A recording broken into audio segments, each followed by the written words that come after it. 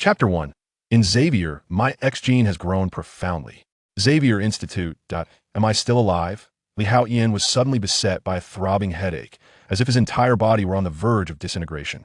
What is this place? Instinctively, he cast a glance around, taking in the strange yet familiar surroundings, which resembled an upscale apartment or villa. Why does this place feel familiar, despite it being my first time seeing it? At that moment, a torrent of memories surged into his mind, and Haotian quickly understood. He had traversed dimensions. However, unlike others who embark on such journeys, often experiencing a downward shift in reality, he found himself in a world where the extraordinary reigned supreme. In most tales, one might find themselves in a parallel universe, becoming a literary savant, effortlessly crafting a hit song that astounds the music industry, or producing a film that shakes the very foundations of the entertainment realm. Alternatively, one might journey to an ancient world, wielding the knowledge of a modern individual to either amass wealth beyond measure or conquer vast territories. Yet in Haotian's case, he had been thrust into an elevated reality, facing a formidable challenge. For the world he had entered was a Marvel universe, a chaotic realm where gods and demons coexisted, aliens intruded, and mutants, superheroes, and individuals with extraordinary abilities roamed freely. Chaos, conflict, and violence seemed to lurk in every corner of this world, where the plight of mutants was acutely precarious. In fact, it could be deemed perilous. One could easily meet their demise at any moment. Cursed world. In truth, Haotian was not among the many who longed for such transformation. Though not a second-generation elite, he was a master's graduate from a prestigious institution, having toiled diligently to secure a position at a prominent company, where he had finally ascended to a managerial role. His annual salary had surpassed the million mark, and life was steadily improving. It seemed that in a few short years, he might attain financial freedom, returning to his modest hometown, where the price of a well-furnished villa was less than $2 million. He envisioned purchasing a luxury car, residing in a villa, and marrying a charming young woman, leading a leisurely life akin to that of a celestial being. Yet, upon opening his eyes, he found himself in this terrifying realm. The original owner was truly unfortunate. The awakening of this gene was overwhelming, leading to a mental collapse. Haotian murmured to himself. This was the very reason for his transmutation. According to the logic of consciousness, could it be that certain powers of equivalent exchange have been created? As he absorbed the memories of the original soul and the power awakened by this gene, a hypothesis began to form.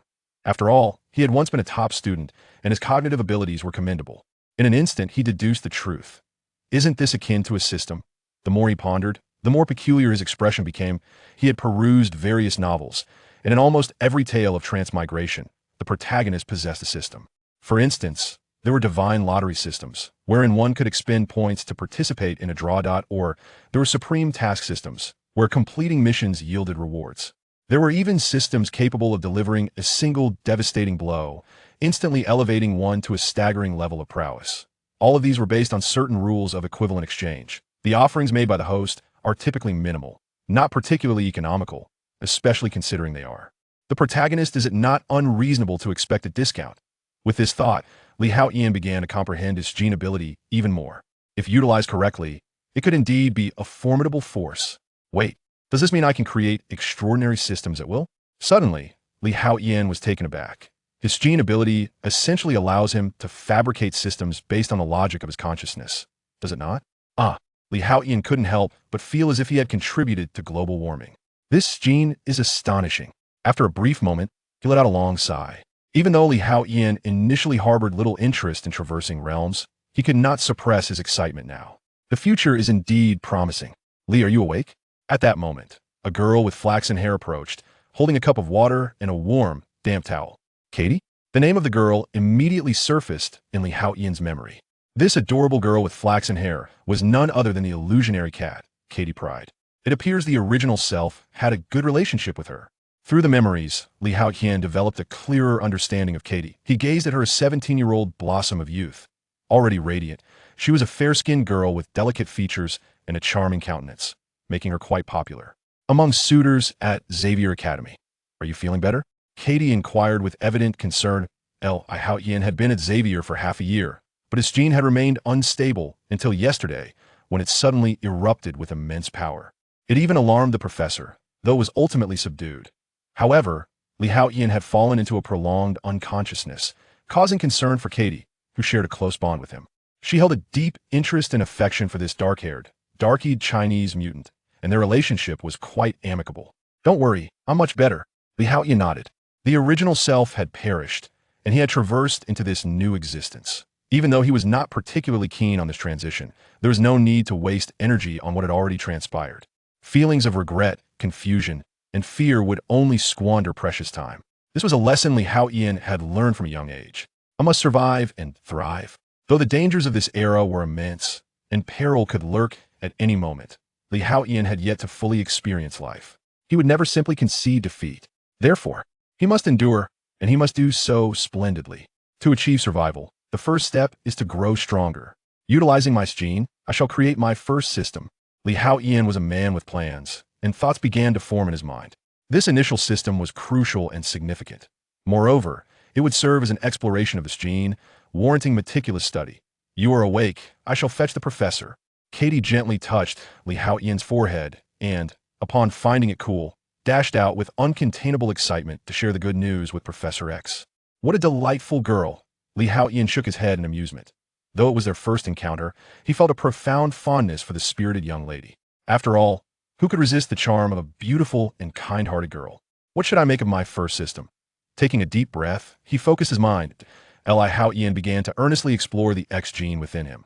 According to the lore of Marvel Comics, the X-Gene originated from experiments conducted by cosmic deities upon humanity 1,000,000 years ago. They bestowed upon a select few humans the ability to undergo random mutations.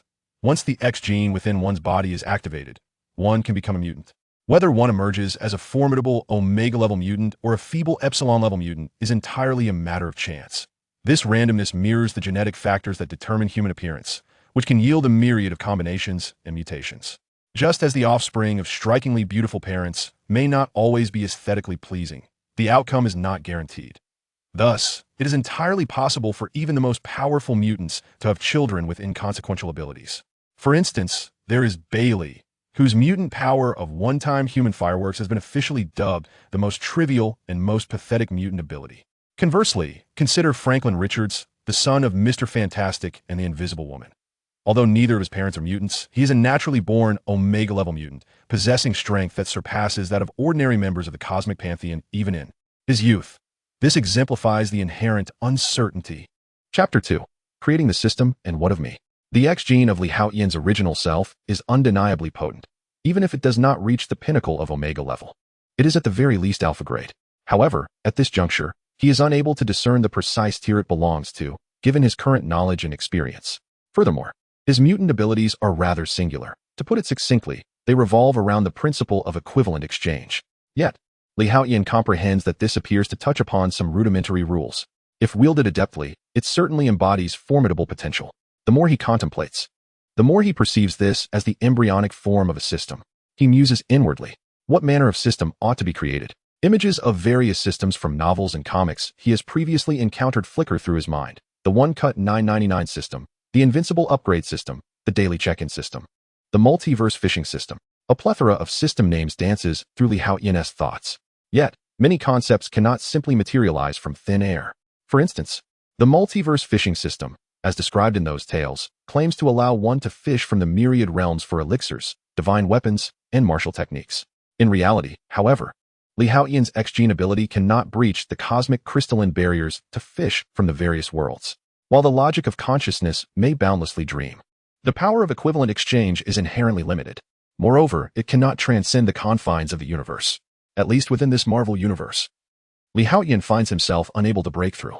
The one-cut 999 concept would surely also be a failure. The amplification of energy cannot occur instantaneously, and the 999 level requires a reference point to be considered as such. But who embodies the value of one? This conundrum remains quite intricate. Creating a system is certainly not as simple as a mere ding, followed by your system has been credited, nor is it inexplicably system-loaded successfully. Li, you are awake.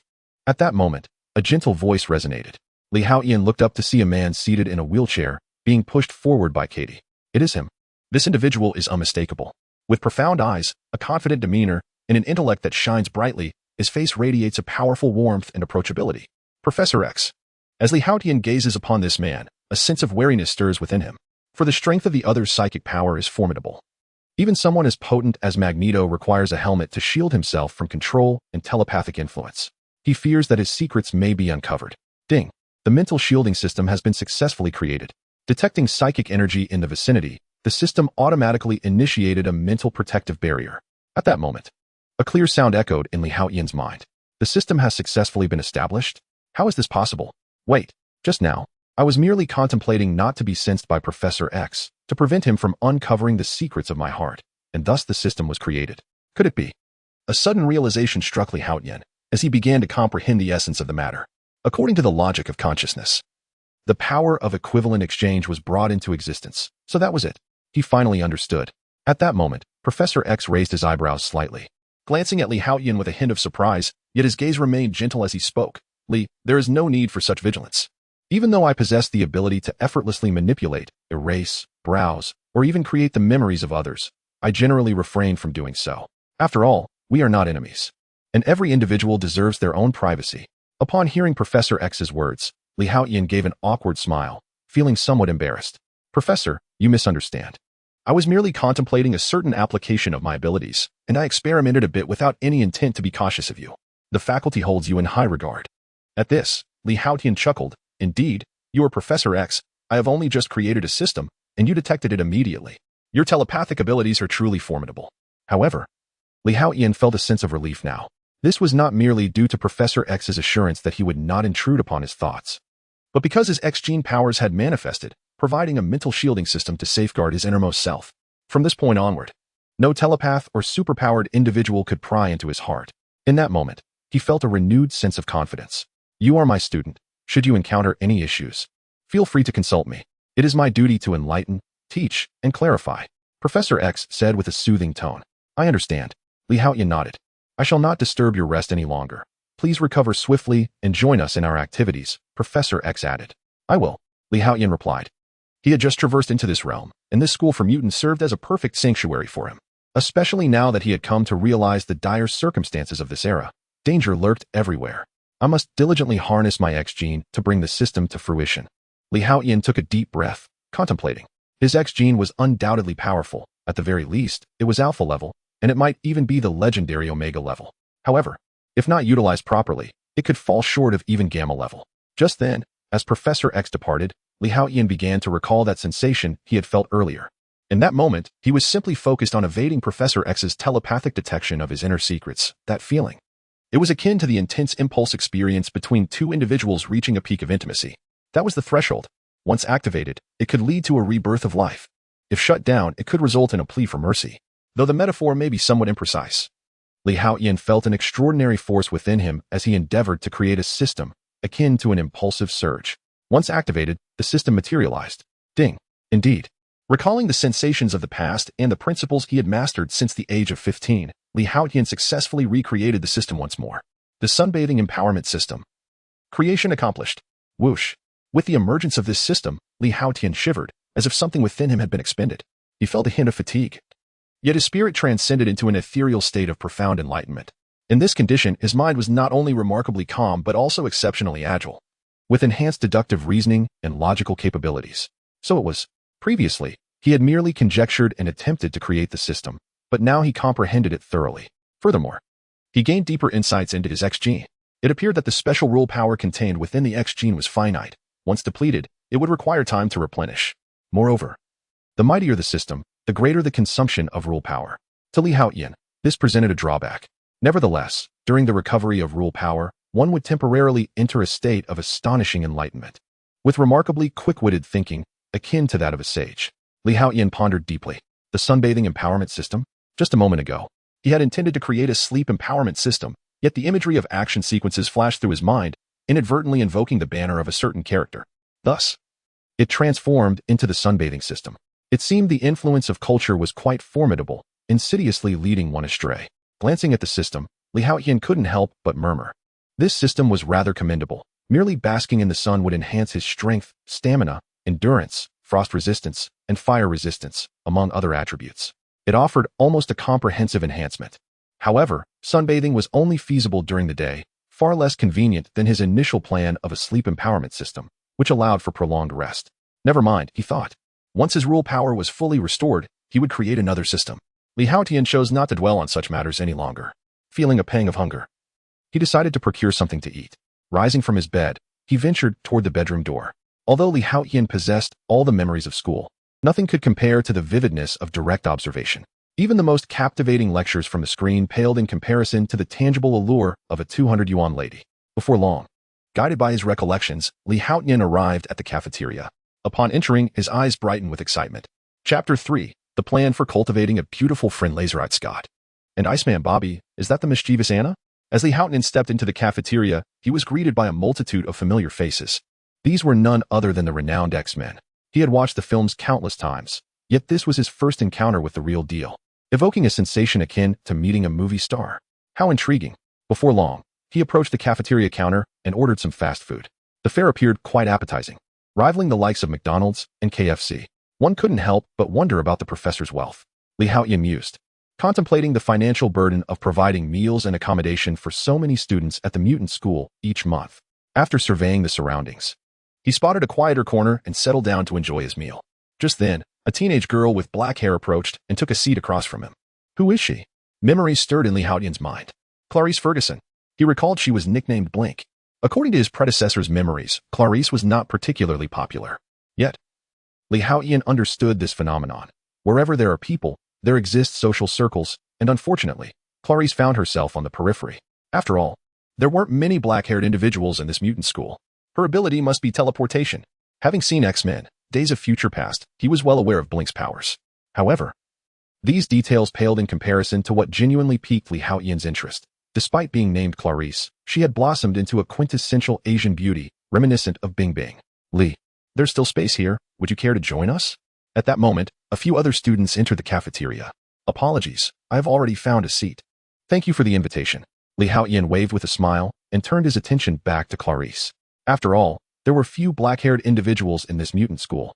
Besides Clarice's undeniable beauty, the main reason he felt drawn to her was the familiarity that her dark locks provided.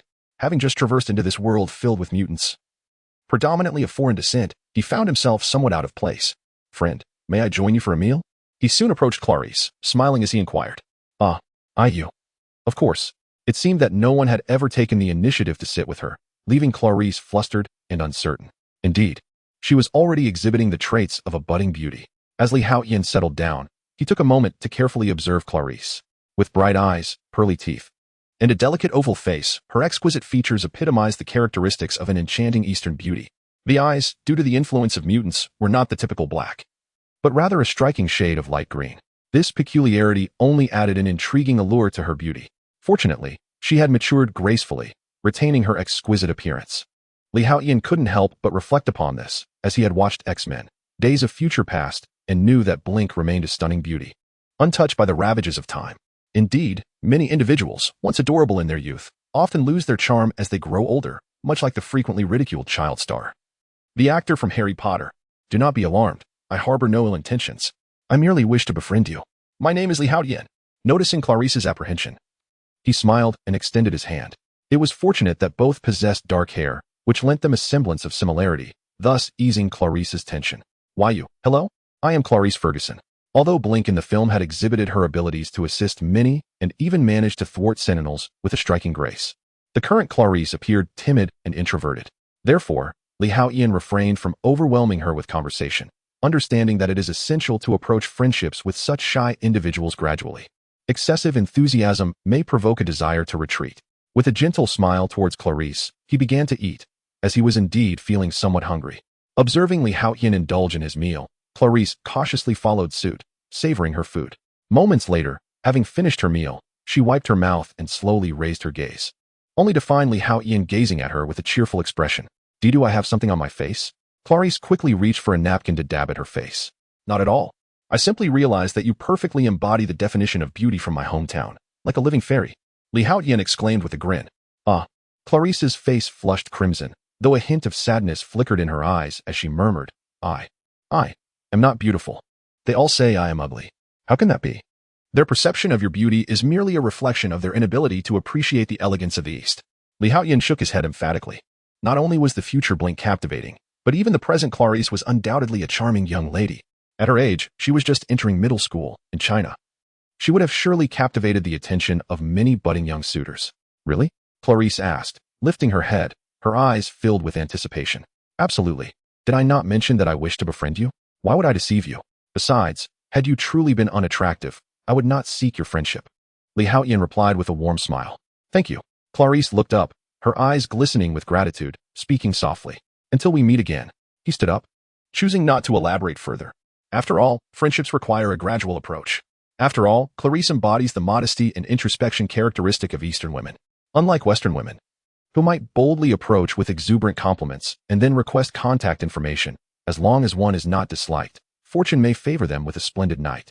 The following day, they simply return to their respective homes, each to their own lives. Such is the essence of uninhibited freedom. Thank you, Lee. Watching his departing figure, Clarice felt her eyes slightly redden, as it was the first time someone had praised her, respected her, and valued her. After leaving the cafeteria, Haotian made his way to the library. My X-Gene, while I surmise it pertains to rule creation, remains enigmatic. Whether it harbors other capabilities or perhaps a derivative of a particular ability is something I must ascertain with meticulous attention. Haotian mused inwardly. For the X-Gene is still shrouded in mystery and cannot be easily mastered. Chapter 4. After reading for a while, he felt several times stronger. The evolution of life is a protracted journey, perhaps spanning thousands or even tens of thousands of years. The genesis of evolution lies in genetic mutations. Haotian sat on the ground, perusing various books on genetics. Perhaps due to his mutant nature, he found that not only could he remember everything he read, but he could also swiftly connect the content to his prior knowledge, drawing inferences and constructing a coherent web of understanding. He couldn't help but lament that had he possessed such abilities in his previous life, he might have effortlessly gained admission to prestigious institutions like Tsinghua or Beida, ultimately pursuing a doctoral degree and becoming a leading figure in a specific domain. Thanks to this remarkable capability, Haotian became increasingly addicted to the data he was consuming. The allure of knowledge lies in one's mastery of it. Those who feel drowsy or dizzy upon reading do not inherently despise knowledge. Rather, they simply struggle to grasp it, leading to an instinctive rejection. However, once one can command this knowledge and navigate the vast ocean of intellect, the grandeur and beauty of it becomes evident. Moreover, beyond the wealth of knowledge he was acquiring, another factor contributed to Haotian's growth: the warm, gentle afternoon sunlight enveloping him, empowering him with each passing second. After all, his system granted him strength through sun exposure. Thus, in this brief interlude, not only did his knowledge expand significantly, but his physical prowess also notably increased. His strength, reflexes, skin resilience, and sensory perception were all enhancing at an astonishing rate. It was no wonder that, in the novels he once read, protagonists with systems seemed to transcend all limits. The reality of having a system was indeed exhilarating. Haotian mused to himself, considering the sheer delight of becoming stronger simply by basking in the sun. Could anything be more satisfying? Perhaps, he thought, the next step could be a system that strengthens him just by breathing. This notion struck him as notably simpler. After all, strengthening through sleep or sunlight requires certain conditions, whereas the prerequisite for strengthening through breathing is inherently universal. Every living being must breathe. Consequently, Haotian would be in a state of perpetual enhancement. With this thought, his spirits lifted, and he delved into his reading with even greater enthusiasm.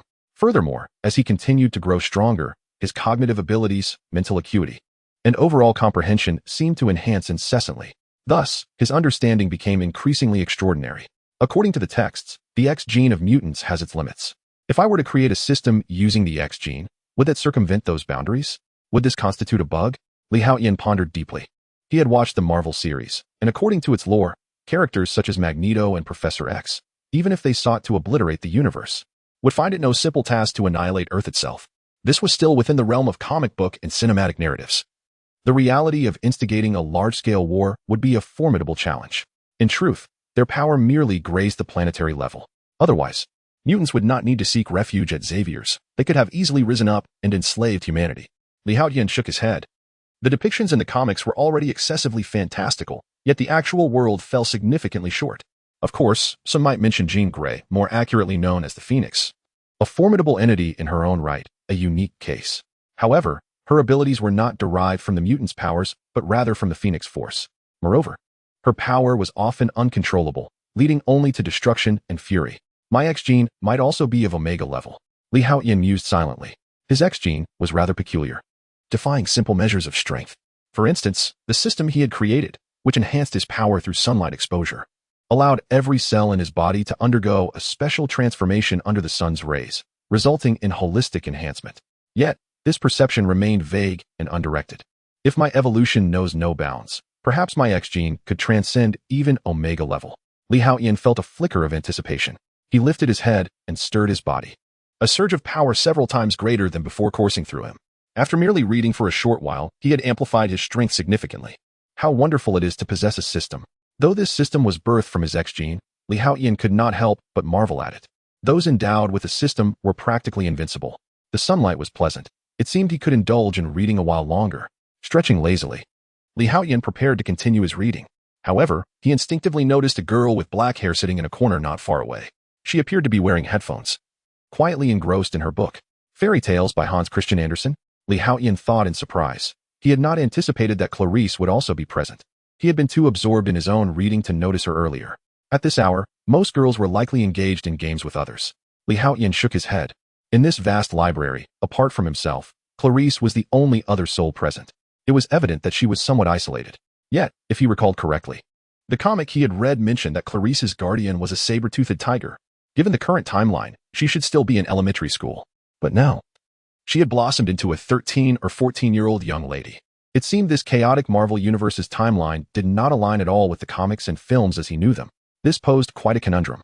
Li Haotian shook his head once more. His greatest advantage lies in his profound understanding of the characters and narratives within comics and films. While it may not be entirely accurate to label him as omniscient, his knowledge is remarkably extensive. However, it appears that the timeline of this world is rather inaccurate. If one were to deduce based on this, it is quite plausible that the plot may deviate slightly as well. Nevertheless, considering the vast multiverse within the Marvel realm, discrepancies in time are hardly surprising. Thus, the current chaos is of little concern. Li Haotian let out a soft sigh, rubbing his head, choosing to abandon these thoughts as they only served to intensify his headache. After reading for a while longer, the sun gradually set, prompting Li Haotian to depart quietly. He refrained from disturbing Clarice, for there were still many days ahead, and there was no need to rush. 3 days swiftly passed, and Li Haotian grew increasingly accustomed to Xavier's academy. More accurately, he had fully integrated with his original self. From this moment onward, Li Haotian became a complete entity in his own right. The power of the rules within him seemed to have revived somewhat. It appeared that before long, he would be capable of creating a second system. Lying on the lawn and gazing at the sky, he basked in the warmth of the sun. With his cells growing stronger, his power was continuously on the rise. Perhaps it is time to test just how strong I have become. Chapter 5, Becoming a Bit Stronger. Perhaps even stronger than Spider-Man. When Li Haotian first watched that film, he marveled at the contrast between the poor who rely on mutation and the wealthy who depend on technology. After being bitten by a spider, Peter Parker acquired extraordinary physical prowess in the abilities of a spider, transforming from an ordinary individual into the renowned Spider-Man.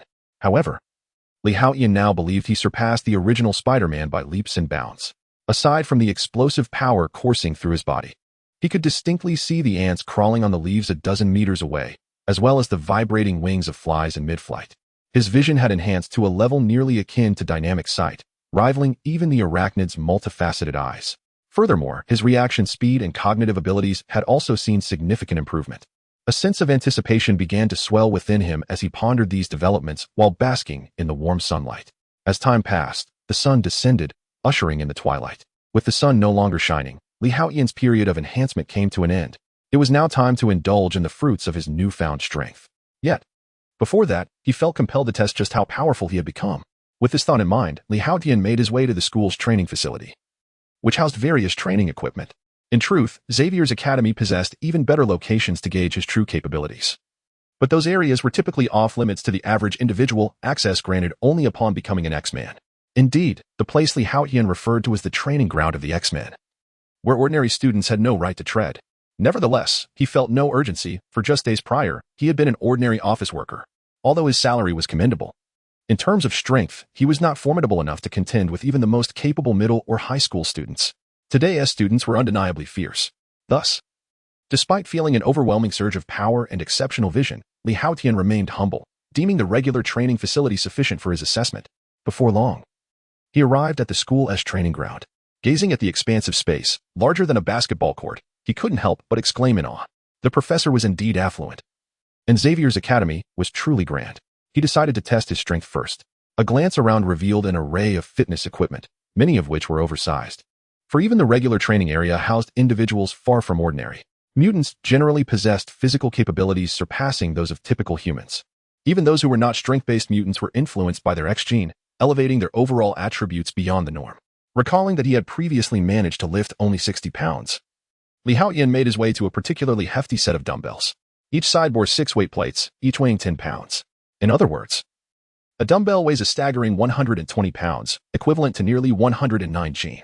Indeed, this is the training ground of the mutant school, where even a single dumbbell rivals the barbells found in a typical gym. Haotian shook his head in resignation, although there were a few smaller weights nearby. Most of them were larger than the 120-pound dumbbell before him. He felt an explosive power within, as if a single punch could fell a bull. A dumbbell weighing around 100 G should pose no challenge, right? He promptly approached the dumbbell, gripping it firmly with both hands, and then heave it upward with force. Boom. An immense surge of power instantly coursed through his arms. This strength was undeniably greater than 1,000 G, perhaps even more. In an instant, Haotian was taken aback, losing his balance and toppling backward. With a thud, he landed on the ground. Have I become this strong? Haotian found himself momentarily dazed. A notion he had never anticipated. Lee, are you all right? At that moment, Clarice entered, noticing Haotian sprawled on the floor and hurried over to inquire. I'm fine. Haotian responded, feeling a bit embarrassed. He had intended to test his strength, but he had not expected it to be so overwhelming that he lost control. This scene was fortuitously witnessed by Clarice, who had just arrived at the training ground. Are you here to train? Haotian asked, curious to observe Clarice. She donned a white athletic t-shirt that accentuated her fair neck, while her blue shorts highlighted her long, shapely legs. Although she appeared to be only 13 or 14, her youthful charm was already developing. Her delicate face, adorned with striking violet eyes, radiated the vitality of youth. She seemed more vibrant and lively here than in the dining hall or library, where she exuded a quieter demeanor, especially with her alluring presence, complemented by her fitted shorts. She evoked an undeniable allure. Cough.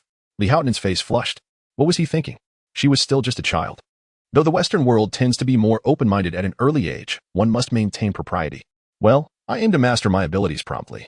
The professor emphasizes the importance of physical fitness. Hence, I often come to the training ground to exercise. Clarice declared earnestly. You are truly diligent. Haotian couldn't help but commend her. Thank you. Perhaps it was the first time someone had praised her, causing Clarice's cheeks to flush. Well, if it isn't Clarice, you've certainly made it difficult for us to find you. At that moment, 3 unexpected guests entered from outside. Jason, I've told you. I don't want to be friends with you. Clarissa spoke with a hint of trepidation. Do you not wish to befriend me? Do you prefer that yellow-skinned swine? Among the trio, the leading youth, Jason, sneered in contempt. You. Clarissa's expression shifted dramatically, her eyes welling with tears of indignation.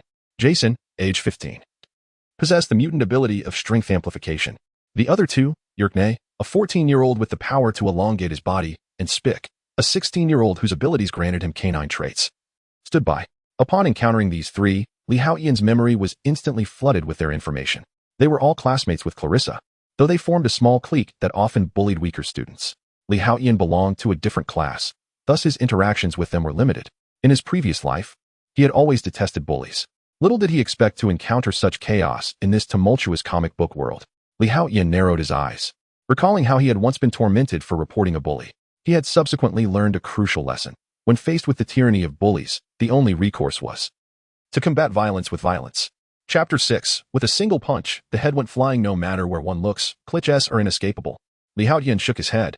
After all, combined with his past life, he was nearing 30 years of age and would not stoop to the level of these impudent youngsters, provided they did not provoke him. Haotian, do you realize that Clarice is my girlfriend? Yet, the world unfolds in such a melodramatic fashion. When one wishes to avoid conflict, there are always those who foolishly draw attention to themselves. I do not know. Haotian slowly rose to his feet. Although he harbored a fondness for Clarice, perhaps even a slight infatuation, she was still merely a girl in his eyes, still in her formative years. However, if Clarice had indeed developed feelings for someone else, Haotian had no inclination to usurp that affection. After all, he was no scoundrel. No, Lee, do not listen to Jason's nonsense. I am not his girlfriend at all. At that moment, Clarice urgently interjected. For reasons unknown, she did not want this boy with hair as dark as hers to misunderstand. I never agreed to him, and I find him quite odious. Clarice hastily shook her head in denial. Oh, did you hear that? Haotian chuckled. Had Clarice acknowledged her relationship with Jason, he would have turned and left without a second thought. Yet, it was evident that she held no interest in him. You wretched girl. Do you wish to be shunned by everyone in class for eternity? Jason's anger flared instantly. Clarice's rejection had left him humiliated before his friends. Come on, Jason. Enough of this chatter. Let us teach this yellow-skinned pig a lesson. At that moment, 14-year-old Yorkney displayed a smile that belied his tender age, hinting at a cruel disposition. Although I am of Mexican and Han descent, I find your words utterly intolerable. You shall pay for this. Li Haotian's expression turned cold. He could endure these little brats engaging in typical youthful mischief. After all, it was the responsibility of the teachers at Xavier Academy to guide them, especially that of Professor X, the headmaster. However, Li Haotian would not allow anyone to insult the Chinese, though he was not of pure blood in this life. The essence of his soul was undeniably that of a Chinese individual. Please, quiet down. Just as Li Haotian prepared to take action, Clarice stepped forward. Li is my best friend. I will not allow you to insult him. Please, cease your words immediately, or else. Clarice positioned herself protectively in front of Li Haotian. After all, when she had arrived at the training room, she had seen Li Haotian seemingly pinned down by a 100-pound dumbbell. Despite being merely 13 or 14, her mutant genes endowed her with remarkable strength. Even if she is not physically powerful, she can undoubtedly lift that 100-pound dumbbell. Therefore, Clarice instinctively believed that Li Haotian had just awakened his X-Gene and that his body was still too weak. As she had previously mentioned, deep within her heart, she had long regarded Li Haotian as her best friend, perhaps even her only friend. Thus, she would never permit anyone to bully him. This was the first time in her life that Clarice mustered the courage to stand up and resist. You are indeed a vile wretch. It is a privilege for you that I, Jason, have taken notice of you. Yet, you not only reject me, but also choose to confront me for this yellow-skinned swine? Jason seethed with rage, feeling as though he carried the weight of a vast grassland atop his head. I have made myself clear.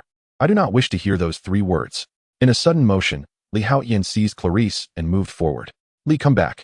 Clarice cried out in alarm as she saw Li Haotian stepping out. Jason was a powerhouse mutant, whereas Li Haotian was merely a newcomer who couldn't even lift a 100-pound dumbbell. In that moment, Clarice was nearly brought to tears. Jason, you need not intervene, dealing with this yellow-skinned. Yorkney sneered as he stepped forward. He harbored a deep disdain for the people of Xia country, stemming from his ancestors who had participated in the invasion wars. It was unfortunate that the legacy of his forebears, as aggressors, remained etched in that land. However, before he could finish his words, he suddenly felt an excruciating pain in his face. Then, Yorkney found himself confronted by a familiar figure. Is that my body? His eyes widened in disbelief as he realized, at that moment, that his head had been sent flying. His mutant ability allowed him to stretch any part of his body, so when his head was struck away, his neck elongated grotesquely, resembling a limp black ball, hanging helplessly. What? Jason's expression shifted dramatically upon witnessing this scene. It was crucial to understand that while Yorkney possessed the ability to alter his body's length at will, it did not mean his body was soft. When he chose not to change his body length, he had a resilience akin to rubber. Yet, despite this, he had been struck so forcefully by Li Haotian that his head was sent flying far away, indicating the incredible strength of his opponent. No one had ever discerned the nature of Li Haotian's mutant ability. It now appeared that he was likely a powerhouse mutant, just like Jason himself. Jason's countenance grew solemn. Powerhouse mutants possessed formidable close combat abilities and excelled in hand-to-hand combat. Judging by the speed and strength Li Haotian had displayed in his previous strike, he was not to be underestimated. Although Jason was domineering and enjoyed bullying his classmates, he was by no means a fool. Spick, let us join forces, Jason said quietly. Understood, Jason. Spick's expression darkened, for his mutant ability was akin to that of a canine, not purely a manifestation of strength. However, upon activation, his speed, power, and resilience would multiply several-fold. Yet, the notion of effortlessly sending Yorkney's head flying or stretching his neck beyond measure was beyond his capabilities. The situation was now unmistakable. Li Haotian was likely a mutant of sheer brute strength, and one must never underestimate such an individual. A pure strength mutant possesses considerable resilience and tremendous power. They can endure your strikes, but when they retaliate, you may not withstand their might. To confront such a type of mutant, there are 2 straightforward strategies. Either engage in ranged attacks and employ a kiting tactic to gradually wear them down, or utilize greater power in close combat to overwhelm them with sheer force. It was evident that Jason opted for the latter approach. As a strength-type mutant himself, he was determined to prove that his power surpassed that of his adversary. With a 20-fold amplification of strength, Jason let out a fierce roar and charged forward, unleashing his full might without reservation. Chapter 7. The astonished X-Men. Be careful, Clarice exclaimed in alarm. Jason was not merely a verbal bully. He embodied the essence of a power-type mutant, possessing physical strength that surpassed that of his peers. He wielded a formidable force of 500 pounds. When he unleashed his mutant abilities, amplifying his strength 20-fold, it translated into an astounding 10,000 pounds, equivalent to 5 tons of sheer power. The devastation wrought by a single punch generating such damage was nothing short of terrifying. Rest assured, I won't kill you. Otherwise, I too would face the professor's wrath. I shall merely break your legs and shatter your hands.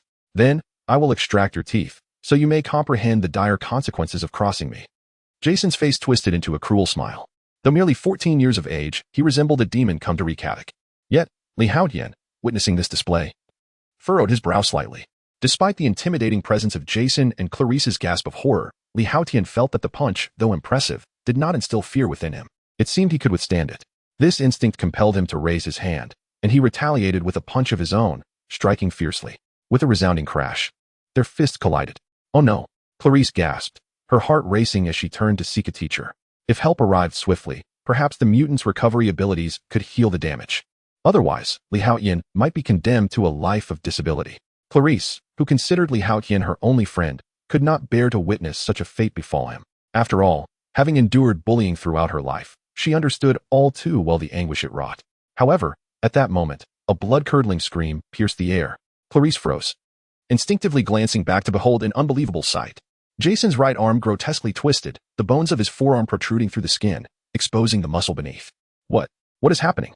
Clarice gasped, covering her mouth in shock. How could Haotian, in a confrontation against Jason, a powerhouse mutant, not only emerge victorious, but also seem to dominate the encounter? The thoughts of Spick, who had just completed his transformation, faltered as he stood frozen, resembling a beaten dog. Jason's punch carried a force of 10,000 pounds. His eyes were wide with horror and disbelief. Even with his beastly transformation, Spick's strength barely reached 2 tons. While the sheer brute force of Jason was 5 tons, how could such an overwhelming power be bested by this seemingly frail individual before him? Spick's thoughts came to an abrupt halt, as he dared not utter another word.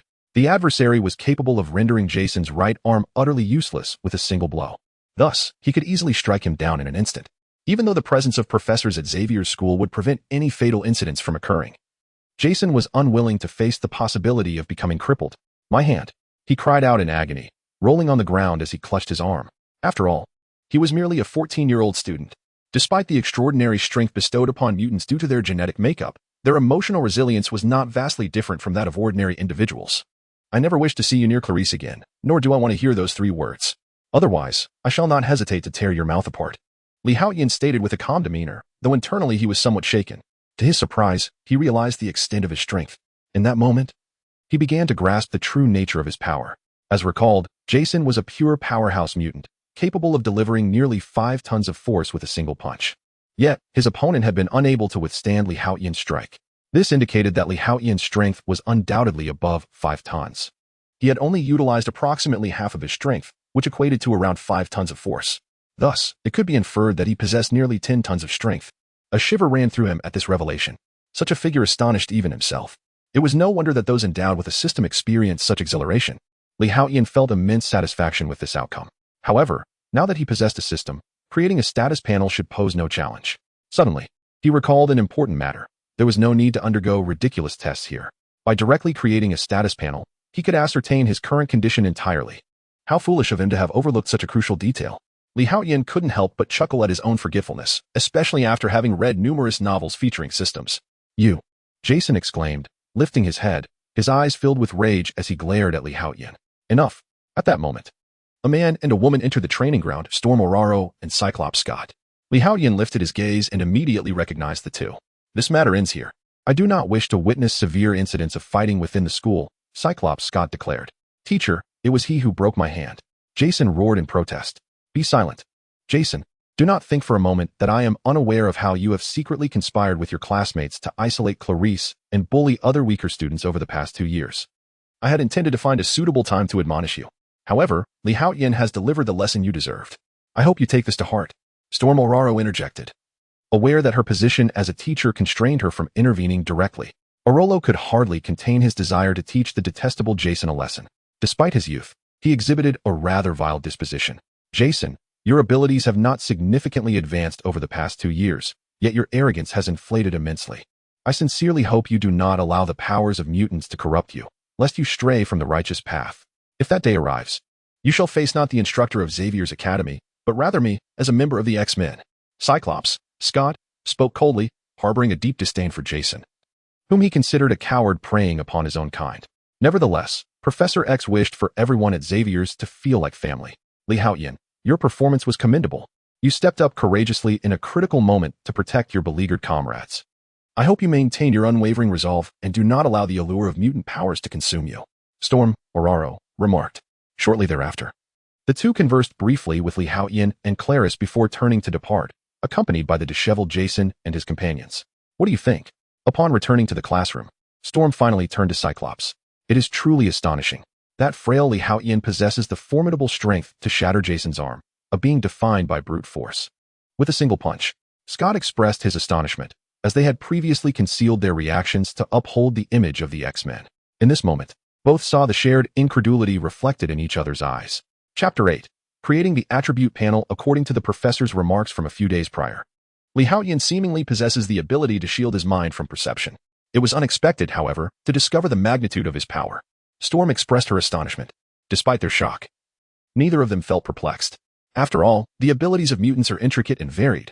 It is entirely plausible for an individual to possess two or more powers. Even within the school, there are those endowed with multiple abilities, which is hardly remarkable. Nonetheless, it was evident to both of them that Haotian's strength was indeed formidable, easily discernible to their keen eyes. His power undoubtedly exceeded 10 tons.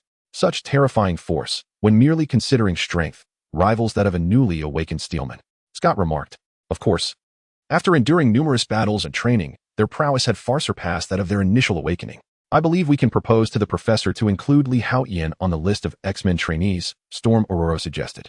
Let us observe him a little longer. If he proves to be unproblematic, we shall submit our request to the professor.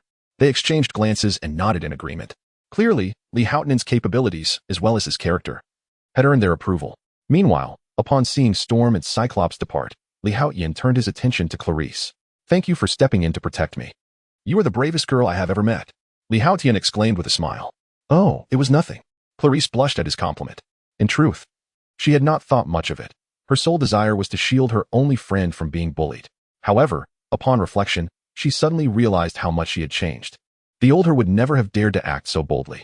All this transformation was a result of Haotian's influence. I should be the one thanking you, Clarice murmured softly, coming to this realization. What did you say? Haotian, preoccupied with thoughts of creating an attribute template, did not catch her words. However, before he could inquire further, Clarice stepped forward and playfully pecked him on the cheek. Then, like a shy fawn, she joyfully bounded away. Did I just get a surprise kiss? Haotian shook his head in bemusement, yet his heart was filled with delight. Having discovered a superior method to assess his comprehensive attributes, there was no longer a need for him to linger in the training grounds. Thus, he departed and made his way to his dormitory. Soon, Haotian returned to his room and, utilizing the regained power of the rules within him, began to create the attribute template.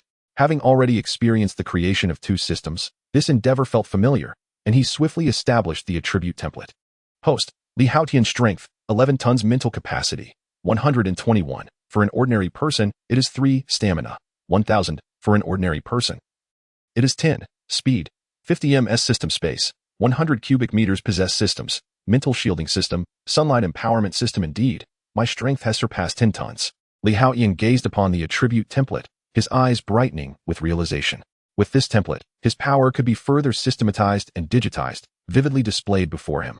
His mental capacity was equivalent to 40 times that of an ordinary individual, while his stamina was 100-fold greater. His speed, albeit slightly lacking, was still around 10 times that of an average person. Haotian murmured to himself. However, considering the brevity of time since he created his system, achieving these values was already quite commendable.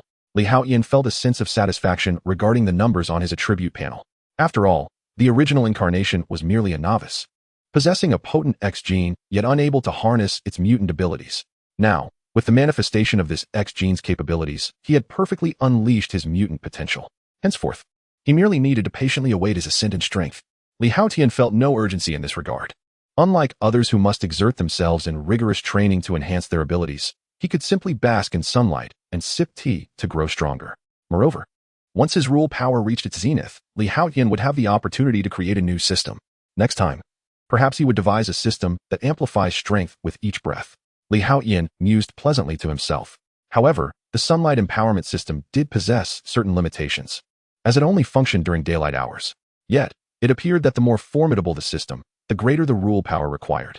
He wondered if he would be able to create a breath empowerment system once he had fully harnessed his rule power. If not, Perhaps he could shift to a system that enhances strength through drinking or sleeping. This way, he could cultivate strength around the clock. With a newfound determination, Li Haotian resolved to visit the library. After establishing his attribute panel, he suddenly realized he had little to occupy his time. After all, he could grow stronger without the arduous necessity of training, while his foundational stamina and strength were substantial assets. Possessing a broader array of combat techniques would allow him to better harness his power. With this thought in mind, Li Haotian prepared to seek out martial arts books in the library. As time slipped away, another day had passed in the blink of an eye. On his way to class that morning, Li Haotian's mind was still illuminated by the combat techniques he had reviewed the previous day. Given that his mental capacity was 40 times that of an ordinary person, he easily achieved photographic memory. However, even if he could not forget, merely seeing the techniques did not equate to mastering them. That was rather unfortunate. Suddenly, Li Haotian halted in his tracks, struck by a moment of realization. How could he have forgotten? He had acted foolishly. A smile broke across his face. Since he had the ability to create systems, why not devise a system that would enable instant mastery upon mere observation? Thus, there is no longer any need to toil over mastering those combat techniques. One merely needs to watch a few battle films and observe the skirmishes of the formidable to instantly acquire the skills. It seems that my X-Gene is truly remarkable. I must thoroughly explore its full potential, Li Haotian murmured to himself. After all, his time as a mutant has been quite brief, and his grasp of the X-Gene is not yet proficient. However, this is of little concern, as it can be considered a modicum of enjoyment in becoming stronger. Li Haotian comforted himself as he made his way to the corridor of the classroom. Just then, he encountered Jason and Yorkney. Yet the three seemed devoid of hostility, especially in Jason's eyes, which appeared to regard him as an old friend. What could this mean? Li Haotian's brow furrowed slightly, for the demeanor of Jason and his companions seemed rather unusual. Chapter 9. The Authentic Professor, a matter of concern. Even though he demonstrated formidable prowess yesterday, instilling trepidation in Jason and others, the enmity, hatred, and resentment evident in his eyes as he departed were unmistakable. Yet, at this moment, all traces of animosity had vanished, as if they were not adversaries, but rather long-lost friends. This bizarre spectacle instantly heightened Li Haotian's vigilance. Fear not, I merely altered their memories and thoughts, echoed the voice of Professor X in Li Haotian's mind. Come to my office. Professor X extended an invitation to Li Haotian. Though tinged with curiosity and caution, Li Haotian made his way to the professor's office. Soon, he arrived to find Professor X seated in his wheelchair, gazing out the window, accompanied by Storm, Aurora. Upon noticing Li Haotian's entrance, Storm greeted him with a smile and a nod. The fact that Storm, a formidable figure, acknowledged him indicated that Li Haotian had indeed earned her respect. Li Haotian returned the smile politely and turned his attention to Professor X. Are you perplexed as to why I have taken such actions? Professor X inquired without turning from the window. Indeed, Li Haotian did not shy away from expressing his bewilderment. I have dedicated my life to studying the distinctions between ordinary humans and mutants. Do you know what my ultimate conclusion is? The professor slowly turned his head to regard Li Haotian. I do not understand, Li Haotian replied, shaking his head. How could I possibly grasp the essence of something you have contemplated for a lifetime? In truth, Li Haotian held little interest in the matter. Whether there was a difference between ordinary humans and mutants was of little consequence to him. His singular aim was to survive and thrive, just as he had in his past life. Yet, if circumstances permitted, Li Haotian yearned to return to his former world after gaining strength. After all, his parents were still there. Despite being transported to this new life, he could not escape the narrative of an orphan's beginnings. In his previous existence, he had known the love of his parents and enjoyed a harmonious family life. Given the opportunity, he would undoubtedly wish to revisit that world, if only to provide for his parents in their twilight years and accompany them on their final journey. Such aspirations demanded formidable strength, which Li Haotian presently lacked. Thus, he relegated this longing to the recesses of his heart. The most significant difference lies not solely in physical mutations, but in the transformation of the spirit. Professor X observed Li Haotian's demeanor with a resigned smile. It was evident that Li Haotian diverged from the majority of individuals in his studies, representing a rare anomaly. Perhaps due to the X-Gene, he had discovered that almost all mutants experienced mental disturbances upon awakening. Their personalities are often exaggerated to extremes or even distorted. Otherwise, their former dark sides are magnified infinitely, leading to an increase in aggression, cruelty, and bloodlust. Alternatively, they may develop twisted personalities, possibly even adopting opposing personas. Presently, they dare not engage with the outside world, fearing their own abilities, and in severe cases, they may begin to loathe themselves, resulting in self-harming behaviors. This is the plight of nearly all mutants. Hence, I aspire to establish Xavier's Academy, hoping to provide them with a sanctuary for their souls. Thus, I aim to guide them appropriately, assisting them in overcoming their psychological barriers. The professor spoke slowly. This was his original intent. And what about Jason and the others? Haotian inquired immediately. Previously, Professor X had mentioned that Jason and the others underwent such transformations due to the professor's use of mutant abilities to alter their memories. This left Haotian somewhat perplexed. Wasn't he the goal to guide them? Why then, must their memories and even personalities be forcibly changed? Although my responsibility is to help them overcome their mental deficiencies and achieve self-redemption, becoming masters of their powers rather than being controlled by them, one must understand that sometimes mere guidance, essentially persuasive education, is inadequate. The professor chuckled. Yet, Haotian felt a chill within. He suddenly realized that he had previously understood too little about Professor X. Many had claimed that the professor was overly compassionate, treating both humans and mutants with a non-lethal approach, often embodying a forgiving nature. However, the professor before him now felt unfamiliar, even somewhat intimidating. He was not merely a benevolent figure, but a person with principles, willing to enforce his ideals, even if it meant altering the memories and personalities of others. Though the professor had stated that he disliked manipulating hearts, his current action suggested otherwise. Haotian suddenly grasped a crucial insight. The reason Professor X had defeated Magneto several times without killing him, and had also adopted a lenient approach towards other mutants causing chaos with Magneto, was not due to a lack of desire to kill, but rather a need for a white glove. Haotian experienced a moment of clarity. He was reminded of the hidden leaf village in the Naruto series, where beneath the surface of the third Hokage's burning will of fire, there lay the dark roots of Danzo. In this context, Magneto served as the professor's white glove. Perhaps Magneto would never comprehend this truth, even in death. Haotian felt an increasing sense of the professor's formidable nature. Perhaps it is only such a professor who truly embodies his essence, while the benevolent persona, the pure lotus, and the compassionate monk described by others are merely superficial representations. From that moment on, Haotian resolved to remember the professor firmly in his heart, remaining ever vigilant. I summoned you for two reasons. Firstly, out of concern that you may be plagued by excessive thoughts, leading to potential turmoil within your mind. Secondly, it was in relation to Arolo, who mentioned the possibility of your inclusion on the X-Men internship roster. The professor turned to Haotian with a smile, unaware that Li, well-versed in the entire X-Men narrative, had already inscribed a chilling label upon the professor in the depths of his heart. Rest assured, Professor, I shall not overthink it, Haotian replied with a smile. For now, he recognized the necessity of remaining low-key and biding his time. Any misstep could result in Professor X forcibly altering his memories. Despite possessing a mental shielding system, he dared not be complacent, for the professor's formidable prowess resonated throughout the X-Men saga.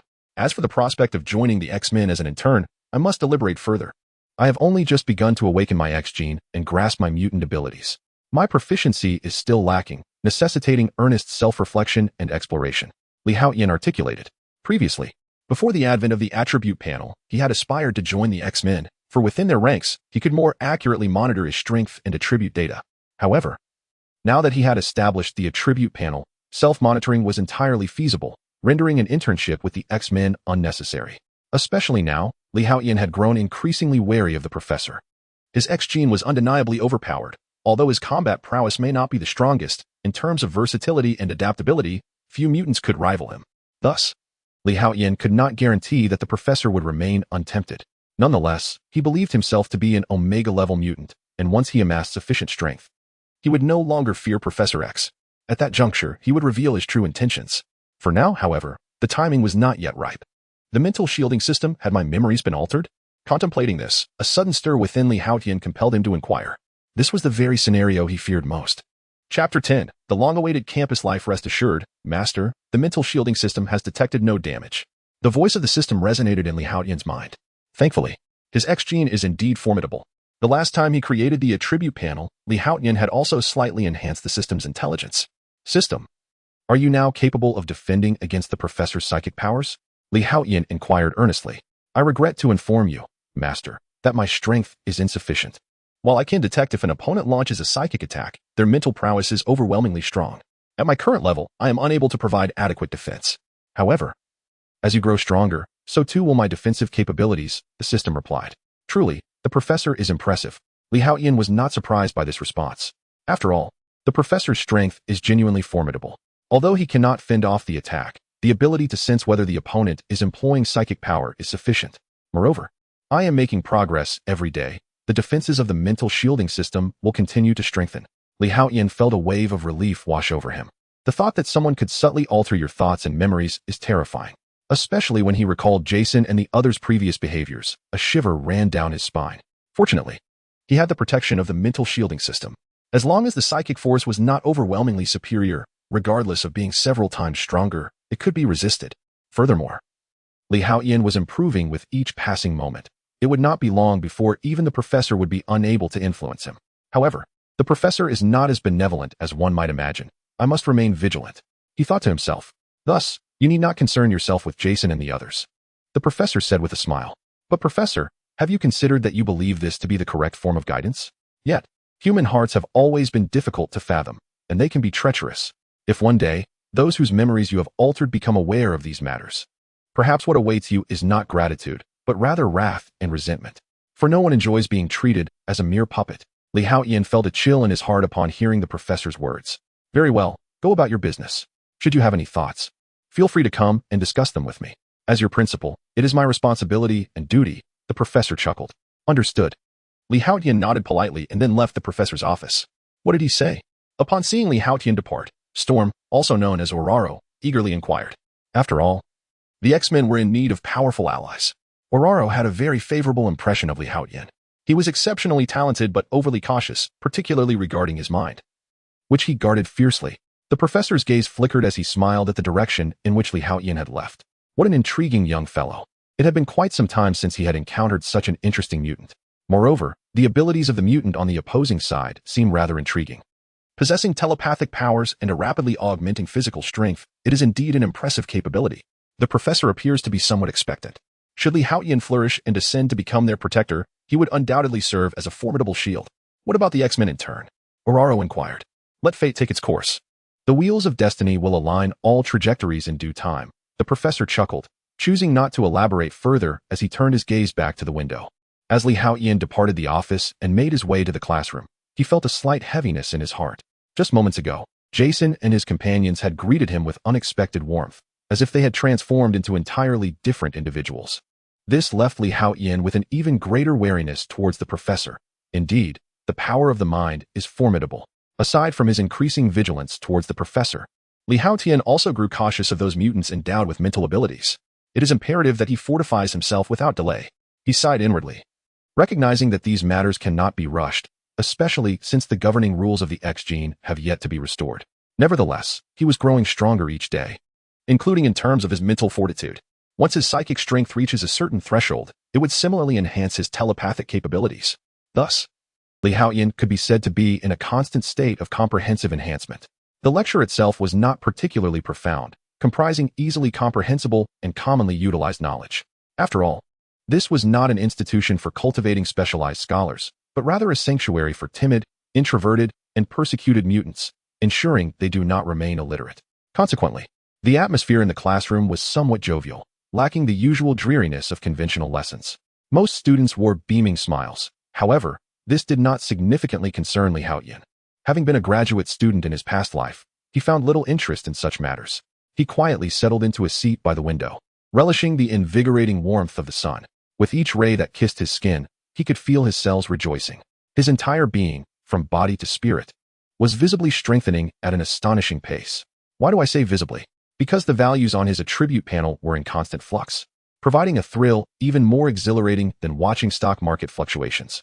Who would have thought that after so many years since graduation, he would once again find himself in a grand classroom? As Haotian basked in the sunlight, his thoughts wandered aimlessly. Is it permissible for me to sit here? At that moment, a faint, delicate fragrance wafted through the air. Haotian looked up to see Clarice approaching with a thick notebook in hand. Of course, he smiled. Sitting beside a beautiful woman is indeed a delightful experience. There is a saying, after all, the more one admires beauty, the longer one lives. Thank you. Clarissa suddenly broke into a sweet smile and took a seat beside Haotian, diligently jotting down notes. Heaving a sigh, Haotian shook his head in resignation and succumbed to slumber upon his desk. In the interlude of note-taking, Clarissa glanced at the sight of Haotian soundly asleep, unable to suppress a gentle chuckle behind her hand. Time seemed to fly while one was asleep. Haotian felt as though he had just closed his eyes when the ringing of the bell startled him awake, prompting him to prepare for a meal at the cafeteria. May I join you? At that moment, Clarissa put away her notebook and approached Haotian with a smile. You have become much more cheerful than before. Haotian replied with a grin. It's because of you. Clarissa beamed in response. Your smile is delightful. Do share it more often. Li Haotian remarked as they made their way to the cafeteria. Along the way, Li Haotian regaled Clarissa with several jokes, including two rather risque ones that rendered the adolescent girl, just stepping into her teenage years, blushing like a ripened peach. One joke went, 2 kernels of corn got married. But the next morning, the male colonel discovered that the female was missing. Instead, he found a popcorn kernel lying beside him, leading him to curiously inquire, Who are you? Where's my wife? Can you guess what the popcorn replied? Li Haotian erupted in laughter. How vexing. I shan't speak to you any longer. Clarissa's cheeks flushed crimson, and she shyly darted away. Yet, her youthful silhouette appeared particularly joyous under the sunlight. It had been a long time since she had felt so relaxed. Chapter 11. Practical training in the blink of an eye. It was time for the afternoon class. Li Haotian entered the classroom, engaged in light-hearted conversation with Clarisse, only to find the large classroom devoid of students. There would be no knowledge-based lessons this afternoon. Instead, practical training was on the agenda. The remaining students in the classroom promptly informed the two of them. Practical training? Li Haotian was momentarily taken aback. Sharing a glance with Clarisse, they swiftly turned towards the training grounds. Before long, they arrived at the training arena, which was already bustling with numerous familiar faces. Among them were Phantom Cat Kitty, Iceman Bobby, and Cyclops Scott, among others. To their surprise, students from both higher and lower grades had gathered. Li Haotian surveyed the surroundings. Not far away, on a small podium, Storm was addressing the crowd. This afternoon's practical training was crucial. As mutants, the most significant aspect of our existence is mastering our inherent powers. Those who understand how to wield their abilities are better equipped to navigate this world. Due to the X-Gene, we mutants are inherently more powerful than ordinary humans. Whether one possesses physical strength, energy manipulation, telepathy, or bodily mutations, our capabilities far exceed those of the average person. Hence, it is imperative that we learn effective combat techniques to harness our formidable powers. Otherwise, we risk causing harm to those around us, or even to ourselves. At this juncture, Storm smiled at the audience. As you may know, only exceptional students can join the X-Men. To aspire to be an X-Man, one must thoroughly master their mutant abilities. This is a fundamental requirement. At this point, Storm Oraro turned her gaze towards Cyclops Scott. Indeed, only by completely understanding one's powers can one qualify to become an X-Man. In due course, you too may stand alongside us as guardians of the mutant realm. Cyclops Scott thumped his chest and proclaimed with fervor, Bravo. The surrounding students erupted in enthusiastic applause, with some upperclassmen unable to contain their whistles of approval. All right, everyone, let's settle down. We are about to commence the lesson. I, along with Storm and Iceman, will serve as your sparring partners. I hope you cherish this opportunity to familiarize yourselves with your abilities, while diligently mastering your own powers. Take the time to learn about your companion's strengths as well. After all, it is very likely that you will be fighting alongside them in the future. Cyclops Scott gestured for silence, indicating the need for order. Li Haotian found it peculiar. Typically, upperclassmen and underclassmen did not train together. A sense of curiosity washed over him. Could it be that the professor had sensed something? A flicker of speculation crossed his mind. Although this world was chaotic, resembling a composite Marvel universe, Li Haotian had not returned empty-handed after these few days of traversing this strange realm. Based on the memories of his original self and the news he had gathered, Li Haotian assessed that the current time was on the brink of the third battle of the X-Men. Danger was imminent. However, Wolverine had yet to return, and Jean Grey had not been resurrected. He still had time. As he calculated the moments, a sudden commotion drew his attention. 2 figures stepped onto the platform before him. It was Colossus. Li Haotian turned to see a robust man entirely encased in metal approach, his heavy frame causing the ground to tremble. One could only imagine the magnitude of Colossus's strength. Observing this formidable figure, Li Haotian mused silently. Colossus, my freezing abilities have increased significantly. You must be cautious. Accompanying Colossus was his old friend, Iceman Bobby. Here we go, Colossus declared, his fists colliding with a resounding thud. I'm coming in. Iceman Bobby chuckled, pressing his hands down to the ground. In an instant, a surge of blue light erupted, emanating from him, as waves of cold radiated outward like ripples. The surrounding moisture crystallized into ice, transforming the entire area into a frozen realm. Colossus found his legs ensnared by the chilling air, as if he were to be encased in ice. This modest chill cannot freeze me, he boomed, exerting tremendous force. With a deafening crash, the overwhelming power shattered the frost clinging to his legs, causing the ground to crack beneath him. These two. Aurora observed the scene with a resigned shake of her head. It seemed she would have to repair this place once again. Old friend, let us engage in a little camaraderie. Colossus charged forward. I have no desire to engage in such intimacy with you, you giant. Iceman Bobby retorted with a grin, his body glowing azure once more. In an instant, 3 ice walls, each over a foot thick, materialized before him. Colossus collided with them, producing a series of thunderous impacts. Remarkably, the 3 ice barriers did not impede him in the slightest. Truly, Colossus was formidable. Haotian, witnessing this spectacle, felt a flicker of excitement. With his strength now at 21 tons, he could achieve similar feats. Indeed, Haotian had experienced rapid advancement in recent days, his power soaring from 11 tons to an astonishing 21 tons. Terrifyingly potent. Thus, he could replicate this scene, though certainly not with the same finesse as Colossus. After all, while Haotian's enhancement was comprehensive, his skin's resilience, muscle strength, and more had all significantly improved. He still could not compare to a being like Colossus, who could transform his entire body into metal. Go! As Colossus charged forward like a tank, Iceman Bobby swiftly swung his arms, the air beneath him crystallizing into ice. He glided upon this icy surface as if surfing, his speed dramatically increasing, while he continued to wave his hands with rapid precision. In an instant, ice spheres the size of soccer balls materialized before him. With a swift whoosh, these icy projectiles surged towards Steel Titan like cannonballs. Although devoid of explosives and lacking in destructive power, their rapid assault possessed formidable might. Particularly, the ice spheres harbored an astonishing freezing force, rivaling that of conventional artillery. Steel Titan's form was abruptly impeded by these icy orbs, causing him to momentarily halt, leaving only faint white marks upon his body. This demonstrated the effectiveness of Steel Titan's defense. The strength of Steel Titan, combined with the mastery of the Iceman Bobby over the freezing power, surpassed anything depicted in films. Haotian's gaze flickered, and he murmured to himself. After all, in cinematic portrayals, the Iceman was often portrayed as inept, merely emitting chilling blasts from his hands with negligible impact. Yet, the current display revealed a stark contrast.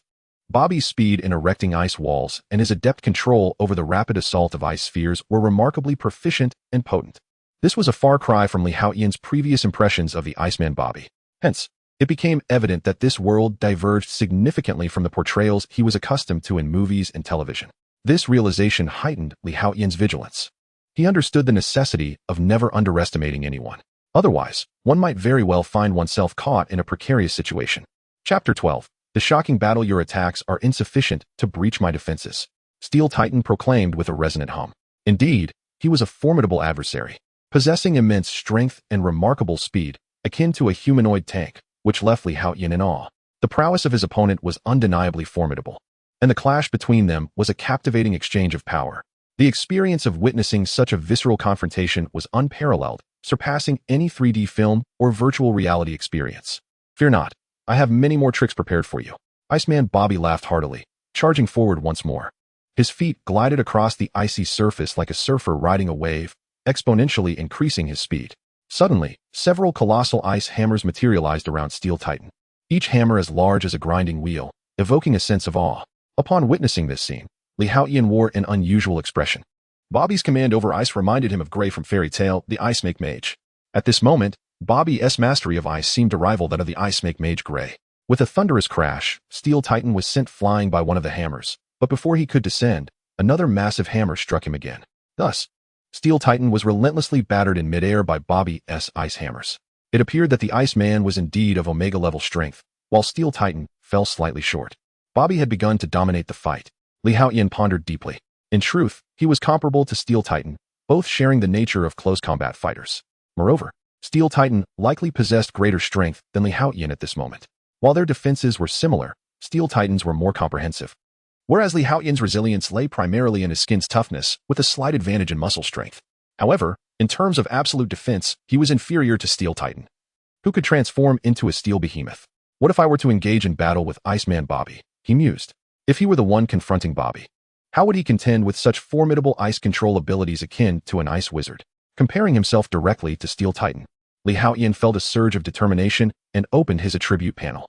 Host, Haotian strength, 21 tons mentality, 191, average human, 3, stamina, 1,800, average human, 10, speed, 100 ms system space, 100 cubic meters possessed systems, mental shield system. Sunlight empowerment system. My strength stands at 21 tons, which is likely inferior to Steel Titan's.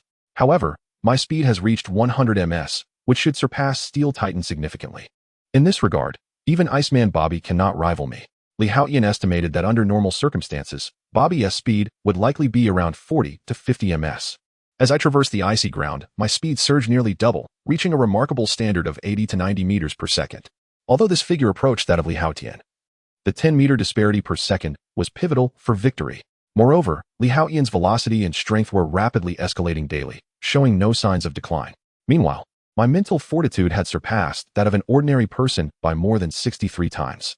Thus, in terms of reaction speed and agility, my opponent could not possibly match me. As long as I refrained from employing the prince's technique, I would not falter against either the Steel Colossus or the Iceman, Bobby. Li Haotian immediately began to speculate. Truly, the Steel Colossus was impressive. Despite being bombarded relentlessly, he remained unscathed. I had heard that, in his fully hardened form, even rockets and tank shells could not breach his defenses. At that moment, Clarice quietly remarked, "You seem well informed." Li Haotian turned to her with an amused smile. "Li, don't think too much of it. I harbor no feelings for him. It's just that I have been gathering intelligence about my classmates, as advised by our teacher. This will aid us in future battles together." Clarice quickly explained to Li Haotian. "There is no need for such elaborate explanations. I trust you." Li Haotian sighed and shook his head in resignation. He merely intended to jest with Clarice, yet did not expect her to ponder so deeply. One might mistakenly think he had offended her. "All right, let us halt this." At that moment, the Storm Witch, Aurora, waved her hand from the small podium, signaling that the Steel Colossus and Iceman Bobby need not continue their duel. "You both performed admirably, especially you, Steel Colossus. It appears your defenses have strengthened further. And Bobby, your ice hammer attack is truly creative." Cyclops, Scott, promptly stepped forward to commend the two. "Hey, Steel Colossus, your hide is impressively thick." Bobby chuckled. "Yet your massive ice hammer has left me rather uncomfortable." Steel Colossus could not help but retort. "All right, you two may step down now. Next up are Aurora and Newtgate." Soon, a slightly shorter mutant made his way to the stage. His ability was short-range teleportation. While not as convenient as Nightcrawler's, it surpassed him in speed and lacked the numerous restrictions Nightcrawler faced. The moment he struck, he dazzled with his rapid relocations. Regrettably, he encountered Aurora, the Storm Witch. With a swift motion of her arms, a tempest enveloped the area, and bolts of lightning appeared as if summoned from thin air. In an instant, Newtgate found himself ensnared within the gale, as though he were being laundered in a dry-cleaning machine. He was tossed about chaotically, swiftly losing his combat capability.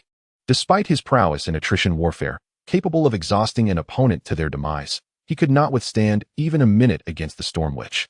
The battle concluded almost instantaneously. This clearly illustrates the significant disparity in combat experience between the two individuals. Subsequently, a few mutants engaged in battle with Bobby, Colossus, and Cyclops. Each of these encounters profoundly broadened Li Haotian's perspective. After all, the fight scenes he had previously witnessed in films pale in comparison to the awe-inspiring reality before him. One represents the burning of financial resources, while the other embodies tangible sweat and effort. Thus, this practical training indeed expanded his horizons and enriched his experience, especially with his extraordinary mental prowess, which exceeds that of an average individual by 63 times. He found himself with an almost photographic memory.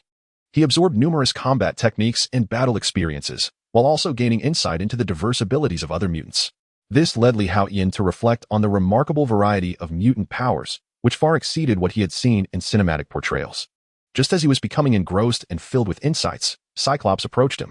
"Aurora has spoken very highly of you, and the professor holds great expectations," he remarked. "Therefore, I have arranged for Colossus to be your sparring partner. As both of you are strength-based mutants, I hope this will prove beneficial for your development." Chapter 13.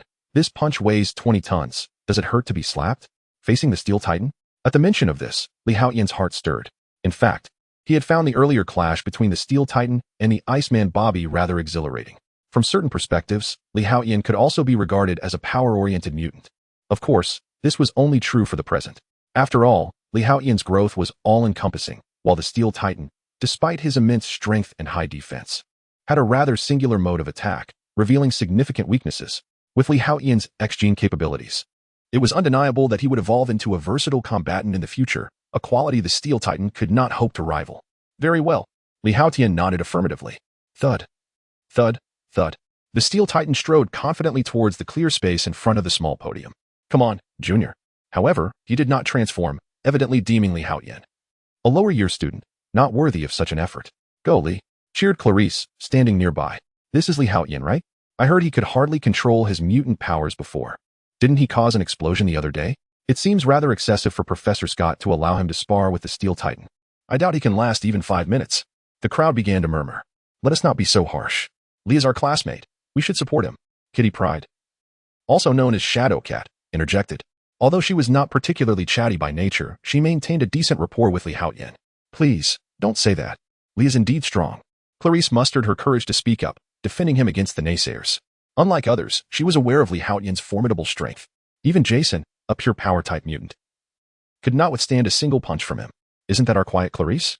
Now she dares to speak up, commented a tall, senior student with a teasing tone. You. Clarice's eyes reddened at the remark, feeling rather wronged. Yet, with her gentle disposition, she struggled to find a retort. Instead, she bit her lower lip, her eyes glistening with unshed tears as she stood there feeling aggrieved. Shut your mouth, or I won't hesitate to teach you a lesson before sparring with the Steel Titan. Li Haotian's gaze turned cold as he fixed his eyes on the provocateur. This world is perilous.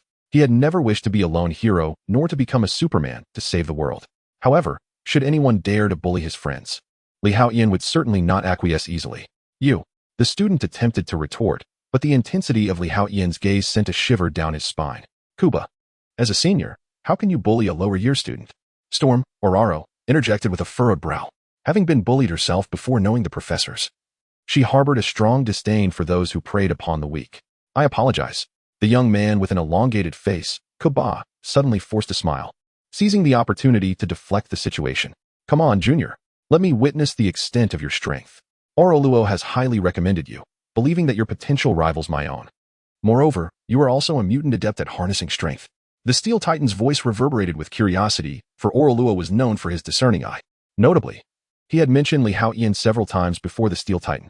Senior Steel Titan, I believe it would be prudent for you to metalize first, Li Haotian interjected, raising an eyebrow. Engaging an enemy might warrant surprise due to their underestimation of him, but since this was merely a sparring session, Li Haotian did not wish to take advantage of his opponent, nor did he want to be accused of ambushing him. Furthermore, he was eager to ascertain the true measure of his current strength. In his earlier battle against Jason and his companions, he had not been able to unleash his full potential.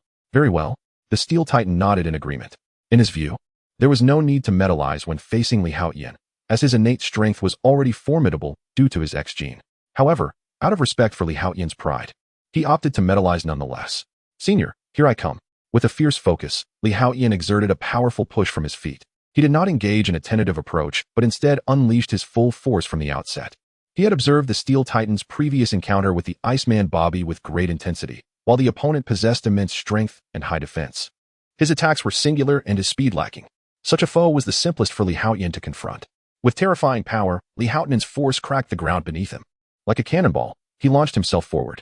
So fast, the Steel Titan's expression changed in disbelief. He had not anticipated Li Haotian's astounding speed, nor the formidable nature of his strength. In the blink of an eye, Li Haotian stood before the Steel Titan, propelled by tremendous inertia as he delivered a thunderous punch aimed at the Titan's face. The impact of that 21-ton force was akin to that of a cannonball. With a resounding crash, the Steel Titan was sent flying, crashing into the ground and creating a deep gouge in the earth. A collective gasp arose from the onlookers, who were momentarily stunned, unable to fathom the scene before them. The Steel Titan, renowned for his might and likened to an iron tank, had been struck down by a single punch? What a terrifying display of power. Had I not metalized, that blow could have severely injured me. The Steel Titan slowly rose from the ground, a grave expression etched upon his face. Junior, you are quite formidable. I shall now engage you with full seriousness, he declared. Bring it on. A smile graced Li Haotian's lips. He had held nothing back in that previous punch, delivering a staggering 21 tons of force directly to the Steel Titan's face. Surprisingly, no harm was inflicted upon each other, showcasing the formidable strength of the opponent's steel-structured body. Suddenly, the Steel Titan charged towards Li Haotian with fervor. Come on. Upon witnessing this, Li Haotian did not retreat, but instead advanced to meet him head-on. With a resounding crash, their fists collided, producing a piercing roar. The tremendous force was akin to two hammers striking together with immense weight. My heavens! Li Haotian was actually exchanging blows with the Steel Titan. The two appeared evenly matched. It was utterly terrifying. In that moment, the onlookers could not help but gasp in astonishment. This was the first time they had witnessed someone engaging in such a fierce close-quarters battle with the Steel Titan, achieving a remarkable parity in strength. Although there was a slight ache, Li Haotian found it bearable. His gaze flickered, and he gained a precise understanding of the resilience of his skin and the strength of his bones. In an instant, the two engaged in a rapid and frenzied exchange of blows. Each punch landed with a dull thud, igniting the fervor of the surrounding students. Some could not contain their excitement, shouting and whistling in exhilaration. This was the essence of a battle between men. Chapter 14. A brief warmth in this slumber. I found myself in a deep and peaceful sleep. Suddenly, a terrifying force erupted, transforming the air into a fearsome whirlwind. The onlookers, students observing the spectacle, found their garments rustling in the gale. A few young ladies in short skirts were even lifted off the ground. Yet, the students remained fervently captivated by the fierce clash between two formidable men, oblivious to the splendid scene around them. The intensity of the battle escalated, surpassing the earlier sparring match between the Steel Titan and the Iceman, Bobby. Both combatants, embodying raw strength, wreaked havoc upon the training ground, their destructive power undeniable. As the duel reached a fever pitch, Haotian's well-rounded attributes began to reveal themselves, and the Steel Titan started to falter. Roaring in frustration, the usually mild-mannered Steel Titan could no longer contain his rage. His strength surged to an unprecedented level. Enough, you two, halt this conflict. At that moment, Cyclops, Scott Summers, stepped forward. He had discerned that if the fight continued, the Steel Titan might very well be defeated by Haotian. Despite the Titan's advantages in strength and defense, which far exceeded those of Haotian, the latter possessed superior speed, stamina, and even resilience. Consequently, as time progressed, the gap between Haotian and the Steel Titan diminished. It seemed that Ororo's insights were indeed accurate. Haotian's mutant abilities were formidable, extending beyond mere strength. Scott quickly noted the emerging patterns. Lee, you are truly remarkable. No one in the academy can match me in strength to this extent. You are the first and the only one. The Steel Titan regained his composure. Yet admiration gleamed in his eyes, especially considering his significant age advantage over Haotian. Senior Steel Titan, you are equally impressive, especially when you unleash your mutant abilities. It feels as if I am battling a living iron mass. Haotian chuckled, acknowledging that while the Titan's strength marginally exceeded his own, he found himself somewhat constrained in combat. After all, the Steel Titan's mutant power allowed him to transform his entire body into a substance akin to steel. This material, while not quite steel, possessed a hardness second only to adamantium and vibranium, capable of withstanding the impact of a 110mm howitzer shell and enduring the collision of a truck loaded with 450 pounds of TNT at a speed of 100 miles per hour. Such formidable defensive capabilities rendered Haotian's efforts quite exhausting. Though Haotian's skin resilience, bone strength, and muscle endurance were indeed formidable, they still paled in comparison to the Steel Titan's steel-like form. Hence, he could only rely on relentless attacks to deplete the Titan's stamina and energy. Unfortunately, the Steel Titan himself also boasted extraordinary endurance. Had it not been for that, he would have succumbed to Haotian's earlier onslaught of overwhelming strength. However, Haotian possesses formidable regenerative abilities, a quality that the Steel Titan cannot match. His strength lies in his versatility. Should the battle continue, within an hour, Haotian could exhaust the Steel Titan's stamina. Enough with the mutual flattery between the two of you. It is now evident to all that both of you are exceptional fighters at Xavier Academy. At this moment, Storm, Ororo, descended with a smile and spoke. She was thoroughly satisfied with the clash between the Steel Titan and Haotian. The Steel Titan had long been included on the X-Men roster. As for Haotian, she had already informed Professor X. Previously, the professor had extended an invitation to Haotian. However, at this moment, Haotian had yet to respond. Yet, in Ororo's eyes, she believed that Haotian would undoubtedly join them. This would only serve to strengthen the X-Men team. Having a close combat ally is always reassuring. Suddenly, applause erupted around them. In that instant, no one dared to underestimate Haotian any longer. Many had already begun to regard him as their idol. The adolescent boys and girls naturally idolized the strong, especially since Haotian, like them, was a student. Yet, he could contend with the senior Steel Titan to such an extent. This was both shocking and motivating for them, a visible testament to their potential for growth. After all, figures such as Cyclops, Storm, and Professor X were immensely powerful, already renowned in the world of mutants. To see Haotian, like them, as merely a student who previously remained inconspicuous, was a beacon of hope for them. Lee, you performed admirably in the recent battle. Though there are areas that could use improvement, Cyclops, Scott, interjected. He proceeded to articulate some minor drawbacks he had perceived during the fight. In truth, these points did not significantly affect the essence of Haotian's confrontation with the Steel Titan and held little weight.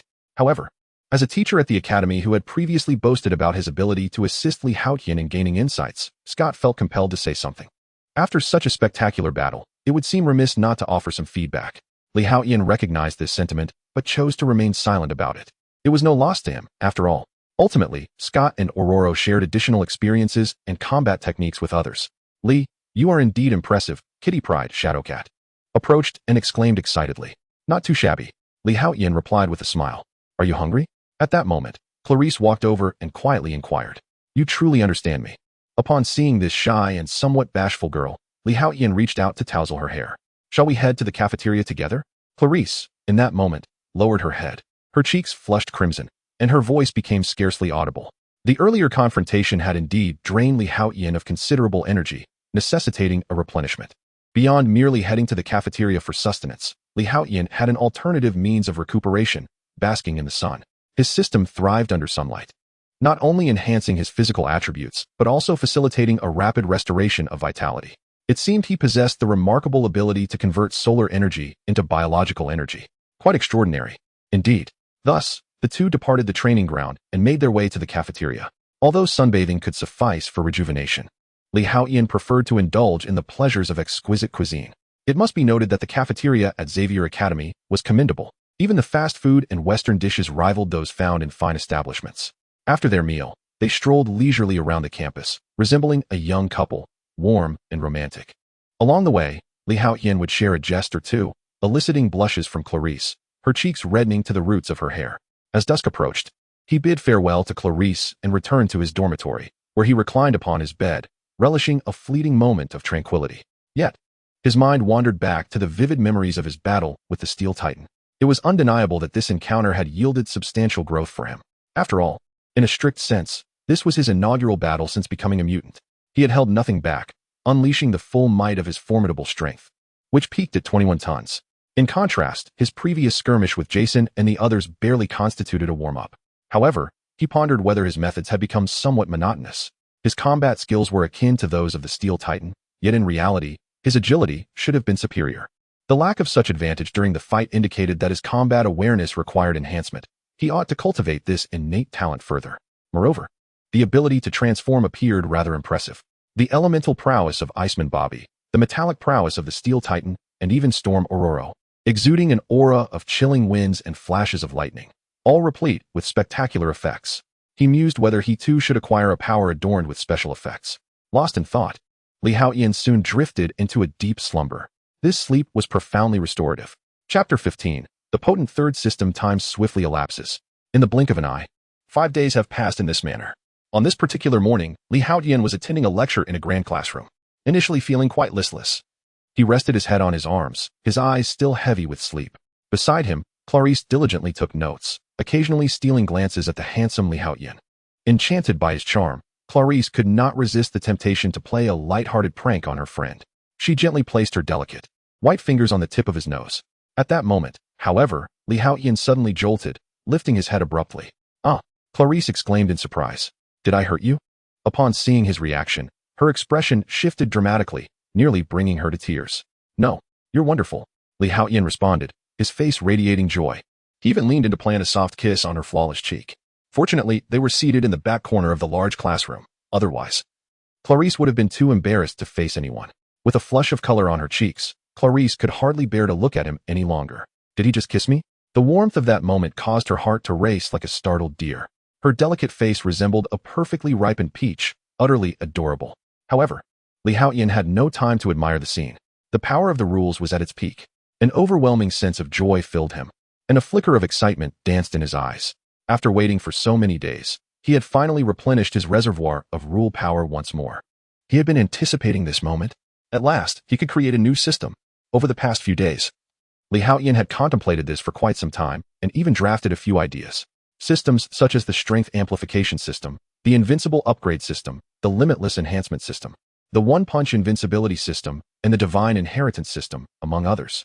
However, these systems were merely figments of his imagination. Whether the rule power he possessed was sufficient to bring them to fruition remained to be seen, as he would need to experiment with each idea to ascertain its feasibility. Nonetheless, having previously created 2 systems, Li Haotian had developed some hypotheses. He believed the source of the rule power required to create systems stemmed from the X-Gene within him. According to Marvel lore, the mutants on Earth are endowed with the X-Gene, which was introduced millennia ago when celestial beings descended upon the planet, imbuing a select few humans with random, mutated genes. However, these mutated X-genes are intricate and unpredictable. Their potential can be quite limited, resulting in something akin to the officially recognized, rather lackluster mutant Bailey, who is merely a one-time human firework. Yet, the potential can also be extraordinarily high. For instance, akin to Franklin Richards, the most formidable young genius in Marvel, who can effortlessly create pocket universes. The mutations produced by the X-gene encompass nearly all the powers of the universe, from the realm of animals to the domain of physics, then to the realm of magic, and subsequently to the domain of rules. There exist various forms of mutant abilities. This makes it exceedingly difficult to gauge the strength of mutants. Haotian's X-gene resides within the domain of rules. As for its upper limit, that remains uncertain for the time being. Although I cannot ascertain the upper limit of the X-gene, I can continuously push my own capabilities to transcend all boundaries. Haotian mused inwardly. Thus, he commenced the creation process. In the next moment, he adeptly began to forge the system. The systems he had previously prepared to experiment with were suddenly put to the test. The invincible breathing system, creation failed. The billion-fold amplification system, creation failed. The one-punch invincible system, creation failed. The infinite surge system, creation failed. The divine inheritance system, creation succeeded. After numerous attempts, Haotian finally achieved success. Ding. Master, please select a template for the divine inheritance. Might Guy, Uchiha Sasuke, Uzumaki Naruto, Kurosaki Ichigo, Astro Boy, Black Cat Sheriff, Akainu, Borsalino, Gray, Adagawa Conan, Satoru Gojo. Edward Elric, J. Furukawa, Sakata Jintoki, Eren Yeager, Sakuraji Hanamichi, Kamadu Tanjiro, Vegeta, Master Roshi, Kakarot, Son Goku, Calabash Baby, Big Brother, Calabash Baby, Grandpa. Instantly, countless character templates flashed through Haotian's mind. Many of them were unfamiliar to him, so he opted for a character he was more acquainted with. From the world of Dragon Ball, the Scion on Earth, Kakarot, Son Goku. Ding. Congratulations, Master, the divine inheritance system has successfully awakened. And you have obtained the character template, Kakarot, Son Goku. In the next moment, an attribute panel appeared before Haotian's eyes. Character, Kakarot, Son Goku Race, Scion Progress. 5. Abilities, Instant Transmission, Kamehameha, Solar Flare, Key Control, Energy Blast, Rage Transformation. Great Ape, Combat Power increases tenfold. Requires over 17 million Bloods waves. Talent, Blood of Battle, when near death and healed, combat power surges. Has only 5 of the progress been unlocked? Haotian felt a twinge of disappointment. However, upon observing the abilities and talents, he became exhilarated. He discovered that the sunbathing strengthening system could indeed synergize with the divine inheritance system. Thus, Haotian need not endure the arduous training that Son Goku faced in the original narrative. He merely needed to bask in the sun to enhance the inheritance process. Once the inheritance process advanced, Haotian's strength would undoubtedly increase. Although presently there exists only the transformation of the Scion Great Ape, one cannot help but anticipate the subsequent forms, Super Saiyan 1, 2, 3, and 4, alongside the Super Saiyan God, Super Saiyan Blue, the Ultra Instinct variant of Ultra Silver, and the legendary White God form. Haotian felt a surge of excitement. It can be said that within the realm of Dragon Ball, while Son Goku may not be the most formidable, he is relentless in his pursuit of surpassing limits, continuously growing stronger. It appears as though the concepts of bottlenecks and limits simply do not apply to him. Splendid. In this manner, my combat prowess is assured to receive substantial reinforcement. No longer will I possess power without the means to wield it. Haotian was immediately filled with exhilaration, for within the legacy, all of Son Goku's strength will be bequeathed to him, as if he were innately endowed with it. This is the essence of the protagonist's halo. This is the essence of life. Though the power of the rules has once again been depleted, Haotian felt a profound sense of satisfaction. It was worth it. Not only has his strength been elevated, but the forthcoming transformations and bursts of power are replete with spectacular effects. His mastery over energy is nothing short of magnificent. The Scion bloodline. One wonders what level of mutation it embodies. He could not suppress a smile. Chapter 16. The Comfort of Sunbathing for Women in the College Cafeteria. You seem quite cheerful, Clarice inquired with a hint of curiosity. Since the beginning of class, Haotian had been adorned with a smile, leaving Clarice somewhat perplexed. Surely, something delightful must have occurred. Indeed, it had. Haotian mused inwardly. Just as he had surmised, the sunbathing to strengthen system could indeed synergize with his divine inheritance system. After basking in the sun for half the morning, his progress had surged from 5 to 6, 3. Though no new transformation had manifested, he could distinctly feel the energy within him had at least doubled. Now, Haotian was capable of sensing the energy around him. If he so desired, he could instantly perceive everyone at Xavier Academy. However, the strength of a mutant primarily stemmed from the abilities bestowed by their X-gene, with energy levels being of lesser significance. For instance, in terms of perception, the power of Colossus far exceeded that of Professor X. Yet, in a battle of strength, the professor could effortlessly defeat Colossus. Nonetheless, for Li Haotian, as long as his energy intensified, his overall power would inevitably rise. Unlike characters such as Vegeta and Goku from the original narrative, who toiled arduously to enhance their energy, he merely needed to bask in sunlight to effortlessly amplify his strength. This was the remarkable advantage conferred by his X-Gene. It seemed that before long, he would surpass the likes of the Professor and Cyclops, he contemplated, based on his observations during the past few days and insights gained from recent combat training. He had discerned that the character dynamics in this world surpassed those he had previously encountered in film and television, yet were significantly weaker than those depicted in comics. After all, in the comics, characters like Iceman could freeze the world, and Storm could control the Earth's atmosphere. Not to mention, Cyclops possessed the power to shatter planets, let alone the even more formidable Professor X and Magneto. Yet, the reality was starkly different. They were not only unable to dominate, but were also subject to persecution by ordinary humans, leaving them battered and bruised. In just a few days, however, Li Haotian felt he had nearly caught up to Colossus. Should he utilize his transformation ability now, even Colossus might not stand a chance against him. A smile returned to Li Haotian's face.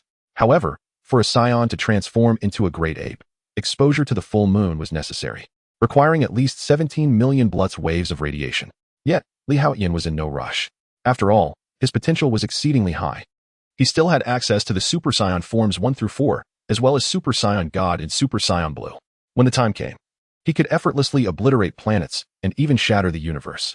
Professors, Magnetos, Hulks, and Thors would be no match for him. Lee, what are you smiling about? At that moment, Kitty Pryde approached, her tray in hand. Would you mind if I joined you for lunch? Katie cast a slightly provocative glance at Clarice, who was momentarily taken aback, struggling to comprehend Katie's intent. After all, she had not wronged Katie in any way. Lee, I never anticipated your formidable strength, being able to hold your own against Steelman. Katie praised him wholeheartedly. Women are invariably drawn to the strong, and mutants are no exception.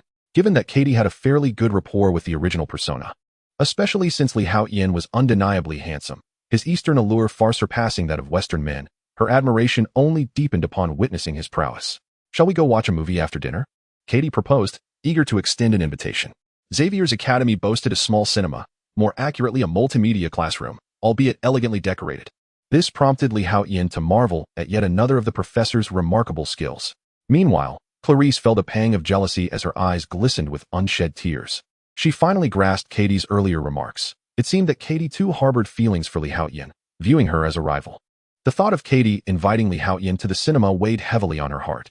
Particularly given Katie's beauty, she could certainly be considered a striking young woman, especially with the more open and bold nature of Western girls, who were adept at charming others. Clarice felt a sense of inadequacy. In that moment, she felt a lump in her throat, her nose tinged with bitterness. I'm sorry, but I must go bask in the sun, Li Haotian replied with a chuckle. Shaking his head, he had no time for a movie. The darkness of the cinema held no appeal for him. The afternoon sun was far more inviting, coinciding with a period of significant growth in his abilities.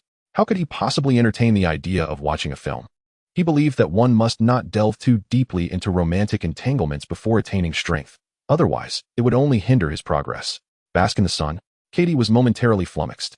It was worth noting that she was also regarded as a beauty within the academy, with many suitors vying for her attention. Yet, her standards were high, and she often dismissed the advances of ordinary individuals. She had anticipated that numerous invitations to watch a movie would come her way, but she had not expected Li Haotian to decline in favor of sunbathing. Was it because of Clarice? Katie interpreted his words as a dismissive excuse. For who would choose sunbathing over the company of a beautiful woman at the movies? I will not give up, though rejected by Li Haotian. Katie shot a sharp glance at Clarice. After we finish eating, I'm off to soak up some sun.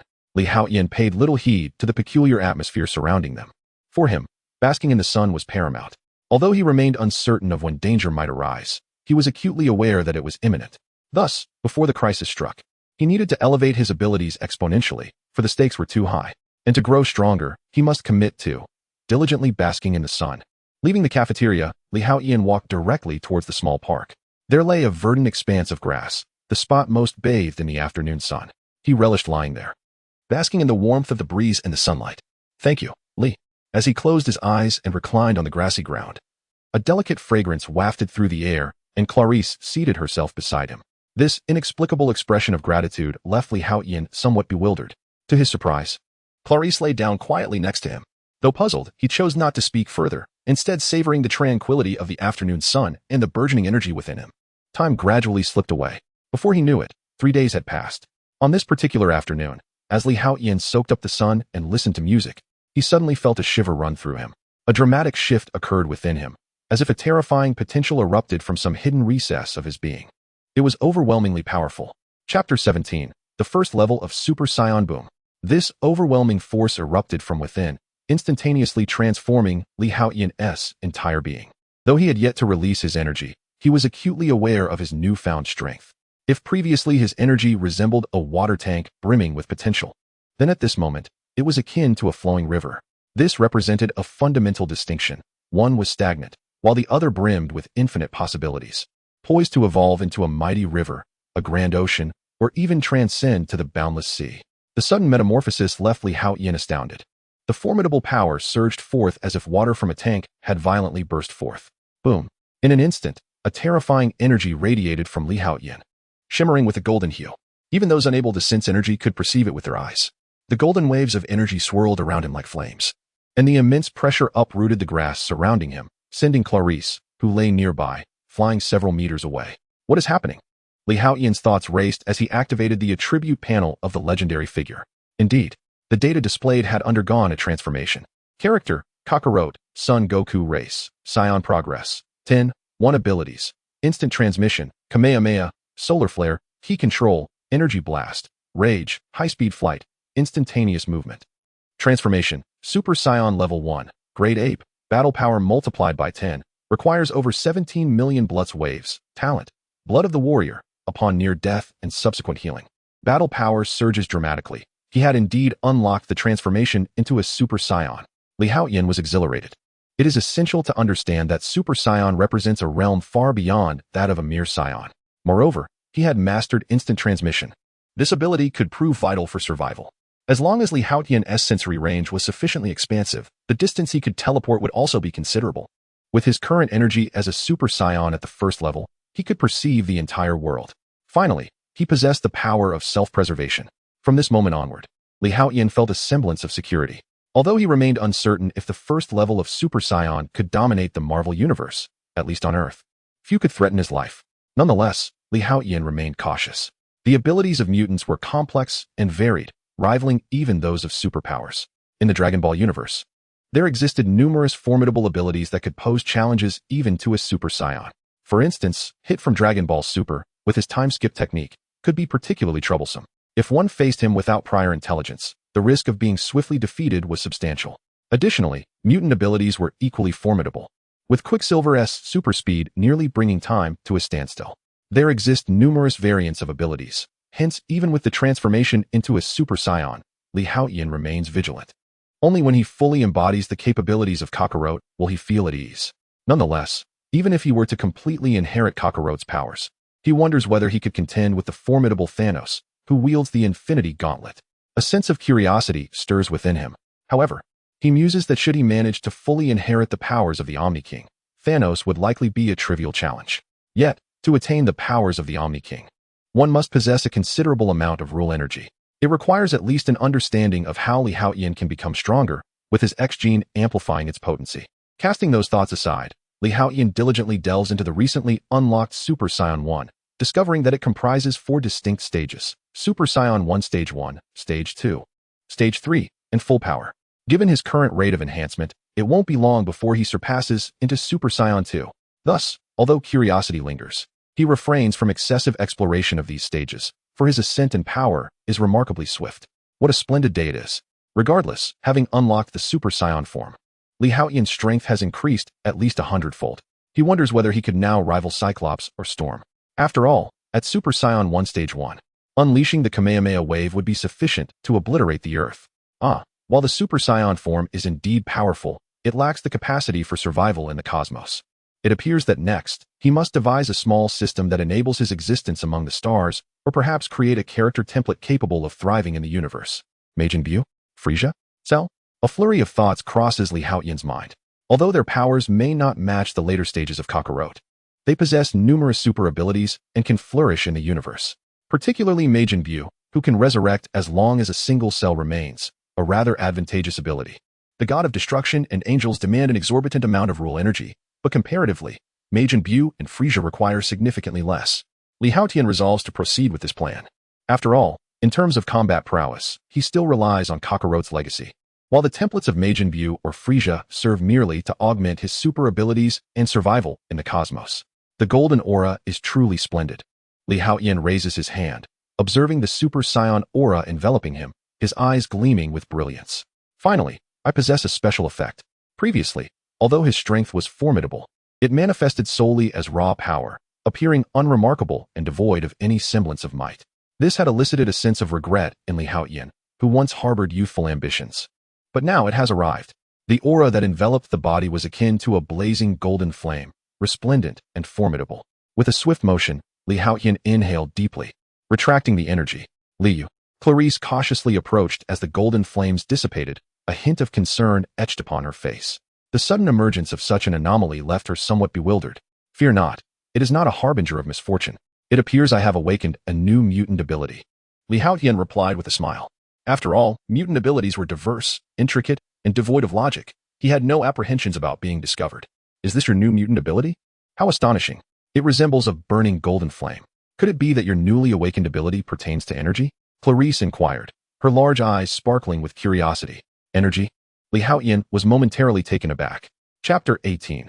A Trial of Strength. Confrontation with Cyclops perhaps. Haotian chuckled softly. The energy within him could indeed be classified as a form of power. It was truly unexpected that you have awakened a new ability. At that moment, not far away, Storm, Aurora, and Cyclops, Scott, approached. Both of their eyes were filled with astonishment and excitement. They had merely passed by inadvertently, only to discover Haotian engulfed in golden flames. Is this a second awakening of the X-Gene? Cyclops contemplated as he gazed at Haotian. Recently, he had indeed sensed an enhancement in his physical prowess. Just moments ago, it felt as though a surge of energy was eager to erupt from within him, prompting him to experiment. Haotian remarked with a smile, I wonder what type of energy form it is.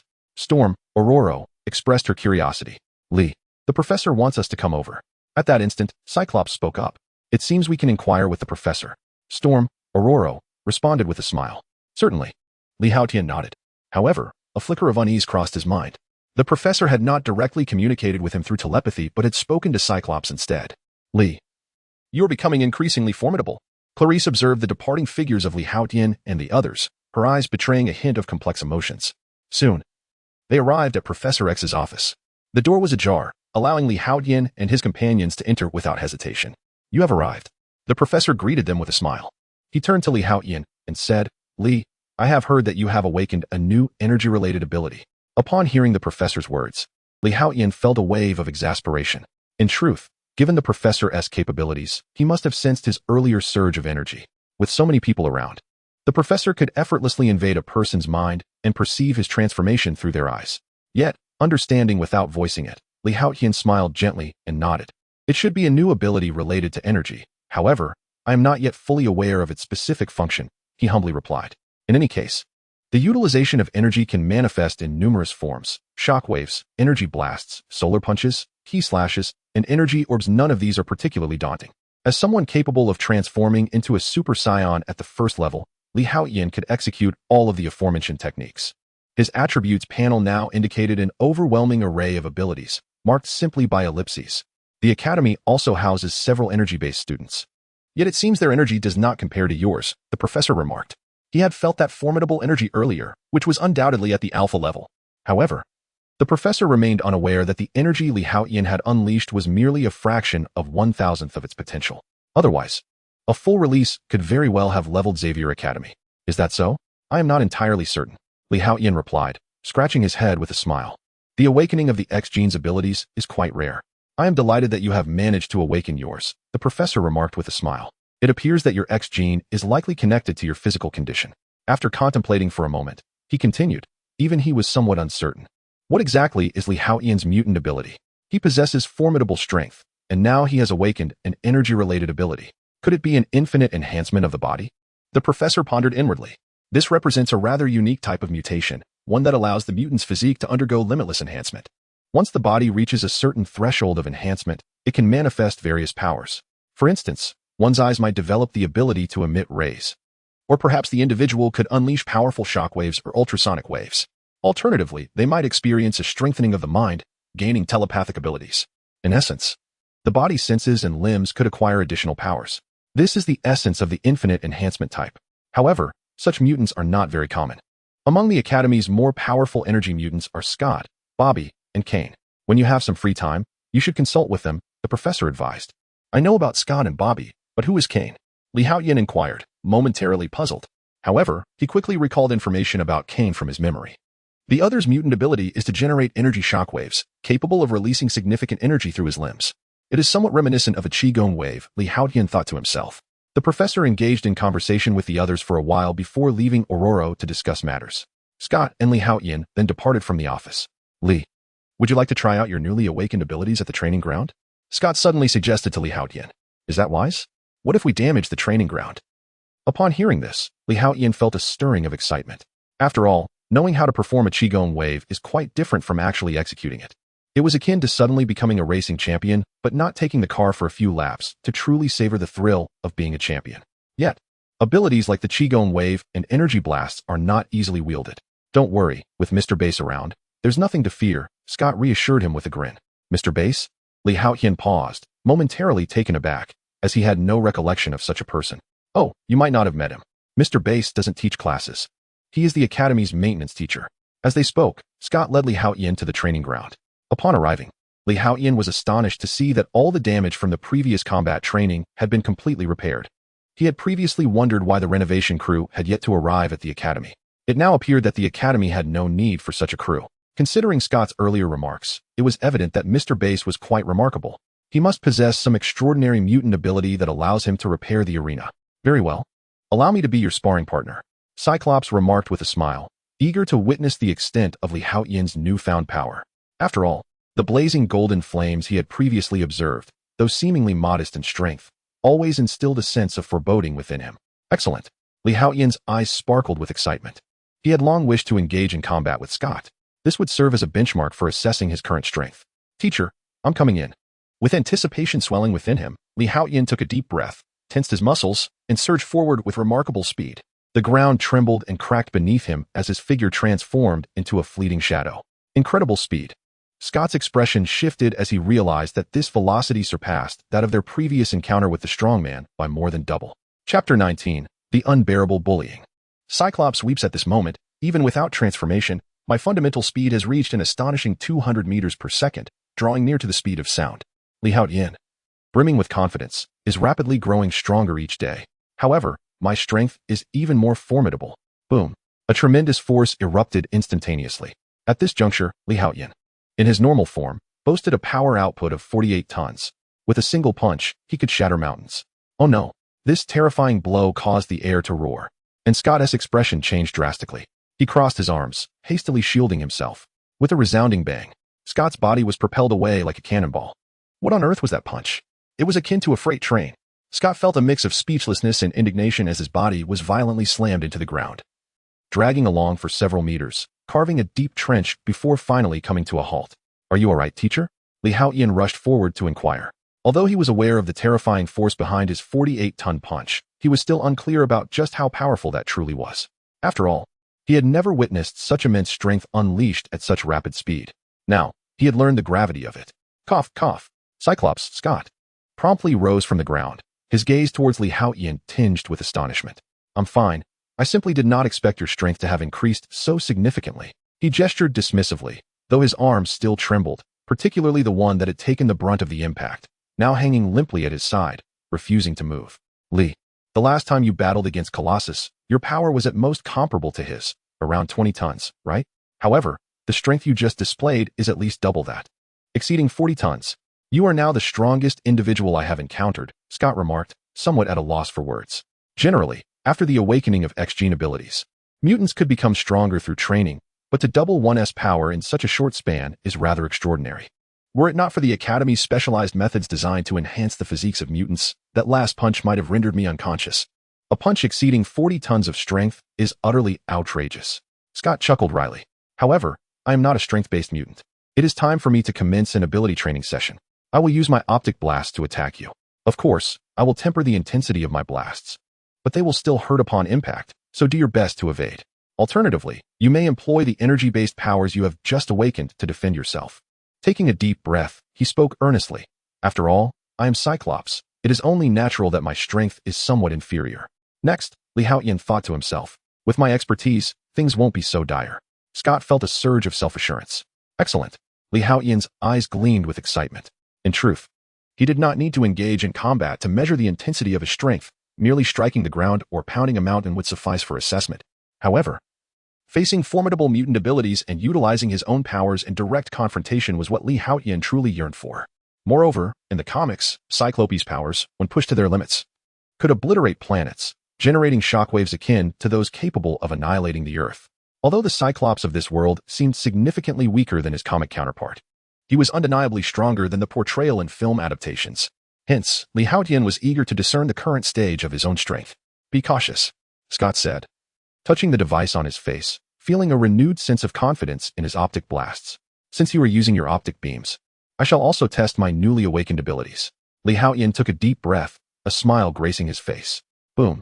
A white shockwave erupted from within him, akin to a hurricane. What is this? Scott was taken aback by the sight before him. Previously, he had witnessed a golden flame-like energy. But now a white shockwave surrounded Haotian. Although it was faint and might go unnoticed by ordinary individuals, Scott's optic vision detected it. While not golden flames, this white energy appeared formidable, eliciting a strong sense of danger within him. He had confidence in his instincts, and despite finding it somewhat absurd, he could not deny that Haotian had indeed presented him with a life-threatening crisis. It was astonishing that a teenage mutant could instill such fear in Scott, the leader of the X-Men. Such talent is terrifying. Perhaps his future achievements will surpass those of Magneto. Scott mused inwardly. In his eyes, the two most powerful mutants were Professor X and Magneto, with the former being perceived as invincible. Thus, Scott considered it the highest praise to suggest that Haotian could surpass Magneto. Boom.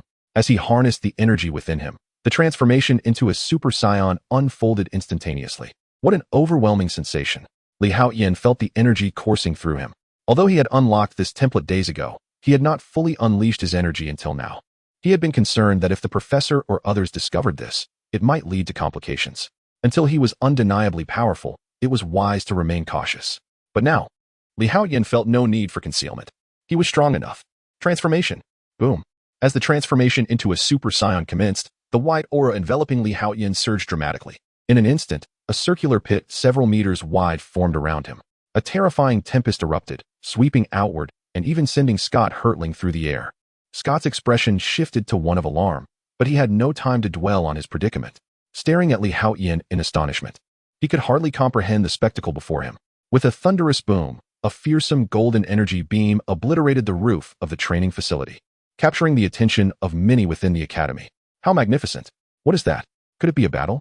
The commotion drew everyone towards the training ground, including professors and Storm, who were engaged in discussions in their office, all taken aback by the unfolding scene. Within the training arena, Haotian was ablaze with golden flames, his hair standing on end. What was once a cascade of dark tresses had transformed into a striking golden mane. All right, teacher, we can commence, Haotian exclaimed, invigorated with an unprecedented surge of energy, feeling as though boundless power coursed through him. Yet, a twinge of melancholy tugged at Scott's heart, his eyes glistening with unshed tears. Who was truly the student, and who was the teacher? He pondered. Because I released the onion. Upon hearing Scott's words, Haotian couldn't help but smirk, indulging in a light-hearted jest. Having never seen the culinary masterpiece in question, Scott was oblivious to the reference. Yet he could sense that Haotian regarded him with a hint of disdain. I am about to strike. Scott, feeling wronged and on the verge of tears, finally lost his temper, vibrant crimson flaring in his eyes. Chapter 20, The Power of 1000th. It is rumored that the laser eyes connect to a terrifying alternate dimension. The beam of light emanates explosively from within.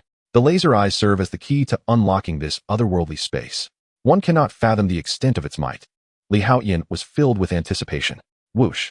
In the next moment, a horrifying red beam, dense as molten lava, shot forth from Scott's eyes. The immense heat caused the air surrounding the beam to boil. What a formidable laser!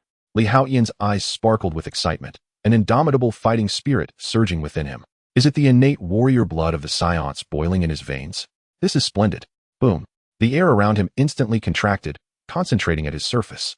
He raised both hands to shield himself.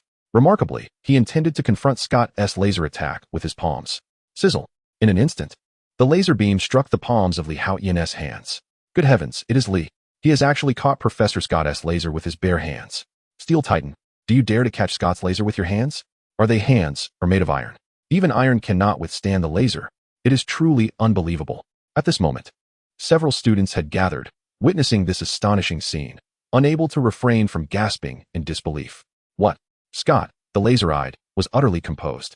Were it not for the beams currently radiating from his eyes, he would have been left speechless. Someone actually caught his laser with their palms. Indeed, one can defend against energy destruction using chi. Haotian pondered deeply. Scott's laser eyes were undeniably powerful. The temperature was sufficient to melt steel and penetrate rock. Yet, he had managed to envelop it in his palms, effectively blocking its searing and destructive force. As for its penetrating power, it was inconsequential to Haotian, who possessed a strength of 48 tons. Moreover, in his Super Saiyan form, his power would likely surge by dozens, perhaps even hundreds of times. In that moment, Haotian was confident that he could unleash his strength to overpower the Hulk. Clap, clap, clap. Just then, the professor and Storm arrived. Lee, your talent is truly extraordinary. Storm, also known as Aurora, unabashedly praised him. This talent is indeed remarkable. Since the last time Haotian experienced a genetic explosion, he had transformed entirely. His abilities had grown stronger, and his demeanor had become considerably more cheerful. Is this your energy-based capability? Such a peculiar force. The professor, too, was somewhat astonished. He could sense that the power of this golden flame was truly exceptional. In fact, Haotian had yet to fully unleash it. Otherwise, its might would be unfathomable. Moreover, it seems you have undergone a transformation, the professor remarked, observing Haotian's golden hair.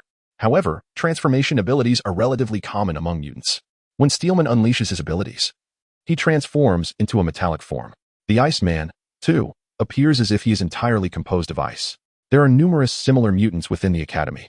Lee, I must amplify the power of my optic blasts, Scott suddenly declared. As the leader of the X-Men, he felt a twinge of dissatisfaction being outperformed by a newcomer. Very well, Haotian replied, feeling a surge of energy coursing through him. This was an opportune moment for him to refine his control over his power. Only through combat can one truly master their abilities. After all, the divine inheritance system merely granted Haotian these powers. Perfecting their execution would require time and practical experience. Boom. The terrifying optic beam instantly thickened. The searing heat caused the air around them to boil. Everyone witnessed the air igniting. The formidable optic beam, now amplified fivefold. Haotian felt the intense heat radiating from his hands, astonished. It was evident that Scott's capability as the X-Men's leader was not mere bravado.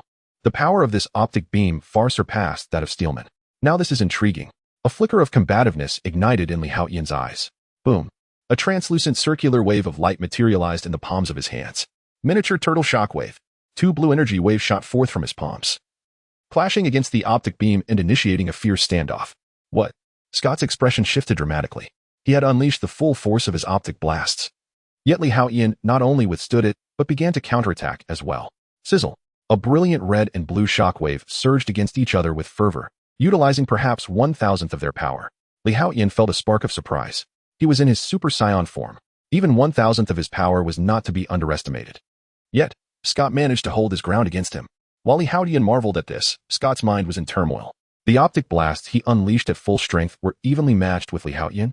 The latter's energy-based abilities had only just awakened, suggesting there was considerable room for enhancement.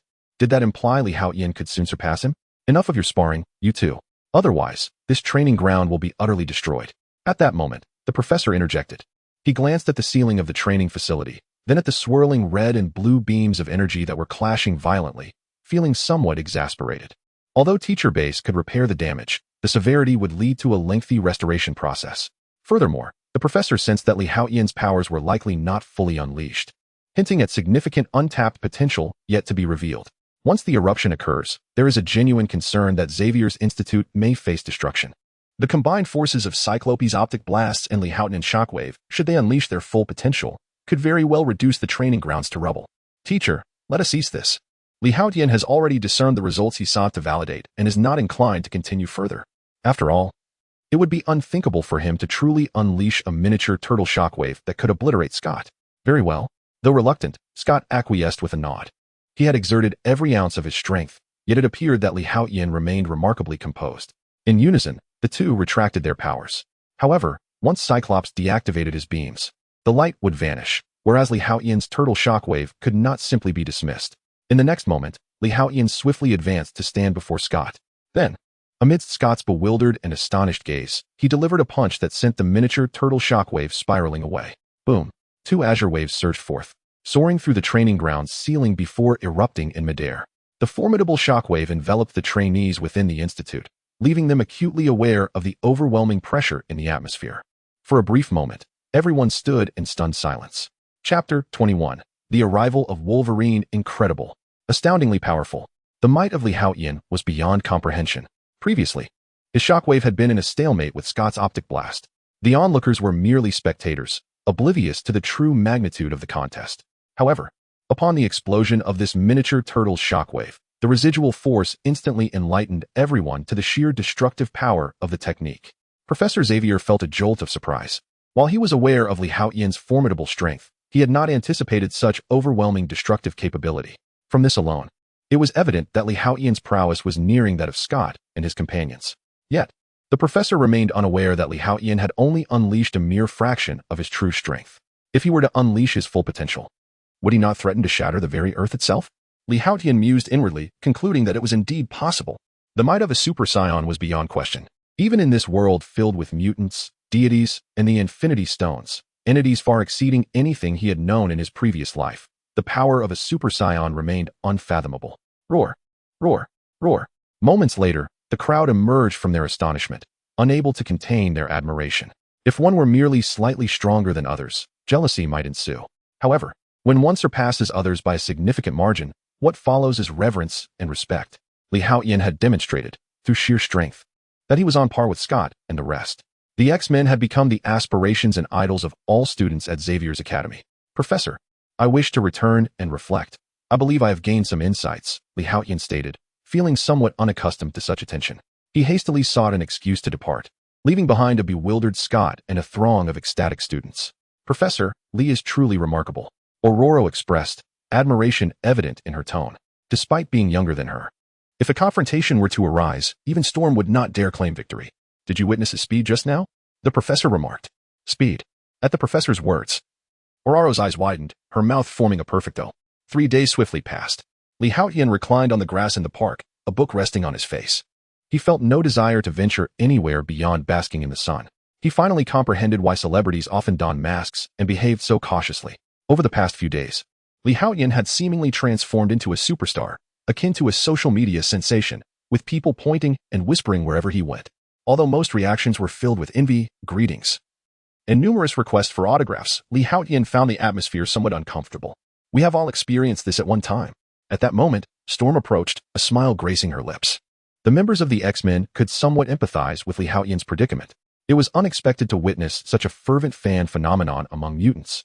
Li Haotian offered a wry smile, acknowledging that mutants were indeed human, albeit significantly more formidable than ordinary individuals. That's true, remarked Aurora with a grin. So, have you given it any thought? Would you consider joining the X-Men? Storm inquired, as this was the primary reason for her visit. Given Li Haotian's current prowess, he was more than capable of becoming a part of the X-Men. I will ponder it for a few more days, Li Haotian replied thoughtfully. After all, my X-Gene has only recently awakened, and I prefer to wait until my powers have stabilized completely. Although he had grown immensely powerful, the adversaries in this world were equally formidable. He harbored no fear of enemies like Magneto, yet he pondered the threat posed by powerful extraterrestrials, malevolent deities, and celestial beings, not to mention the power of the Infinity Stones. Thus, until he achieved true invincibility, it would be prudent to maintain a low profile. Very well, Storm said, shaking her head in resignation. Aurora had discerned that Li Haotian's nature was excessively cautious, almost excessively so. However, if you ever come to a decision, remember that my door is always open. The X-Men will welcome you without hesitation. Although Aurora hoped for Li Haotian to join the X-Men directly, they would never coerce anyone into membership. If one did not resonate with the X-Men's ideals, what purpose would joining serve? In the face of genuine peril, it could potentially lead to greater crises for the entire team. Thus, despite Storm's ardent desire for Li Haotian to join, they would not force him into a decision unless he sincerely agreed. They held no regard for emotional manipulation or promises of reward. Indeed, I will, Li Haotian smiled. Although uncertain of what the future held, he had not yet contemplated such a decision. Just as Storm was preparing to depart, she suddenly gasped in surprise. Li Haotian, intrigued, turned to follow her gaze. To his astonishment, a car had driven through the gates and parked beside the teaching building. From it emerged a remarkably competent-looking man. I can't believe he is back, Li Haotian thought, a flicker of surprise crossing his eyes. Did this signify the onset of a new narrative arc? It's Logan, Storm exclaimed with delight, rising swiftly to approach him. The news of Wolverine's return quickly spread throughout Xavier's academy. As a former member of the X-Men, he had participated in both the first and second battles of the X-Men and had been involved in numerous rescue missions. It was safe to say that many faculty and students at Xavier's academy were well acquainted with him. The academy soon buzzed with excitement.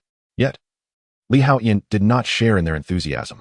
Originally, he intended to cultivate in tranquility until he could at least achieve the transformation into Super Saiyan 3. If he could effortlessly ascend to Super Saiyan Blue, it would be even more perfect. However, with Logan's return, it signifies that the storyline has commenced. The third battle is imminent. Jean will be resurrected, and at that moment, Cyclops and the Professor are destined to perish. Moreover, the emergence of a cure for mutants will lead to strife within the Academy.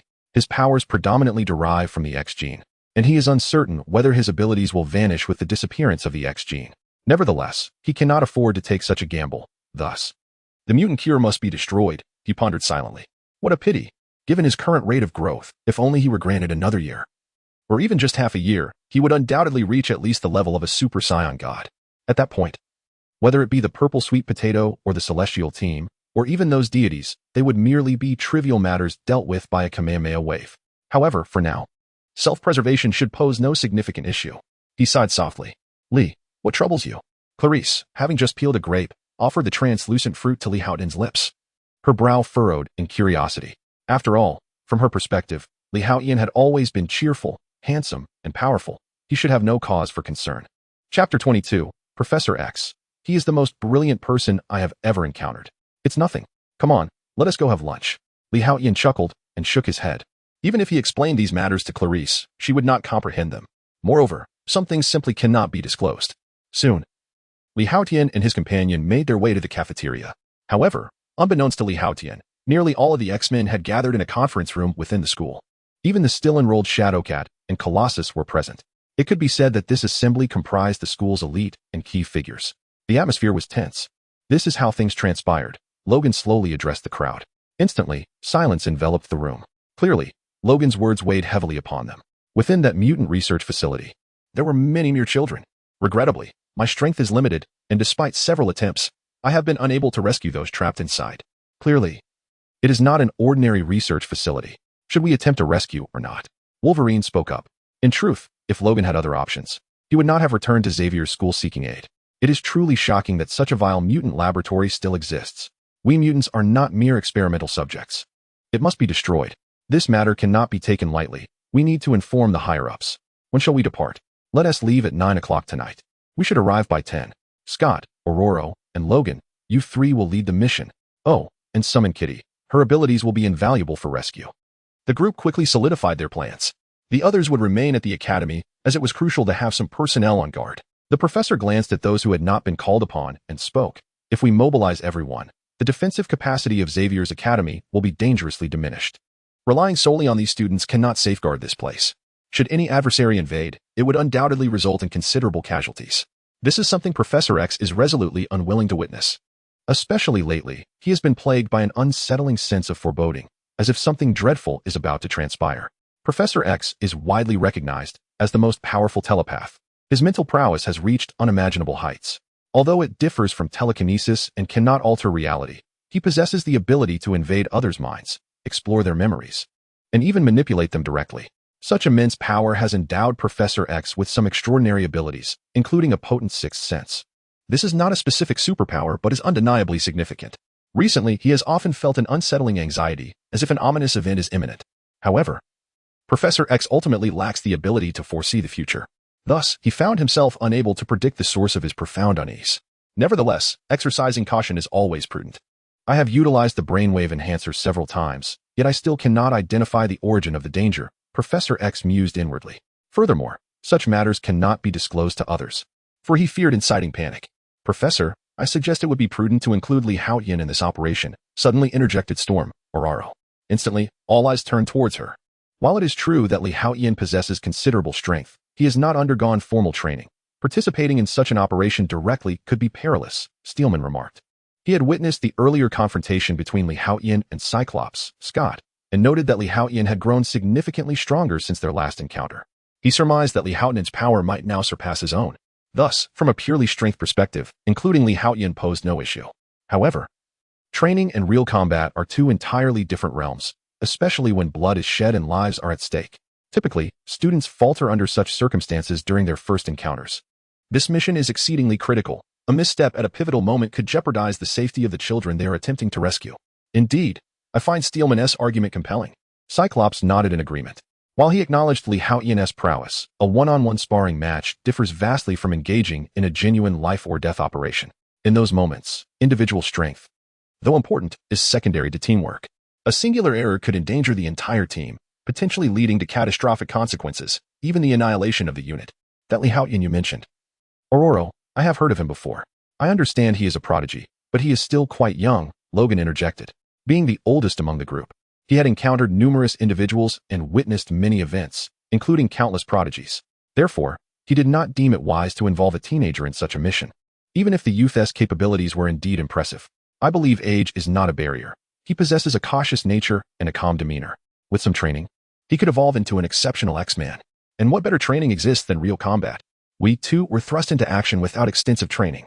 Storm countered passionately, clearly optimistic about Li Haotian's potential. Aurora, I did not anticipate your high regard for him, Professor X remarked, somewhat astonished. Although Storm had been by his side for a considerable time, he had never witnessed her hold anyone in such esteem. I have been closely observing him, Aurora responded. He is undoubtedly the most gifted individual I have encountered. At that moment, Professor X nodded in agreement. Professor, do you share the same sentiment? Logan beside him was taken aback, a flicker of astonishment crossing his eyes.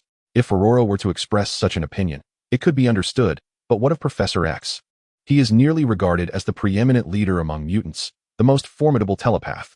Yet now, he too proclaimed that Li Haotian was the most gifted individual he had ever encountered. Such an appraisal seemed rather lofty. Even Magneto in his prime had not been lauded in such a manner by Professor X. Feel free to inquire. Professor X did not dismiss Aurora's suggestion. In fact, he was somewhat intrigued by the prospect of having Li Haotian join this endeavor. Nonetheless, the professor harbored doubts about the likelihood of success in Aurora's proposal. After all, when he had invited Li Haotian to join the X-Men, the latter had declined outright. It was even less probable that he would agree to partake in a direct combat mission. Having just finished his meal, Li Haotian took Clarice by the hand, intending to head to the library terrace to bask in the afternoon sun. As they made their way, he noticed Aurora and Logan approaching him. Ultimately, he found himself overwhelmed, beseeching for a 5-star review and free gifts, expressing his heartfelt gratitude. Chapter 23, The Blood of Warriors in the Library, on the open balcony. What? You intend to involve Li in your operation? Clarice gazed incredulously at Storm and the others. Meanwhile, Li Haotian, upon receiving this invitation, was taken aback, falling into a contemplative silence. Indeed, although Li is not yet an X-Man, I still wish for you to join the mission.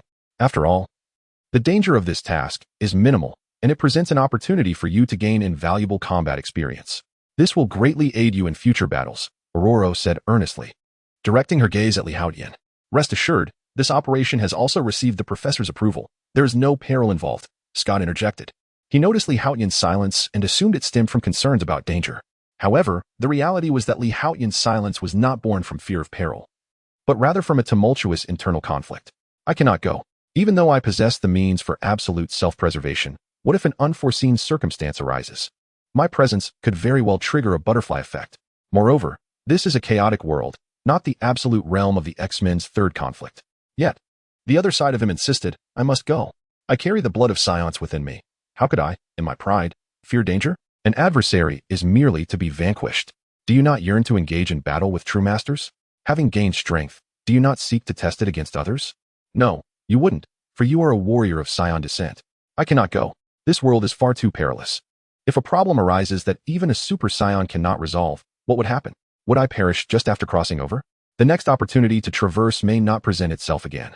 If I die, I lose everything. Nonsense, I must go? Have you forgotten the pride of the Scions?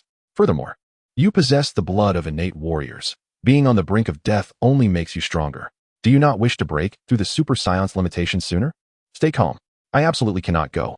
This world is rife with bizarre mutant abilities that rival superpowers, and there are various deities endowed with formidable divine strength. Though a super Scion boasts tremendous combat prowess, encountering strange superpowers could lead to unforeseen consequences. In a fleeting moment, Two conflicting voices echoed within Li Haotian's mind. Am I experiencing a split in consciousness? He found himself momentarily at a loss for words, as it was the first instance he had encountered such divergent thoughts within his consciousness. Li, what troubles you? Clarice noticed the peculiar expression on Li Haotian's face and inquired with concern. Please, do not pressure him further. How can we allow him to partake in such a perilous endeavor? We are merely students. The once introverted Clarice now boldly stepped forward, daring to speak out against the Academy's instructors.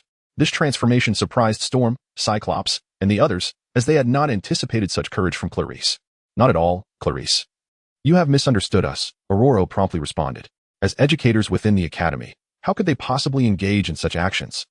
Their intention was merely to introduce Li Haotian to the operations of the X-Men, allowing him to experience the joy that comes with being a hero. Perhaps this encounter would ignite a passion within Li Haotian, prompting him to join the ranks of the X-Men. After all, the undertaking posed minimal danger.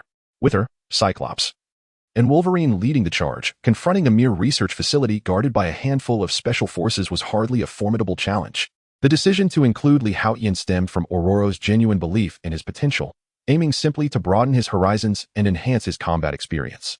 Should Li Haotian express concerns about the risks involved and decline the mission, Aurora would undoubtedly feel a tinge of disappointment, yet she would not coerce him into participating. Their intentions were noble, and how could they transition into compulsion? No, Clarice, you have misunderstood. I have chosen to partake in this mission. After a brief pause, Li Haotian spoke up, though he was still somewhat perplexed by the two conflicting voices echoing in his mind. Ultimately, he resolved to join the task at hand. Given his current prowess, his ability to safeguard himself was unequivocally assured. Even if he were to encounter a mutant with rare abilities or a deity of immense power, he could simply utilize teleportation to return to Xavier's academy. After all, his sensitivity to energy was sufficient to encompass the entire globe. Li, do not act impulsively, Clarice exclaimed, her concern palpable. Despite Li Haotian's considerable strength, they were still students at the end of the day. Rest assured, Clarice, I will be fine. The teachers have assured us that the risks associated with this mission are minimal. They do not intend for me to serve as a primary force. Rather, they wish for me to gain experience and expand my knowledge. Li Haotian affectionately ruffled Clarice's hair, offering a reassuring smile. Moreover, as long as you remain safe at the academy, I shall face no peril. The implication of his words was clear. As long as Clarice was at school, he could teleport back from any dangerous situation. However, Clarice interpreted this quite differently, her earlobes flushing with a sudden warmth. All right, but please prioritize your safety. Clarice no longer objected, her voice barely above a whisper. I will await your return. Though her words were almost inaudible, every individual present, being extraordinary in their own right, heard her clearly. Haha. Cyclops laughed heartily, giving Li Haotian a thumbs up. I never expected you not only to possess talent, but also to have a way with the ladies. Such were Cyclope's unspoken thoughts. Aurora, the Storm, remained silent. Yet the delight in her eyes was unmistakable. Youth is truly a wonderful thing. Meanwhile, Wolverine, who had been quietly observing, shook his head with a sigh. For no other reason than the words of Li Haotian, he has acknowledged the other party. Strength can be cultivated over time. Yet the art of courtship is an innate talent. This mission primarily aims to rescue a child from a mutant research facility. Their defensive capabilities are not particularly formidable, comprising a handful of special forces accompanied by a motley crew. The sole aspect that demands our attention is the presence of two controlled mutants within the facility. Their powers are formidable and warrant our caution. Naturally, beyond this intelligence, there may be covert tactics and lurking dangers, as Logan's previous infiltrations ultimately ended in failure. This encapsulates the information we possess. Storm began to relay the gathered intelligence to Li Haotian, intending to assuage his concerns. Given Li Haotian's prowess, he is not in jeopardy when confronted with the current strategies exhibited by the research facility. Chapter 24. The privilege of the X-Men. The current venture bears little danger. Otherwise, the professor would not have consented, remarked Storm, Aurora, with a smile. When she proposed that Li Haotian accompany this mission, it was precisely because she deemed the task to be relatively safe. Were it otherwise, she would not have permitted his participation. After all, Aurora admired Li Haotian and had no intention of jeopardizing him. Should you find the experience of joining the X-Men to your liking post-mission, you might consider formally accepting our invitation to become a permanent member of the X-Men. This would also allow you to register with the defense departments of certain friendly nations, which would be immensely beneficial for your future, Scott interjected.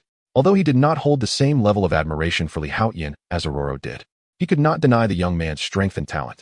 During their previous sparring session, Scott had exerted himself to the utmost. Yet Li Haotian had managed to hold his ground, garnering Scott's respect. After all, the powerful are always deserving of respect, and considering Li Haotian's youth and potential, Scott believed it would not be long before he surpassed him. Register with the Defense Department? Li Haotian exclaimed, momentarily taken aback and intrigued. Despite the ongoing ostracism faced by mutants in recent years, the professor's efforts had certainly not been in vain. As X-Men, we are permitted to operate in the airspace, territorial waters, and lands of friendly nations without being regarded as hostile entities subject to attack, Scott declared proudly.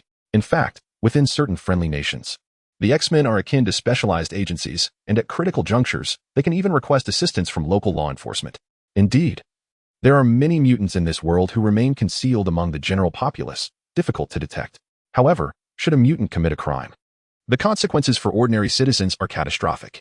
Consider powerful mutants like Cyclops and Iceman. If they were to pose a threat to society, they could inflict hundreds, if not thousands, of casualties in a very short time. Over an extended period, the number of victims could reach into the tens of thousands. In such instances, the intervention of the X-Men becomes imperative, for only extraordinary power can vanquish extraordinary threats. I knew it, Li Haotian exclaimed, resolving a lingering curiosity within him. Previously, while watching various films and shows, he had often wondered why the X-Men's aircraft could traverse the globe without ever being targeted by missiles. This seemed rather unusual. As every nation possesses air defense systems, the X-Men's aircraft are not akin to drones that can roam freely. Unauthorized incursions into another nation's airspace typically result in interception or even bombardment. Yet, the X-Men had never encountered such obstacles. At that moment, Li Haotian was somewhat curious. It now appeared to be the fruits of Professor X's endeavors that granted them certain privileges. After a brief conversation, Storm and the others took their leave. Lee, do take care, Clarice reminded him once the group departed. All right, time to bask in the sun. Before long, nightfall enveloped the surroundings. Li Haotian cherished lying on the sunlit lawn, which suddenly vibrated. Moments later, a technologically advanced aircraft ascended gracefully, roaring into the sky and vanishing from sight, eliciting envy and admiration from numerous students.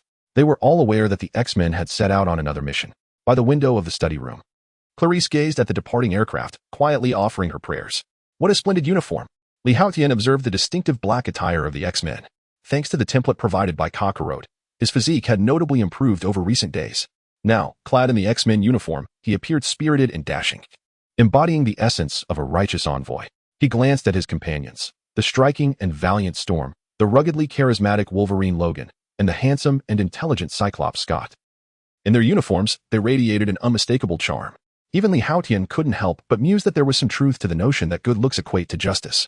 However, none could overshadow Li Haotian's presence. His youth, charm, and the formidable confidence bestowed by his scion heritage endowed him with an even more potent aura. Li, you look incredibly handsome, exclaimed Kitty Pryde, her eyes sparkling with admiration. Kiki. Li Haotian felt quite pleased, although he had long surpassed the age of youthful exuberance. Was there not a trace of that spirited youth within him? After all, he was still only in his teens. We still have over 3,000 miles to reach the mission site. At our flying speed, it should take no more than 2 hours. Our primary objective this time is to rescue the hostages. There is no need to engage those adversaries directly. Once the mission commences, Storm and Steel, you will accompany me for a frontal assault, drawing the enemy's fire. Meanwhile, Logan, Lee, and Kitty, you will make your way to rescue the hostages. With Kitty's abilities, I trust you can access the core of the research facility. There is but one requirement: ensure the safety of the children. Once we coordinate inside and out, we will make our escape. Cyclops Scott spoke up, as he was the leader of the X-Men and responsible for each mission. After all, the professor had initially intended for Scott to take the helm, but circumstances had led to Storm bearing that responsibility. Lee, remember that Kitty is not a combat-oriented mutant. Though her abilities are unique, her strength is limited. Your primary task this time is to protect her. At that moment, Storm, Aurora, contemplated something and promptly added, Lee, my safety is entrusted to you. Katie immediately broke into a sweet smile, her heart brimming with anticipation. Facing adversity together, battling side by side, would undoubtedly foster a deeper bond. Clarice, this is something you cannot surpass. The Phantom Cat, Katie, thought to herself, filled with quiet pride. Very well, I shall ensure her protection. Li Haotian affirmed earnestly with a nod. Given his strength, safeguarding Katie posed no challenge. Lee, this is your first mission, so you may be unaware. If you encounter an enemy, and they do not surrender, if you believe they may pose a threat. Scott's words trailed off as a glint of red flashed in his glasses. Eliminate them directly. It is a matter of self-preservation, after all. Human nature can be treacherous. Chapter 25, The Assault on the Research Institute. A first blood, all right, I understand. Li Haotian nodded in acknowledgement, indicating his comprehension. Young man, you are quite impressive. Wolverine, Observing Li Haotian's nonchalant acceptance of the situation could not help but feel a twinge of surprise. After all, most students would exhibit a degree of timidity or weakness, perhaps even harboring a hint of moral superiority. Yet, here was Li Haotian, who accepted the challenge instantly, his expression unchanging, as if it were the most natural thing in the world. This was a sight Wolverine had never encountered before. "You are remarkably brave." Kitty Pryde, also known as Shadowcat, gave Li Haotian a thumbs up. When she had first embarked on a mission, it had taken her considerable time to come to terms with such a reality. "No wonder Professor Oraro had such high hopes for you. Not only does your strength far surpass mine, but your mental fortitude is also beyond my reach. Calm, composed, courageous, and undeniably handsome. Oh, my goodness. I fear I am becoming utterly enamored." This unabashed praise left Li Haotian's cheeks slightly flushed. Although he had received compliments before, never had they been so direct, especially from a charming young lady endowed with a unique Western allure. Who could remain unaffected by such admiration? Unless one were named Lu. As the aircraft accelerated towards its destination, Li Haotian felt a surge of excitement, eagerly anticipating the forthcoming encounter. After all, his earlier actions had merely been a preliminary test of skill, lacking any true combat or the thrill of vanquishing adversaries. The prospect of such exhilarating confrontation stirred his blood.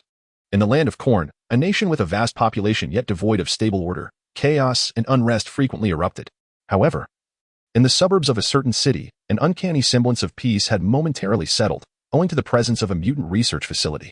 Here, dozens of elite soldiers, alongside notorious local gangsters, united to safeguard the premises, ensuring that the order surpassed that of many major urban centers within the Korn nation.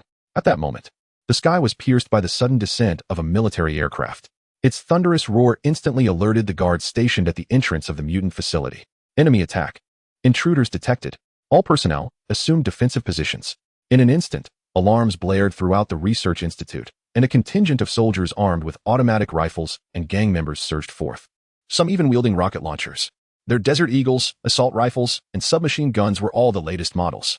If they were donned in different attire, one could easily mistake them for local military forces without a hint of dissent. Indeed, the power of the gangsters in the Korn nation was formidable, and this was one of the reasons the Mutant Research Institute was established in such a location, protected by absolute armed strength. Otherwise, even Wolverine, with his prowess, would find it challenging to infiltrate these grounds. Let us take action. At this moment, the aircraft powered up, and Storm along with her companions emerged from within. Before the guards of the research facility could react, a fierce tempest erupted around them. The terrifying storm swiftly enveloped the entire institute, causing the surrounding air to grow chillingly cold. Storm ascended gracefully into the air, her eyes glowing white as potent waves of energy radiated outward. A chilling aura spread instantaneously, while flashes of lightning danced across the sky. With her vast experience, Storm unleashed her formidable powers without hesitation. Perish, intruders. One of the gang members, armed with a rocket launcher, aimed at Storm, ready to fire. Boom. However, before he could pull the trigger, Cyclops, Scott Summers, unleashed a beam of red light. In an instant, the man ignited, reduced to a pile of ashes before anyone could comprehend. Though it seemed that Scott's powerful laser beams could be deflected when he faced Li Haotian, this was merely due to Li Haotian's overwhelming strength. An ordinary person would stand no chance against it. Draw their fire, Scott commanded, plunging into the fray. His deadly laser beam struck the special forces and gang members with merciless precision, inflicting grievous wounds and delivering fatal blows with every hit. Crack, crack, crack. At that moment, Storm finally initiated her assault. Thunder rained down from the clouds, cascading wildly at her command, akin to a torrential waterfall. Steel Colossus charged through the chaos like a human tank, his form impervious to the onslaught of automatic rifles and submachine guns, which merely pelted him like raindrops without causing the slightest harm. What a thrill! Li Haotian felt a surge of excitement. In his previous life, he had occasionally played battle royale games, yet this was infinitely more exhilarating. The scion blood coursing through his veins began to boil with fervor. Let us move. At this juncture, Storm's advance team had established control, drawing the entire firepower of the mutant research facility towards them. Thus, Wolverine beckoned Li Haotian and Kitty towards the interior of the institute. In truth, Li Haotian yearned to join Storm's team. That was where the real action lay.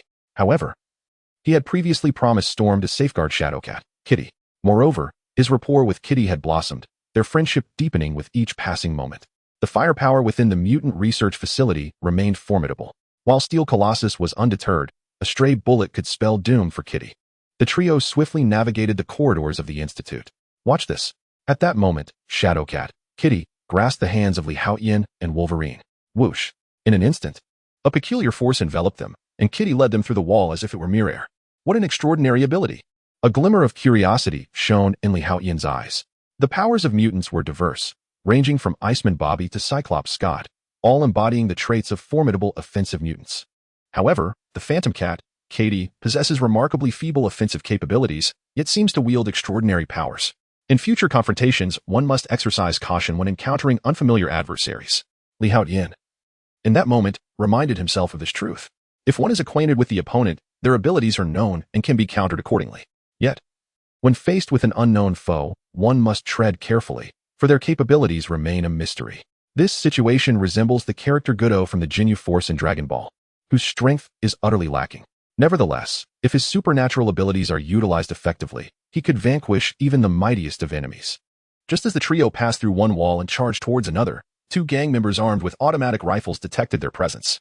With a swift motion, Wolverine released his grip on Katie. In an instant, his claws, forged from adamantium, emerged with a flash, shattering the rifles held by the two men into fragments. In the next moment, he aimed to pierce through their hearts, but Li Haotian's speed was even more formidable. Two beams of light instantaneously shot forth from his fingertips, striking the foreheads of the two men. In an instant, they collapsed to the ground, lifeless. Chapter 26. The Mysterious Mutants' Energy Beams. Wolverine was momentarily taken aback by the scene before him. He had not witnessed the earlier confrontation between Li Haotian and Scott in the training grounds, so he was rather intrigued to see Li Haotian's fingers emitting lasers. You are far more composed than I had anticipated. Although Wolverine was confident he could have effortlessly dispatched those two adversaries even without Li's intervention, he could not help but admire Li Haotian's calmness and swift decisiveness in eliminating the enemy, especially as this was his inaugural mission.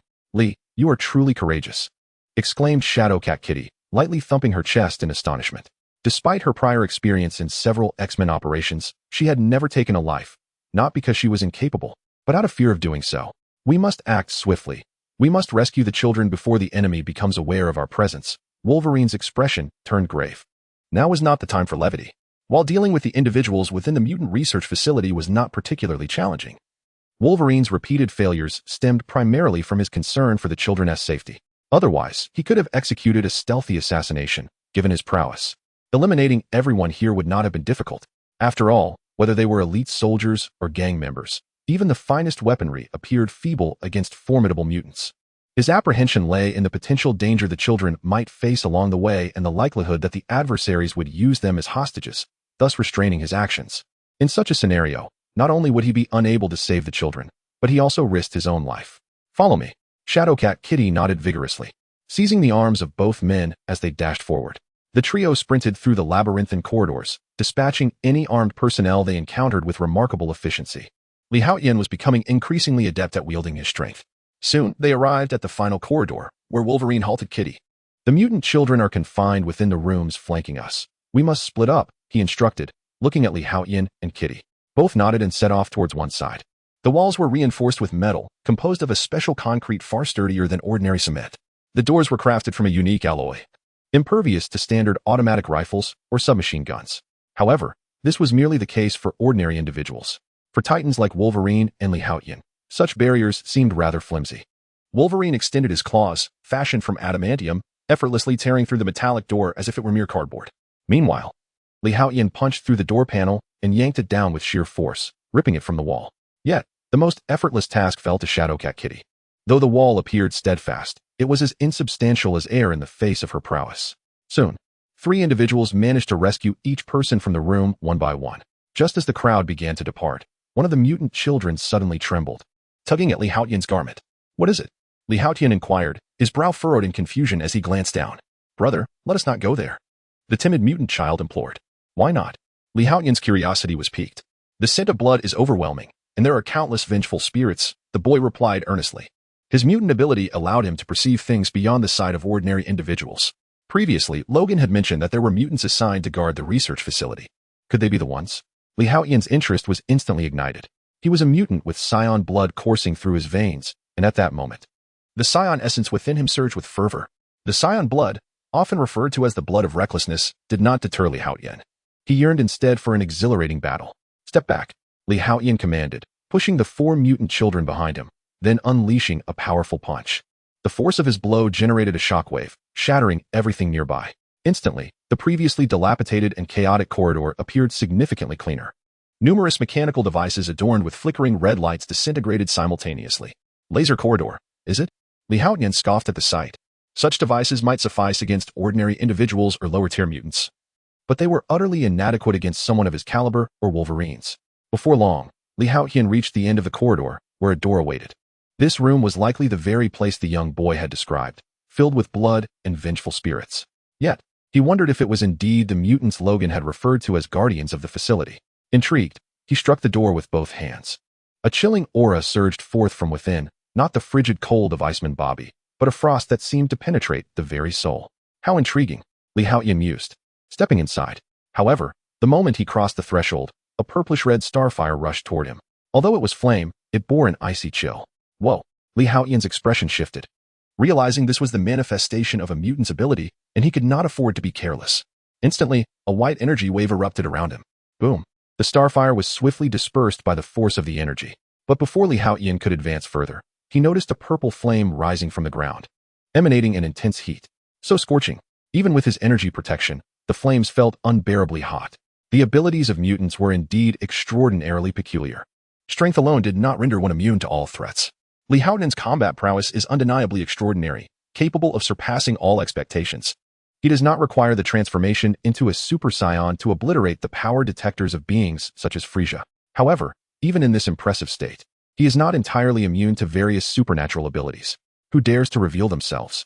Haotian exclaimed with a low voice.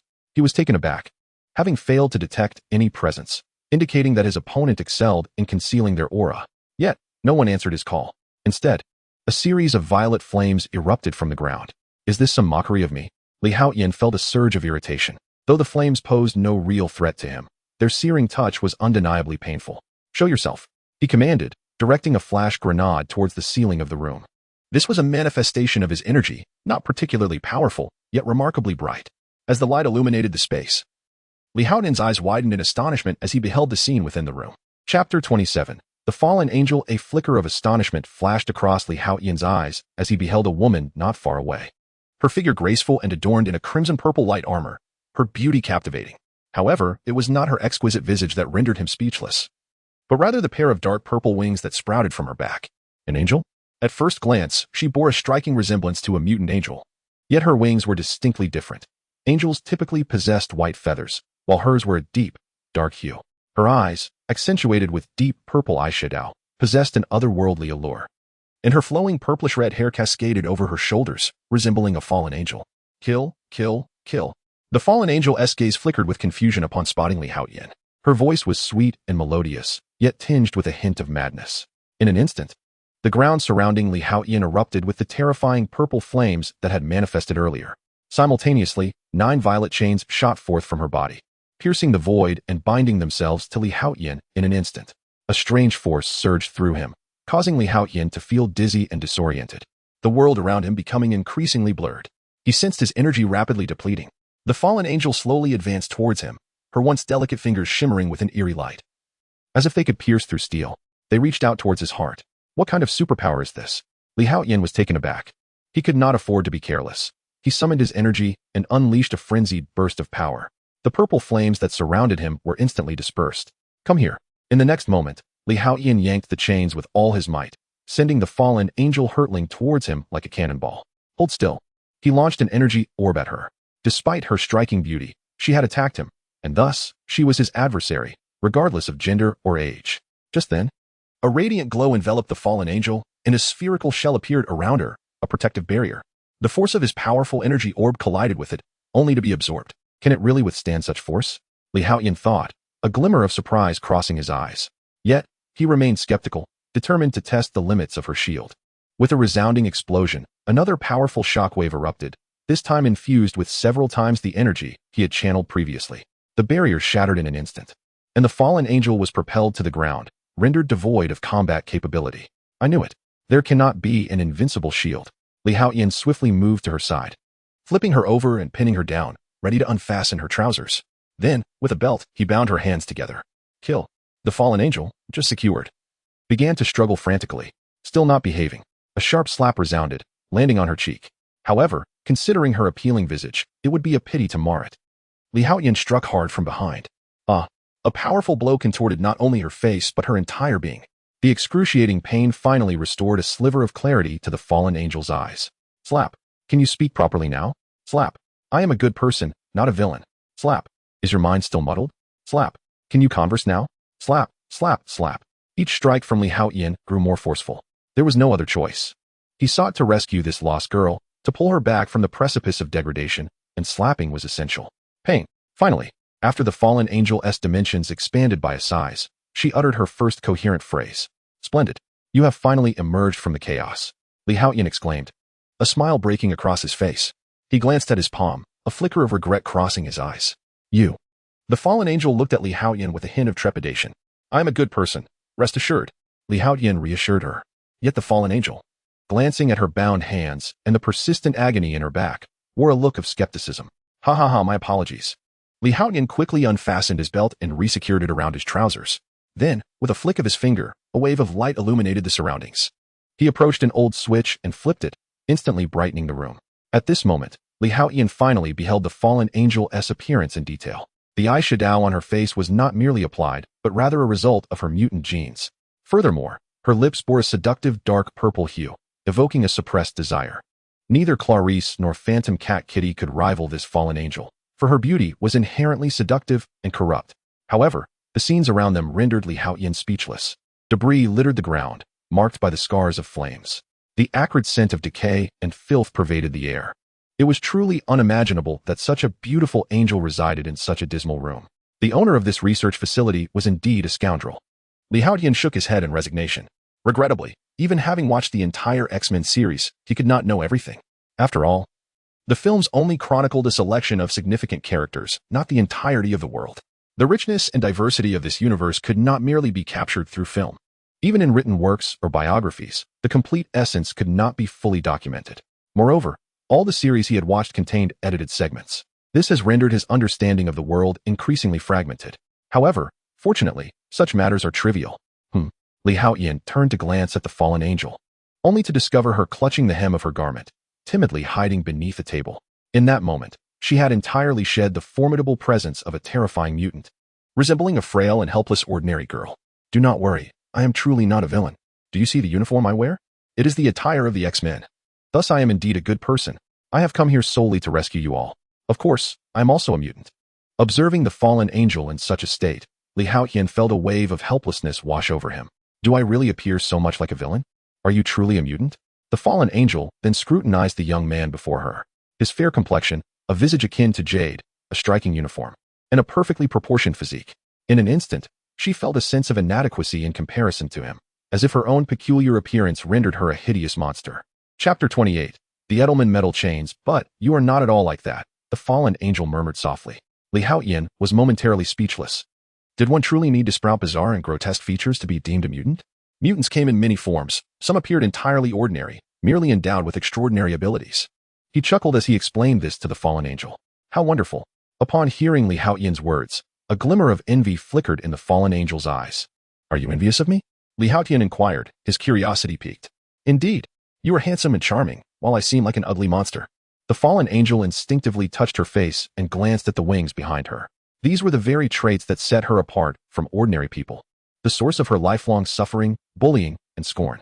Consequently, she harbored a deep-seated hatred for them. Not at all. I find you incredibly beautiful, alluring, and striking. Li Haotian quickly shook his head. After all, she was a fallen angel. In his past life, he had fantasized countless times about becoming an angel himself, soaring freely through the skies. Moreover, having a friend like her would be a dream come true. How alluring, how exhilarating. Really? The fallen angel was taken aback by Li Haotian's declaration, disbelief etched across her features. She had never heard such words throughout her life, only enduring endless humiliation, bullying, and insults. Of course it's true. Did I not mention that I am an X-Man? A special agent among mutants who upholds order, so I would never deceive you. Li Haotian asserted seriously. Thank you. The fallen angel's eyes reddened, and she could not help but weep. Stop crying. Those beautiful eyes should not be swollen from tears. Li Haotian instinctively stepped forward to gently wipe away the tears at the corners of her eyes. With a start, the fallen angel's body shuddered, her exquisite face flushing for the first time in her life. All right, let us hurry. Our companions are waiting for us outside. Li Haotian promptly moved forward, grasping the fallen angel's hand to pull her along. Thank you for coming to rescue me, but I cannot leave. The fallen angel replied, her voice heavy with despair. Why not? Li Haotian was taken aback by her words. Could it be Stockholm Syndrome? Had she grown fond of this place? Or perhaps this girl possessed tendencies for masochism. Because of this, just as Li Haotian's mind wandered into such thoughts, the fallen angel pointed at her feet. Huh. Li Haotian looked down, only to discover that a chain was fastened to the fallen angel's ankle. In the earlier moments, due to the overwhelming darkness of the room, Li Haotian had overlooked the presence of the chain. However, upon illuminating the space, he discovered its existence. Is it merely a chain? No matter. Li Haotian remarked with a smile, shaking his head. With his current strength, not to mention a chain as thick as 3 fingers, even one as thick as a thigh could be effortlessly severed. Allow me to assist you in breaking it. He stepped forward, grasping the chain and exerting tremendous force. Clang. The chain resonated but remained utterly immovable. Witnessing this, Li Haotian was momentarily taken aback. Could it be that my earlier battle drained too much energy? Yet, even if I have exhausted my energy, my fundamental physical strength should not diminish. A sense of perplexity washed over him. Nevertheless, he inhaled deeply and summoned all his might into his arms. The sheer power tore at his uniform, his muscles bulging with unimaginable explosive strength. With a fierce tug, he exerted his formidable force. Clang. Yet, the chain remained unchanged. Futile. The chain was crafted from a special alloy of adamant metal, impervious to external force unless one possessed the key. I have tried numerous methods, even scorching it with my flames for days on end, but to no avail. The fallen angel's face reflected a semblance of sorrow and anguish, one of the reasons for her earlier mental disarray. Trapped in this place, she felt as though she were on the brink of madness. An alloy forged from adamant metal and special materials? Li Haotian found himself speechless. Indeed, such a matter was not easily resolved, at least not by him in his current state. He could obliterate the entire research facility, even reduce the whole of the corn country to dust. Yet, the chain made of adamantine and special materials proved exceptionally resilient. However, although he could not destroy the chain, it did not signify that he could not rescue the fallen angel. Your chain is undoubtedly robust, but I refuse to believe the entire house is constructed from adamantine, Li Haotian declared with a grin. The fallen angel looked momentarily bewildered, unable to comprehend his words. Be cautious, Li Haotian exclaimed as he seized the chain and, with all his might, yanked outward. Whoosh. Instantly, the chain tightened. His eyes sparkled with realization. Evidently, the point of fixation for the chain was also made from adamantine. But I refuse to believe you possess enough adamantine to construct an entire house. Gritting his teeth, Li Haotian unleashed a surge of golden energy, transforming his hair into a radiant gold. Super Scion transformation. The color of his hair. The fallen angel's eyes widened in astonishment. So beautiful. Golden hair, radiating waves akin to flames, exuded an unparalleled charm. He was strikingly handsome, surpassing any man she had previously encountered. The fallen angel recalled how Li Haotian had tenderly wiped away her tears and the kind words he had spoken to her. In that moment, her heart raced as if a fawn were bounding within her chest. At that very instant, Li Haotian summoned all his strength. It must be noted that the chains he faced were undoubtedly linked to a force exceeding hundreds of tons. In his ordinary state, he would have been powerless. However, after transforming, his strength surged dramatically. Boom. Instantly, the entire research facility trembled. Outside, Storm and Cyclops, engaged in battle, witnessed a scene that left them utterly astonished. Deep within the research center, a brilliant golden light erupted as Li Haotian emerged, pulling along a solid metal block the height of 3 stories, upon which several children were seated. Chapter 29.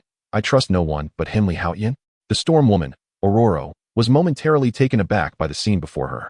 Why had he emerged instead of following Wolverine, Logan, to rescue someone? Moreover, the metallic fragment he clutched was rather exaggerated, akin to a massive iron structure. Alice, could you assist me in safeguarding these lovely children? With a resounding crash, the metallic chunk was hurled to the ground. Although there remained the adamantium chains, Alice's strength was more than sufficient to withstand an ordinary person's assault. Lee, I will protect them with my life. The fallen angel, Alice, nodded solemnly. The name, Alice, was divulged to Li Haotian. It was commonplace and utterly ordinary. Yet, this marked the first occasion in a decade that Alice had shared her name with a stranger. I will find someone to help you unlock the chains. Li Haotian chuckled as he gently caressed Alice's face, which, though not particularly fair, was remarkably supple. It felt delightful. In a flash, he surged forward, propelled by a wave of golden energy, charging back into the research facility. Only magic could vanquish magic, and thus only adamantium could shatter adamantium chains. Li Haotian's target was none other than Wolverine, Logan. The information regarding this mutant had not been disclosed by Logan. Storm observed the vigilant Alice with astonishment, curious about where Li Haotian had rescued her from. However, The aura surrounding her was undeniably formidable. Boom. Accompanied by a horrifying laser. An explosion erupted nearby. The individuals outside the research facility were finally eradicated. Hello, I am Aurora. The storm woman immediately soared towards Alice. Yet, before she could approach, a spark of fire shot forth. Hurricane. In an instant, a powerful whirlwind encircled them, dispersing the spark. I mean no harm. Aurora was momentarily taken aback, surprised by the intense wariness displayed by this mutant. Approach, and you shall perish. Alice's voice turned icy, her eyes reflecting a semblance of chaos and bloodlust. We are the X-Men, not adversaries. We are the good ones. Colossus stepped forward. Aside from Lee, I trust no one. The chaotic glint in Alice's eyes intensified. Boom. Purple flames erupted from the ground, enveloping Colossus. Ouch, that hurts. The searing flames caused Colossus to leap about in distress. Storm, this one seems rather difficult to deal with. Colossus hastily fled the fiery vicinity, bewildered by the peculiar flames that inflicted such a burning sensation upon him. He shook his head in resignation, pondering how Haotian managed to coexist peacefully with her. Boom. At that moment, a terrifying shockwave erupted violently from within the research facility. A passage several meters in diameter had been created directly on the ground. Haotian grasped Logan with one hand while lifting a large bag, made of curtains, with the other. Emerging from within were several small children. Logan, the formidable Wolverine, found himself being yanked by the scruff of his neck. A rather undignified predicament for one of his stature. Yet, considering the safety of the children, he refrained from resisting and allowed Haotian to escort him away. With a chuckle, Cyclops, also known as Scott, couldn't help but laugh at Wolverine's situation, especially given their not-so-friendly rivalry. Colossus, eyes wide with amusement, found the scenario equally entertaining, as it was quite the departure from Logan's usual fierce demeanor. However, witnessing Haotian's ability to fly left the onlookers exchanging astonished glances, wondering just how many powers this individual could possibly possess. Even Colossus felt a tinge of envy towards Haotian's X-Gene. His strength was comparable, and his energy rivaled that of Cyclops. Now, like Storm, he could soar through the skies with remarkable speed. Truly, the comparison was disheartening. Let's go, Storm declared, rising to the aircraft as the children had been rescued. Logan, break Alice's chains. Haotian promptly guided Logan towards her. Upon seeing Haotian return, the chaos and bloodlust in Alice's eyes vanished instantly. Lee, she greeted him eagerly. This treatment made Colossus envious to the point of tears when he had approached her earlier. A mere word had nearly scorched him. Adamantium chains, Logan remarked, a flicker of surprise crossing his face. He regarded Alice with newfound caution and uncertainty. The fact that this research facility had employed adamantium to bind a mutant suggested a significant level of danger. She must be exceedingly perilous, otherwise, such measures would not be warranted. Furthermore, a massive metallic block, the size of a 3-story building, loomed overhead. It was utterly astonishing. When he had been subjected to experimentation, he had not been afforded such treatment. This seemingly delicate and visually appealing young woman possessed such formidable strength? Break these chains with the sharpness of your claws. You can surely do it, Haotian urged. All right. Logan replied after a moment's silence, and with a swift motion, his claws extended. Clang. Sparks flew as the chains vibrated. This time, the adamantium chains, once impervious, bore a visible gash. Although they had not yet been completely severed, a few more strikes would suffice to tear them apart. Clang. Clang, clang. Wolverine, in a fit of fury, swung his adamantium claws, severing the chains in an instant. Alice, congratulations on your newfound freedom. Upon witnessing this scene, Haotian couldn't help but smile. Suddenly, without waiting for Logan to speak, Alice leaped into Haotian's embrace. Logan could only watch in silence. Lee, thank you, Alice exclaimed, her eyes brimming with tears. The word freedom had been a distant memory for her.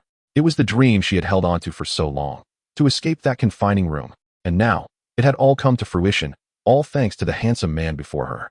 Let us go. Kitty Pryde, the shadow cat, emerged from the shadows.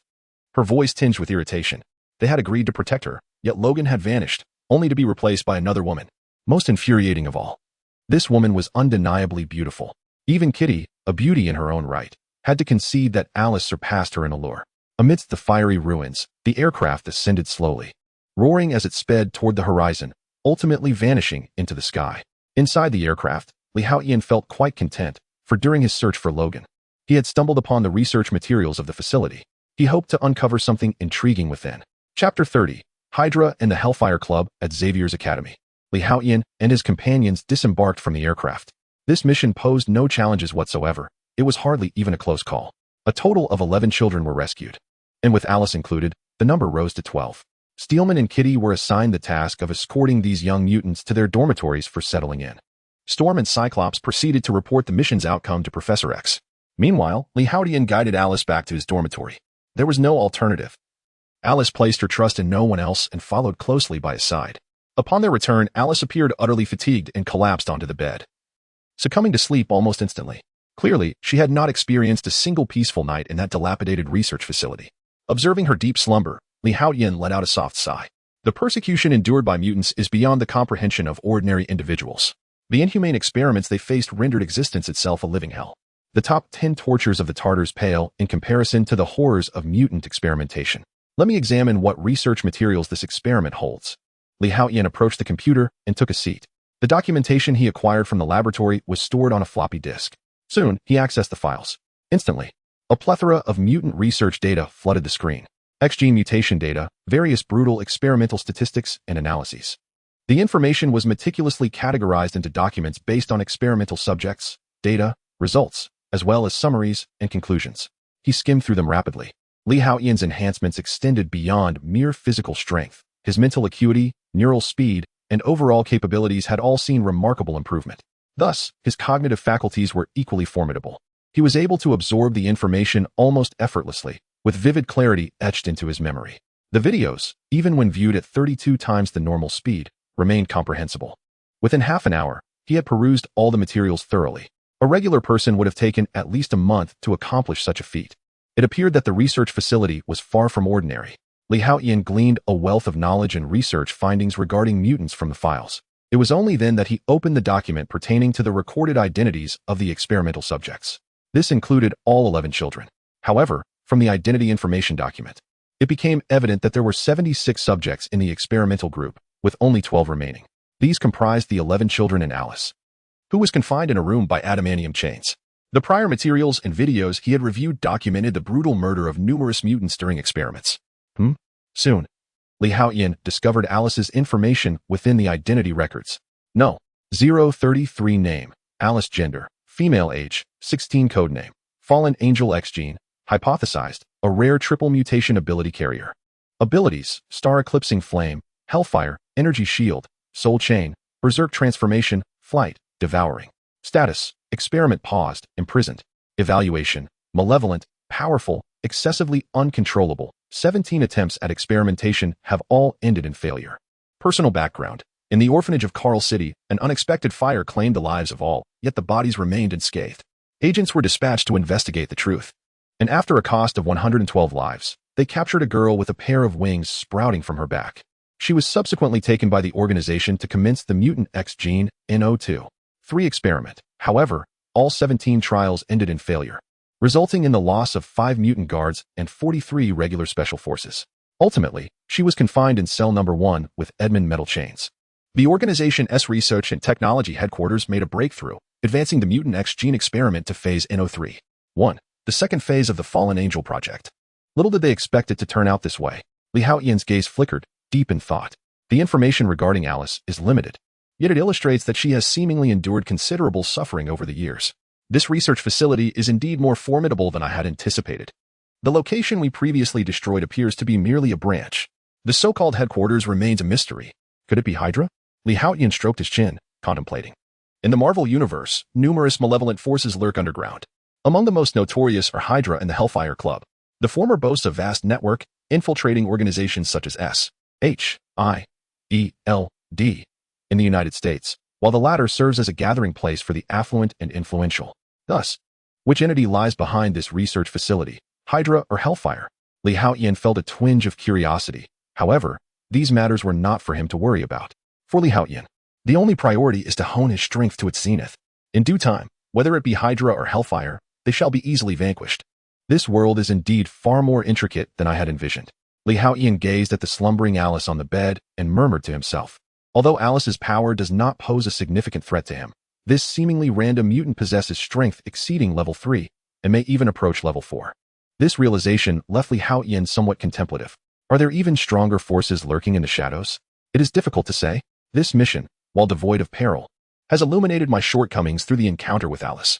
Haotian silently evaluated this operation in his mind. If absolute strength were the measure, The transformed Super Saiyan Li Haotian would undoubtedly be the strongest in this task. However, when it comes to the execution of the mission, he may not be the most effective, despite his considerable superiority over Alice. Yet he was met with an equally formidable opponent. This indicates that Li Haotian has inherited the power of the Saiyan Kakarot and possesses the ability to transform into a Super Saiyan. While his absolute strength is indeed overwhelming, he has yet to fully harness this power and convert it into his own prowess. It is reminiscent of the character Su Zhu from Tianlong Babu, who, despite inheriting the formidable Northern Dark Divine skill and internal energy from the leader of the Xiaoyao sect, finds it challenging to wield such immense power. Presently, Li Haotian seems to be in a similar predicament. It appears that I must devise a means to enhance my combat abilities, Li Haotian sighed internally. Just then, he suddenly paused. After days of accumulation, the power of rules within him had reached its zenith. This signifies that he is once again poised to create a new system. Chapter 31. The birth of the super combat space, how fortuitous. Li Haotian's eyes lit up, just as he was pondering how to enhance his combat prowess. The power of rules had reached its limit. A timely boon. He decided to establish a combat space system.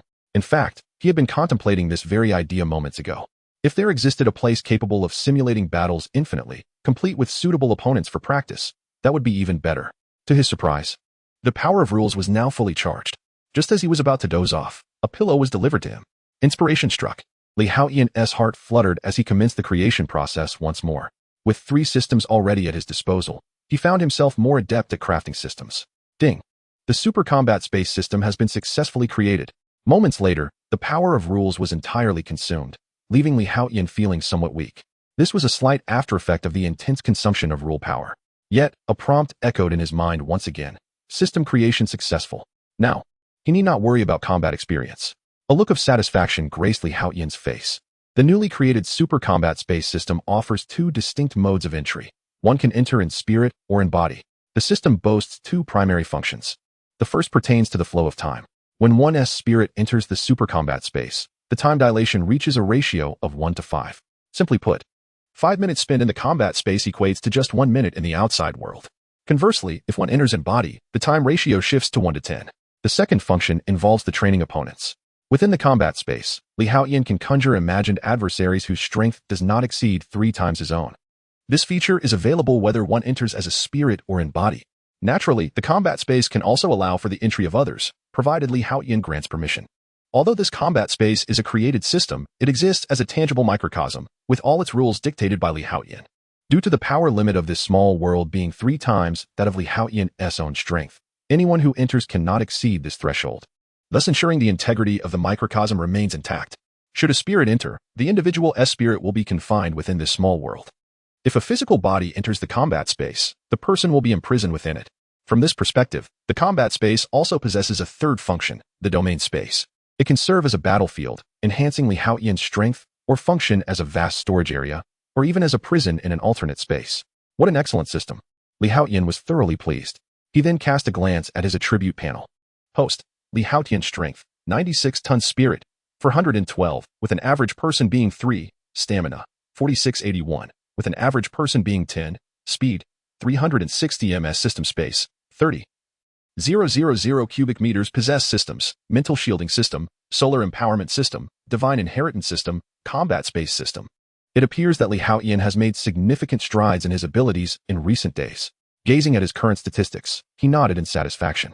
His foundational strength has reached an impressive 96 tons, bringing him tantalizingly close to the coveted 100 tons. His speed has soared to 360 meters per second, exceeding the speed of sound, which is 340 meters per second under standard atmospheric conditions, thus surpassing Mach 1. Previously, his system space was merely 100 cubic meters. Now it has expanded to an astonishing 30,000 cubic meters. Li Haotian sighed softly, aware that this remarkable increase is attributable to the combat space system, which has amalgamated the original 100 cubic meters into a much larger space. He is quite pleased with this expansive area. In terms of mental acuity, he is 137 times greater than the average individual, and his stamina is an astounding 468 times superior. However, he recognizes that his limits have yet to be fully realized. He can still sense the potential for enhancement through sunlight exposure. Li Haotian mused quietly, aware that the solar empowerment system also has its limitations and cannot facilitate endless growth. This threshold is dictated by the intrinsic limits of his X-gene. Thus, the extent of his foundational abilities hinges on the maximum potential of his X-gene. which remains uncertain as to whether it belongs to the Alpha or Omega class. He suspects it is most likely Omega. Setting aside such contemplations, Li Haotian inspected his inheritance template. Character: Kakarot, Son Goku race, Scion progress. 11. 1 abilities: Instant transmission, Kamehameha wave, Solar flare, Ki control, Energy blast, Rage boost. High-speed flight, instantaneous movement. Transformations: Super Saiyan level 1. Great Ape, power increases tenfold, requiring a power level of over 17 million Blutz waves. Talent: Warrior's blood, upon near-death healing, combat strength surges dramatically, with progress already at 11. 1. He feels he is not far from achieving the next stage of Super Saiyan level 1. Li Haotian's spirits soared, recognizing that everything is advancing in a favorable direction. Observing the morning light, he noted that Alice was still asleep.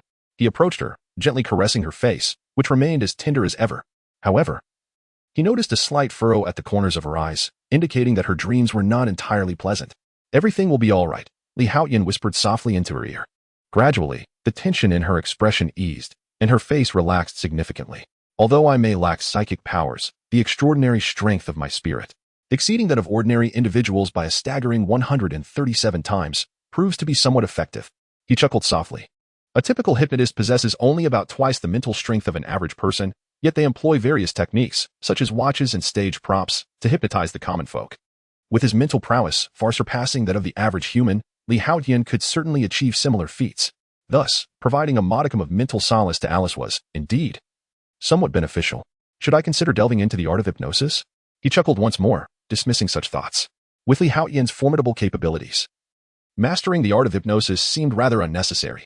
When faced with a challenge, there isn't a single problem that cannot be resolved with a punch. And if there is, then a Kamehameha wave would suffice. Noticing the time, Li Haotian promptly turned and exited the dormitory, making his way towards the cafeteria. He ordered a hamburger and a cup of hot milk, and as he settled into a corner, a weary Clarice approached him. Upon seeing her in such a state, Li Haotian furrowed his brow, his voice laced with a touch of coldness. Who has wronged you? Chapter 32. The significance of wealth is irrelevant. I simply enjoy being a hero. Someone is bullying Clarice. This was Li Haotian's immediate impression. Otherwise, there would be no reason for her to appear so haggard, as if she had not slept a wink. However, what Li Haotian failed to realize was that his resolve for violence had intensified significantly compared to before. No. Clarice was momentarily taken aback, evidently startled by Li Haotian's fierce demeanor. She had never witnessed him display such an intimidating presence. Is no one bullying you? Li Haotian furrowed his brow, a hint of disbelief in his voice. Then why do you look so worn out, as though you haven't slept at all? He inquired. This is because. Clarice was momentarily speechless. She had not anticipated that the source of Li Haotian's anger was rooted in this matter. Her cheeks flushed, and she instinctively lowered her gaze, murmuring softly to herself. Yet, despite her lengthy hesitation, she remained unable to articulate her thoughts clearly.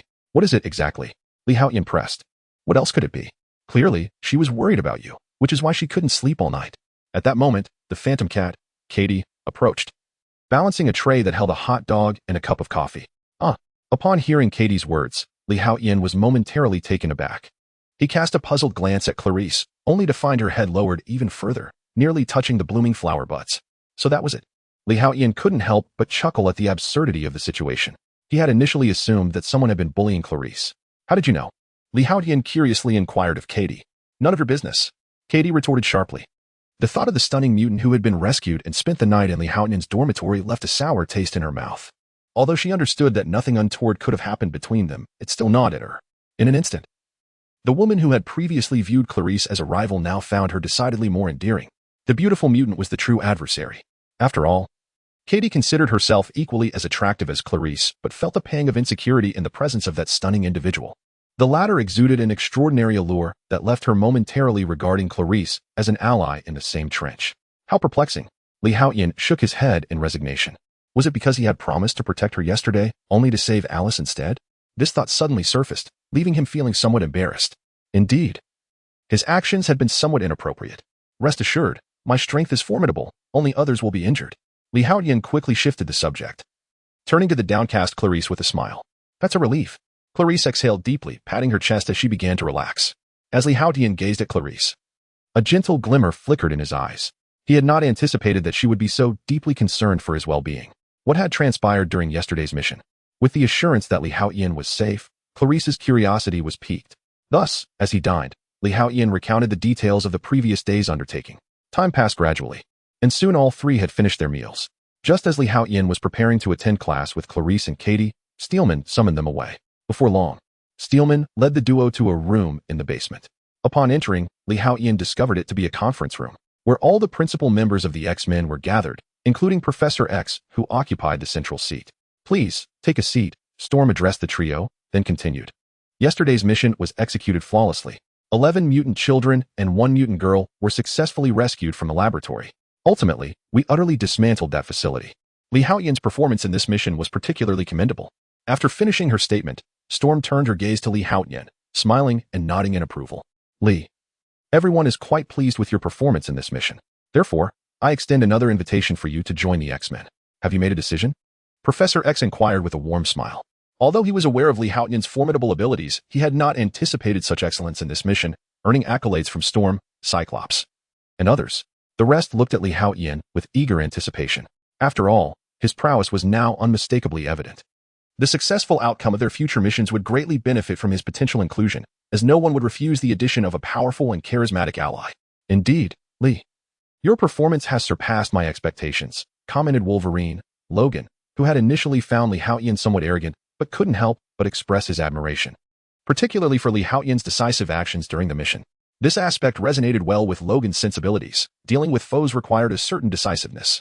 "I appreciate everyone's faith in me, but I feel I am still young and should prioritize my studies.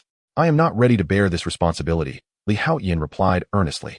While being an X-Man seemed thrilling, the comfort of leisurely basking in the sun, sipping coffee, and reading books seemed far more appealing, especially now that he had established the super combat space system, allowing him to arrange opponents for more rational and perfect battles during his leisure time.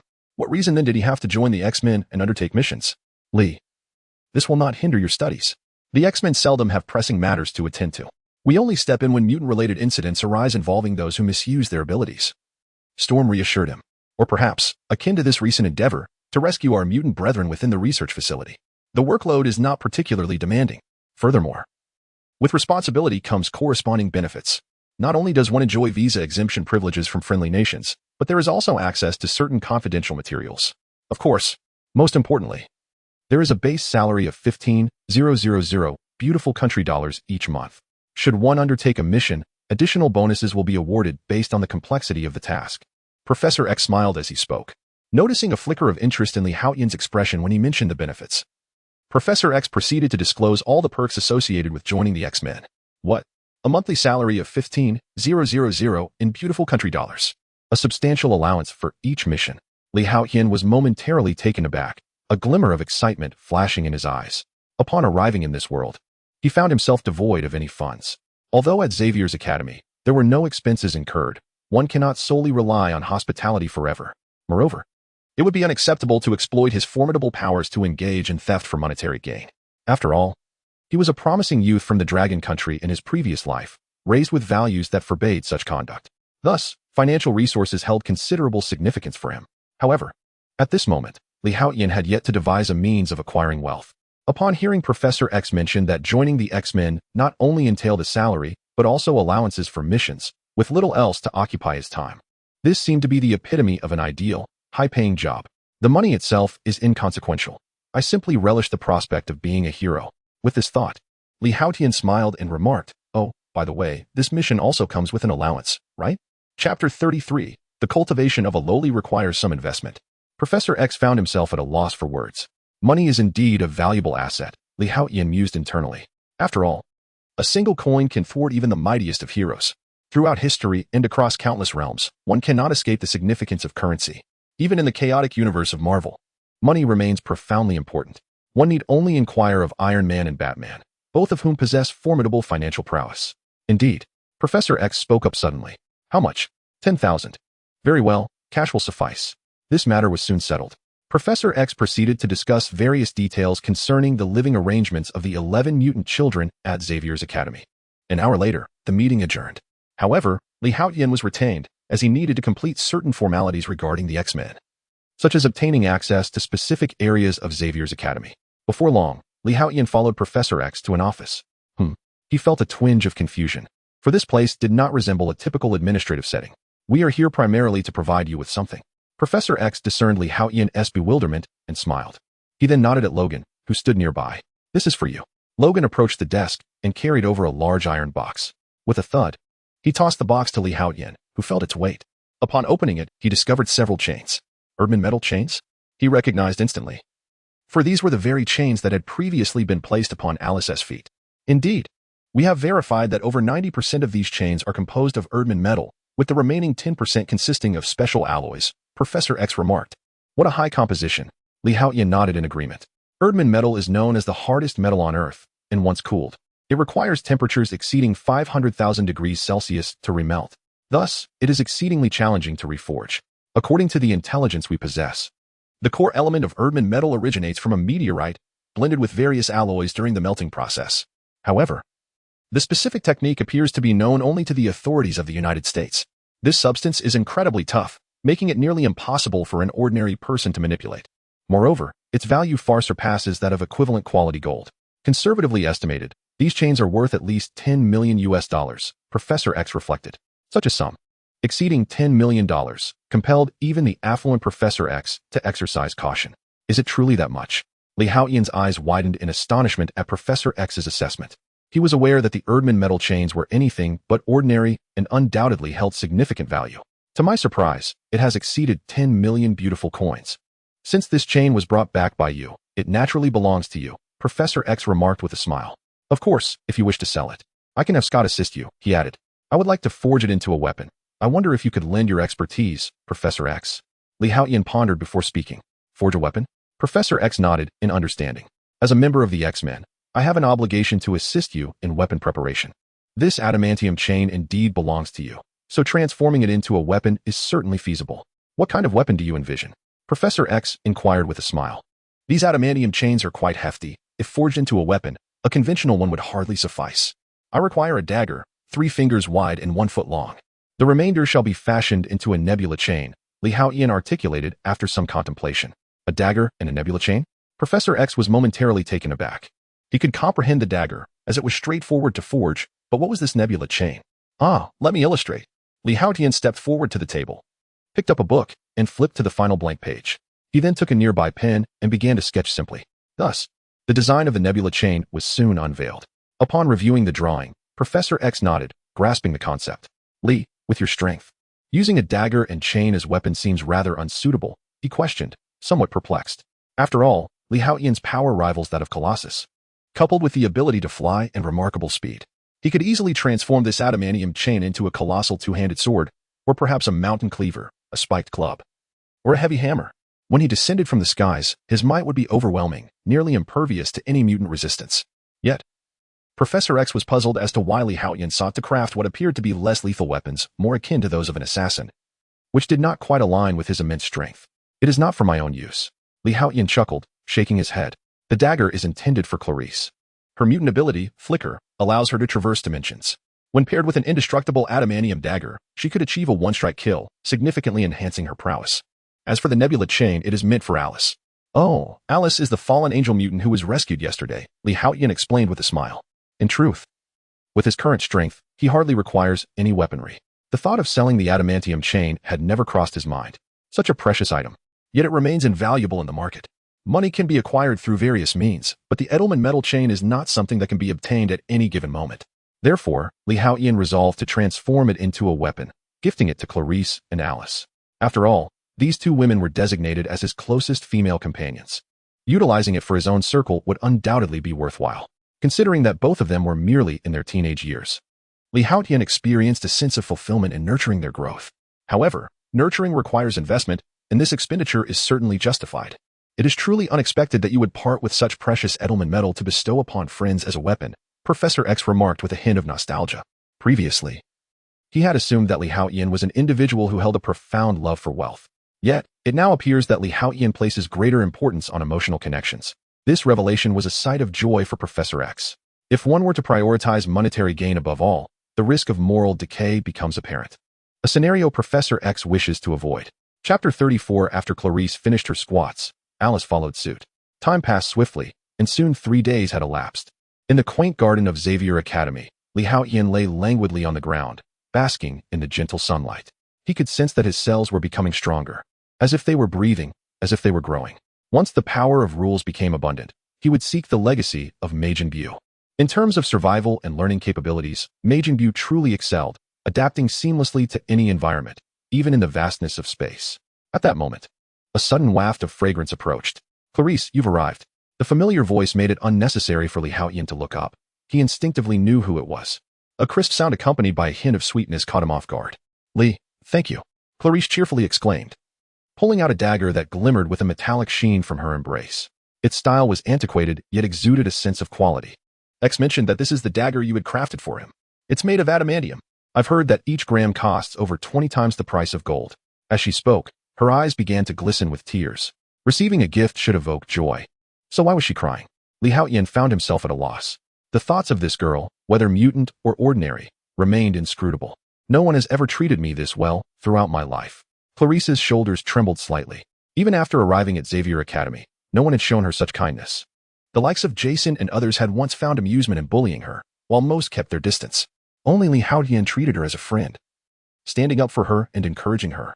Now, he had given her such a precious weapon, stirring profound gratitude within her. Moreover, as a young girl in the throes of first love, encountering someone handsome, powerful, and gentle, who was willing to invest in her, how could she not be moved? Indeed, this is a cause for celebration. Your mutant abilities, combined with this adamantium dagger, will surely enhance your strength, Li Haotian assured her, patting her shoulder with a smile. "Yes, I will become stronger and fight alongside you in the future," Clarice declared with unwavering determination. Li Haotian felt a twinge of helplessness. His intention in gifting the dagger was merely for her protection, not for her to accompany him on missions. "I believe in you." Yet, gazing into Clarice's resolute eyes, he nodded earnestly. "Off to train I go."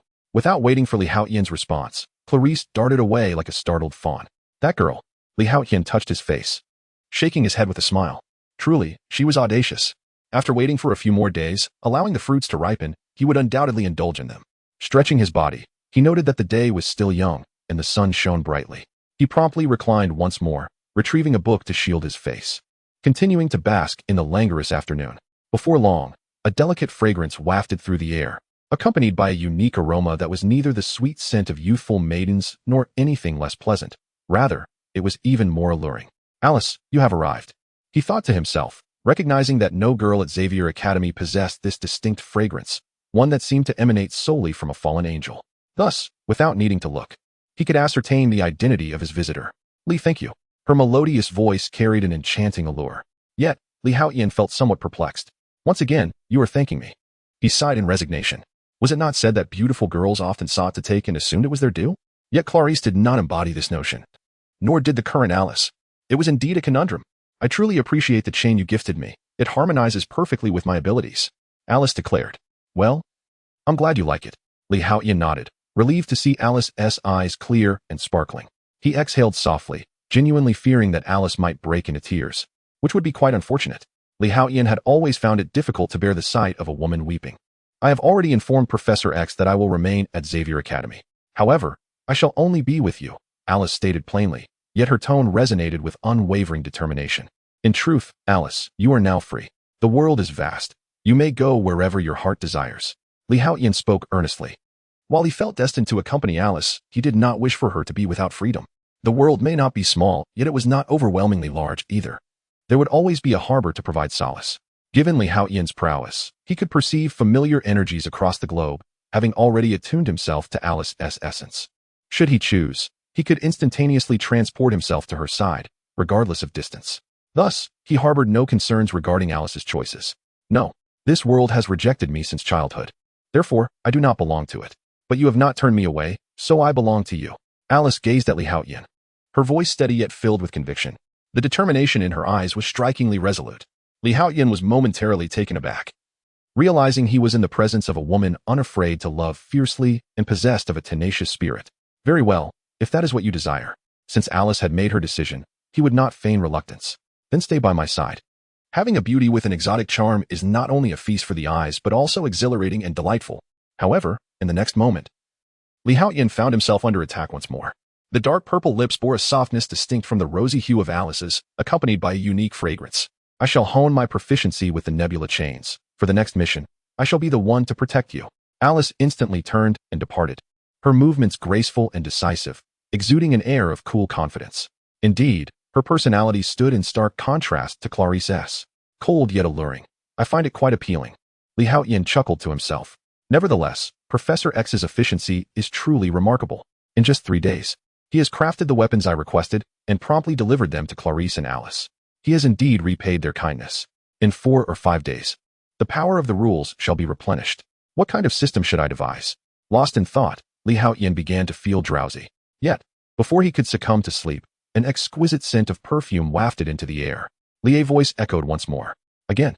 Li Haotian turned to see the phantom cat, Kitty, approaching him directly. Enough is enough. Do not continually take advantage of me. Chapter 35, Self-Destruction. Katie has departed. As expected, Li Haotian found himself once more subjected to an impetuous kiss. However, when Katie insinuated that the evening could escalate further, it was he who refrained from objecting. Am I truly that kind of person? Huh. At this moment, he yearned solely for strength, dismissing the trivialities of romantic entanglements. Women merely hinder my sunbathing progress. Thus, let me focus on cultivation first. After all, once I have basked in the sun, I needn't worry about any disruptions in my endeavors. For instance, during the night when there is no sun, being excessively handsome indeed comes with its own set of troubles. In the past, while engrossed in novels, I found myself unable to relate to authors who depicted their protagonists as extraordinarily attractive. None could compare to my own allure. Yet now, I am fully immersed in that sense of identification. Shaking his head, he dismissed these thoughts and returned to his sunbathing. Time swiftly passed, and nightfall arrived. Li Haotian promptly exited his bedroom and approached Katie's dormitory. He intended to borrow a book, nothing more. However, before he could knock, he was abruptly pulled away by Alice. In no time, Li Haotian found himself in the small grove behind the dormitory, dragged by Alice. Could it be that Alice harbored an intention? A spark ignited in Li Haotian's mind, conjuring images of her alluring lips and a figure that far surpassed both Clarice and Katie. His throat suddenly felt parched, and a sudden craving for a beer washed over him. Li, if I were to become less attractive, would you still accept me? Alice's unexpected question jolted him from his reverie. Upon hearing Alice's inquiry, Li Haotian was momentarily taken aback. I just noticed this thing growing on my forehead. Noticing Li Haotian's perplexed expression, Alice wasted no time in brushing aside her bangs. To his astonishment, a singular horn had sprouted from the upper right corner of her forehead, slightly curved and a striking shade of purplish red.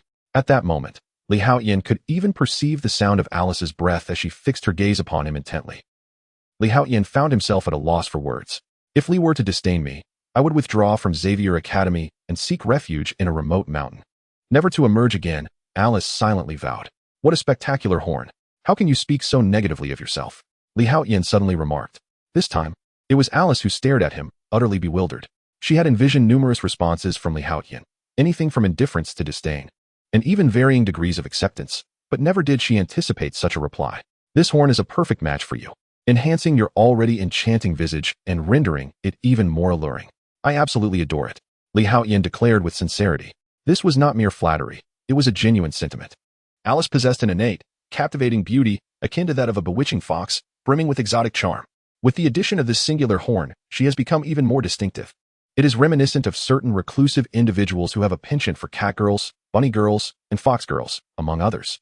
Upon witnessing Alice with her newly acquired horn, Li Haotian did not find her unattractive. Rather, he perceived an unusual beauty in her. Are you serious? Alice exclaimed in disbelief, her eyes glistening with unshed tears. I can show you, but please don't get upset. Li Haotian responded earnestly. All right. Alice nodded emphatically. In truth, she was eager to discern whether Li Haotian was merely flattering her or if he genuinely felt this way. However, the next moment left her speechless. She watched as Li Haotian lifted his hand, grasping Clarice's, his face adorned with sincerity. In an instant, Alice felt a rush of warmth flood her cheeks. Huh? What? Half an hour later, Li Haotian returned to the dormitory, somewhat dazed. It was a profound lesson for him. He realized that exhaustion was indeed the only true adversary. There were no greater challenges. Even the battle-hardened scions were ultimately bound by their human limitations. Oh no, I forgot. I originally intended to find Katie. Never mind, it's not a loss. He chuckled foolishly as he entered the dormitory. This was adjacent to his previous room, which Alice now occupied. Just as he settled in, a knock sounded at the door. Clarice had arrived. Oh dear, I've made pizza. You must try it, she exclaimed cheerfully. Pizza, indeed. Li Haotian felt a slight twinge of disappointment, but given the circumstances, he was not overly concerned. The late-night snack was delightful, and Clarice left with a smile. Moved by a single phrase that had touched her deeply, Clarice inquired why Li Haotian was so kind to her. to which he responded with mild confusion. Is there a need for a reason to treat others well? This caused Clarice to leave with a smile, yet once she departed, Haotian fell into deep contemplation. Is a reason necessary? Perhaps it is. However, as the night progressed, he found himself unable to sleep. It seemed a good time to explore the battle space.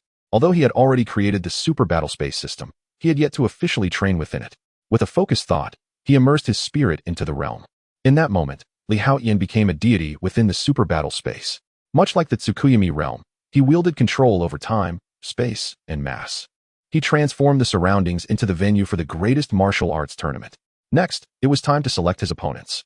Under the rules of the super battle space, Haotian could conjure adversaries that were up to 3 times his own strength. Let us start with an opponent of equal strength, he declared with determination. In an instant, an individual identical to Haotian emerged. This second iteration of Haotian was conjured by the system, endowed with power equivalent to that of Haotian himself. Come forth, Haotian exclaimed, his voice resonating with authority. In a heartbeat, the seemingly dull-witted second Haotian charged forward. Boom! A terrifying force erupted from his opponent. The sound of a fist breaking the sound barrier echoed as it hurtled toward him. Such ferocity? Haotian was momentarily taken aback, caught off guard with no time for respite. Yet, he was no mere target, and swiftly retaliated with a punch of his own. The collision of their combined forces, each exceeding 100 tons, was akin to 2 trains colliding, causing the very air to shatter. The immense shockwave sent Haotian reeling. Despite the equal measure of force, his adversary remained unscathed while he was propelled backward. The divine turtle shockwave.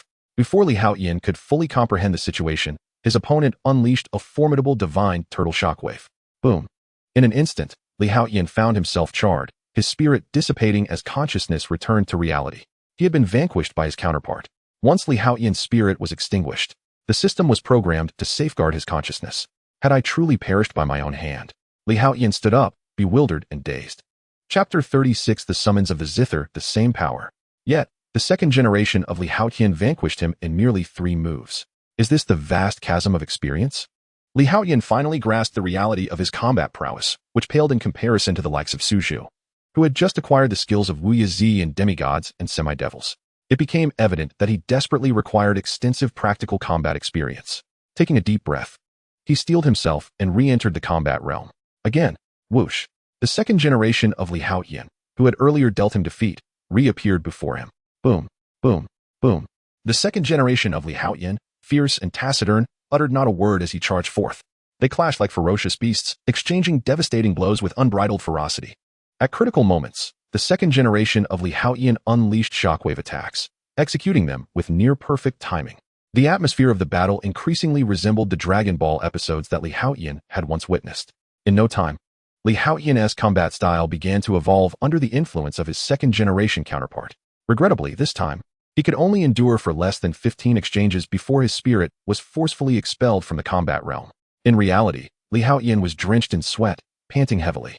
Though he emerged from the combat space relatively unscathed, the toll on his mental energy was profoundly significant. Once more, after catching his breath for a few moments, Haotian re-entered the fray with fervor. Endlessly battling, he faced defeat time and again, only to re-enter until his mental fortitude was utterly depleted, rendering him incapable of returning to the combat space. Ultimately, he had been vanquished by the second generation of Haotian a staggering 11 times. Yet, the results were remarkable. From initially faltering after scarcely 3 moves, he could now withstand 68 before being defeated. His growth and strength was unmistakable. Indeed, only through experiencing genuine life-and-death battles could one achieve such rapid advancement. Now, he was nearly twice as formidable as before, all while external factors such as strength and aura remained unchanged. The enhancement of his pure combat awareness had significantly augmented his control over his power and overall capability. Nevertheless, even with this progress, Haotian was still unable to match the second generation of Haotian evenly, let alone contend with the combat space, which amplified the latter's strength to 3-fold. It seems I have a long way to go. Haotian sighed in resignation, fatigue washing over him as he succumbed to slumber upon his bed. Possessing the bloodline of a scion, he awoke invigorated. After a refreshing shower, he invited Alice, his neighbor, to join him for breakfast. Strangely, Clarice was absent. Typically, at this hour, she would come by to share breakfast with him. Before long, the two finished their meal, and Haotian escorted Alice to class, only to discover that there would be no lessons that day. Instead, they were headed into the city for shopping. In simpler terms, it was an outing for leisure, granting the students a respite. After all, While Xavier's academy is indeed a commendable place, prolonged residence here can lead to a sense of suffocation. Over time, some individuals even feel as though they are imprisoned. A number of students appear to be on the verge of madness from the confinement. The prospect of venturing into the city for shopping is, to them, akin to a festival of liberation. This revelation ignites excitement among all the students. However, Haotian remains somewhat indifferent. His attention is soon captured, however, when Clarice approaches him. Today, Clarice dons a somewhat yellowed dress. Despite its vintage appearance, it still looks quite lovely on her. Do I look good? Clarice inquires softly, a hint of blush gracing her cheeks. Indeed, Haotian nods in affirmation. Usually, Clarice is clad in her school uniform, making this the first occasion he has witnessed her in a dress. Humph. Nearby, the phantom cat, Katie, cannot contain her irritation and exclaims, "You look wonderful too." Haotian turns to her. Katie sports a casual floral t-shirt paired with green shorts, topped off with black sunglasses. She looks quite charming, exuding a certain allure that complements her Western features. "At least you have good taste," Katie exclaims, her face lighting up with satisfaction. "Are you not upset?" Haotian curiously glances at Alice beside him. The strong should possess more than the ordinary. Otherwise, what is the point of striving for strength? To charge forth for love? Alice states coolly. Haotian is momentarily taken aback, unable to help but give her a thumbs up. Look at her, such a remarkable woman. It's truly a stroke of luck. He can't help but express gratitude towards Storm. Had it not been for her insistence that he join the recent X-Men mission, he would never have encountered such fortune. Ding ding. Soon, a large bus arrives from outside. Storm leads the students aboard, and in no time, the bus is filled to capacity. However, due to some mutants whose appearances are ill-suited for a shopping excursion, the majority of the occupants, aside from Alice, resemble humans closely, lacking overtly non-human traits. As for Alice, her wings can retract, and with a coat draped over her, her differences are not immediately apparent. The newly sprouted horn on her forehead is concealed beneath a hat, enhancing her mystique and allure. Moreover, before their departure, Professor X thoughtfully provides each student with $200 for shopping, allowing them to purchase snacks and toys in the city. Upon arrival in the urban area, Storm begins to instruct, "Don't wander off. Those wishing for cake can come with me." As the X-Men can leave the academy at any time, Storm, Cyclops, and Colossus frequently visit the nearby city for shopping, leisure, or entertainment. Haotian was quite familiar with the shops, unique features, and supermarkets in the city center. The atmosphere inside the vehicle was filled with a cacophony of voices. However, feeling a bit bored, he lowered his head and feigned sleep, while his mind ventured into a realm of combat. Boom. The battle commenced once more. An hour later, Haotian had been defeated 8 times, yet during his 8th encounter, he had managed to endure 100 moves. Nonetheless, he refrained from engaging in a 9th battle as the bus entered the city. The group was led by Storm, Ororo, Wolverine, Logan, and the formidable Colossus. Upon entering the city, everyone disembarked from the bus. They had 3 hours to gather at this location, and each person was required to return punctually. Tardiness would result in a permanent loss of the opportunity to enjoy outings in the future. Teams were to be formed, allowing pairs or larger groups to venture together. Of course, they could also accompany either me or Logan. However, students under the age of 10 were restricted to joining Colossus for a trip to the amusement park. "All right, you may disperse now," Storm Ororo announced. Naturally, Haotian was summoned by Ororo to join the shopping excursion, prompting Alice, Katie, and Clarice to follow suit. Meanwhile, at Xavier's institute, in Scott's dormitory, he suddenly awoke with a start. "Jean, are you calling me?" Cyclops instinctively touched the corner of his eye, finding it unexpectedly moist. "Wait for me." He quickly rose and dashed toward Professor X's office. Chapter 37. Shopping. "Scott, your heart is in turmoil," Professor X remarked as Cyclops rushed in. "Professor, I can feel it." "Jean is calling to me," Cyclops exclaimed, his voice filled with urgency. "Scott, Jean is gone," Professor X sighed. Aware of the deep emotional connection Cyclops held for Jean, yet acknowledging the painful truth. "No, we never saw Jean's body. Perhaps she is not truly dead," Scott insisted, unwilling to accept the grim reality. Nobody could survive such immense pressure, not even Jean. Though it was a harsh truth, Professor X felt compelled to speak it. One must live in the present and not dwell on the past. "Professor, please allow me to go see for myself," Scott pleaded, understanding the professor's intentions, but unable to disregard the call from Jean. For days, he had felt her presence, a palpable summons that he could not dismiss as mere fantasy. "Very well, go," Professor X acquiesced, recognizing that denying Scott this journey would only prolong his torment. "I'm sorry, Professor." Scott inhaled deeply, a hint of remorse in his voice. He was acutely aware of the X-Men's precarious situation, with their numbers dwindling and an ominous threat looming, known only to him and kept from the others. Yet now, At this critical juncture, Scott felt compelled to travel to a Kali Lake in search of the presumed deceased Gene. It felt like a betrayal to him. Be safe. I will await your return. Professor X smiled gently, nodding in support. In the city, Haotian followed Storm with a sense of ennui. Clarice and Alice, rarely seen smiling, were clearly captivated by the allure of shopping. For girls, whether human or mutant, the temptation of retail therapy was irresistible. However, upon glancing at the prices of items in the stores, they felt a wave of pressure. Despite being mutants, their finances were no different from those of ordinary girls. Only X had generously provided them with 200 beautiful coins for shopping, eliciting envy among them. Come on, what do you wish to buy? Use the card, Haotian said, handing a card to Clarice. Clarice was momentarily taken aback. Don't worry, there are 200,000 beautiful coins on this card, which should suffice for your shopping spree, he assured, gesturing to Alice as well. Where did you get such a fortune? Clarice exclaimed, astonished. Alice, however, did not probe further. She took the card and stepped into the store. For her, everything, even her life, could be entrusted to Haotian. There is no need to be overly courteous with Haotian. Moreover, she desires to indulge in some shopping. Clarice, you ought to learn from Alice and not be so distant with me. Haotian immediately raised his hand and affectionately ruffled Clarice's hair.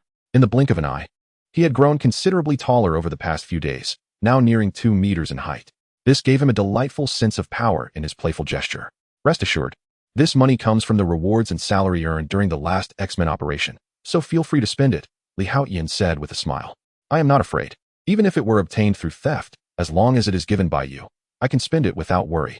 Clarice inhaled deeply, nodding emphatically. A promising child indeed. Haotian chuckled heartily. That's the spirit. My woman must never be a saint. Soon, Clarice followed Alice into the store. Previously, they had exchanged envious glances. But now that they had funds, they could no longer suppress their urge to shop. They excitedly began to try on clothes and jewelry. You're biased, protested the Phantom Cat, Katie, pouting beside them. All right, you can go too. Haotian replied, shaking his head in resignation. Oh yeah, Katie exclaimed with excitement and dashed into the store.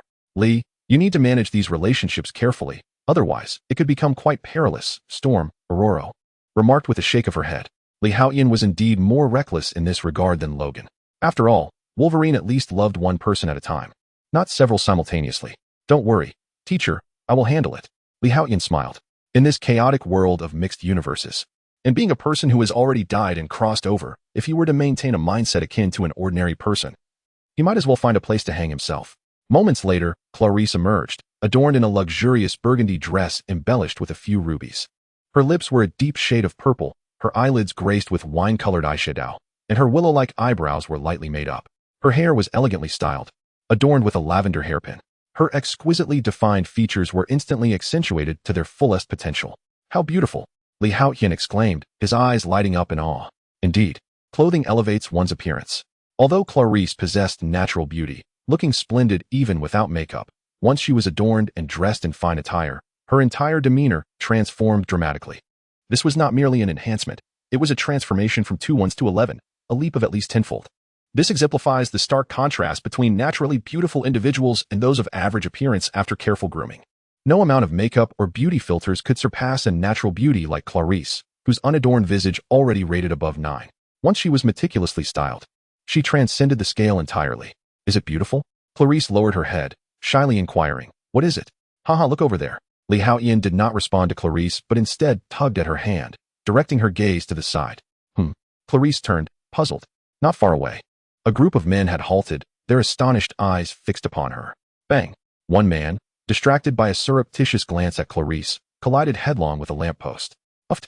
Witnessing this spectacle, Clarice couldn't help but laugh.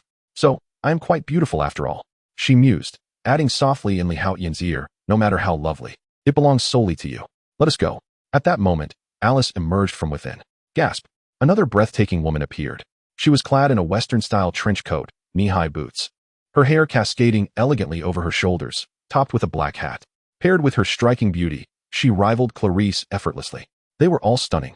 Finally, Katie stepped out, feeling somewhat awkward.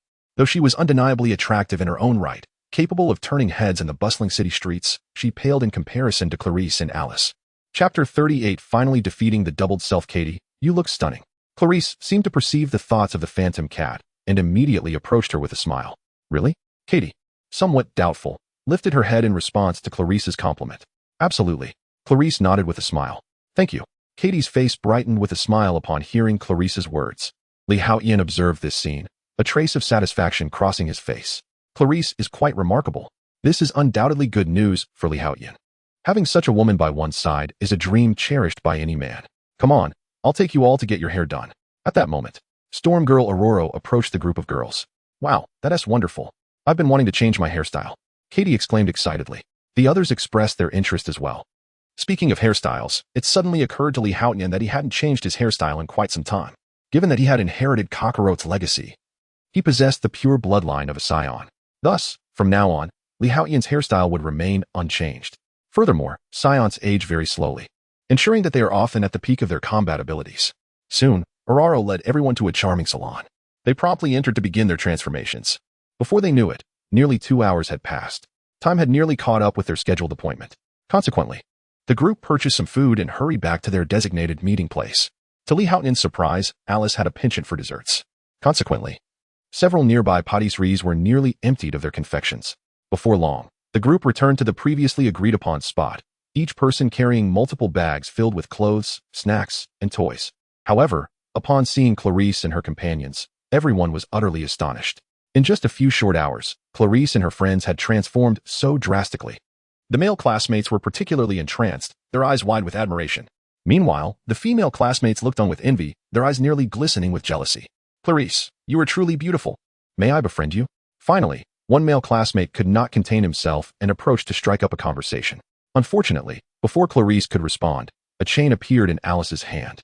In a shocking display, she swiftly lifted the male classmate and hung him from a nearby tree. Clarice belongs to Lee, Alice coolly declared, her eyes shimmering as she addressed the surrounding male classmates. The crowd shivered at the scene. All right, little ones, let us get in the car. Logan, standing nearby, helplessly rubbed his nose. Do the youth of today revel in such exuberance? This observation prompted Logan, who has lived many years, to voice his critiques. Has he, perhaps, lived too long and fallen behind the trends of the times? The crowd quickly turned their gazes towards Alice, their eyes tinged with a hint of trepidation. She is indeed a rose with thorns. The male classmate, who had been hung from the tree, dared not glance at Alice any longer. Indeed, it was no futile endeavor to torment this girl. Witnessing this scene, Li Haotian's face broke into a satisfied smile. The bus swiftly set off, gradually making its way to Xavier Academy. Upon returning to school, Li Haotian immediately took a shower before retreating to his dormitory to resume his training. He must be able to contend equally with the second generation of Li Haotian, who possesses double his strength. Otherwise, would it not be exceedingly embarrassing? How could a genuine original be outperformed by a mere imitation? Of course, the primary reason for his determination was that Li Haotian had realized he was not far from matching the strength of the second generation. Previously, he had managed to endure 100 exchanges before being defeated. If he could just grit his teeth and persevere a little longer, surely he could achieve parity. With identical strength, it was unreasonable for him to lose. Thus, Li Haotian resolutely resumed his relentless training. Although the passage of time in the super combat space differs from reality, evening soon arrived. Li Haotian had been engaged in battle within the super combat space for a full 30 hours. Finally, in the last moments before his spirit waned, Li Haotian unleashed a turtle impact wave, vanquishing the second generation of Li Haotian. Upon exiting the super combat space, Li Haotian gasped for breath. Drenched in sweat and utterly fatigued, yet his eyes sparkled with renewed brilliance. He had finally triumphed over the second generation of Li Haotian. He felt immense satisfaction with his training results. Although it took longer than expected, he ultimately emerged victorious. Next time, he aimed to defeat him within 100 exchanges. Li Haotian promptly set a new goal for himself, feeling a pang of hunger. He made his way to the cafeteria for a bite to eat before taking a shower and retiring for the night.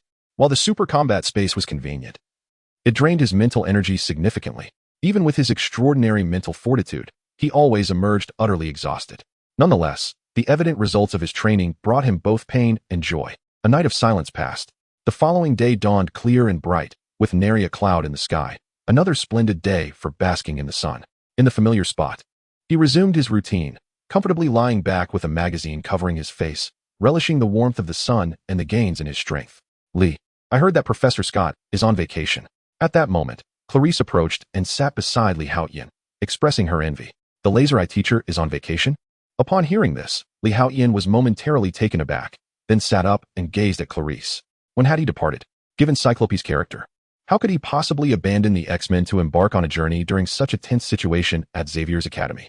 This was utterly implausible. Therefore, Cyclops was certainly not on a leisure trip.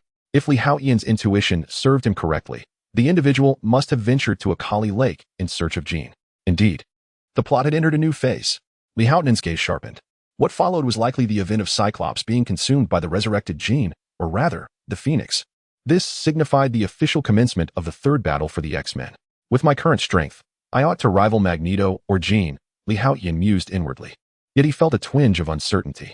If tasked with annihilating the Earth, perhaps he could unleash a tremendously powerful turtle shockwave, obliterating the planet with ease. However, defeating Magneto or the Phoenix was an entirely different matter.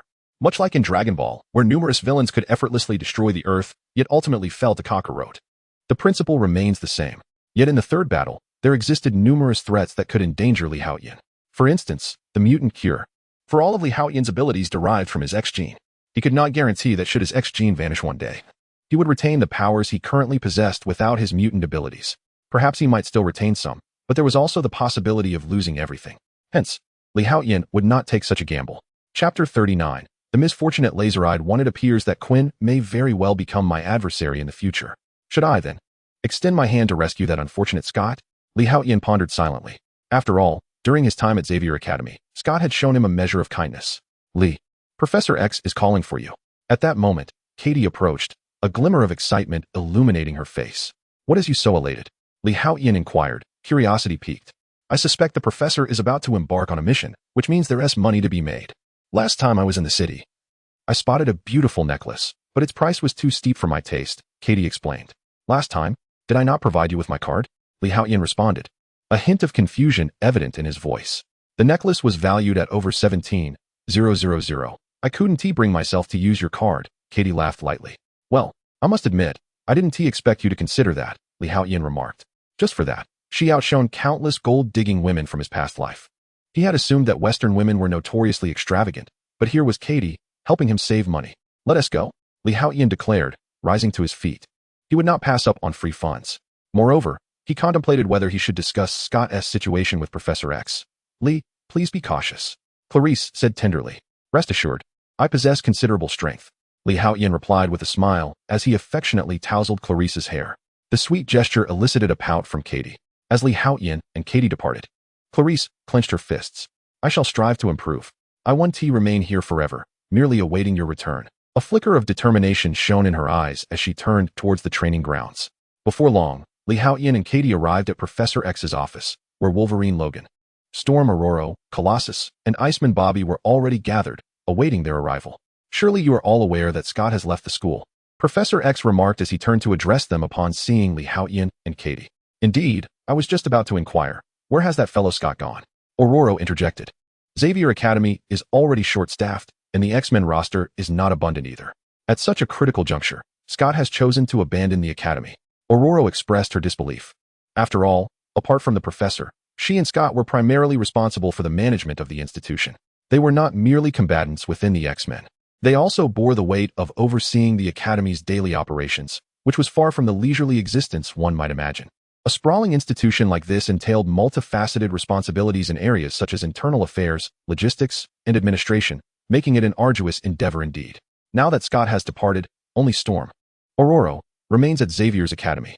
After all, Professor X has his own affairs to attend to. Scott has gone to Alkali Lake, Professor X exclaimed. Before Storm could respond, Wolverine, Logan, visibly shifted in expression. Everyone was well aware of what Alkali Lake represented, and they understood that Cyclops, Scott, would not venture there for mere recreation. Scott had previously sought my counsel, claiming he felt the summons of Jean, Professor X remarked. What? Logan's face suddenly darkened. The expressions of the others mirrored his confusion. It was a universally acknowledged fact that Jean was deceased. Yet, here was Scott asserting that he sensed her calling. Could it be a trap? Storm intoned gravely. In her view, Jean was a departed soul, incapable of summoning Scott. Moreover, Scott harbored no enemies. Thus, it must be a trap aimed at the X-Men. Upon hearing Storm's assertion, the others displayed solemn expressions. The X-Men indeed had many adversaries. Xavier's Academy was not as tranquil as it appeared at that moment. However, in most circumstances, those present would refrain from transmitting that sense of urgency to the Academy. Especially Professor X, who wished for his students to live joyfully and peacefully until they either graduated or successfully joined the X-Men. At which point he would reveal the truth to them. This was also the fundamental intention behind Professor X's establishment of the school, to provide sanctuary for those budding powers until they flourished, and then to shelter new sprouts. In this regard, Professor X's philosophy bore semblance to the will of fire. Yet, I do not perceive this as a trap. It very well could be Jean. Just then, Haotian interjected. Whoosh. Everyone turned their gaze toward Haotian, their faces reflecting their perplexity. After all, Haotian should not be acquainted with Jean. I had encountered her name in the school's records and had gleaned some understanding of her from the X-Men logs, also recognizing her formidable telepathic abilities. I do not believe she could so easily perish. Is it possible that, in the throes of a life and death crisis, she experienced a sudden surge of potential, leading to a second awakening of her mutant powers, thus acquiring new abilities? Ultimately, she survived, Haotian declared. In truth, Jean's survival was not due to a second awakening of her mutant powers. Rather, it stemmed from the explosive resurgence of the Phoenix Force sealed within her. This was what fundamentally transformed Jean's character upon her resurrection, rendering Cyclops a tragic figure, truly a victim of circumstances. However, these matters were not for Haotian to disclose. Otherwise, many things would remain inexplicable. It will only become increasingly troublesome. However, mutants have the potential for a second awakening of their abilities. Although this phenomenon is quite rare, it is not entirely absent. Even Haotian himself is now considered to be experiencing a second awakening of his mutant powers, is he not? Upon hearing Haotian's explanation, the expressions of the crowd subtly shifted as they fell into contemplation. They possessed a certain understanding of Jean's prowess. While they believed Jean might not surpass Professor X, she undoubtedly exceeded the capabilities of the majority present. If her powers were to undergo a second awakening, it was indeed plausible that she could become significantly stronger, reaching the same echelon as Professor X and others. Perhaps, under that terrifying pressure, survival was truly possible. This was alarming. However, unlike the reactions of others, upon hearing Haotian's words, Professor X felt a jolt of realization. He contemplated the possibility that Jean might indeed still be alive, for no one understood better than him the terrifying power sealed within Jean. Chapter 40. Power Beyond Omega. Alas, if Jean's other persona awakens, then Scott is in grave danger. Professor X felt an urgent unease. Although he perceived the Phoenix within Jean merely as another facet of her personality, one thing was abundantly clear: the resurrected Jean would pose an immense threat. Should Scott truly encounter her, it was highly probable that he would meet his demise at her hands. Professor X understood this all too well. Scott had departed on his motorcycle, and with a distance of at least 2,000 kilometers to Akali Lake, they should still be able to pursue him by aircraft. Logan, you and Storm, take Haotian and Bobby, and head to Akali Lake immediately to intercept Scott, Professor X commanded. As long as they could stop Scott before he came face to face with the resurrected Jean, there remained a glimmer of hope. Understood. Storm responded promptly. Following Haotian's earlier remarks, although the others did not possess the same knowledge as Professor X regarding Jean's sealed powerful persona, they all sensed a lingering unease. With Professor X's approval, they wasted no time and hastily boarded the plane to pursue Scott. Particularly, Wolverine Logan wore an expression of heightened complexity. At that very moment, as Haotian and the others departed from Xavier's academy, Scott was racing on his motorcycle, now less than 300 kilometers from Akali Lake. The roaring bike stirred a tempestuous wind as it careened down the road. Scott's mind was in disarray, yet deep within, a faint voice persistently beckoned him.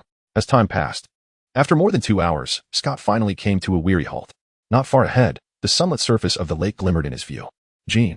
Gazing at the tranquil Akali Lake, Scott's memories drifted back to that fateful day, further exacerbating his already tumultuous thoughts. In truth, he was uncertain whether the call echoing within him was a mere figment of his imagination or a tangible reality. Scott. At that moment, the voice within him grew increasingly insistent. This. Scott was momentarily taken aback, his gaze fixated on the lake's surface. The voice he had just heard was unmistakable. He had encountered it countless times in his dreams. Instinctively, he began to walk toward the depths of the lake. Scott.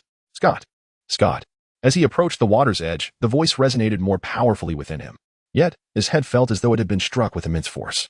Nevertheless, Scott gritted his teeth and staggered to the banks of Akali Lake, gasping for breath as he beheld the serene waters. The sudden silence of the voice ignited a fury within him, his eyes taking on a crimson hue. It is all a lie. Jean. Scott could not help but roar in despair. Boom. In the next moment, his eyes emitted terrifying laser beams. The immense heat instantly carved a chasm through Lake Akali, sending torrents of water cascading outward. It's all a lie. Scott's voice trembled, his heart shattered as he cried out. Gurgle, gurgle. Just then, the previously placid Lake Akali began to churn violently, and a dreadful siphoning phenomenon manifested before him, accompanied by an expanding vortex. It seemed as if a monstrous beast was awakening from the depths of the lake. This sudden turn of events left Scott momentarily stunned. He stared vacantly at the center of Lake Akali, where the swirling vortex grew larger, seemingly piercing through heaven and earth. Buzz. In the next instant, a familiar yet foreign powerful force erupted from the vortex. Boom, boom, boom. In an instant, it felt as though the entire earth trembled. A blinding light pulsated outward. And amidst Scott's astonished gaze, a figure, one that had appeared countless times in his dreams, slowly emerged from the eye of the vortex. A formidable aura instantaneously solidified the surrounding atmosphere.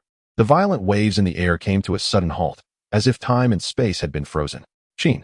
Upon seeing this familiar silhouette, hot tears streamed down Scott's face. His body trembled with excitement. Gradually, the figure flew closer to him, gazing upon the countenance of the person before him. Everything felt so familiar. Yet, Scott failed to notice that the other's expression was cold, rigid, and devoid of warmth. It was not the indifference of a heartless lover, but rather the detached cruelty of nature, treating all beings as mere fodder. This was not the Gene he once knew. However, seeing his beloved rise from the dead, Scott had no time to ponder these thoughts. All he desired was to embrace Gene. Scott. Just as he prepared to greet his cherished one, Gene suddenly spoke.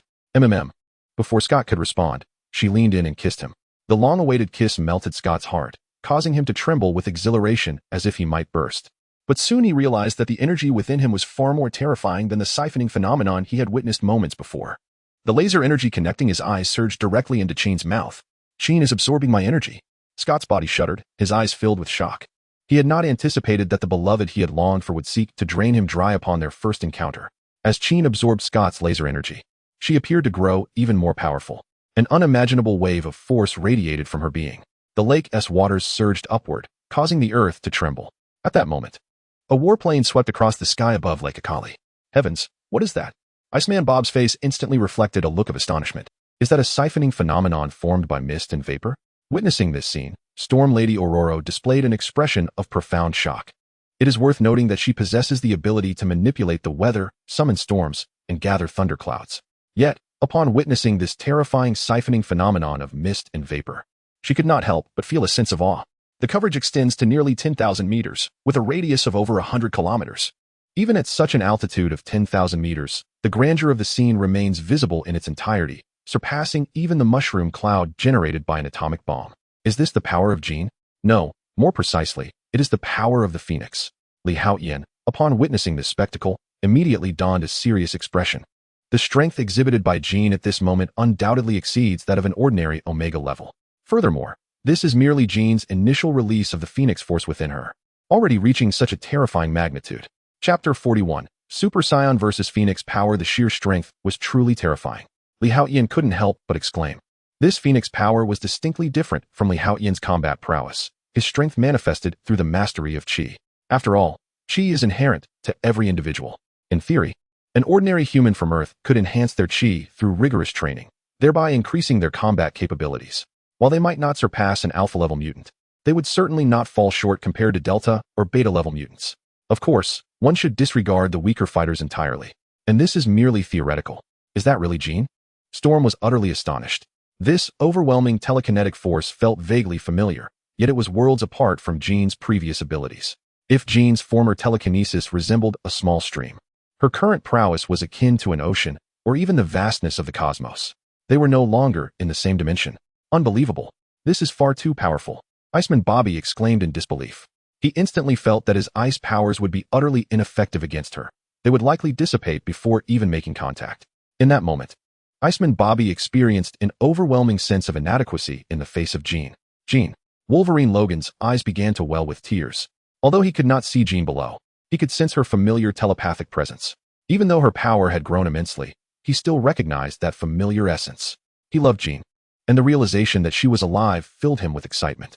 Yet, the thought of Scott still being down there brought him distress. Scott was fortunate to have arrived just in time.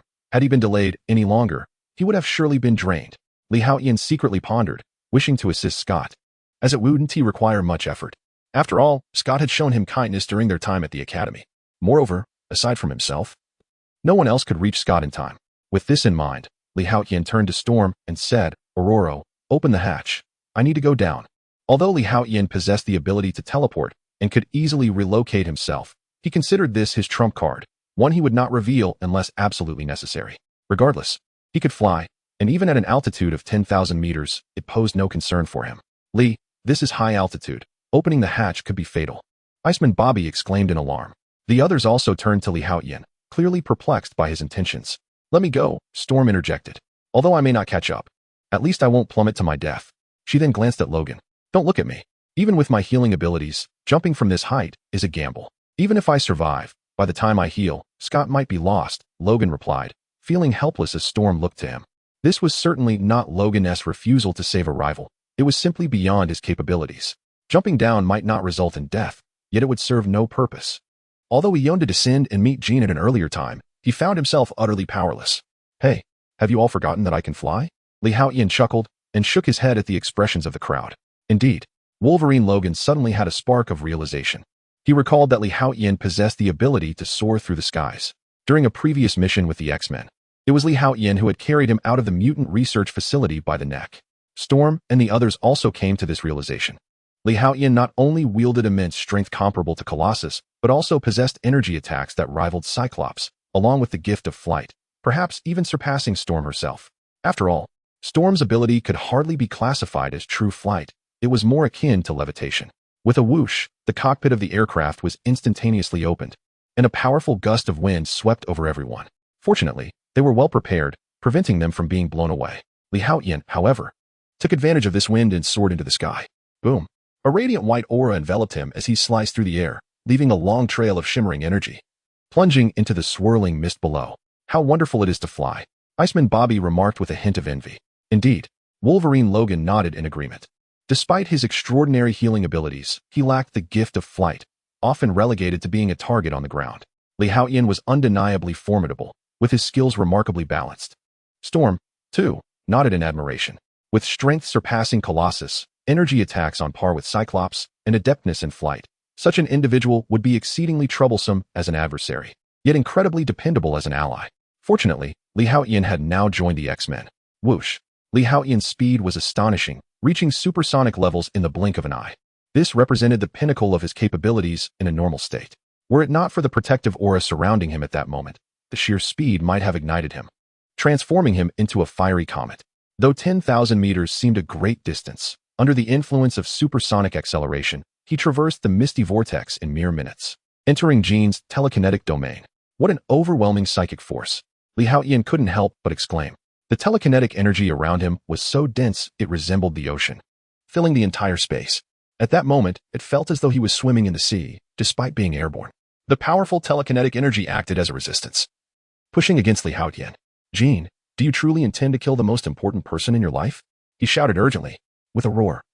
His formidable aura pierced through the space, creating a circular void in the misty vortex. Jean, do you truly intend to kill the most important person in your life? Li Haotian's voice echoed, reverberating rapidly within the telekinetic realm. No response.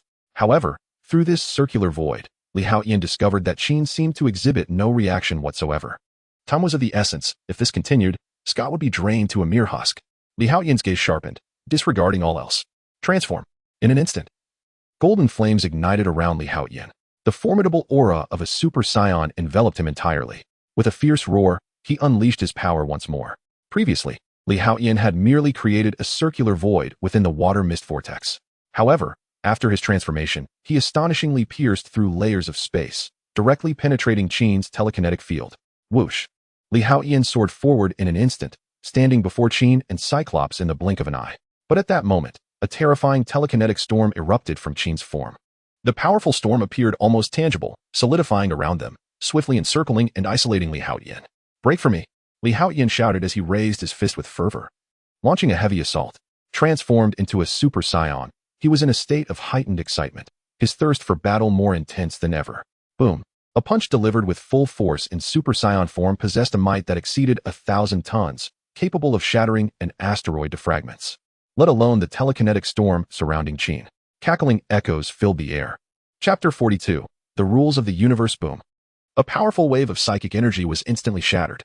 Li Haotian swiftly broke through the defense of Jean Grey, appearing before her and yanking her away from Scott's grasp. How grotesque! Upon seeing her visage, marred by swollen veins reminiscent of lymphatic enlargement, and her rough skin, Li Haotian could hardly contain his revulsion. Although he had previously viewed photographs of the X-Men, Jean, while not an epitome of beauty, had at least been somewhat presentable. Yet the sight before him resembled a creature from the depths of hell. As Haotian pulled Scott away from Jean, she erupted in a furious roar. The Phoenix, recently revived within her, was in dire need of energy to activate the dormant power within. The pure energy from Scott's optic blasts, connected to the laser realm, was precisely what she required to replenish her strength. However, such a critical moment had been disrupted by Haotian, driving Jean into a frenzy. Boom. In an instant, a terrifying psychic force erupted from Jean's body, radiating outward. This psychic energy was undeniably potent.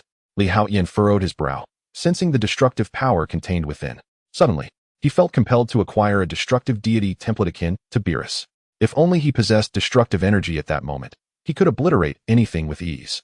In this regard, even a scion could not rival a deity of destruction. There was, however, one advantage that Beerus lacked: the protagonist halo.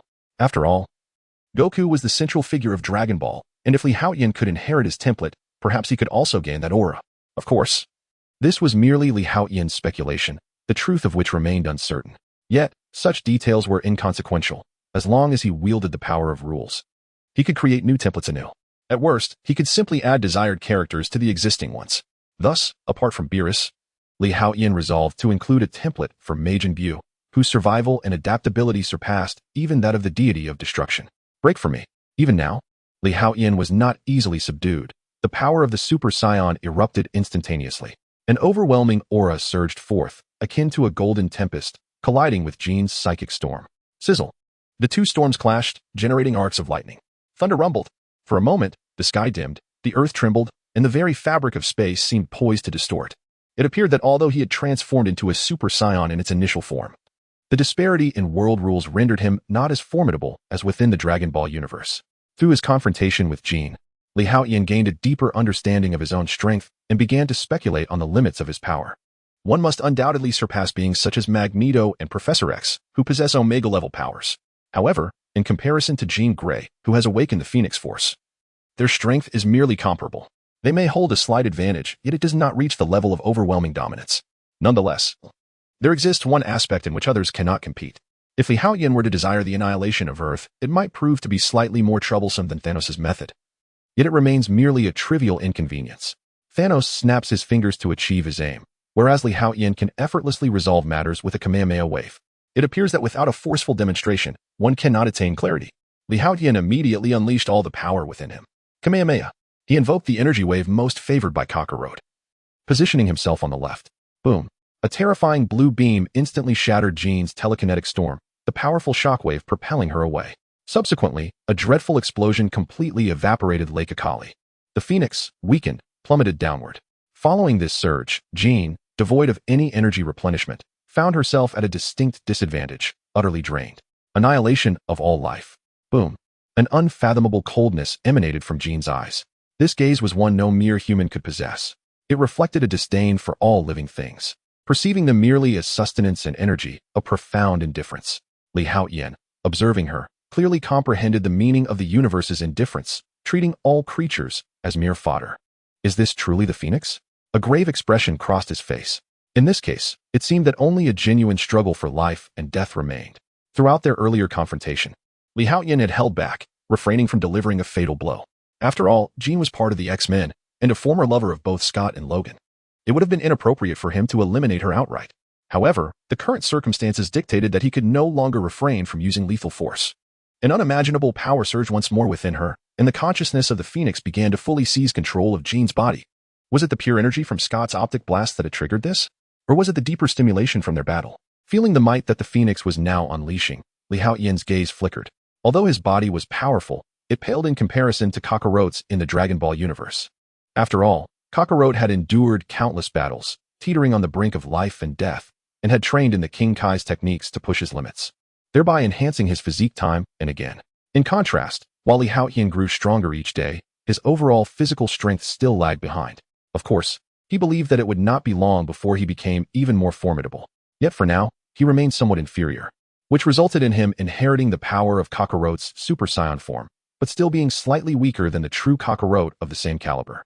Additionally, the cosmic rules of this crossover universe appeared to differ significantly from those in the Dragon Ball realm. This led to the paradox of being a Super Saiyan, yet failing to subdue all and crush the entire universe with overwhelming power. However, upon reflection, it is quite understandable. After all, this world of diverse narratives is far from simplistic. Countless malevolent deities, extraterrestrials, gods, the 5 primordial creators, even parallel universes, singular universes, multiverses, hyperuniverses, and omniversal realms operate under a myriad of cosmic rules. It is certainly not comparable to the straightforward universe of Dragon Ball. In this moment, Haotian has gained a deeper understanding of these complexities. In truth, from the very beginning, he had found himself slightly ensnared in a convoluted path. Nevertheless, it is not too late. I still possess ample time to grow even stronger. Haotian's heart brimmed with resolve, igniting a fervor within him. His ambition is to become the mightiest in existence, granting him the freedom of a carefree, untroubled existence. Gene, the time has come for us to determine our strengths and decide our fates. In an instant, the golden aura surrounding Haotian receded, and his presence became increasingly concentrated. At that moment, Scott, who had been reduced to little more than skin and bones, murmured in his unconscious state. Boom. This utterance suddenly caused the phoenix, facing Haotian, to tremble. A strange flicker of confusion crossed her icy gaze. In the next moment, she turned her attention to the severely altered Scott nearby. Upon seeing him, she instantly descended into madness, her terrifying telekinetic power surging once more, doubling in intensity. Boom, boom, boom. Haotian's expression shifted to one of gravity. As the golden aura erupted explosively, he prepared to unveil his trump card and utilize instant transmission. As long as he could break through the storm of telekinesis and teleport behind Gene, he could shatter her skull in an instant. It would undoubtedly lead to her swift demise. Yet at that moment, Gene's telekinetic energy abruptly halted and vanished entirely, causing her to collapse. This sudden turn of events left Haotian momentarily stunned. Whoosh, whoosh, whoosh. But before he could proceed with his next move, a swiftly approaching aircraft halted beside him. Storm, Wolverine, and others rushed out in haste, especially Logan, the Wolverine, who, in his excitement, could hardly contain his roar. Chapter 43. Is rapid improvement in strength a blessing or a curse? The moment Wolverine Logan beheld the scene before him, he was overwhelmed with exhilaration. He had not anticipated that Gene was truly alive and had returned from the brink of death. What was most disheartening, however, was that the one she summoned was not him, Logan, but rather Scott. A bittersweet pang gripped Logan's heart. Did he truly hold less significance in her heart than Scott? What a tragic misunderstanding. Haotian, witnessing Logan's reaction, could not help but smirk. As Gene fainted, Storm and the others approached, prompting Haotian to disperse the aura enveloping him. "Lee, you're absolutely incredible," exclaimed Iceman Bobby, his face alight with admiration. They had witnessed the ferocity of the earlier battle from their aircraft, which had been nothing short of intense. With a modest smile, Haotian acknowledged the praise. The recent confrontation had drained him considerably, and he now felt an urgent hunger gnawing at him. "We should make haste," Storm remarked, her expression grave as she assessed Scott's condition. Indeed, Haotian nodded, eager to return to Xavier's academy. His hunger was insistent, and he longed to replenish his energy with sustenance. This experience had granted him insight into the scions from Dragon Ball, who seemed perpetually ravenous. Their energy stemmed from within, a unique force intrinsic to their beings. Most of this vitality was derived from their physical forms, with energy predominantly sourced from food. Thus, it became evident that a human must partake in 3 meals a day, otherwise, their energy would falter, potentially disrupting the internal flow of power. In the underground base of Xavier's academy, Storm voiced her concern. "Professor, how's Scott faring?" "Rest assured," the professor replied reassuringly. "Although his life force is exceedingly diminished, his mind remains intact, and his spirit has not sustained severe injury. With careful treatment, he should be able to recover." Seeing the worry etched on Ororo's face, Professor X spoke gently. "This is indeed a stroke of fortune. Had we been even a moment later, or if Haotian had not intervened, the leader of the X-Men would have perished at the hands of the Phoenix. Such a loss would have grieved me profoundly, as I had intended for Scott to succeed me as the next head of Xavier's academy." Upon hearing the professor's words, the others exhaled deeply, their tension easing. They were relieved that Scott would not meet such a tragic fate. "And Gene?" After a moment's hesitation, Storm inquired. At the mention of Gene, the group collectively held their breath, turning their gazes toward Professor X. The earlier scenes of Gene's attack on Scott lingered in Iceman Bobby's mind. Although Anna, Colossus, and Shadowcat had not witnessed the battle, they were acutely aware of the gravity of the situation upon Scott's return. The emaciated figure, barely resembling a human, continued to evoke shock among the onlookers. One could only imagine the cruel actions Gene had inflicted upon Scott at that moment. This led to a flicker of doubt regarding Gene's true identity among the crowd. Could this person truly be the resurrected Gene? They even speculated whether this individual merely bore a resemblance to Gene, yet was not her at all. It was incomprehensible to them that the strong-willed, compassionate Gene who had once sacrificed herself to save them, could engage in such actions. Jean's vital signs appeared normal. However, the tumult within her mind was tumultuous and erratic, fluctuating between highs and lows in a state of utter chaos. The timeline for her awakening remained uncertain, and Professor X fell silent at this juncture. Observing the professor's quietude, the others refrained from pressing him, merely gazing expectantly. Noticing their collective focus, Professor X finally shook his head with a sigh and continued, "She is indeed Jean. Yet not entirely so." Upon hearing this, Steelman was momentarily taken aback. "Professor, what do you mean by that?" While the others remained silent, their expressions mirrored confusion as they turned toward Professor X, uncertain of his meaning. In simpler terms, her body was indeed that of Jean, but at present, her consciousness was not entirely hers. It was a manifestation of her primal instincts lurking deep within her psyche. To put it more directly, it resembled a second personality. Professor X promptly elaborated for the group. "A second personality?" Storm blinked, her curiosity piqued. "Professor, are you suggesting that Jean has developed schizophrenia?" Typically, only those with schizophrenia exhibit multiple personalities. This notion left Storm perplexed and even incredulous, especially considering Jean was a mutant with telepathic abilities. Her mental power so vast it could influence reality and conjure storms.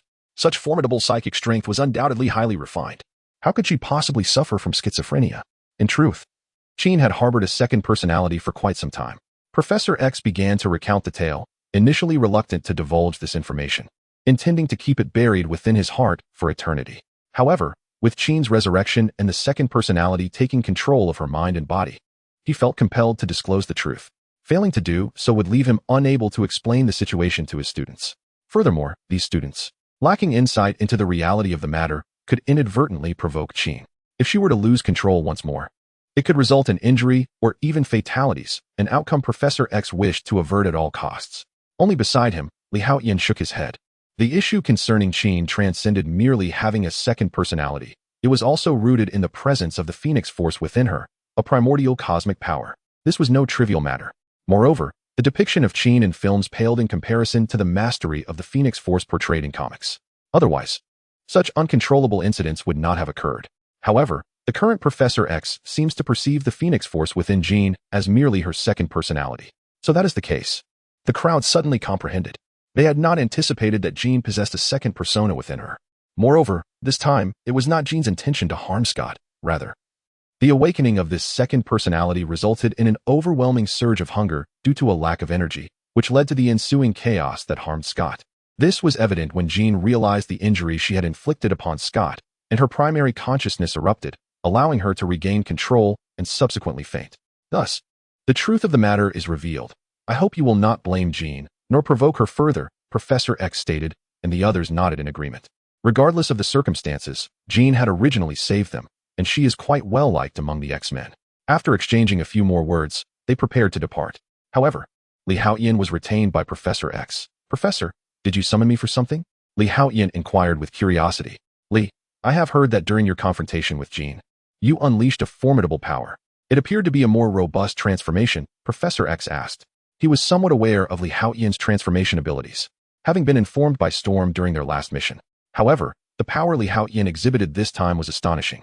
Professor X even suspected that Haotian's current strength had surpassed his own, especially given his understanding of the true might of Jean's second personality, which could undoubtedly overpower him.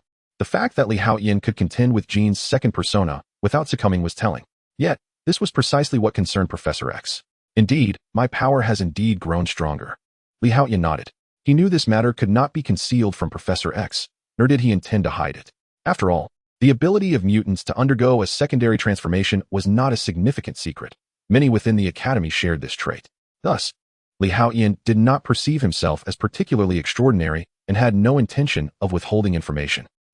While it is a positive thing to grow stronger, and the secondary awakening of the X-gene does lead to rapid enhancement, at times, it may not necessarily be a boon, Professor X remarked, his expression turning grave. "Professor, what do you mean?" Haotian asked, sensing the seriousness in Professor X's demeanor and feeling perplexed. Could there be hidden information regarding the X-gene that he was unaware of? Chapter 44. The hypothesis of the X-gene. Upon witnessing the perplexed expression on Haotian's face, Professor X couldn't help but smile. "In truth, based on my extensive research on the X-gene, once a mutant awakens their abilities, it becomes exceedingly difficult for those abilities to undergo any significant alteration. Even with extensive training and development over time, Any additional powers that may emerge are merely extensions of their original mutant capabilities. However, there are always exceptions. He promptly began to elucidate the matter to Li Haotian. Exceptions? Are you referring to the secondary awakening of the X-Gene? Li Haotian pondered for a moment before speaking up. Quite close. Professor X replied. I once encountered a mutant who was merely a weak Delta-level mutant. Yet, due to certain circumstances, he evolved in a fit of rage. Initially, his ability was a rather rudimentary emission of light. To put it plainly, this mutant's power was rather trivial. The light he emitted was even inferior to that of military-grade outdoor lamps. However, upon evolution, he could unleash searing high-temperature rays. The potency of these rays was not much less than Scott's laser beams. Unlike Scott, whose beams could only be emitted from his eyes, this individual could release these formidable heat rays from any part of his body. He could even manipulate these high-temperature rays into an energy shield, impervious to even the most formidable thermal weapons like rocket launchers. His power was astonishing. At that time, a number of formidable mutant operatives were dispatched by the beautiful nation, but none returned. Ultimately, they sought my assistance, as per the agreements established by the X-Men and various high authorities. We held the responsibility to apprehend and address such unlawful mutants. This was an exceedingly perilous mission. And just as I was preparing to organize the X-Men to carry out the task, the mission was abruptly cancelled as Professor X spoke. A shadow of gravity flickered in his eyes as he looked at Li Haotian. Why was that? Li Haotian instinctively inquired. Because that mutant ultimately turned to ashes. Professor X replied, a hint of regret glimmering in his eyes.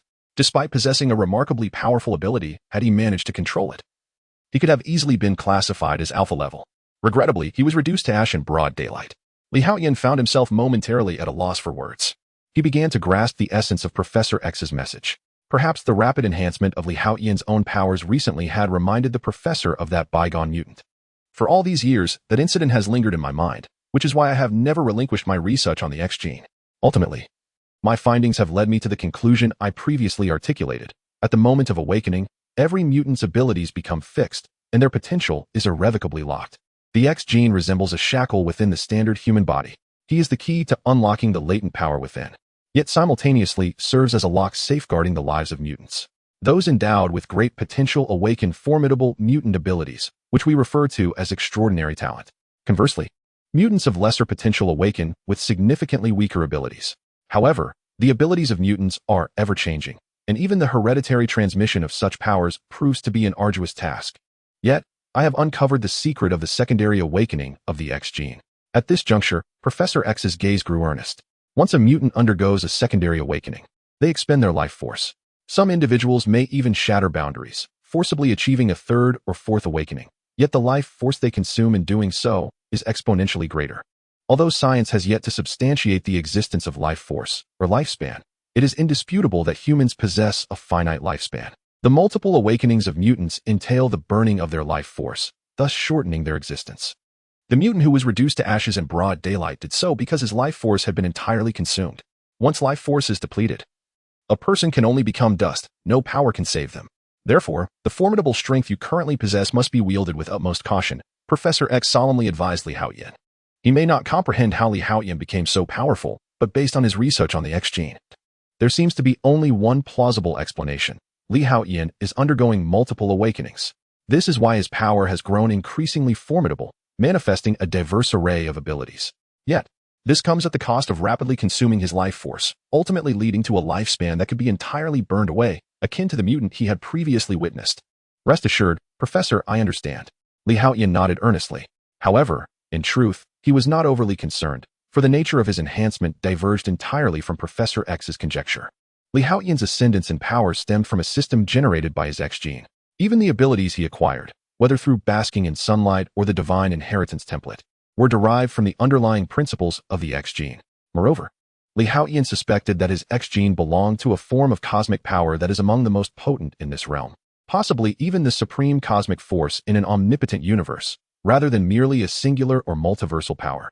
As for the precise tier to which it belongs, even Li Haotian could not ascertain. He would have to wait until the strength of his X-Gene reached its limits, approaching its zenith, to make any estimations. Nonetheless, it appeared that his momentum of growth showed no signs of waning. However, these matters were ones Li Haotian felt compelled to keep from Professor X. While he did not distrust the professor, he deemed it essential to preserve his trump card to the greatest extent possible. Otherwise, in this chaotic world, rife with superpowers and rampant mutant abilities, he would be at a disadvantage. It is all too easy to remain oblivious to the manner of one's demise. For this realm is far from a mere Earth. It is a terrifying world teeming with singular universes, multiverses, parallel universes, and even colossal omniverse. Therefore, unless absolutely necessary, one should refrain from utilizing their transformation abilities.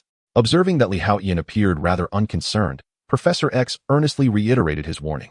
This was the most gifted student he had ever encountered. Perhaps in the future, he could assist Scott in becoming a leader among mutants in this world, enhancing the X-Men's capability to protect both the world and its mutants. Consequently, Professor X began to take a serious interest in Haotian. At that moment, he suddenly recognized Storm Aurora's discerning eye. Haotian was indeed a worthy candidate for cultivation. After parting ways with Professor X, Haotian returned to his dormitory. Thoughts of vitality and longevity flashed through his mind. He felt that it was time to augment his attribute panel with additional features. Glancing at the power of rules, he mused that while creating a system might still be a work in progress, adding an attribute bar to the panel was certainly feasible. Ultimately, he found himself yearning for a wave of 5-star reviews and complimentary gifts. Chapter 45, The most powerful teacher is, surprisingly, my self-creation. A sudden thought crossed Haotian's mind. Harnessing the power of rules, he began upgrading the system. After a brief moment, the accumulated power of rules was entirely consumed by Haotian. However, his system acquired a new set of attributes, imparting upon him the sensation of having donned a new skin. Host, Haotian lifespan, 101 years essence, power of rules, 0.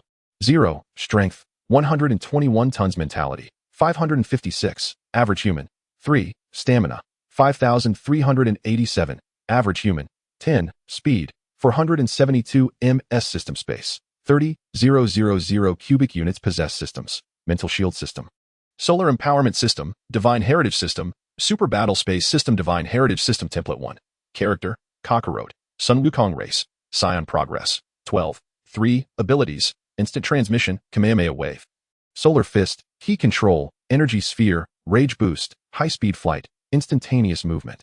Transformations, Super Scion stage 1, Great Ape, combat power increases tenfold. Requires over 17 million Blutz waves. Talent, Blood of a warrior, combat power surges dramatically upon near-death recovery, with a lifespan of merely 101 years. It seems that the transformation into a Super Scion does not significantly extend one's life, offering only a slight advantage over an average Earthling. Haotian contemplated this attribute panel, stroking his chin pensively. In fact, some long-lived ordinary individuals on Earth can reach up to 110 years, outliving him, a Super Scion, by several years. Nevertheless, I have resolved that the next time my essence is full, I shall create a Majin Bu template. At that time, my lifespan is certain to extend. This essence represents Haotian's power of rules. His lifespan is determined by a comprehensive assessment of the cellular energy within him, metabolic rate, and the rate of decay, along with various other capabilities, all evaluated and compiled by the system in real time. Now, all that remains is to await patiently. Haotian mused. The restoration of essence requires a considerable amount of time, as does the inheritance of the template. Therefore, it can be said that what Haotian lacks most at present is time. However, I do not consider this time wasted, for many tasks await my attention. In his super battle space, he had just defeated a double of Haotian 2. The limit of the super battle space is 3 times the strength of Haotian 2, indicating that he still has a considerable journey ahead. Entering, Haotian stretched languidly, took a deep breath, and settled into a comfortable position, promptly beginning his training within the super battle space. Whoosh! Instantly, the dull-witted Haotian 2 materialized. Still at double strength. He chose not to elevate Haotian 2's power to double strength, for he was not yet capable of effortlessly defeating Haotian 2. Thus, setting the goal at double strength would serve little purpose. It was nothing more than a harsh, self-inflicted defeat. Haotian's thoughts were quite straightforward. He intended to elevate his level to that of a double of Haotian 2 only once he could effortlessly vanquish a single Haotian 2. Boom. The fiercely determined Haotian 2, as resolute as ever, commenced an immediate assault. I am no longer so easily defeated.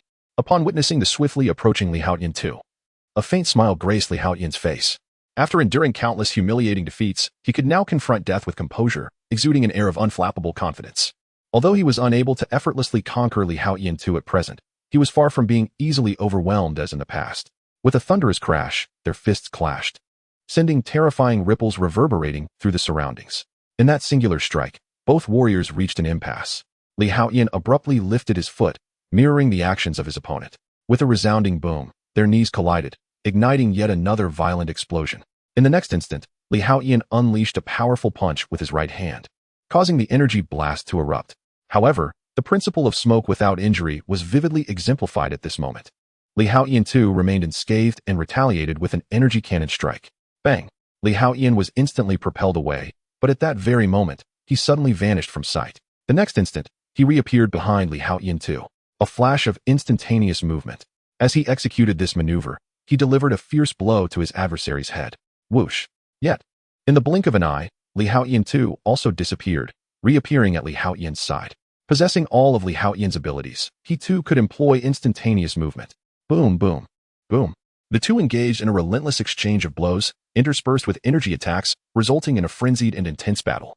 In the blink of an eye, they had exchanged over 200 strikes, neither appearing fatigued nor inclined to pause. This indicated the parity of strength between Li Haotian and Li Haotian too. The fierce combat persisted until nearly 500 exchanges had taken place, when Li Haotian finally seized an opportunity. Whoosh! He swiftly maneuvered behind Li Haotian too, executing an energy sword strike that pierced through his opponent's heart. You didn't see that coming, did you? Li Haotian couldn't help but chuckle. Although the battle space system could replicate Li Haotian's power, it only mirrored his state upon entry. As long as Li Haotian could improve during the fight, the system's version of Li Haotian too would inevitably fall short of his prowess. Throughout the preceding fierce combat, Li Haotian had gained mastery over his energy manipulation. He compressed the energy, creating an effect akin to a light sword. This technique was reminiscent of a move once employed by the fusion of Kakarot and Vegeta.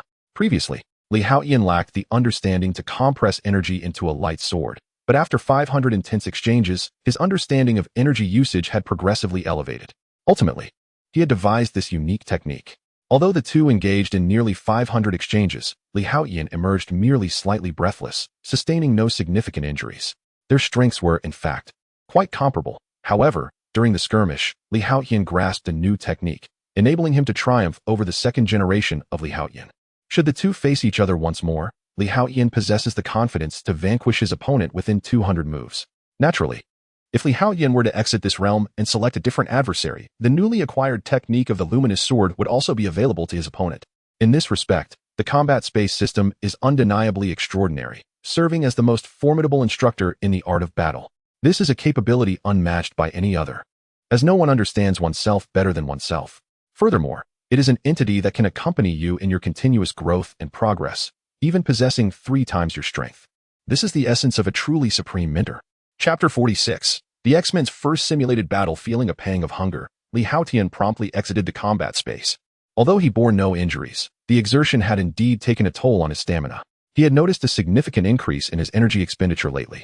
Fortunately, the cafeteria at Xavier's school offered late-night snacks, so he need not worry about finding something to eat. Leaving the dormitory for the cafeteria, he was surprised to find Alice standing at the door. What are you doing here? Li Haotian inquired with curiosity. I came to look for you. But you weren't in the dormitory, nor could I find you anywhere else, so I decided to wait here, Alice replied. Though she said little, Li Haotian discerned a hint of grievance and a trace of fear in her eyes. It seemed he had not considered her feelings adequately. I just went to train, Li Haotian said after some contemplation. Train? Alice frowned, clearly dissatisfied with his response. She had recently visited the training grounds and had not encountered him there. No, Li Haotian claimed he had been training, which led her to instinctively believe he was making excuses and perhaps even deliberately avoiding her. Her expression of grievance deepened. Yet the aloof Alice would never shed tears before him. She merely trembled slightly. You don't believe me? Realizing her doubt, Li Haotian shook his head in resignation. It was understandable. After all, he had been nowhere to be found earlier, and she had indeed checked the training grounds. His assertion of having trained was naturally suspicious. Come on. With that thought, Li Haotian smiled and took Alice's hand. Alice remained silent, her sense of grievance still palpable. Soon, they returned to Li Haotian's dormitory. I'll only share this secret with you. Li Haotian, noticing her lingering distress, playfully pinched her cheek and continued with a grin. Without offering further explanation, he concentrated his thoughts. And in an instant, both their bodies vanished, reappearing in the super battle space. Where's this? Alice, initially overwhelmed with grievance, was now struck dumb with astonishment at the sight before her. What you see now is my greatest secret. This is one of the reasons I grow stronger. You may refer to this place as the super training ground. It is my unique combat space. Within it, I can engage in battles at will and even choose my opponents. Li Haotian immediately spoke up. Is this also one of your mutant abilities? Alistan exclaimed in astonishment. She could distinctly sense that the surrounding space was markedly different from before. Here, Even her attempts to wield her powers were met with an inexplicable force that suppressed her abilities. It seemed that without the permission of the master of this space, she was merely an ordinary girl, utterly powerless. Indeed, this is one of my mutant abilities, serving as an auxiliary power. I often come here to engage in combat during my leisure time. You couldn't find me earlier because I had entered this battle space, Haotian replied with a smile. So you misunderstood me. I did not intend to evade you. My apologies. It's all right. I shouldn't have doubted you. This misunderstanding is not your fault. After all, I failed to communicate clearly. You were truly kind to me. Enough with the foolish talk. Can you promise to take me with you wherever you go? If my strength is insufficient, please let me know. I can wait for you, but do not let me lose sight of you. I remember. Please don't say that. You don't need to feel this way. This is my choice. Oh, do you like it? Of course. Half an hour later, Haotian took Alistan to the cafeteria for a late-night snack. Subsequently, Alistan retired to rest, thoroughly satisfied. As for Haotian, he returned to the battle space for a mental confrontation.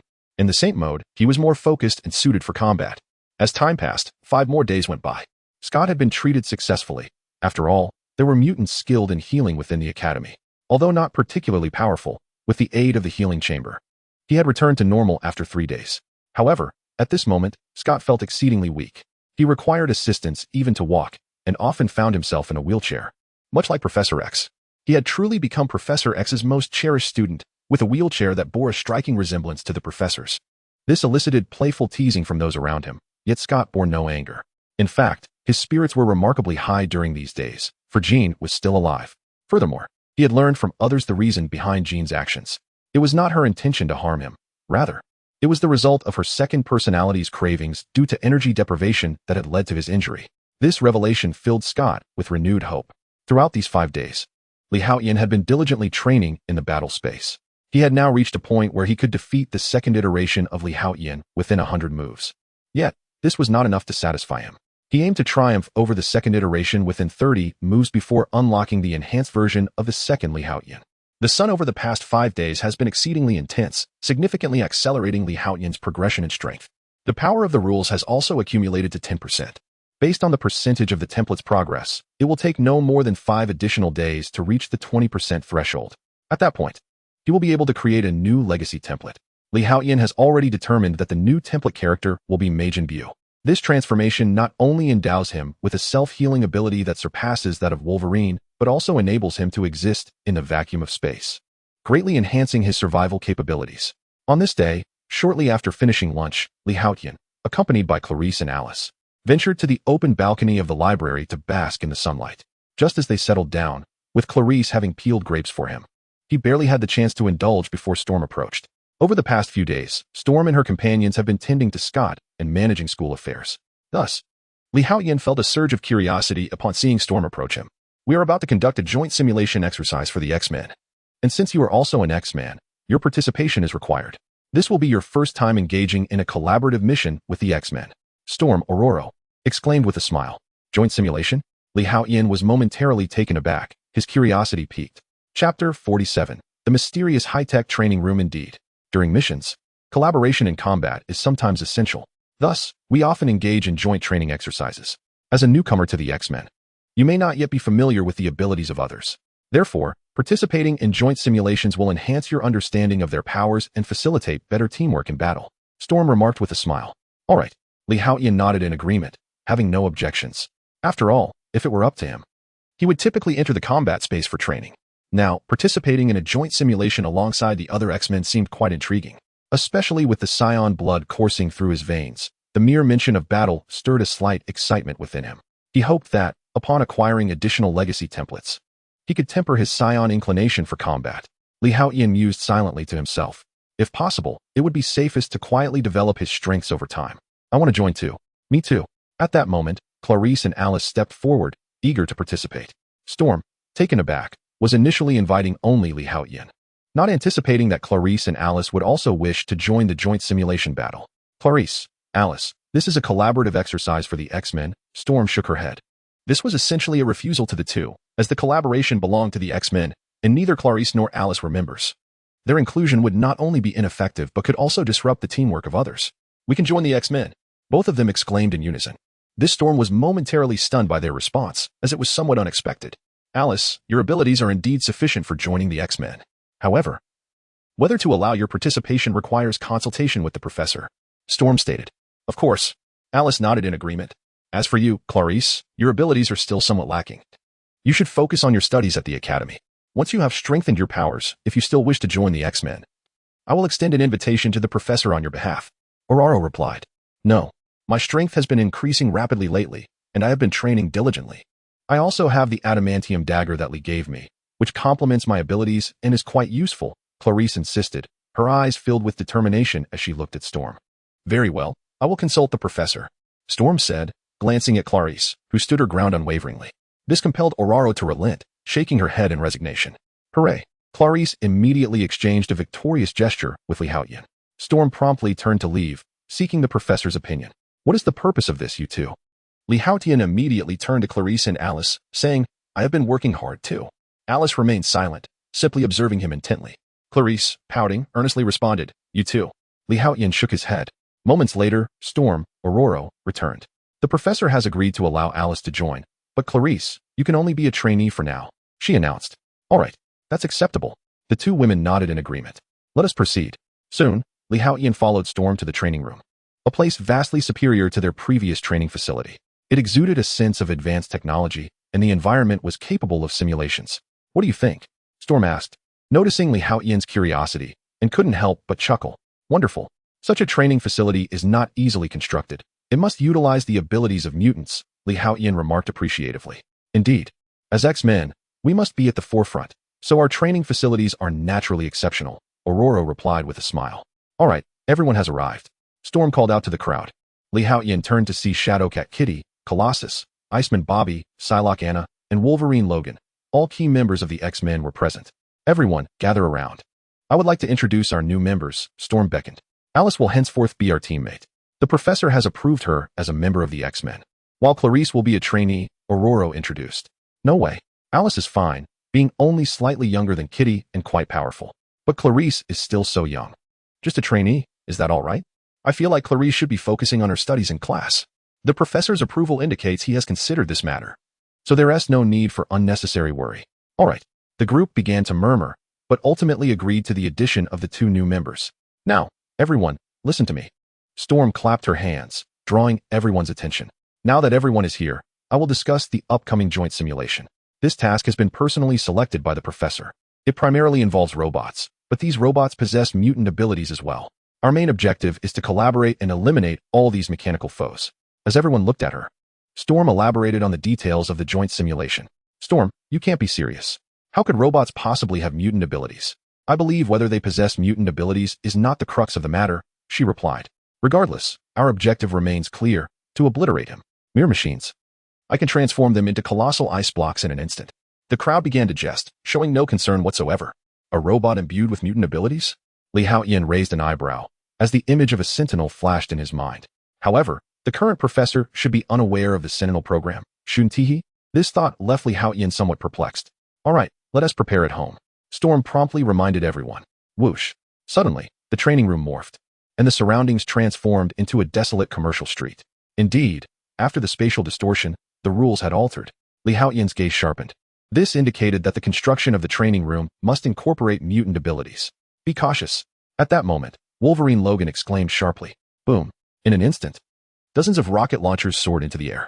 The weaponry of these robots is rather extravagant, Kitty remarked, somewhat speechless, noting the presence of rocket launchers. If they struck Logan or Colossus, they might withstand the impact, but she and Rogue certainly could not. Thus, they hurriedly sought refuge. Yet, some remained unfazed by the so-called rocket launchers. Iceman Bobby swiftly conjured an ice wall around himself to shield against the rockets. Colossus, on the other hand, braced himself to absorb the impact directly. Wolverine Logan chose not to endure the rockets with his body. Instead, he hurled some stone debris, shattering the rocket launchers. Clarice and Alice had already distanced themselves. At that moment, another barrage of projectiles surged towards Lee Haotian. However, such conventional weaponry posed no threat to him now. He stood his ground, not flinching, and let out a soft yet commanding exhalation. Instantly, a formidable force erupted from within him, causing the rocket launchers to detonate a mere meter away, the violent explosions failing to graze him even slightly, as he was repelled by the sheer force. Lee, you're incredible, Clarice cheered, waving enthusiastically at him. Whoosh.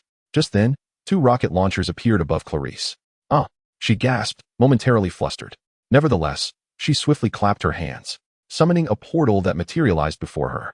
Without hesitation, Clarice leaped into it. Whoosh. Moments later, she emerged from the portal in the distance. Impressive. Witnessing this, Haotian gave Clarice a thumbs up. Despite her earlier panic, she displayed remarkable proficiency with the timing of her portal usage. Humph. At this moment, Alice let out a disdainful huff before flapping her wings and soaring into the air. In the next moment, she waved her hand, and a barrage of starry flames surged into the sky like 3 cannonballs. Boom. The projectiles exploded instantaneously. Alice, you are remarkable. Haotian nodded in approval, offering his timely praise. In truth, Alice's prowess seemed to align closely with that of Storm, Aurora. Moreover, Alice's abilities are rather well-rounded. She possesses the capacity for flight, mid to long-range attacks with Starfire, and area assaults with Hellfire. In terms of defense, she wields a protective shield, marking her as a formidable force. Even within the ranks of the X-Men, her strength could be considered above average. Buzzing. At that moment, a thunderous sound resonated from the sky. The crowd looked up, only to behold 5 colossal robots hovering above them. Is this what the professor referred to as robots? They look quite impressive. Iceman Bobby and the others couldn't help but jest at the sight of the machines. However, Haotian's gaze sharpened with concern. Indeed, they were Sentinels. The Sentinels before him bore resemblance to the original model but appeared more advanced, yet not as exaggerated as those from the dystopian future. It seemed that Professor X had long been aware of this. Haotian had assumed that the professor at this point in time was still oblivious to the Sentinel program. Perhaps he had used a brainwave enhancer to glimpse into the memories of others, he pondered silently. Chapter 48. The Triumph of Cultivation. Everyone must exercise caution. These Sentinels are far from ordinary, Storm exclaimed upon the appearance of the Sentinel. Clearly, Aurora possessed a deeper understanding of the situation than the others, likely having been informed by Professor X regarding the Sentinel program. After all, they are merely metallic contraptions. What is there to fear? Bobby, the Iceman, retorted with disdain. With a swift flourish of his hands, he transformed the surroundings into a world of ice and snow, gliding effortlessly across the frozen surface. In an instant, a chilling aura enveloped the area. Freeze, he commanded. Boom. The formidable icy energy instantly encased one of the Sentinels in frost. I told you. There's nothing to fear from these iron clumps, Bobby declared triumphantly, his confidence bolstered by his frequent sparring sessions with Colossus, rendering him unperturbed by such formidable opponents. Be careful. Storm's expression shifted, and she urgently warned him. Yet her caution came too late. A searing heat erupted from within the Sentinel. Buzz. The ice coating it melted away in an instant. Crackle. A dark, menacing cannon materialized before Iceman Bobby. Damn. Bobby's expression changed instantly, unable to suppress his expletive. Rat-a-tat-tat. In a heartbeat, the cannon unleashed a barrage of fire, its power vastly exceeding that of a Gatling gun, with bullets transforming into fiery serpents. In mere moments, Bobby was engulfed. My heavens, this automaton truly possesses mutant capabilities. At that moment, astonishment gripped the onlookers. Whoosh. In the distance, a portal opened, and Iceman Bobby, along with Clarice, emerged. In that critical moment, Clarice had utilized her abilities to rescue Bobby. Otherwise, the supersonic velocity of the attack would have penetrated even steel plates measuring several centimeters in thickness. Had it struck Bobby, his fate would have been dire. Everyone pay attention. While this simulated training is devoid of actual fatalities, any participant who is eliminated during the exercise will be deemed a failure, resulting in a deduction from their stipend. Conversely, those who complete the simulation flawlessly will be rewarded with 200,000 beautiful coins. Storm announced. Upon hearing this declaration, all were momentarily taken aback. Even as members of the X-Men, financial gain was not easily attained.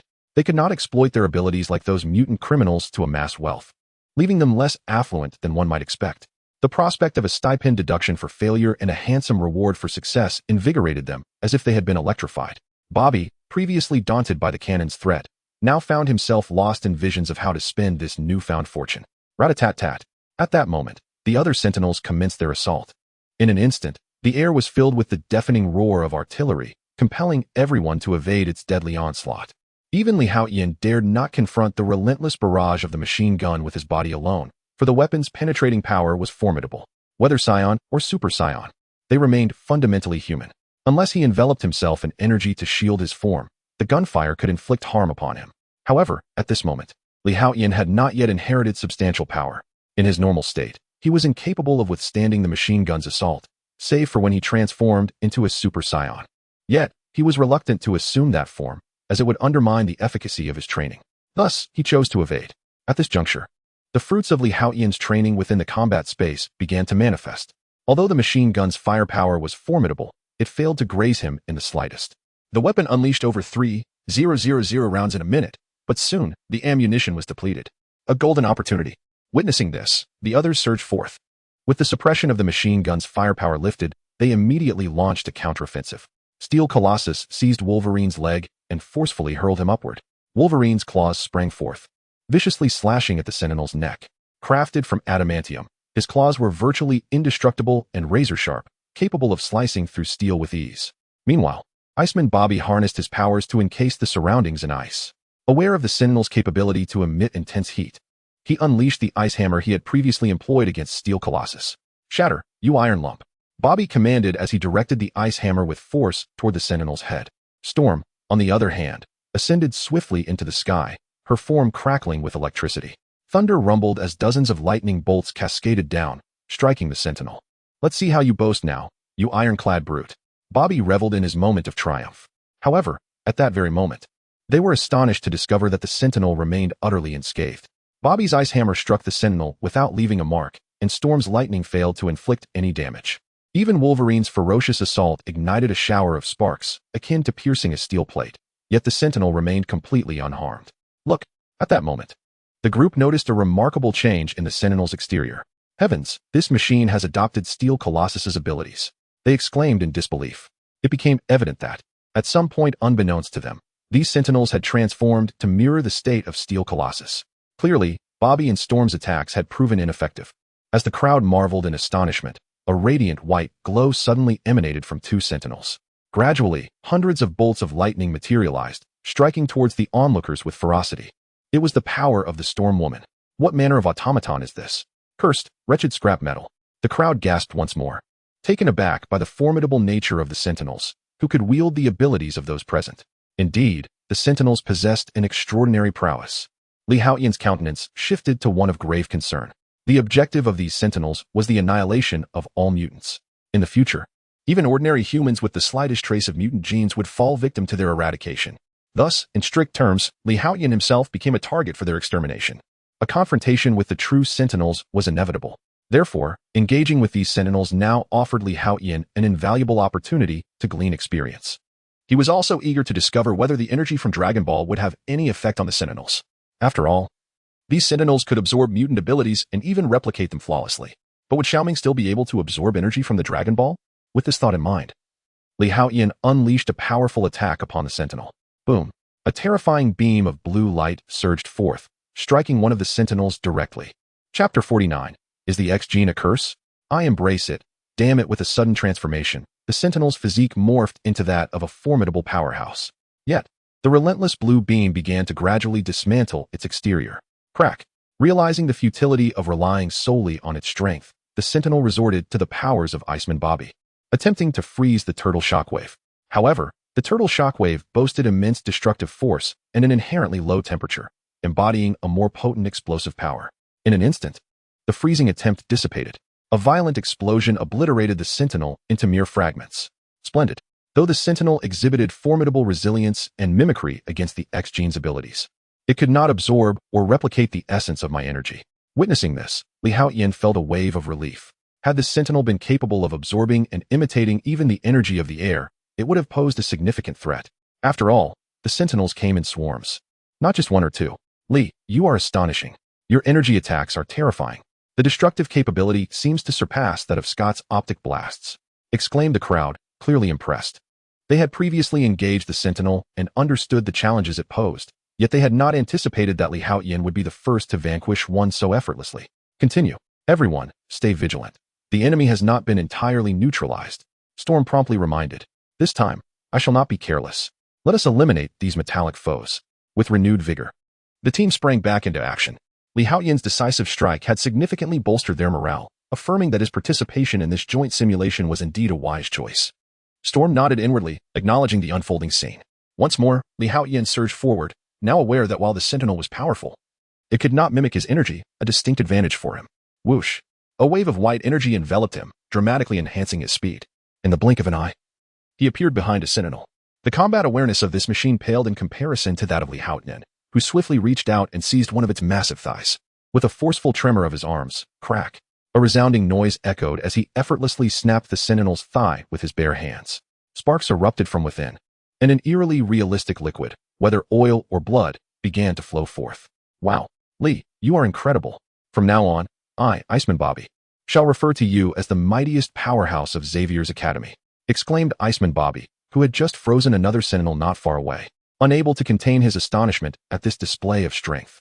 Steelman, is your strength not comparable to that of Lee? How is it that he can effortlessly snap a robot in half with his bare hands, while you were sent flying by a mere blow? Iceman Bobby remarked as he observed Steelman, who had just been propelled away by a soldier's punch. Steelman found himself at a loss for words. He too desired to break a robot with his bare hands. However, that soldier was immensely powerful. The moment they made contact, Steelman's body transformed into a similar extraordinary material. Although their compositions were alike, the soldier's physique was significantly larger, and his strength was undoubtedly on par with Steelman's. Consequently, Steelman found himself at a disadvantage, especially in terms of size, feeling somewhat aggrieved. He thought that had the soldier not emulated his abilities and remained in his usual state, he would have had the confidence to shatter the soldier's arm. Boom. Watch out. At that moment, the soldier in front of Iceman Bobby began to emit a radiant crimson light from his head. Laser eyes? Does he possess Scott's abilities as well? Bobby was momentarily speechless. Although his ice powers were formidable, capable of instantaneously forming a thick wall of ice over 20 centimeters, they fell short of countering the laser beams. Enjoy yourself. Bobby contemptuously raised his middle finger, and an icy aura enveloped him. Crack. In an instant, the surroundings transformed into a winter wonderland. With a swift slide, he departed from his original position. Boom. The searing laser beam shot backward, heading directly for Lee Haotian. Lee raised his hand, unleashing a miniature tortoise shockwave that charged forward. The blue and red beams clashed midair, locked in a stalemate. Swish. Just then, a tremor rippled through the air beside the soldier, and a portal materialized. Alice and Clarice emerged from within. The starry chain in Alice's hand intertwined, ensnaring the soldier's neck and arms, binding him securely. Meanwhile, Clarice descended from above, plunging an adamantium dagger forcefully into the soldier's crown. Squelch. Despite the soldier's formidable hardness, he was unable to withstand the assault of the adamantium when not wielding Steelman's abilities. Upon being attacked, the soldier's laser beam dissipated as he spun around furiously, intent on retaliating against the two. Yet, at that instant, Clarice grasped Alice's hand, and they leaped into the portal, vanishing from sight. On the other side, Wolverine Logan descended from the skies. With a swift motion, he plunged his claws into the wound inflicted by Clarice. This time, Wolverine tore the soldier's head in half, severing it from his neck. Clarice's timing was impeccable. Witnessing this, Lee Haotian's eyes sparkled with admiration. Although Clarice's individual strength was somewhat lacking, her supportive role was undeniably powerful. The remaining individuals soon joined forces, exhibiting a remarkable calmness compared to earlier. In no time, all 5 Sentinels were vanquished. This collaborative simulation reached a flawless conclusion. Your performance was commendable, and I trust the professor will be exceedingly pleased. Now, you may return to your quarters to rest, as I must confer with the professor for a debriefing. Storm departed to seek the professor, while the others exited the underground training facility, returning to their respective dormitories. Lee Haotian, accompanied by Clarice and Alice, made his way directly to the cafeteria, feeling a pang of hunger. He desired sustenance, and given the commendable performances of both girls, he resolved to reward them, whether through verbal praise or other means. However, before they could finish their meal, they were joined by Bobby, Katie, and others, who appeared like bright lights. Lee Haotian felt a twinge of exasperation. "We won't disturb you," Katie said with a smile. "What do you think?" "You mischievous girl," Bobby remarked. "Lee, you truly are remarkable. Perhaps in our school, aside from the professor, you are the most formidable." Despite Lee Haotian's youth, he believed that even Cyclops Scott and Wolverine Logan could not compare to his current prowess. Thus, within Xavier Institute and the X-Men, Lee Haotian stood as the strongest. Only the professor might rival him, being a recognized powerhouse in the mutant realm. Lee Haotian understood that to surpass the professor, he would need time to mature. Yet he undoubtedly possessed the potential. However, unbeknownst to Bobby, if Lee Haotian wished to eliminate the professor at this moment, it would not be a formidable task. Although Professor X was immensely powerful in terms of psychic abilities, his actual combat strength was rather feeble. As long as one could withstand the professor's mental control, he was not particularly formidable, merely an ordinary, disabled elderly man. There were numerous ways to resist the professor's psychic influence. Magneto, for instance, favored donning a grand helmet while traversing the world. Lee Haotian, equipped with a mental shielding system, could also withstand Professor X's control without the need for a helmet. You are no slouch either, Bobby. Mastering your freezing abilities to their fullest is quite formidable. And should you experience a second awakening of your X-Gene one day, you would be even more formidable, Haotian remarked with a smile. Katie's abilities, when harnessed correctly, were indeed powerful. Yet, if I may say, Clarice's powers are even more advantageous. Alice's abilities are impressive as well, especially her capacity for flight. How enviable. The group then engaged in lively conversation, expressing their admiration for each other's powers. I truly envy all of you. Your abilities are so useful. Here I am, with feeble strength and insignificant powers that serve no purpose. Anna, the sorceress, lamented sadly from the side. A moment of silence enveloped the group, leaving them at a loss for words. After all, it is well known that Anna's abilities are not particularly suited for development. What if, in the future, we encounter foes beyond our capacity to overcome? We might have to rely on your abilities to rescue us. The Iceman Bobby offered a comforting remark. Anna's power is rather peculiar. She can absorb others' abilities through touch.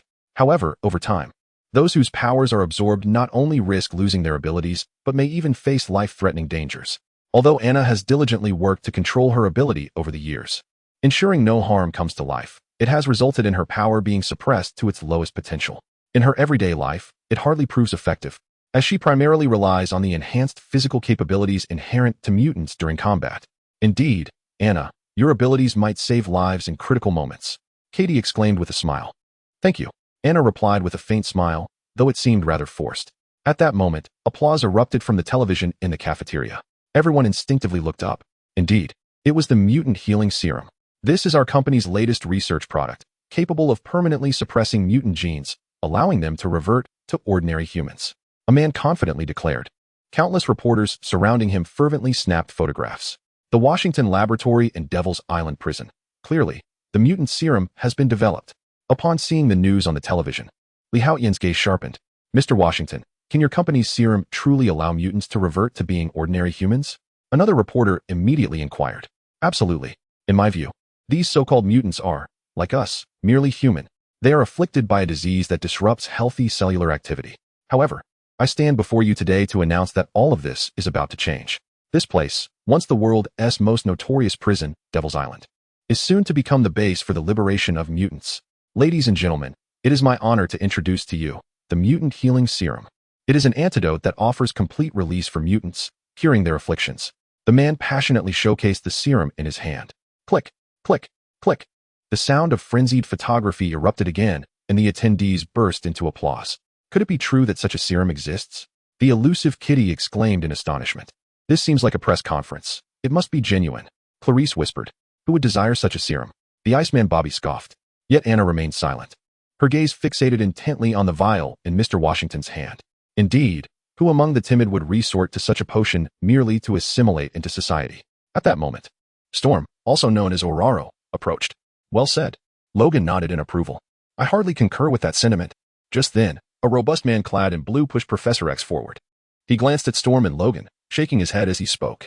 Is saving oneself from devastation truly a sign of cowardice? Not everyone can seamlessly integrate.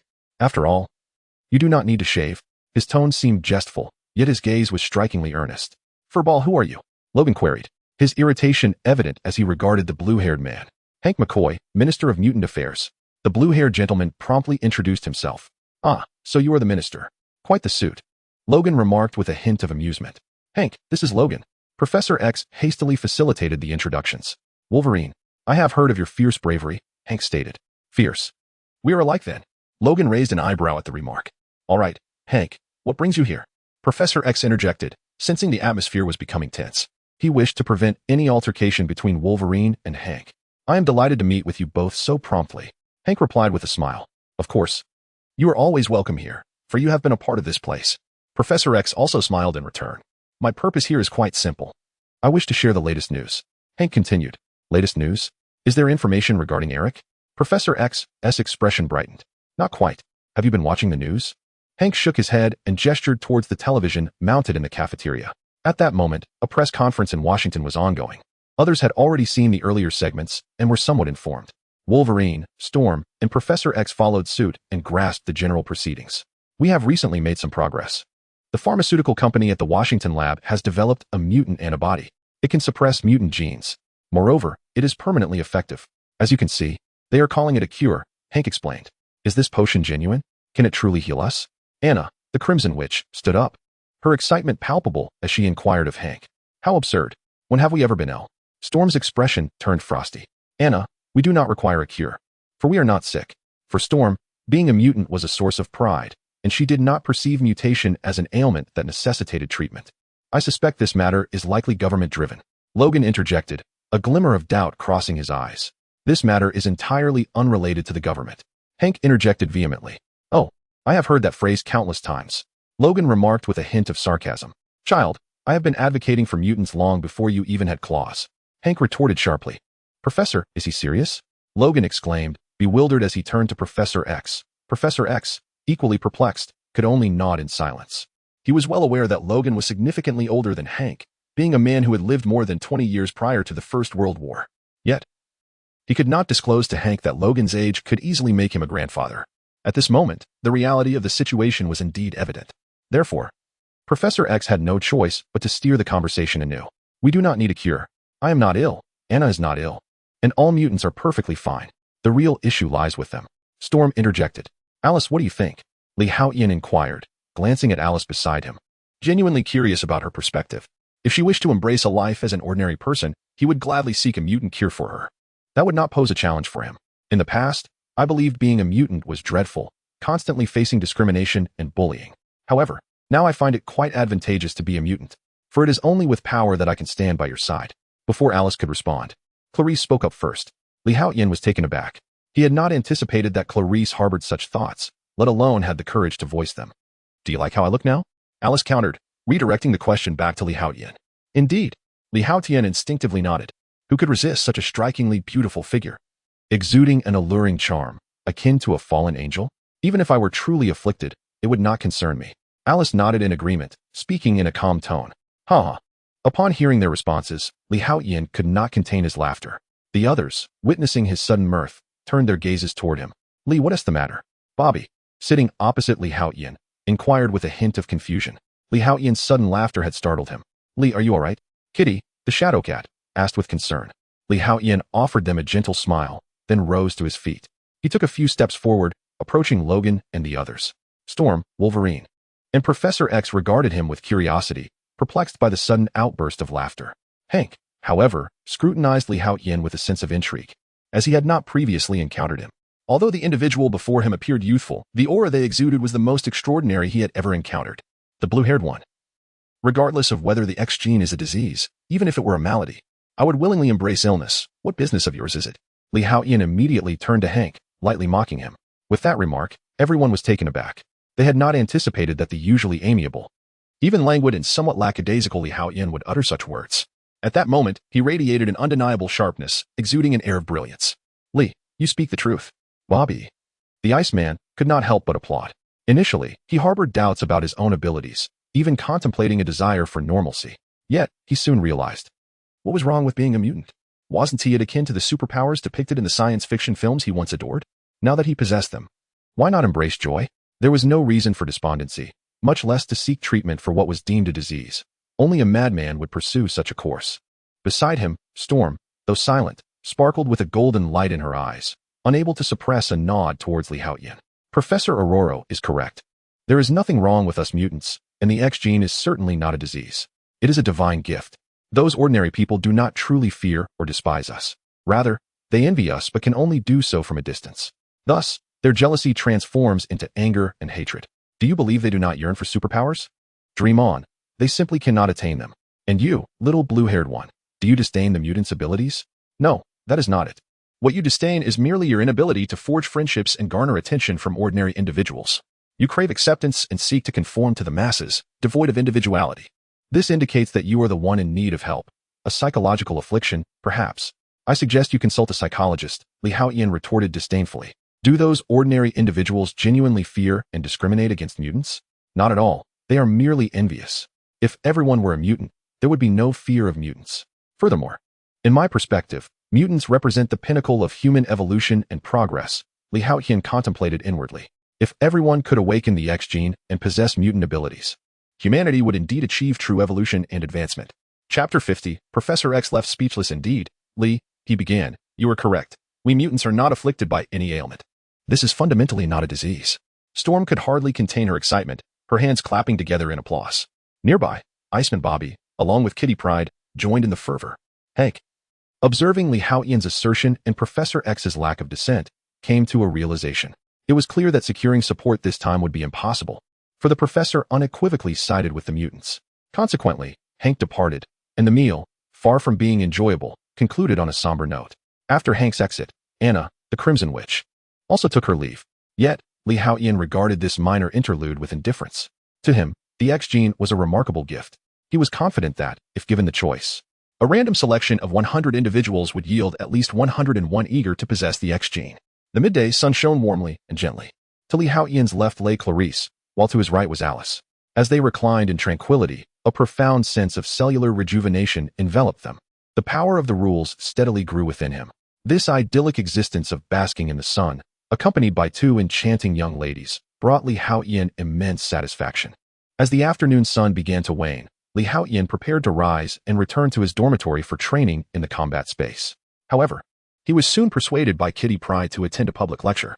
This session was conducted by Professor X, not in the typical classroom setting, but in his expansive office where he often worked. Upon Li Haotian, Clarice, and the others' arrival, they discovered dozens of students already present, both upperclassmen and underclassmen. The knowledge imparted by the professor transcended basic educational curricula. It centered on ideological education and philosophical discourse. His primary aim was to guide and cultivate the worldviews and cognition of mutant students, ensuring they possessed comprehensive and healthy perspectives. Thus, age bore little relevance in this context. Whether older or younger, all students were treated equally when it came to moral and ideological education. You've arrived, please take a seat. Professor X greeted them with a warm smile and a nod. Now, let us continue our previous discussion. When your abilities surpass those of ordinary individuals, you begin to influence everything around you. If you utilize your powers to aid society, benefit others, and protect the vulnerable, you are a hero. Conversely, should you wield your abilities to disrupt societal harmony, seeking to assert your individual power over the world, driven by insatiable desires for dominance, wealth, or beauty, you will ultimately become a part of evil. Regardless of whether you choose the path of a hero or that of a villain, you have already begun to impact your surroundings. At this juncture, Professor X's gaze swept across all present. Ultimately, Li Haotian paused momentarily before turning his head to continue speaking. As mutants, from the instant we awaken our X-Gene, we are no longer ordinary beings. Regardless of whether your abilities are formidable or feeble, you must rise above the mundane. Thus, we must earnestly contemplate this issue. Once we possess extraordinary power, how shall we wield it? We must discern the boundary that separates heroes from villains, and what that boundary truly entails. Professor X's words instantaneously provoked profound reflection among all present. Professor, what precisely does that boundary represent? At that moment, a student, visibly puzzled, posed the question. I believe many here remain uncertain about how this boundary is defined. The professor responded, let me clarify. This boundary is not dictated by anyone, nor does it possess a definitive metric or threshold. It resides within our hearts. It embodies what we call morality. Only those mutants who are bound by a moral compass will not be consumed by their desires, becoming slaves to power. Professor X elaborated, however, I recall you once mentioned that morality is a form of consciousness, shaped by the societal environment, and that it evolves with societal awareness. If that is the case, then there exists no clear standard. As mutants, marginalized within this society, what moral code should we adhere to? At that moment, the student Iceman Bobby, with an inquisitive expression, interjected. The other students, upon hearing Bobby's question, were momentarily taken aback. They had never contemplated this issue before. Yet upon reflection, they realized that Bobby's inquiry struck at the heart of the matter. For in contemporary society, ordinary individuals harbor considerable animosity and fear toward them, making it exceedingly challenging for mutants to exist within the mainstream. That is an excellent question, Professor X remarked, his face illuminating with a hint of satisfaction. He nodded affirmatively and addressed the assembly. I have previously stated that morality derives from societal consciousness and is ever evolving with the times. Thus, it is challenging to establish a definitive standard, as it cannot be confined within a specific framework. However, one element can precisely articulate its measure, that is the law. For the law serves as the moral baseline, the lowest threshold. Therefore, any awareness that exists within the confines of the law can be encompassed by the realm of morality. After all, morality can be seen as an extension of the law. It is more limitless, broader, and multifaceted. As Professor X concluded, he gazed at the audience, unable to suppress a sigh of contemplation. This is the very reason for the establishment of the X-Men. Because some mutants, in exercising their abilities, resort to theft, robbery, and murder, leading to unimaginable consequences. All these actions are in blatant violation of the law, thus crossing the boundaries of morality. They have shattered the very foundation of ethics, which has resulted in our exclusion from the mainstream of society. We wield a power that allows us to easily transcend the law, granting us the capability to disregard moral constraints at will.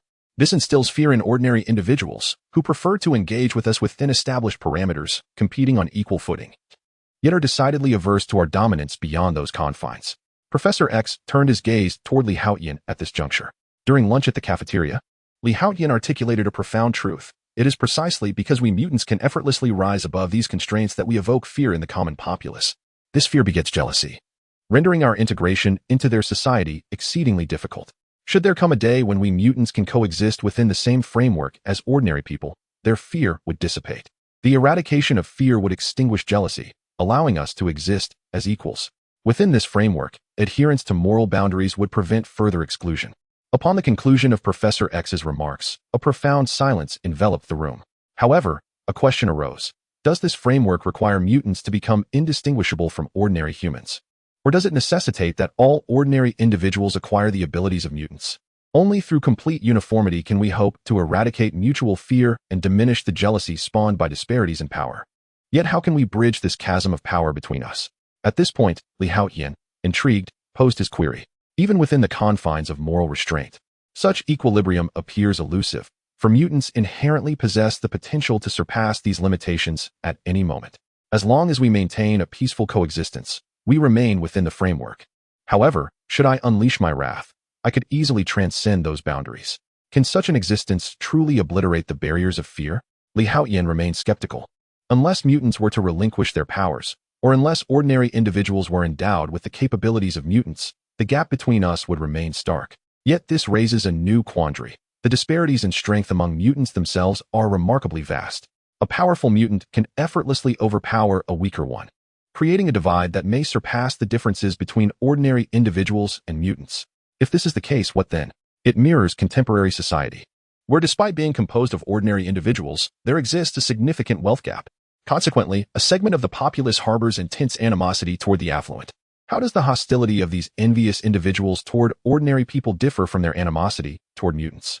This is a question worthy of deep contemplation. Professor X was momentarily taken aback. He had not anticipated that Haotian would pose such an inquiry. Yet this question remains one that even he cannot presently resolve. In a moment, the professor was engulfed in silence. While Professor X and his companions were still pondering Haotian's inquiries, a gathering of mutants within the borders of the beautiful nation unexpectedly commenced. It appeared as though an unseen force was guiding them, directing their collective movement towards a particular city. As night descended, this city began to exude an unsettling aura. Chaos and danger seemed to loom ominously overhead. Few pedestrians dared to venture outside, and those who did were hurried and anxious. Within the confines of a grand cathedral in this city, shadows flickered. Yet, these were not the devoted worshippers one might expect, but rather mutants drawn together by the same mysterious power. At the pulpit of the cathedral, a tall and slender man passionately expounded his beliefs. Surely, you have all witnessed the news conference and are aware of the matter concerning the cure. However, I am filled with indignation. We mutants are formidable, endowed with extraordinary abilities. This is the finest gift bestowed upon us by the heavens. Yet they dare to label us as afflicted by illness. Their true intention is not to heal us, but to dismantle our strength, to render us utterly powerless.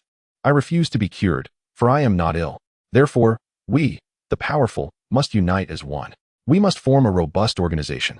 Only then can we avoid being fragmented, thus acquiring even greater strength.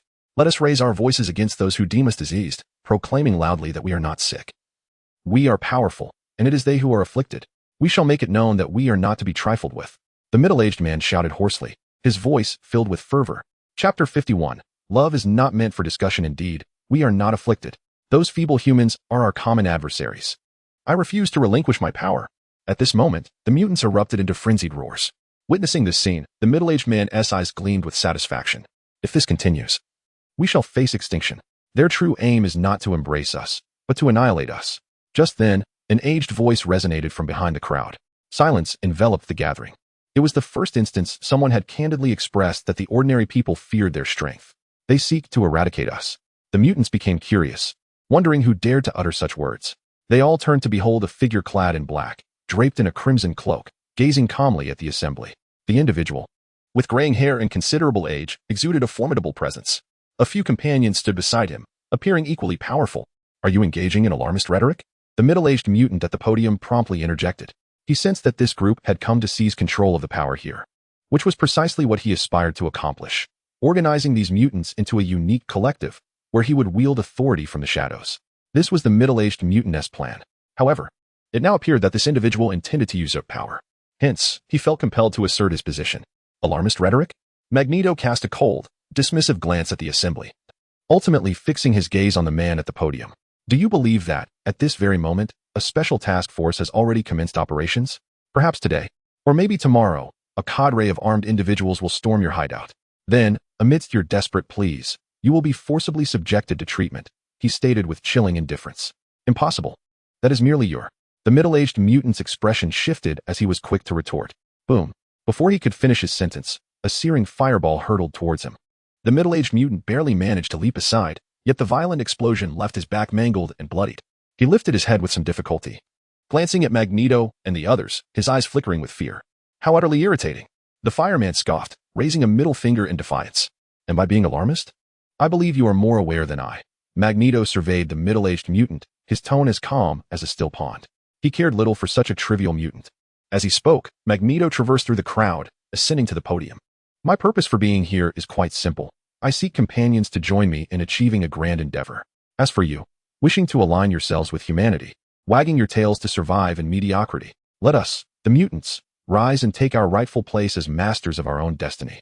From this moment forth, may humanity tremble before us, retreating in fear, rather than us scurrying like frightened mice in the sewers. Whether to reign as emperors or to live as beggars is a choice that lies solely with you. With that, Magneto turned abruptly and departed, his crimson cloak billowing as if propelled by an unseen force, exuding an aura of undeniable authority.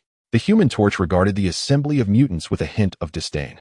To him, those mutants who cowered and begged before ordinary humans, retreating into the refuse of the sewers like vermin, were even less than the common folk.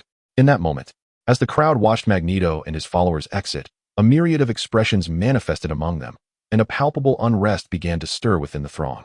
Had it been in the morning when Haotian posed his question to Professor X, and if Magneto had been present, he would have unequivocally stated that peaceful coexistence between ordinary humans and mutants was an impossibility. Thus, for mutants to aspire to live openly and freely, akin to ordinary people, there exists but one feasible scenario. The entirety of the Earth must be populated exclusively by mutants. This outcome could be achieved through two means: the transformation of all humanity into mutants, or the absolute eradication of ordinary humans. If Professor X represents the pacifist endeavor to reconcile the two groups, then Magneto stands as the hawkish force willing to employ any means necessary to achieve his goals. For decades, Magneto has relentlessly pursued this vision, even if it meant severing ties with his dearest friend, Professor X, and perhaps even facing him as an adversary. As Magneto departed the hall, it was inevitable that a few individuals from the crowd could no longer contain their desire to follow. After all, for decades, tales of Magneto's exploits had circulated among mutants, slaying the Black King, seizing control of the Hellfire Club, assassinating the president of a powerful nation, engaging in fierce confrontations with the X-Men, and dismantling Stryker's plan for mutant extermination. Magneto's legendary deeds could fill an entire day's discourse, and he remained a hero and idol in the hearts of many mutants. Thus, his stature among them rivaled that of Professor X. Consequently, as Magneto and his companions exited the chapel, a dozen or more individuals trailed behind. While most were ordinary mutants, Magneto discerned among them a few promising talents. For instance, there was the Nightcrawler, skilled in short-range teleportation and capable of sensing the levels and numbers of other mutants, and the Ark, who could emit shockwaves with a clap of his hands. This recognition prompted a nod from Magneto. He sought not a cadre of ineffectual individuals, but rather mutants who could wield their powers with tangible impact. Days swiftly passed, and soon 3 more had slipped by. Throughout this period, Xavier's Institute was abuzz with discussions regarding the antidote. Some students were fraught with anxiety, others gripped by fear, while a few were tempted to experiment, and still others seethed with anger. The matter of the antidote struck the mutants like a bomb cast into a tranquil stream, sending ripples of turmoil and waves of unrest throughout their ranks. "Lee, the students have been quite anxious these past few days," Clarice said with a hint of worry. After all, the mutant treatment serum merely suppresses the X-gene within, rendering mutants akin to ordinary humans. However, at their core, mutants remain mutants, fundamentally distinct from regular individuals. The most tragic aspect is that those who take the mutant serum lose their powers but are not treated as ordinary people. There is a significant likelihood that they will be captured and subjected to research as lab rats. Once they lose their abilities, they become much easier to control. The fate awaiting mutants is indeed grim. Haotian interjected. Is the truth truly like this? Clarice exclaimed, covering her mouth in disbelief. For her, losing powers after taking the mutant serum equated to becoming an ordinary person, deserving the same rights and treatment. She never anticipated the harsh reality that becoming an ordinary person might lead to even crueler exploitation for research. Those people deserve to be punished. At that moment, Alice could no longer suppress her disdain and coldly scoffed. When it comes to mutant research, Alice harbors the deepest loathing. Having been confined in a mutant research facility for many years, plagued by terrible memories. If it weren't for Haotian's arrival, which brought a glimmer of hope and warmth to her, Alice's spirit might have long since succumbed to endless suffering and darkness, lost amidst chaos and carnage. I'm sorry, Sister Alice. Seeing Alice's icy gaze, Clarice spoke apologetically. Essentially, my powers stem from the X-Gene as well. Thus, the mutant serum poses a significant threat to me too. Haotian thought to himself. Mind your own business. Just then, Haotian heard Anna's furious voice and turned curiously to look. Not far away, by the flower bed, Iceman Bobby and Demoness Anna seemed to be embroiled in a heated argument. Anna, this mutant treatment serum is not as benign as you think. Those people surely have ulterior motives. Iceman Bobby pleaded earnestly. Be quiet. Continuing down this path will lead nowhere. If your only intention is to make me refuse the mutant treatment serum, then stop talking. I don't care what their motives are. I just want to rid myself of this wretched mutant ability. Do you understand? I no longer wish to be a mutant. Truly, I have had enough. Do you want to witness me transform into a bitter old woman? A lonely soul, deprived of love and companionship for a lifetime? Anna roared. No, it's not like that. Anna, am I not your boyfriend? How can you claim that no one loves you and that you cannot enjoy love? Bobby began to argue. You, be quiet. Anna's face flushed with anger, as she no longer wished to converse with Bobby. It's Bobby and Sister Anna. Clarice remarked with a hint of curiosity. It seemed that Anna was contemplating the use of that antidote. Haotian let out a soft sigh. Observing Bobby's furious and perplexed expression, he felt a wave of exasperation. Did Bobby not realize that love is not merely a subject for discussion, but rather an experience to be embraced? What enjoyment could there be in a love that cannot be acted upon? Haotian shook his head. Yet, such matters were not for him to voice. Bobby needed to come to this understanding on her own. Ding. Congratulations, Master. The power of the rules has reached the designated value. At that moment, the system's notification sounded. This was a small feature Haotian had set up, allowing him to receive alerts when the power of the rules reached a certain percentage. This way, he would not need to constantly check the attribute panel. Furthermore, it enabled the timely utilization of the power of the rules, preventing any waste of recovery time, ensuring he would not miss the opportunity when the power was fully restored, thus avoiding the loss of several days of recovery. Chapter 52. Astonishing. Clarice and Alice are utterly bewildered. However, this time, the notification is not triggered at full capacity, but rather when it reaches 20. At long last, he has achieved the 20 threshold, allowing him to unlock a new template. A satisfied smile graces Haotian's face. He has been anticipating this moment for quite some time. After all, while Kakarot's template is immensely powerful and seemingly limitless in potential, Kakarot remains merely an ordinary scion, burdened by numerous limitations. Thus, Haotian intends to stack several buffs for himself, choosing Majin Bu as his next template. Without a moment's hesitation, Haotian commenced the creation of his character template. He has grown increasingly familiar with the creation system and the addition of functionalities, to the point where it feels second nature to him. In no time, he added a new character template to the Divine Legacy panel. Presently, the attribute panel displayed an additional subpanel. Divine Legacy System Template 2. Character, Bu Race, Majin Progress. 3. Abilities, Instant Transmission, High-Speed Flight, Rapid Movement, Belly Attack, Ki Blast. Energy Sphere, Menacing Gaze, Super Explosive Wave, Burst Wave, Telekinesis, Transformational Beam, Regeneration, Division, Morphing, Restoration Beam, Healing Beam. Talents, Cosmic Survival, Ultra Cell Regeneration. Remarkably, despite being merely at 3 progress, such a plethora of abilities has emerged. Essentially, all the capabilities possessed by Fat Bu are included. Haotian nodded in satisfaction. With this, his survival capabilities have become exceedingly formidable. It's time to test these abilities. Some of Majin Buu's powers overlap with those of Kakarot, such as Ki Blast, Energy Sphere, and High-Speed Flight. However, there are also unique abilities, including Telekinesis, Transformational Beam, Regeneration, Division, Morphing, Restoration Beam, Healing Beam. Along with the 2 talent abilities, cosmic survival, and ultra-cell regeneration. Lee, what are you thinking? You look so joyful, Clarice inquired, her expression tinged with confusion. Since earlier, Haotian had appeared somewhat lost in thought, followed by an unexpected fit of laughter, which left Clarice feeling concerned about his state. A breakthrough, of course. Warrants such joy, Haotian exclaimed, laughing heartily while playfully tapping Clarice on the cheek. Alice, standing nearby, immediately grew cold in demeanor, prompting Haotian to quickly amend his actions, causing her expression to soften. What breakthrough? Clarice asked, covering her face, feeling a touch shy. Alice remained silent, yet her eyes reflected curiosity. It seems I have awakened a new ability, Haotian declared. After all, he had already awakened several abilities before, so he was unperturbed by the prospect of awakening more. Wow, you've awakened another ability? Clarice said, her curiosity piqued. In her eyes, Haotian was the epitome of a perfect boyfriend. His strength surpassed that of a steel behemoth, his energy attacks rivaled those of Cyclops, and his speed in flight outstripped even Storm S, while his combat skills were nearly on par with Wolverine S.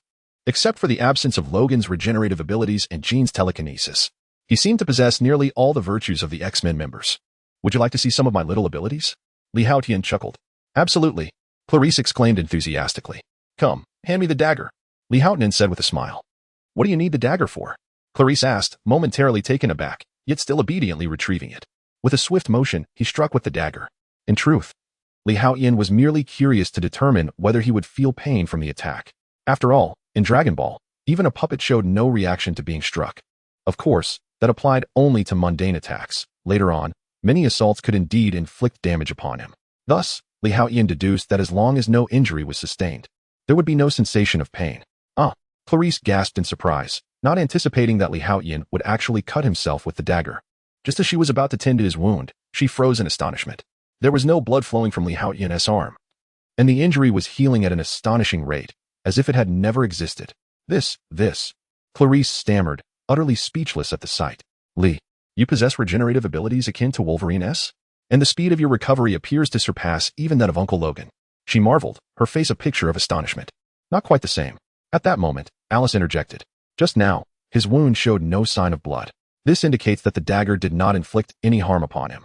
Wolverine's healing factor requires him to sustain damage first. It is merely that his cells regenerate so swiftly that he quickly stops bleeding, Alice stated earnestly. In her eyes, one could discern hints of shock, albeit she was less adept at expressing it compared to Clarice. Sharp observation, as expected of Alice, Haotian praised, giving her a thumbs up. Good heavens, Lee, you possess such formidable regenerative abilities.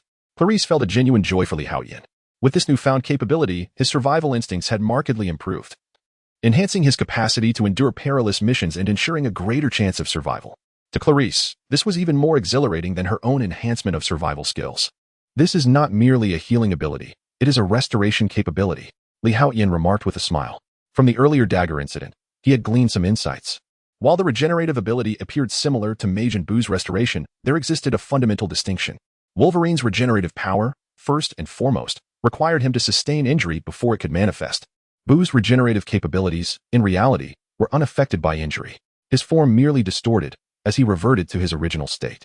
Just moments ago, as the dagger sliced through Haotian's skin, his body instinctively contorted along the edge of the blade, resulting in a bizarre, twisting motion. While it appeared as though he had been cut, he sustained no actual harm. Thus, this illustrated a restorative ability rather than a self-healing power. This distinction elucidates why, during battles with Buu in Dragon Ball, numerous attacks seemingly failed to diminish his energy in the slightest. However, in subsequent confrontations, when injured, Buu's energy would dramatically plummet. This clearly delineates the difference between being wounded and remaining unscathed. Among Buu's two innate abilities lies a remarkable cellular regeneration. When this regeneration occurs, it consumes excess energy within his body. Excessive use of this superior cellular regeneration ultimately weakens Buu's restorative capabilities and diminishes his regenerative potential. Hence, this fundamentally differentiates his powers from those of Wolverine. Comparatively speaking, Buu's abilities are significantly more advanced. Is there more? Is there?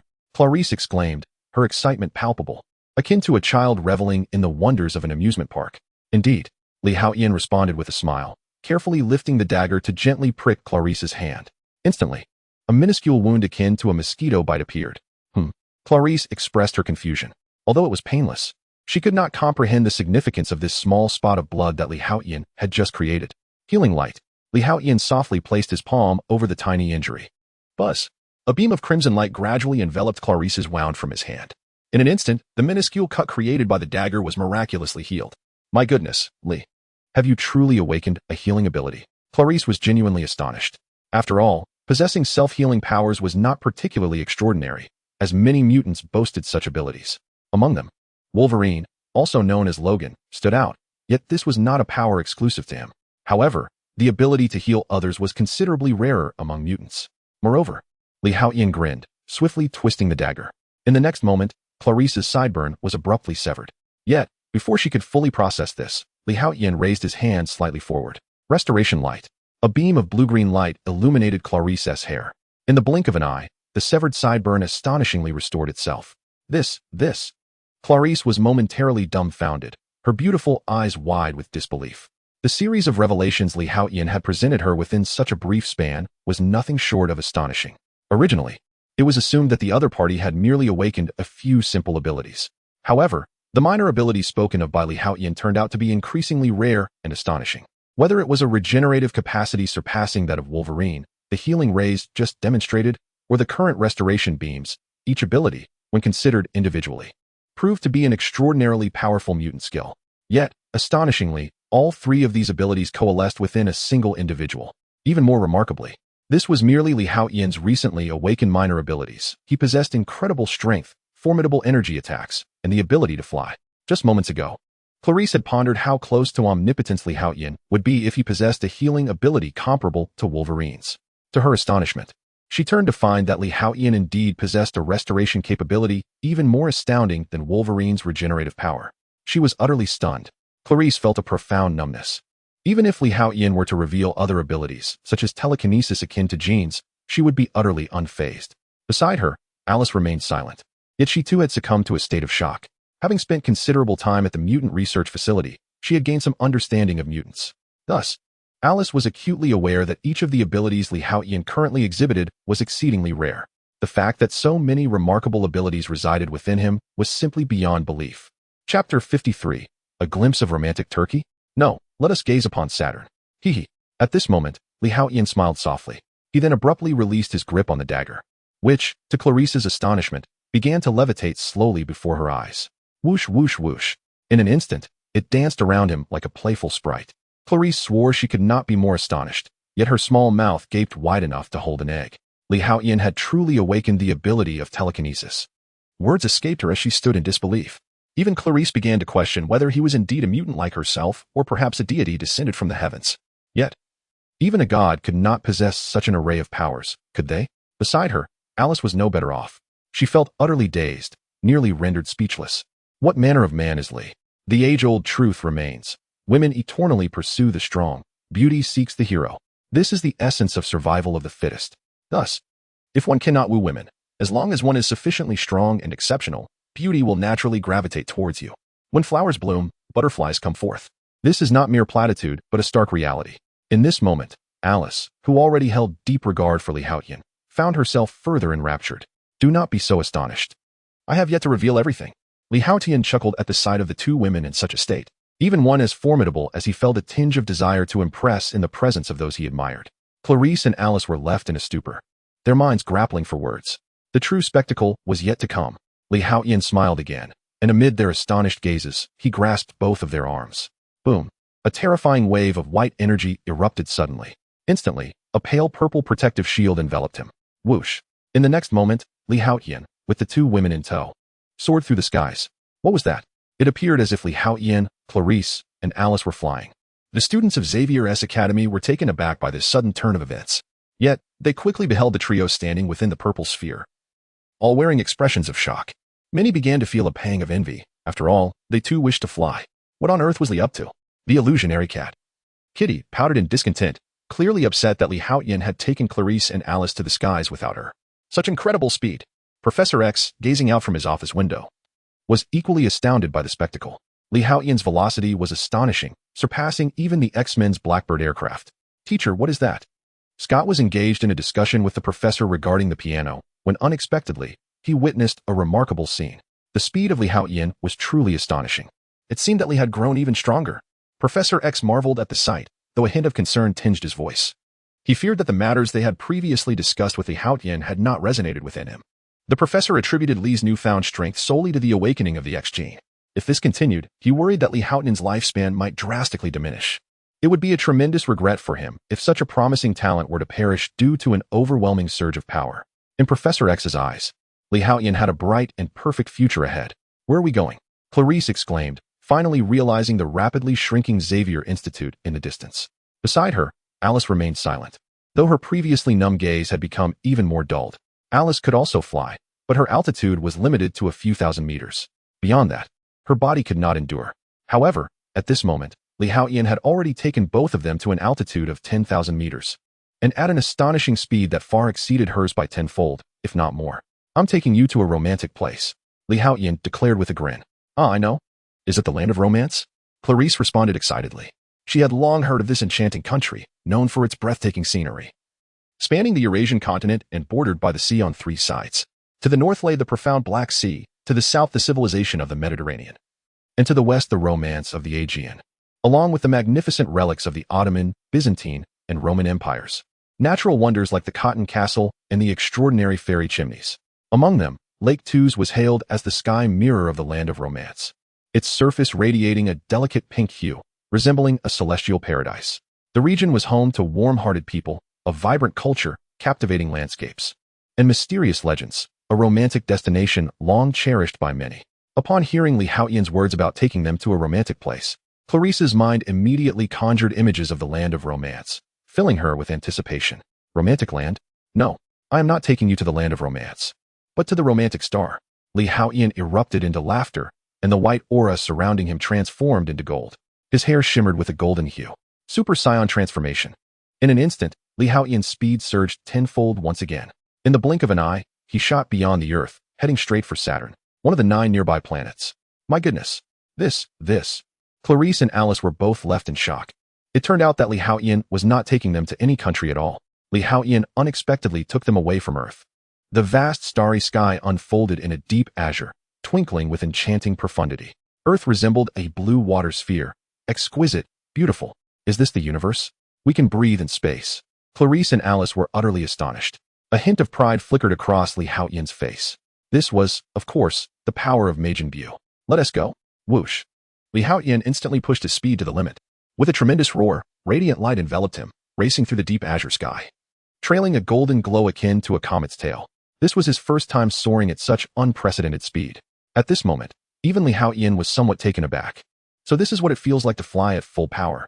The journey from Earth to Saturn took only a few breaths. Arrived, Li Haotian came to a halt, gazing at the beautiful planet before him. Romantic Turkey pales in comparison to the dazzling Saturn. He turned to Clarice and Alice. "It's breathtaking," Clarice exclaimed, her eyes wide with astonishment. Although she had seen images of the 9 planets of the solar system before, nothing could compare to the awe of witnessing the real thing. Saturn, slowly rotating, was adorned with a magnificent, colorful ring. In this profound universe, it exuded an air of mystery, imbued with a touch of fairy tale charm. Truly stunning. "Li. Thank you." Clarice gazed at Saturn, her eyes glistening with tears. "This is the most precious and wonderful birthday gift I have ever received." A crystalline tear slipped from the corner of her eye, cascading down her cheek and evaporating upon hitting the protective shield. Li Haotian was momentarily taken aback. He had merely intended to test Majin Buu's abilities, casually bringing Clarice and Alice to witness Saturn. He had not anticipated that today was Clarice's birthday. Suddenly, an awkwardness enveloped him. Of course, he would not voice this sentiment. As long as he didn't acknowledge it, the awkwardness wouldn't rest on him. Besides, the atmosphere had already been set. Thus, he declared, "Happy birthday." He clapped his hands and produced a tissue from his pocket. In an instant, a dazzling light erupted. Clarice and Alice instinctively closed their eyes. Transformation beam.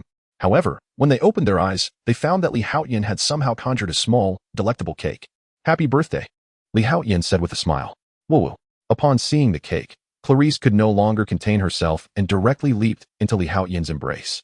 Despite her usual reserve, especially with Alice nearby, she was overwhelmed by emotion. She was profoundly touched. In such an ambience, which woman could possibly resist? Especially someone like Clarice, who has long been deprived of love and warmth. Upon witnessing this scene, Alice's eyes flickered with a glimmer of warmth. Although most women cannot tolerate the thought of their partner being involved with another, Alice remains indifferent. After all, whether it is she, Clarice, or Li Haotian, none of them are ordinary individuals. For Alice, the absence of an official title holds little significance. She has always been a despised and discriminated mutant. Had it not been for Haotian, she might still be languishing in the chaos and degradation of a mutant research facility. Alternatively, had it been someone other than Haotian who entered her room that fateful day, the outcome would have been entirely different. With her abilities, she could have potentially killed one or two members of the X-Men. Surely, the X-Men would not have let her escape, leading to yet another possible conclusion. The uncertainty of such a future is daunting. Thus, for Alice, Haotian has not merely saved her life. He has extricated her from a world of depravity and turmoil. Moreover, his kindness towards Clarice only affirms that he is someone worthy of trust. To have encountered Lee is indeed a stroke of fortune for her, Alice mused silently. What relevance do other matters hold for me? Chapter 54. The gears of fate begin to turn on. Clarice, do indulge in some cake, otherwise you'll end up salivating excessively, Haotian remarked with a chuckle as he patted Clarice on the back. How annoying. Clarice's cheeks flushed with embarrassment as she finally extricated herself from Haotian's embrace. She glanced at the nearby Alice, whose rosy complexion appeared even more charming under the glow of Saturn. In truth, Haotian, being a traveler from another world, retained certain influences from his previous life in his values. Thus, despite being aware of Clarice and Alice's sentiments, he had yet to explicitly clarify the nature of their relationship. In this regard, he had adopted a somewhat evasive attitude. After all, he perceived that this world was far from ordinary. Were he an average individual, he might simply seek employment, marry, and lead a mundane life as he did in his past. Yet, he was anything but ordinary. Although he did not subscribe to the notion that greater power entails greater responsibility, possessing strength made it exceedingly difficult for him to evade the malevolent forces of this world. As the saying goes, when one is in the world of martial arts, one is not entirely free. Once one's abilities reach a certain level and one cannot completely dominate the world, trouble will inevitably seek you out, even if you do not pursue it. Consequently, Haotian was striving to reshape his mindset, aiming to embrace this chaotic world. Believing that the strong should receive the privileges befitting their strength, such as accepting the affections of both Clarice and Alice. However, just as Haotian and the two young women were savoring cake outside Saturn, a violent explosion suddenly erupted at Xavier Academy. In the next moment, a terrifying psychic force manifested as a tempest, tearing through the heavens and earth. The entire academy trembled in response. A pair of senior students, clandestinely rendezvousing in the garden, were nearly paralyzed with fear. Meanwhile, a group of younger students, laughing and playing card games by the lakeside, were thrown into disarray. Inside the basketball court, a male student who had utilized his powers to shoot hoops was left in stunned disbelief, muttering to himself, "Is my ability truly this formidable? I merely wanted to make a shot. Fool, do you really believe you possess such prowess? It is not you. Hurry outside and see what has transpired." In an instant, chaos enveloped Xavier Academy. Boom. Just then, a building suddenly erupted in a violent explosion. The terrifying psychic storm swept through, leaving the astonished faculty and students aghast as they beheld the collapsed structure. Whoosh. A figure emerged from the wreckage, enveloped in psychic energy. As the debris was swiftly cleared away, in the next moment, the individual soared into the sky like a cannonball, vanishing from sight. What on earth has occurred? Could it be an enemy attack? Such terrifying power. The surrounding students could not help but speculate, with some expressing their growing concerns. Gene, Scott, emerging from the teaching building in his wheelchair, could not contain his roar of anguish. His face was etched with pain. Rest assured, students, the school is not in danger. The X-Men will protect you. The earlier figure was not an enemy, but rather Jean Grey, a former member of the X-Men. Professor X's voice resonated in the minds of everyone within the school. Jean Grey, hasn't she perished? It was said she sacrificed herself to protect the X-Men. Could she be a malevolent spirit risen from the depths of hell? Fear quickly spread among the crowd, confusion clouding their minds. There are no malevolent spirits. Jean did not die. She was merely gravely injured years ago. She has been undergoing treatment all this time. What you witnessed was her awakening, resulting in a temporary loss of control over her powers. Concerned for your safety, she left the school, but you need not worry. Professor X instantly sensed the turmoil and anxiety swirling in their minds. His formidable psychic abilities swiftly soothed their spirits. Only then did the crowd exhale, their worries dissipating. For they trusted Professor X. With his assurance, they felt reassured. The students returned to their previous activities, eating and drinking, while the couples by the lake continued their playful interactions. However, the X-Men were far from relaxed. They bore knowledge that surpassed that of ordinary students. And their expressions were grave. Jean, Kitty Pryde's face tightened with concern. The professor had previously informed them about the second personality residing within Jean. Thus, witnessing her sudden outburst raised their apprehensions. Do not worry, everything will be fine. Professor X smiled. urging them to remain calm. Is that so? Well, that's a relief. Otherwise, I might have been frightened to death. Kitty exhaled deeply.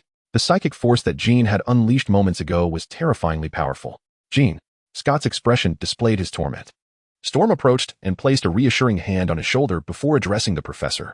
Professor, should we go find Jean? Storm's feelings toward Jean were complex. Bobby, go fetch Lee. Professor X did not respond directly to Storm's inquiry, but instead turned to Iceman. Bobby. All right. Bobby nodded and turned to leave, but paused midway, awkwardly asking, Professor, where's Lee? He will soon appear in the small garden. Professor X informed Iceman. He had already perceived, through the eyes of other students, the rapid descent of Lee, along with Clarice and Alice. In truth, with his abilities, he could easily invade the minds of either Clarice or Alice to convey messages. However, Professor X, out of respect for Lee Haotian, refrained from taking such actions, as he was acutely aware of Lee Haotian's profound aversion to it. Furthermore, given his heightened vigilance, Professor X would not engage in such behavior. All right, I understand. Bobby nodded and promptly made his way outside. Indeed, as soon as he arrived at the small garden, he spotted Lee Haotian descending with Clarice. The two women glided down gracefully. What could be the matter? Could it be that enemies were attacking? Upon nearing Xavier Academy, Lee Haotian had observed a building collapse into ruins. Several teachers were already on the scene, beginning to clear the debris and restore the FAAD. However, this did not appear to be the result of a typical experimental explosion. It bore the hallmarks of a powerful individual's destructive capabilities, piquing Lee Haotian's curiosity. After all, with Professor X, Wolverine, Iceman Bobby, and others present at Xavier Academy, their strength was formidable. It seemed unlikely that anyone would recklessly choose to assault Xavier Academy. It's Jean. Iceman Bobby promptly recounted the recent events and the professor's words to Lee Haotian. So Jean has indeed lost control again. Lee Haotian was momentarily taken aback by Bobby's words, followed by a gentle sigh from his heart. He had hoped his involvement would alter the narrative, especially since Scott had not perished and Jean had been brought back to Xavier Academy. Yet, it was unexpected that Jean had still erupted and departed from the academy. This left Lee Haotian feeling somewhat discontented, for fate is unpredictable. Yet, destiny seems to traverse a predetermined path, as if the gears of fate turn inexorably, ensnaring all within its grasp. However, most traversers tend to disdain the notion of destiny. The professor asked me to summon you. He likely has something to discuss. After conveying the situation, Bobby called for Lee Haotian to accompany him to the professor. Lee Haotian nodded and followed, joined by Alice and Clarice. They soon arrived at the professor's location, where most of the X-Men had gathered. While the others appeared relatively composed, Cyclops Scott bore a countenance filled with anguish and regret, while Wolverine wore an expression of complex silence. Lee, you've arrived. Professor X greeted Lee Haotian with a warm smile and a nod. Yet, within the depths of his eyes flickered an indescribable emotion, leaving Lee Haotian somewhat bewildered. This nuance was only perceived by him, unnoticed by the others. In that moment, Lee Haotian began to harbor a slightly altered perspective towards the professor. Professor, what is Jean's condition? Lee Haotian inquired curiously. The professor had likely been observing Jean closely over the past few days. How could he have allowed her to erupt so suddenly? Jean possessed immense power, and within her, aside from the mutant abilities, lay a unique force. It was this very force that rendered Jean immensely powerful, yet perilous. Should that force erupt, the consequences would extend beyond mere mortals. Even mutants, and this world itself, may face annihilation. Thus, we must bring her back and assist her in mastering that power. Professor X spoke. Indeed, it is the Phoenix Force that has manifested. Lee Haotian instantly comprehended the gravity of the situation. Furthermore, Professor X had already discerned the presence of the Phoenix Force within Jean, perhaps having recognized it long ago. A sudden thought struck him. Charles, although Jean's power is perilous, you must understand that relying solely on suppression will ultimately yield only a backlash, one of unimaginable ferocity. At this juncture, Wolverine's expression turned grave as he earnestly addressed Professor X. No one desires to be controlled. After all, the former Wolverine had nearly been manipulated into becoming a merciless killing machine. Thus, he understood all too well the discomfort of being dominated. As Wolverine uttered these words, Alice, standing beside Lee Haotian, instinctively clenched her fists, for his statement resonated deeply within her. Whether mutants or ordinary individuals, no one relishes the notion of being governed. As human beings, we all yearn for freedom. Chapter 55, A Bold Idea Concerning the X-Gene Bug. Is freedom possible? Lee Haotian nodded in understanding. He too abhorred the notion of being controlled. The implication of Wolverine's words was clear. He wished for Professor X to refrain from exploiting his abilities to suppress Jean's inner turmoil. Such an approach would not only fail to maintain long-term control over her, but would also provoke an even fiercer rebellion. Although Li Haotian recognized that Professor X's intentions were likely benevolent, not all actions deemed good are genuinely beneficial. For instance, parents often tell their children, "I do this for your own good." Many are aware that parents do not wish to harm their offspring. Indeed, they act out of a desire for their children's welfare. Yet, what they perceive as good may not necessarily equate to what is truly advantageous for the children. This is not the crux of the matter, however. The core issue lies in the potential for such paternalistic control, cloaked in the guise of acting for your benefit, to stifle a child's behavior and expression, ultimately leading to a tumultuous period of rebellion filled with unimaginable perils. Logan, I grasp your sentiment. Yet, you remain oblivious to the terrifying force residing within Jean. After a moment of silence, Professor X slowly began to speak. However, I can assure you that this time I will not impose control over her. He gently raised his head to meet Wolverine's gaze, a smile gracing his features as he spoke in a calm manner. This scene momentarily stunned Li Haotian, who sensed an unusual glimmer in the professor's eyes, a sight unseen by others. This peculiarity only deepened Li Haotian's confusion, reflecting on the professor's earlier gaze and the current strange light. He couldn't shake the feeling that today, as Professor X, was somewhat peculiar. "Charles, I thank you on Jean's behalf," Wolverine Logan exclaimed, his face lighting up with excitement upon hearing Professor X's words. Scott lifted his head to glance at Logan and then at the professor, remaining silent, his expression still etched with pain. "Logan, Aurora, let us go and bring Jean home," Professor X proclaimed. "Certainly, Professor." Storm nodded eagerly. Wolverine appeared quite pleased, viewing the professor's newfound understanding as a moment worth celebrating. "Li, you should join us as well." Professor X directed his gaze towards Li Haotian. "All right." Li Haotian hesitated momentarily before nodding in agreement. It seemed that he had been involved in several missions lately. Although the financial reward was appealing, there were times when he yearned for a more leisurely existence. Suddenly, a thought struck him. Every time he had been called upon for a mission, it was always at someone else's behest. My power of rules operates on the principle of equivalent exchange. If I accept a mission and fulfill it, does that constitute an equivalent exchange? If so, have I completed a certain transaction? If such reasoning holds, then by acquiescing to others' requests or fulfilling tasks, might one not inversely acquire the power of rules? Suddenly, Li Haotian conceived a bold possibility. What if he were to create a system that rewards him with primal energy upon accepting requests or completing tasks? Could this not be an exploit of the system? The concept of primal energy was a new attribute he had recently developed, pertaining to the power of rules. In an instant, Li Haotian's heart ignited with fervor. If this audacious conjecture were to materialize, he would no longer have to endure the arduous wait for the power of rules to gradually replenish. Instead, by merely accepting others' requests or accomplishing tasks, he could amass a substantial amount of rule power. If that were the case, he would truly strike it rich. Li Haotian was instantly exhilarated. This thought lingered in his mind, refusing to dissipate. "Li, what is the matter with you?" Clarice and Alice, who were nearby, were the first to notice Li Haotian's unusual demeanor. After all, it was rare for them to witness him so animated over something. Their curiosity was piqued by his evident excitement. "I'm fine. Just pondering a few things," Li Haotian replied with a smile, playfully pinching Clarice's cheek. "Oh." Clarice's face flushed with a hint of embarrassment. "Let us go." Professor X cast a surprised glance at Li Haotian. He had certainly noticed the change in Li Haotian, but chose not to comment further. "Professor, do you know where Jean is?" Storm inquired, her brow furrowed in confusion. "Although she is resisting me, I have discerned her location." Professor X responded gently. Jean's powers were indeed formidable. Even Professor X's telepathy could not penetrate them. However, the sheer strength of such a powerful mind must manifest somewhere. And with his abilities, Professor X could undoubtedly sense it. Thus, even without invading Jean's mind, he could ascertain her whereabouts. "Let us move." Soon, the group set off. A large truck sped down the highway, flanked by police and agents, exuding an air of seriousness. Inside the truck, the president of the beautiful nation was vociferously bellowing, "Let me out. Do you not know who I am? I am the president." The voice emanated from a white-haired elder confined in a special cell, his hands and feet shackled. "Oh, Mr. President, I kindly request that you be quiet." A burly police officer admonished him coldly. However, just as he turned away, a young girl's voice echoed from the cell. "Why are you treating me this way? Please let me down. I am a good girl. I beg you, let me go." The hefty officer turned back, his expression one of exasperation. Before me stood the once venerable old man, now transformed into a delicate and pitiable young girl. "If this continues, I shall surely douse you with a spray. You wretched creature." He brandished a spray can, glaring menacingly at the little girl. "Once I am free, I shall personally eliminate you." The girl instantly displayed a hint of a sinister smile. "Is that so? Hee, how delightful." The stout police officer turned away, a look of disdain crossing his face. Suddenly, at that moment, A massive truck jolted violently. The rotund officer lost his balance and tumbled to the ground, sliding outwards, colliding with the front of the previous cell. Oh, his face flushed with fury, wishing to curse the driver's ancestors.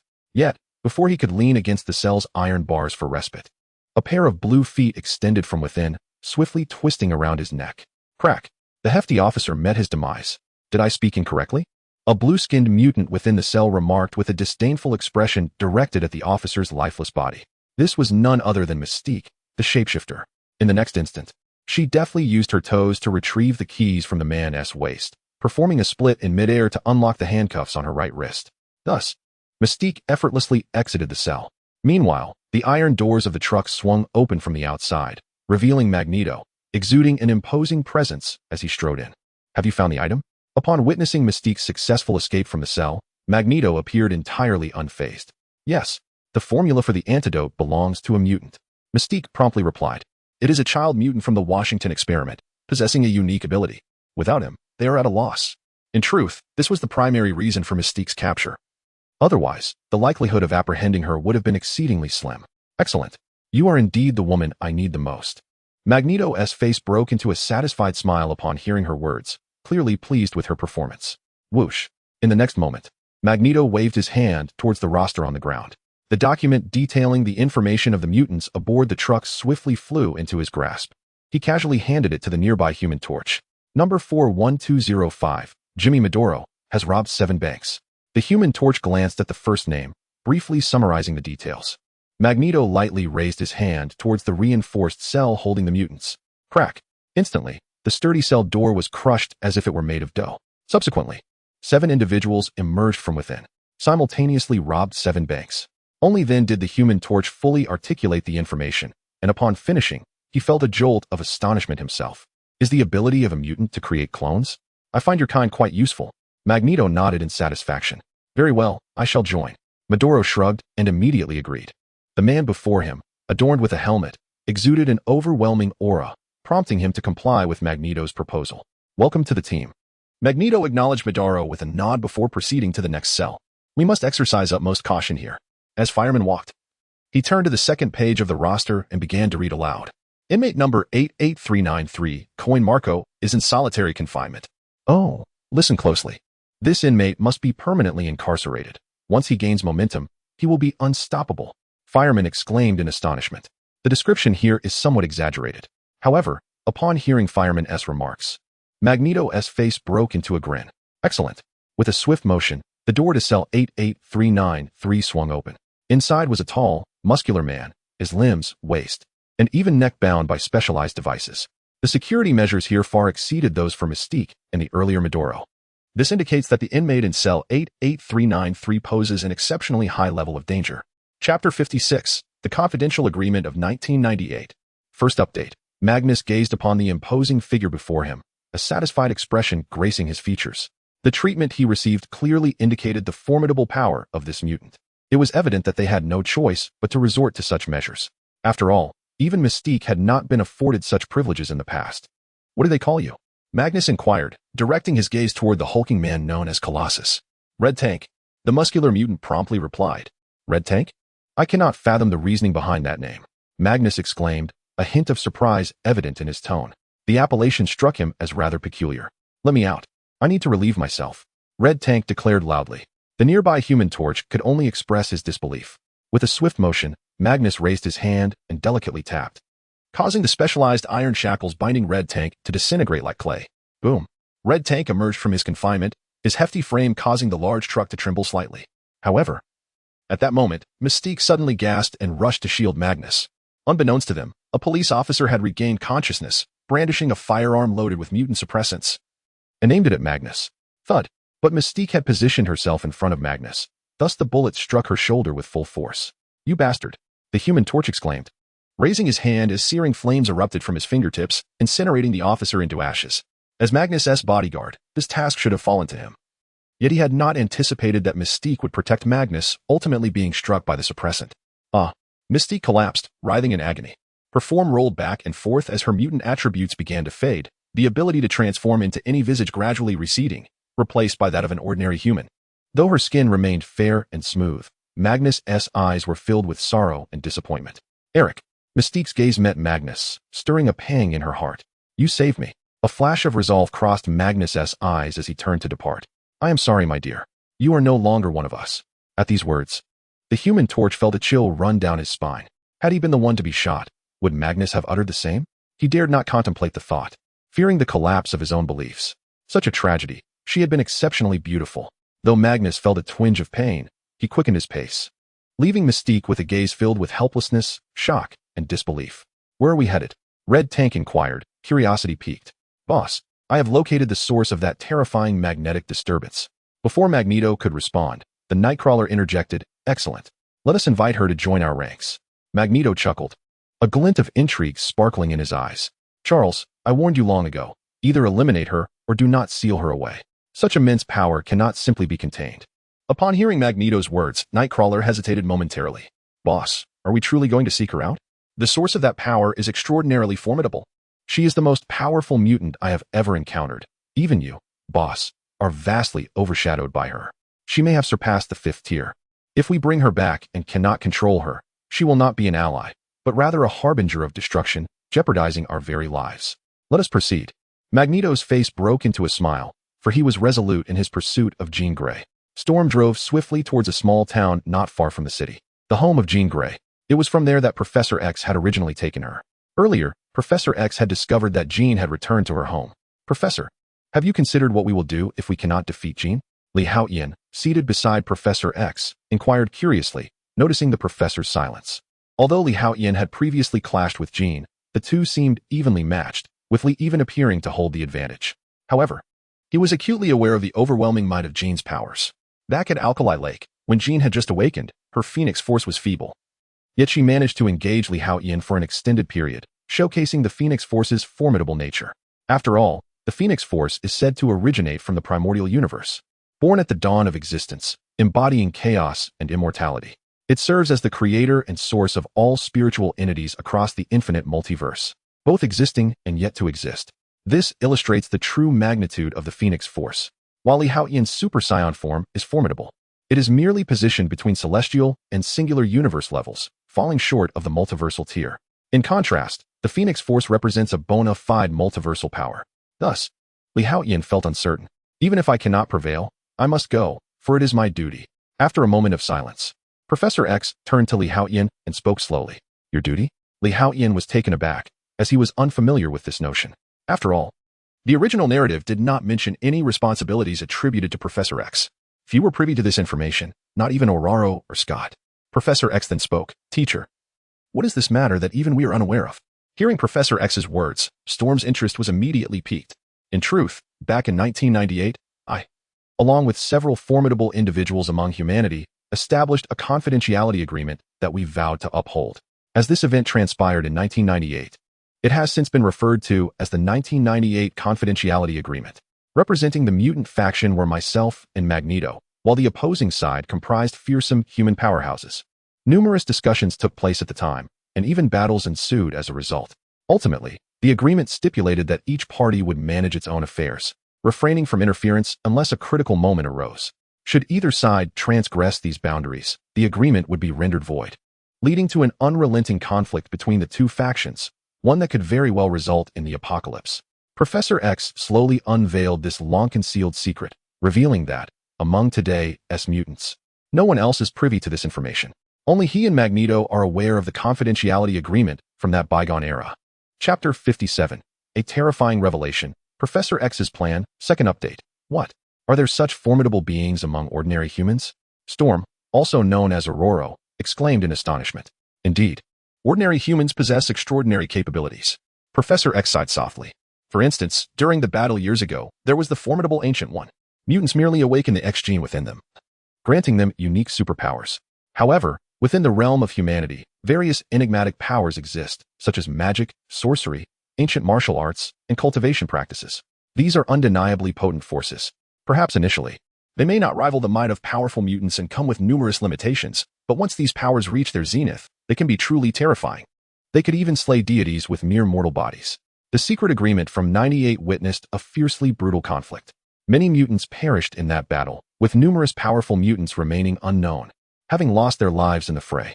Only Professor X and Magneto survived. Fortunately, the strength of mutants garnered recognition among the powerful humans, which led to the establishment of the 98 Confidentiality Agreement. Without it, the existence of mutants would have been far more precarious than it is now. As Professor X recounted this confidential history, Storm and Wolverine, Logan, fell into a profound silence. They had no inkling of such hidden truths. So that was how it was. Suddenly, Haotian experienced an epiphany. He wondered why the mutants were causing such a ruckus without any superheroes or powerful beings like the Ancient One intervening. It became clear that there existed an agreement between mutants and human powerhouses. Yet, it seemed that this chaotic world had a genuinely tangled timeline. Haotian couldn't help but sigh internally. However, he understood, for this world houses numerous forces capable of altering time, even reshaping the past and future. In the Dragon Ball universe, every time travel results in the emergence of a parallel universe. He pondered whether this amalgamated universe operated similarly. Although he was uncertain about the origins of parallel universes within this composite realm, he was convinced that such universes existed in abundance. Due to the confidentiality agreement, outsiders were prohibited from interfering in mutant affairs, and beyond matters concerning mutants, I must not meddle in human society either, Professor X stated slowly.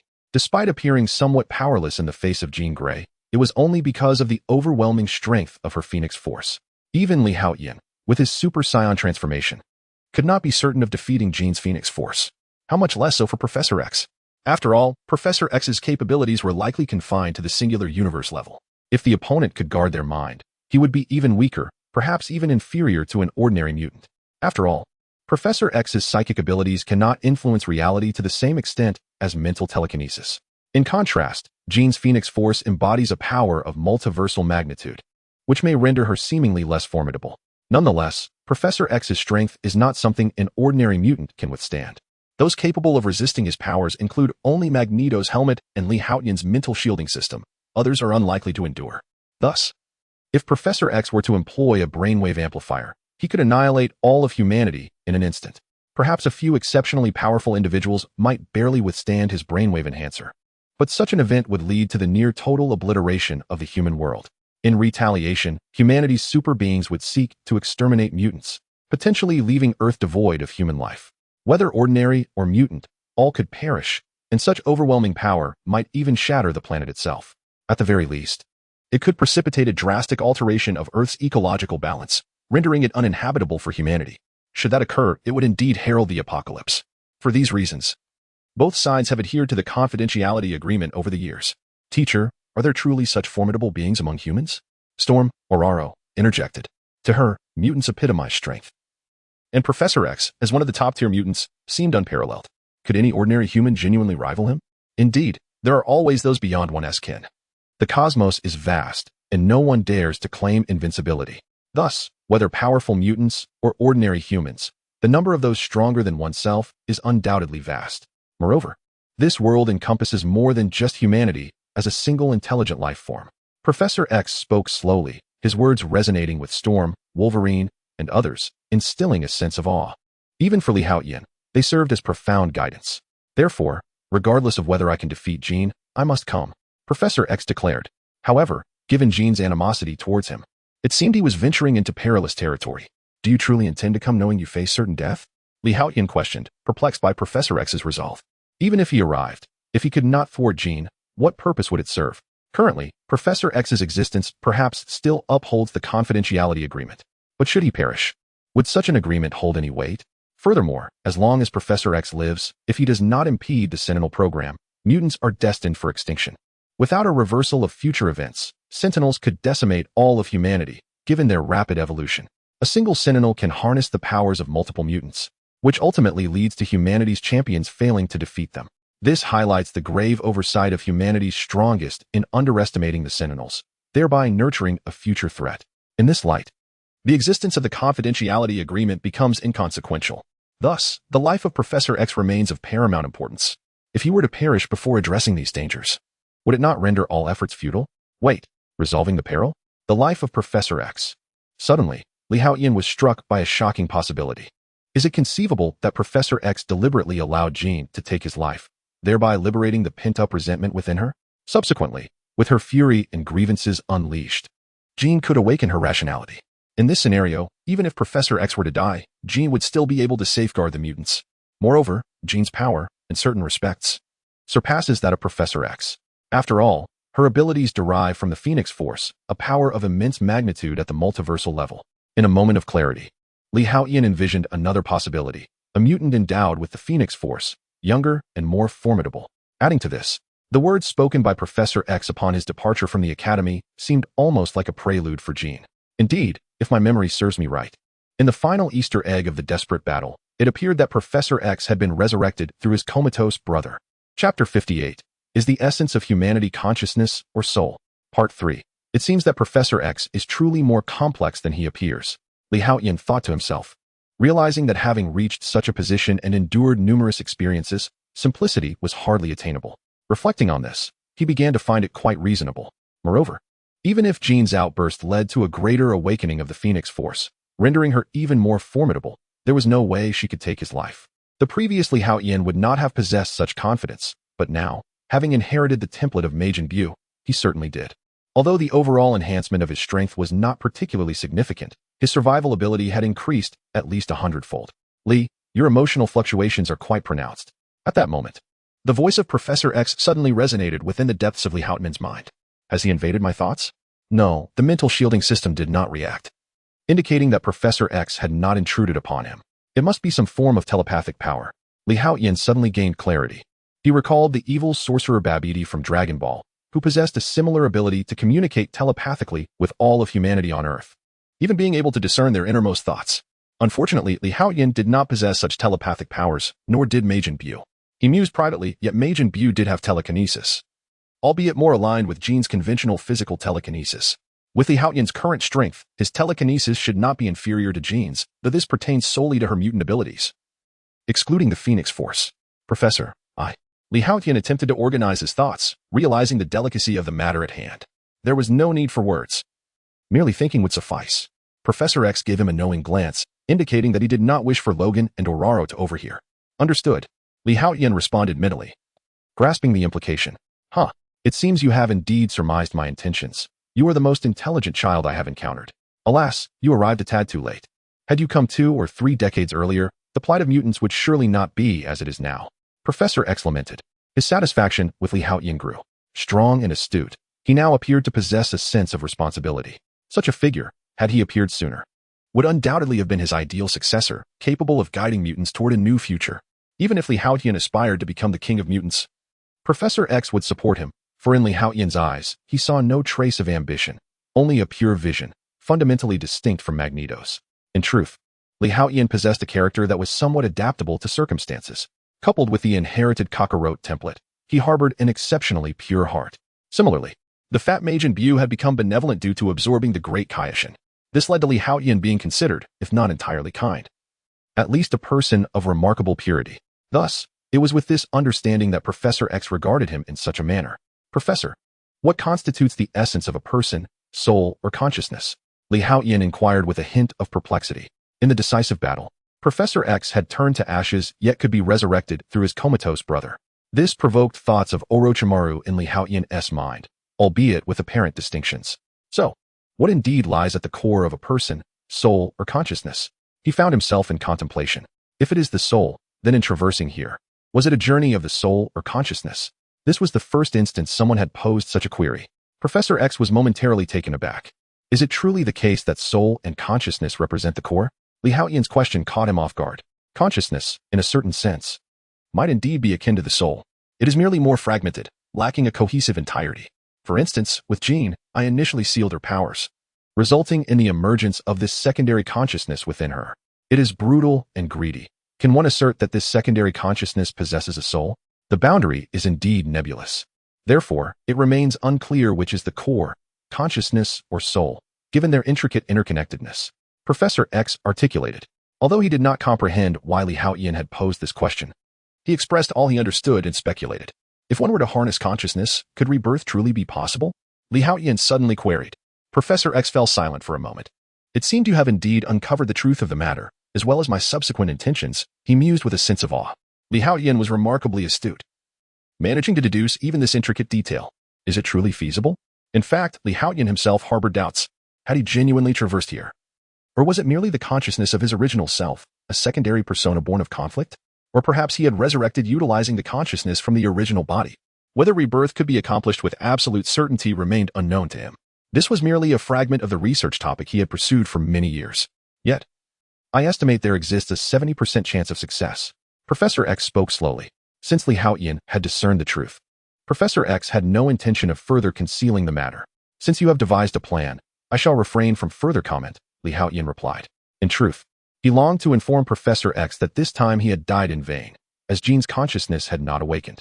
Moreover, the Earth had nearly faced destruction, ultimately relying on Wolverine to endure the chaotic disintegration while healing himself. With tears in his eyes, he professed his love and brought the piano to its demise. Of course, Haotian was uncertain whether his presence would alter the unfolding narrative. However, he harbored little optimism regarding this possibility. After all, he had previously demonstrated that the gears of fate advance along their predetermined course. Even if one attempts to shift their trajectory, the ultimate destination remains unchanged. Aurora, please stop. We have arrived. At that moment, Professor X suddenly called out to Storm, who was driving. Should I step out and take the piano first? Haotian pondered silently. Although the piano could levitate through telekinesis, if Haotian were to carry it beyond Earth and journey to Saturn, would it be able to return? Given the piano's strength, it might survive on Saturn. Haotian merely needed to bide his time, for he was absolutely confident he could defeat the piano eventually.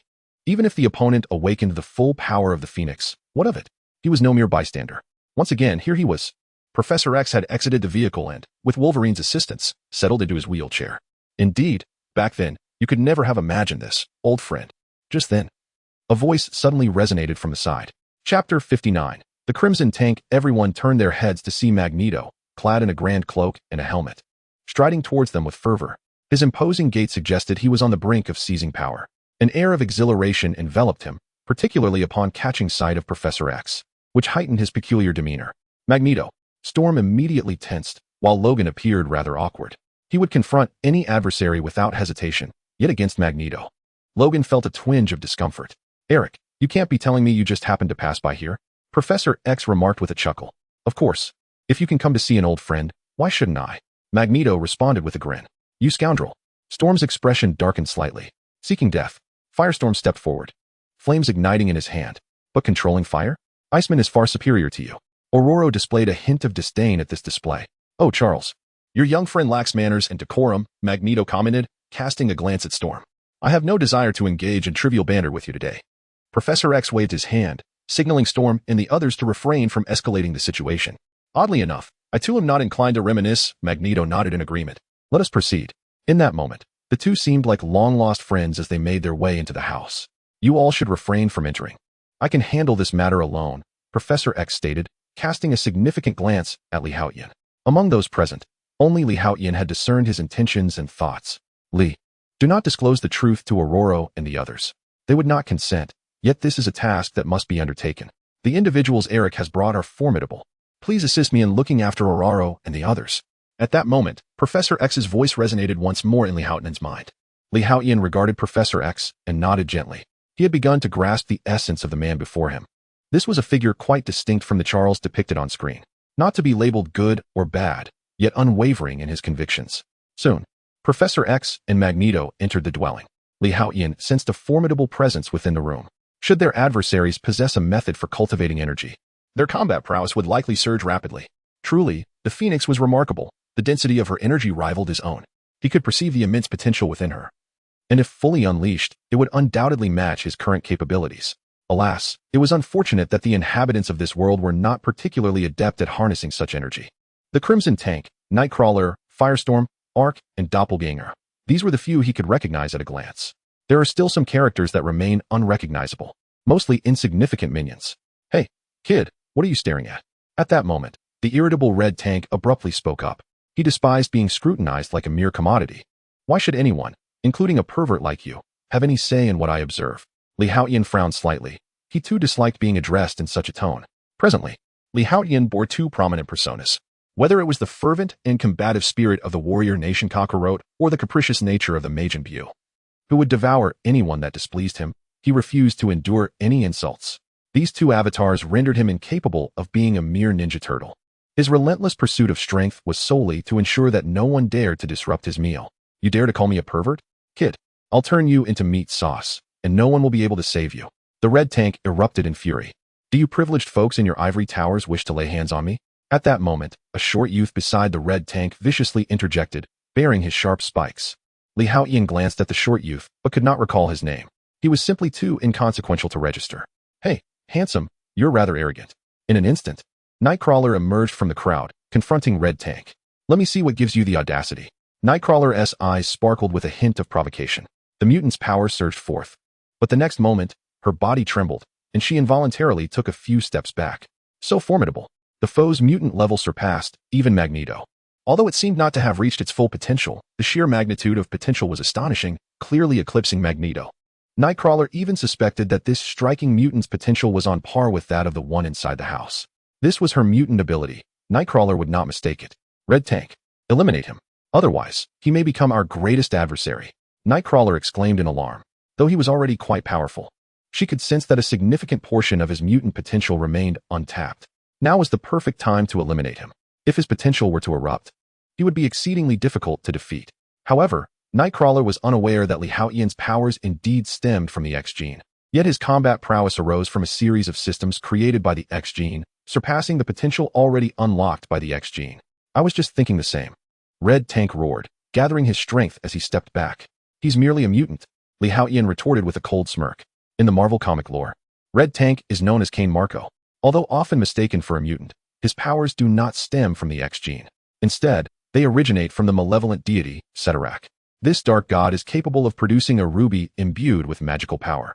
Anyone who comes into contact with this gem will gain magical abilities and transform into the Red Tank. This grants the Red Tank an inexhaustible reservoir of strength, allowing him to elevate his physique to an indomitable state. He can even withstand the mighty hammer of Thor and the adamantium claws of Wolverine. Particularly when the Red Tank's body is activated, it can convert its formidable energy into kinetic force. At this juncture, nothing can impede its advance. Only destruction awaits. Although the individual before us, also known as the Red Tank, possesses abilities akin to those of the comic book character, he is merely an ordinary mutant bearing the same name. For Haotian does not detect any aura of a god-level entity emanating from him. Prepare to perish. Boom, boom, boom. At this moment, the Red Tank has already charged forward, hurtling towards Haotian.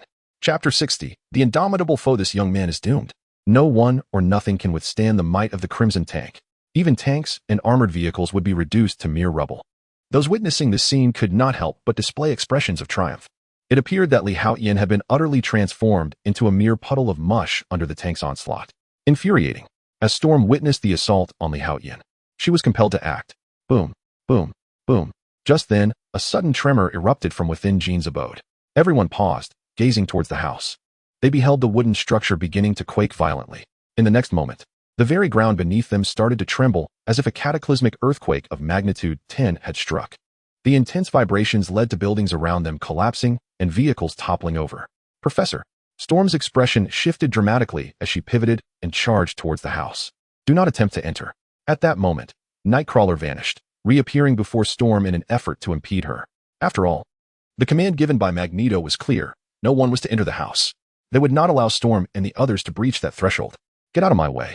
Storm, in a state of desperation, was unwilling to let anyone obstruct her. Boom. Her eyes blazed white as an overwhelming force surged around her. A terrifying bolt of lightning erupted forth, striking Nightcrawler. Bang. Nightcrawler was sent flying. Curse that fiend. He had not anticipated Storm's assault to be so swift and resolute. Storm, undeterred, sprinted towards the house once more. However, Nightcrawler, having just been launched away, vanished from sight. Bang, bang, bang. In the next moment, the sounds of fierce combat erupted from within the house. Clearly, Nightcrawler was not one to back down easily and had engaged Storm in a fierce battle. Wolverine Logan, witnessing this unfold, also dashed towards the house. Do not cause a disturbance. Yet Firestorm would not permit Wolverine to enter so easily. He raised his hand, igniting a flame in his palm. Boom. Under his control of fire, it transformed into a terrifying fireball several meters in diameter, hurtling towards Wolverine. Wolverine swiftly extended his hand, unleashing his adamantium claws. Swish. The claws tore through the flames effortlessly. Ignoring Firestorm's interference, he charged straight into the house. Seeing his attack fail to halt Wolverine, Firestorm's expression darkened. Damn beast, he muttered under his breath, following closely behind with his companion, the Porcupine Man. At this moment, the sounds of battle within the house intensified. Clearly, The two sides had engaged in fierce combat. Yet, their skirmish did not disturb those inside the innermost part of the house, including Professor X. At this moment, Jean sat upon a bench, her eyes darkened, her face marred by peculiar veins. "Get out of my head," gritted her teeth and declared, "Indeed. Do not allow him to manipulate your thoughts. Charles relishes in brainwashing others. You are free. No one can control you." Nearby, Magneto, watching the spectacle, interjected with insidious persuasion.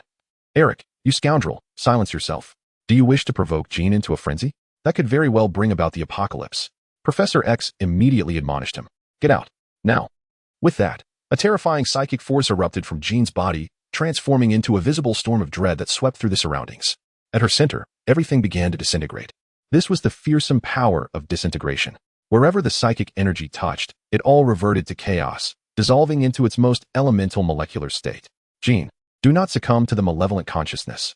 Professor X, however, bore a gentle smile, seemingly unafraid of the immense psychic force that was now directed toward him. To him, death did not warrant fear. As long as Jean could restore her true self, everything would be worthwhile. Suddenly, a tremendous noise erupted from outside. The red tank, now in full motion, was abruptly halted by Haotian. An explosive force radiated from the two, creating a massive crater reminiscent of a missile detonation. Measuring over 10 meters in length and depth at their feet, the red tank, known for its invulnerability, had been stopped by Haotian. Yet, at that moment, Haotian's form began to disintegrate like mud. "Ha, kid, I warned you that I would turn you into pulp. Now prepare for your demise. Go to hell and repent slowly." The red tank bellowed in exhilaration at the sight. Truly, the red tank was formidable, maintaining its reputation as an alpha-level threat. Albeit with some differences from its comic counterpart, Haotian could not help but admire its strength, especially when given time to gather momentum. The force of its charge was tremendously powerful. The simplest way to counter the red tank was to strike before it could fully mobilize. Otherwise, once it gained speed, the resultant force was beyond the capacity of even ordinary alpha-level mutants to withstand. Even Wolverine would be severely compromised by such a collision, though he would not perish. For within him lay the indestructible adamantium, coupled with his extraordinary regenerative abilities, making death a remote possibility. However, possessing the template of Mage Imbue, Haotian's survival capabilities surpassed even those of Wolverine. Thus, under the astonished gaze of the red tank, the body that resembled mud began to writhe, akin to a mass of sticky rice paste. In an instant, it transformed. He had transformed back into Haotian's form. Upon witnessing this scene, the red tank was momentarily taken aback, his eyes wide with disbelief. You?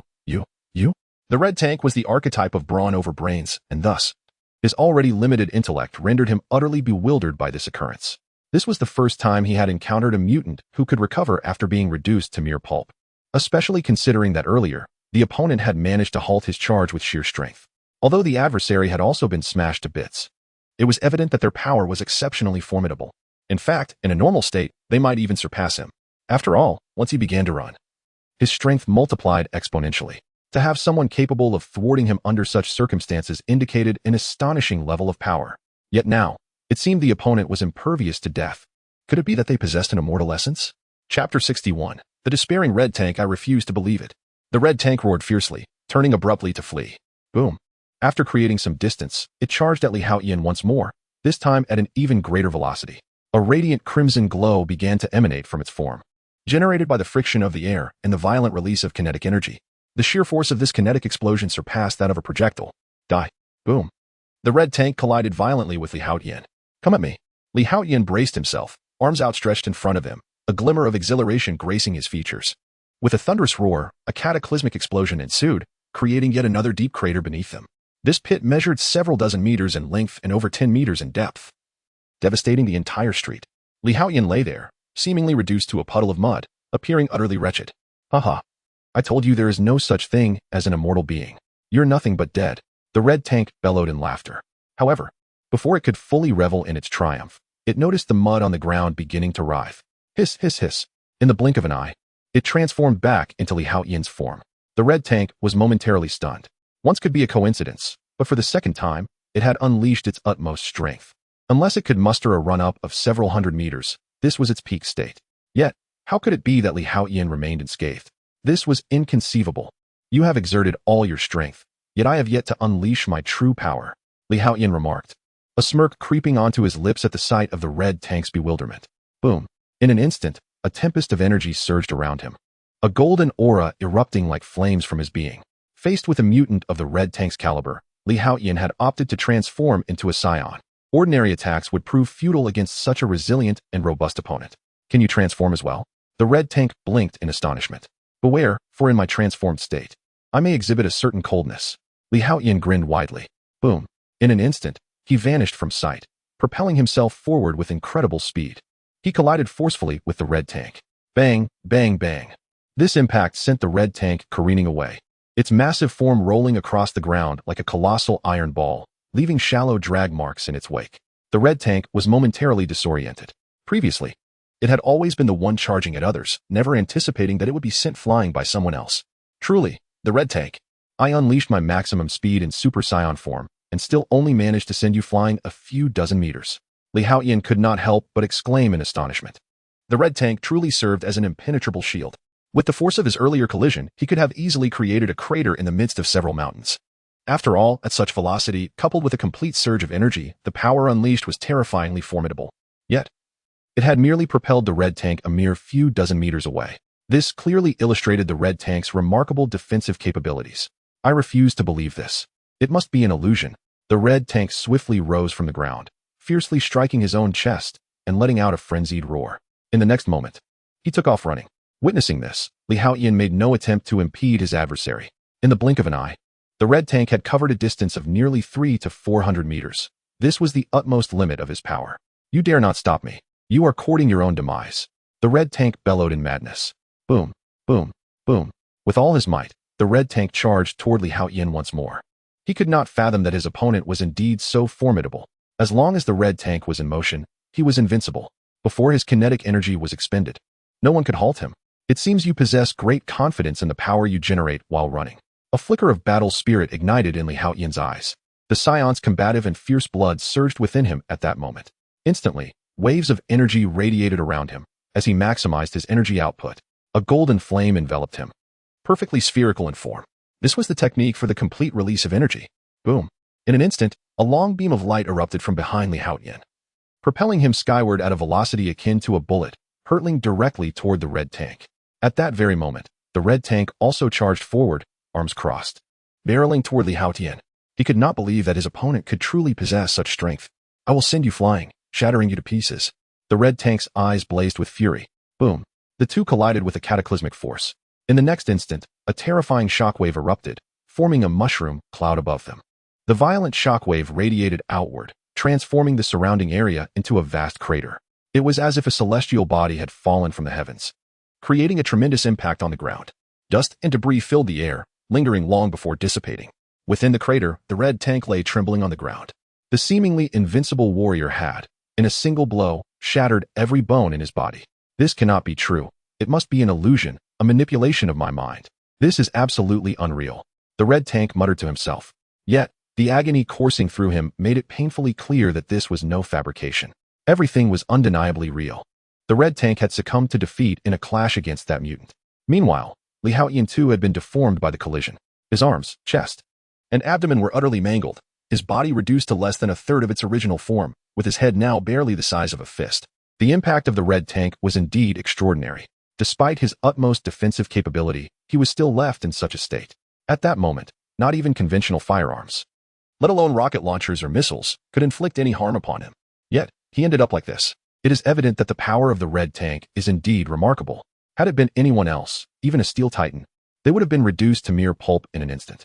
Even Wolverine, while managing to survive, would have found himself in a dark corner, uncertain of how long it would take to recover.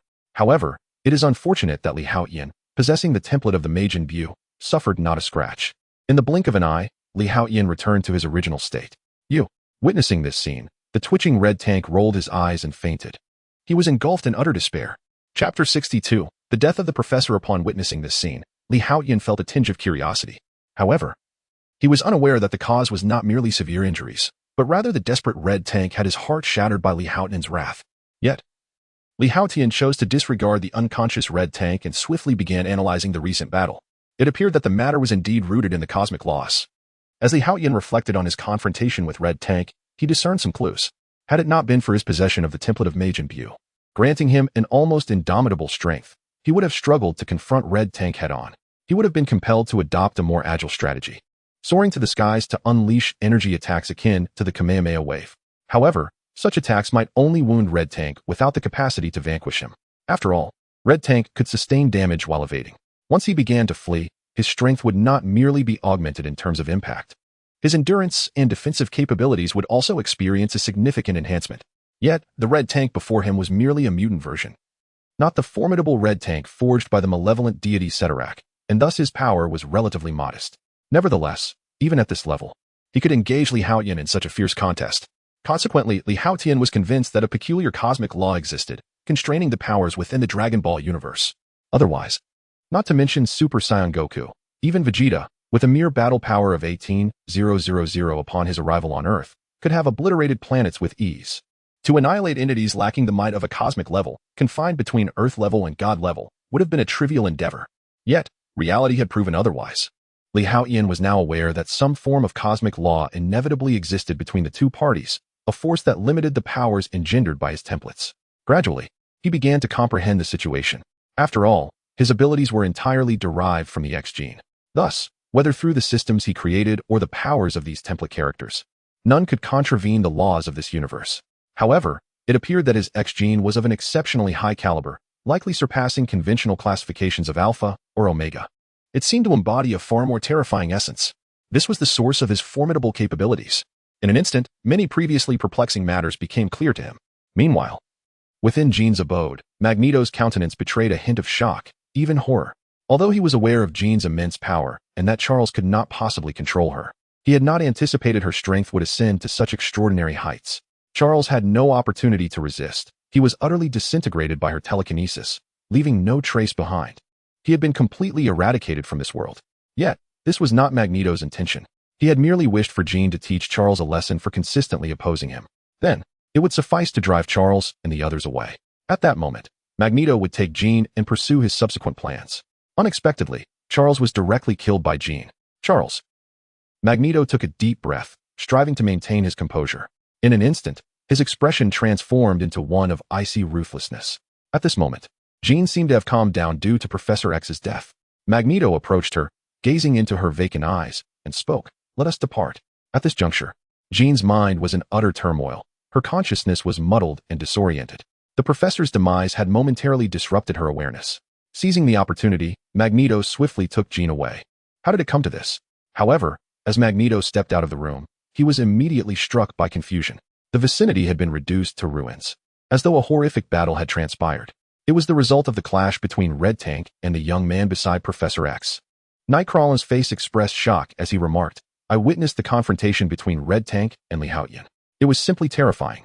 Both Red Tank's tremendous power, which allowed him to run hundreds of meters with force, and Li Haotian's explosive golden flames surpassed her comprehension. At that moment, the magnitude of their unleashed abilities was undoubtedly far greater than that of Magneto himself. What was the outcome of the battle? Magneto furrowed his brow, pondering aloud. He had already gained considerable insight into Red Tank's strength, yet he had not anticipated that anyone could contend with him to such an extent. It is crucial to note that this was not a scenario where Red Tank was subdued before he could unleash his full potential. It was an authentic and terrifying confrontation. Otherwise, even Magneto would have to act before Red Tank initiated his movements to have any chance of overcoming him. It should be over there. Nightcrawler pointed toward the distance, where a vast pit lay open. I sense that young man is still present. With this, she fell silent, her meaning clear. Due to Li Haotian's presence, she dared not approach. Nightcrawler, you stay behind. Once that individual departs, retrieve Red Tank. Magneto commanded after a moment's reflection. The immediate priority was to ensure Jean's safe departure from this location. Otherwise, should Jean experience further distress, it would become exceedingly difficult to extract her. Understood. Nightcrawler hesitated momentarily, her expression becoming somewhat grim. Yet she recognized that she had no grounds to refuse. Soon, Magneto departed with Jean in tow. Has the professor truly perished? Li Haotian suddenly sensed the absence of Professor X's presence within Jean's residence. He swiftly dashed toward her abode. Indeed, upon encountering the dilapidated exterior of the villa, Storm and Wolverine stood in a daze, gazing at the wheelchair before them. The two remained silent, their expressions etched with sorrow and anguish. Where's the professor? Despite knowing that Professor X had passed away, Li Haotian feigned excitement as he inquired, for he had promised the professor not to reveal the truth of the matter. Storm wished to speak, but found herself rendered mute, her gaze fixed unwaveringly upon the wheelchair. It was Jean. She killed him. After a moment of heavy silence, Wolverine's face betrayed a flicker of regret as he spoke. He suddenly realized how absurd his conclusion had been when he urged the professor to relinquish control over Jean's mind, allowing her complete freedom. Indeed, no one enjoys being manipulated. Yet, without such control, devastation may ensue, leading one to act against their true will. So, is this matter ultimately right or wrong? Chapter 63, the terrifying transformation ray. If Jean were conscious, she would undoubtedly never harm the professor. Wolverine mused quietly within himself. He held a firm belief in Jean's inherent goodness and could not fathom her taking the life of the one who had nurtured him since childhood, a figure who embodied both mentor and father in Professor X. Yet the grim reality was that Jean had not only taken the professor's life, but had also disintegrated him to his very molecular essence, leaving no trace behind. At this moment, Wolverine felt a profound sense of regret. Let us depart. Haotian spoke to the two of them. With Jean now taken away by Magneto and Professor X deceased, lingering here served no purpose. Storm remained silent for an extended period before finally picking up the wheelchair from the ground, clutching it tightly as she made her way outside. Wolverine, Logan, cast a complex glance around before slowly following suit. The trio emerged from the dilapidated villa, greeted by a scene of utter devastation. Deep craters, charred vehicles, and collapsed structures lay scattered about. What in the world? Both Aurora and Logan stared in disbelief, their expressions a mixture of shock and horror. The ferocity of the battle was unfathomable. My apologies, that red tank was indeed formidable. I exhausted all my cards and strategies just to barely defeat him. However, I was unable to rush in and protect Professor X. Haotian immediately interjected. In truth, he had an opportunity to save Professor X. But having promised the professor to keep the truth from Storm and Wolverine, he could only feign regret and convey a different truth to them. I'm sorry, Lee. After a brief moment, Aurora turned to Haotian, her voice sincere. Why do you say that? Haotian was taken aback by Storm's words. The professor is dead, and as the most powerful among us, you were not by his side to protect him. I harbored resentment towards you. Yet now I realize you were engaged in battle against such a formidable foe. I misjudged you. Aurora's eyes were filled with remorse as she regarded Haotian. It is of no consequence. Haotian waved his hand dismissively, responding with a smile. In reality, he had intentionally allowed Professor X to perish. Though it was indeed the professor's wish, it did not negate the validity of Aurora's feelings. Our vehicle has been destroyed. We should find another in the next town. Wolverine suggested. The surroundings were a wreck, with scarcely a whole place in sight, and their vehicle had not escaped unscathed. Let me take you back by flight. Haotian proposed after a moment of contemplation. The thought of trudging to the next town only to seek transportation back to Xavier's school seemed excessively cumbersome. Is that convenient? Logan asked, momentarily taken aback and curious. Quite so. Just look over there. Haotian chuckled as he pointed towards a direction behind them. The two exchanged puzzled glances but turned to look nonetheless, only to find nothing of note. The transformation ray has turned into chocolate. Haotian promptly raised his hand and gestured towards the two individuals. In an instant, a radiant beam of violet-pink light shot forth from his fingertips, enveloping them. With a series of resounding pops, two clouds of smoke emerged, revealing Storm and Wolverine, who astonishingly transformed into two chocolate jelly beans. He then transfigured his wheelchair into a lump of clay and tucked it away in his pocket. How convenient. Haotian chuckled softly, grasping the two candy-like figures. As a torrent of white waves surged around him, morphing into a long arc that vanished into the horizon. Minutes later, his figure materialized above Xavier's academy. Transformation ray, activate. With another series of pops, two clouds of smoke appeared once more. This time, Storm and Wolverine reverted from their candy forms. Wolverine and Storm were left utterly bewildered. Given their formidable prowess, being transformed into chocolate jelly beans had rendered them temporarily unconscious. Consequently, their awareness lingered on the previous scene Haotian had shown them. We have arrived, he declared, offering no explanation to the two. How did we return? Logan inquired, his expression one of confusion. Why, we flew back, Haotian replied, gripping Logan by the scruff of his neck with his left hand while cradling Storm in his right, descending gently towards the ground below. Logan felt somewhat disgruntled by this position, but upon glancing down at the sheer height they were descending from, he ceased his struggles. Before long, the trio reached the entrance of Xavier's academy. This is one of my newly awakened abilities, known as the transformation ray. It allows me to turn people or objects into small trinkets, Haotian explained, retrieving the lump of clay that had once been his wheelchair. He then demonstrated the transformation ray before their eyes, reverting the clay back into its original form. Truly astonishing, Logan exclaimed, visibly taken aback. Such a mutant ability was indeed formidable. This power of yours is no trifling matter. If you could turn your enemies into cookies, wouldn't you simply devour them? He remarked in astonishment. Storm, too, gazed at Li Haotian with wide eyes, realizing the gravity of this mutant ability. In principle, those weaker than I can be transformed thus. Li Haotian shrugged, not refuting Logan's assertion. In truth, possessing the template of Majin Bu, Li Haotian could, if he so desired, employ Bu's abilities to absorb others. However, to him, absorbing individuals weaker than himself held no value, while those stronger than he were not easily assimilated. Furthermore, aside from this rationale, the primary reason was that Li Haotian had little inclination to absorb others. He felt it would detract from his essence, rendering him less than his pure self. How terrifying. Wolverine and Storm exchanged glances, each reflecting shock in the other's eyes. Evidently, Li Haotian's peculiar ability appeared to them as nothing short of terrifying, almost grotesquely formidable. Previously, the Pianoforte's disintegration telekinesis was already formidable enough to render a person into nothingness. Yet, Li Haotian's prowess was even more fearsome. Not only did it obliterate the body, but it also devoured it entirely, transforming it into waste. It was simply unimaginable. However, this shock allowed the two to momentarily emerge from the grief of Professor X's demise. Let us depart.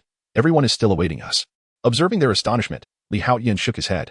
The abilities of Majin Bu were rather ordinary in comparison. Otherwise, Majin Bu would have long since dominated the universe, transforming it into a realm of delectable delights and endless amusements. This ability, too, came with numerous drawbacks. For instance, when Li Haotian employed his transformation beam, it drained his internal energy. Should his opponent's energy surpass that of Majin Bu, he would be unable to effect the transformation. And there was even the potential for a rebound effect. In essence, this ability was merely a trifling means of intimidation.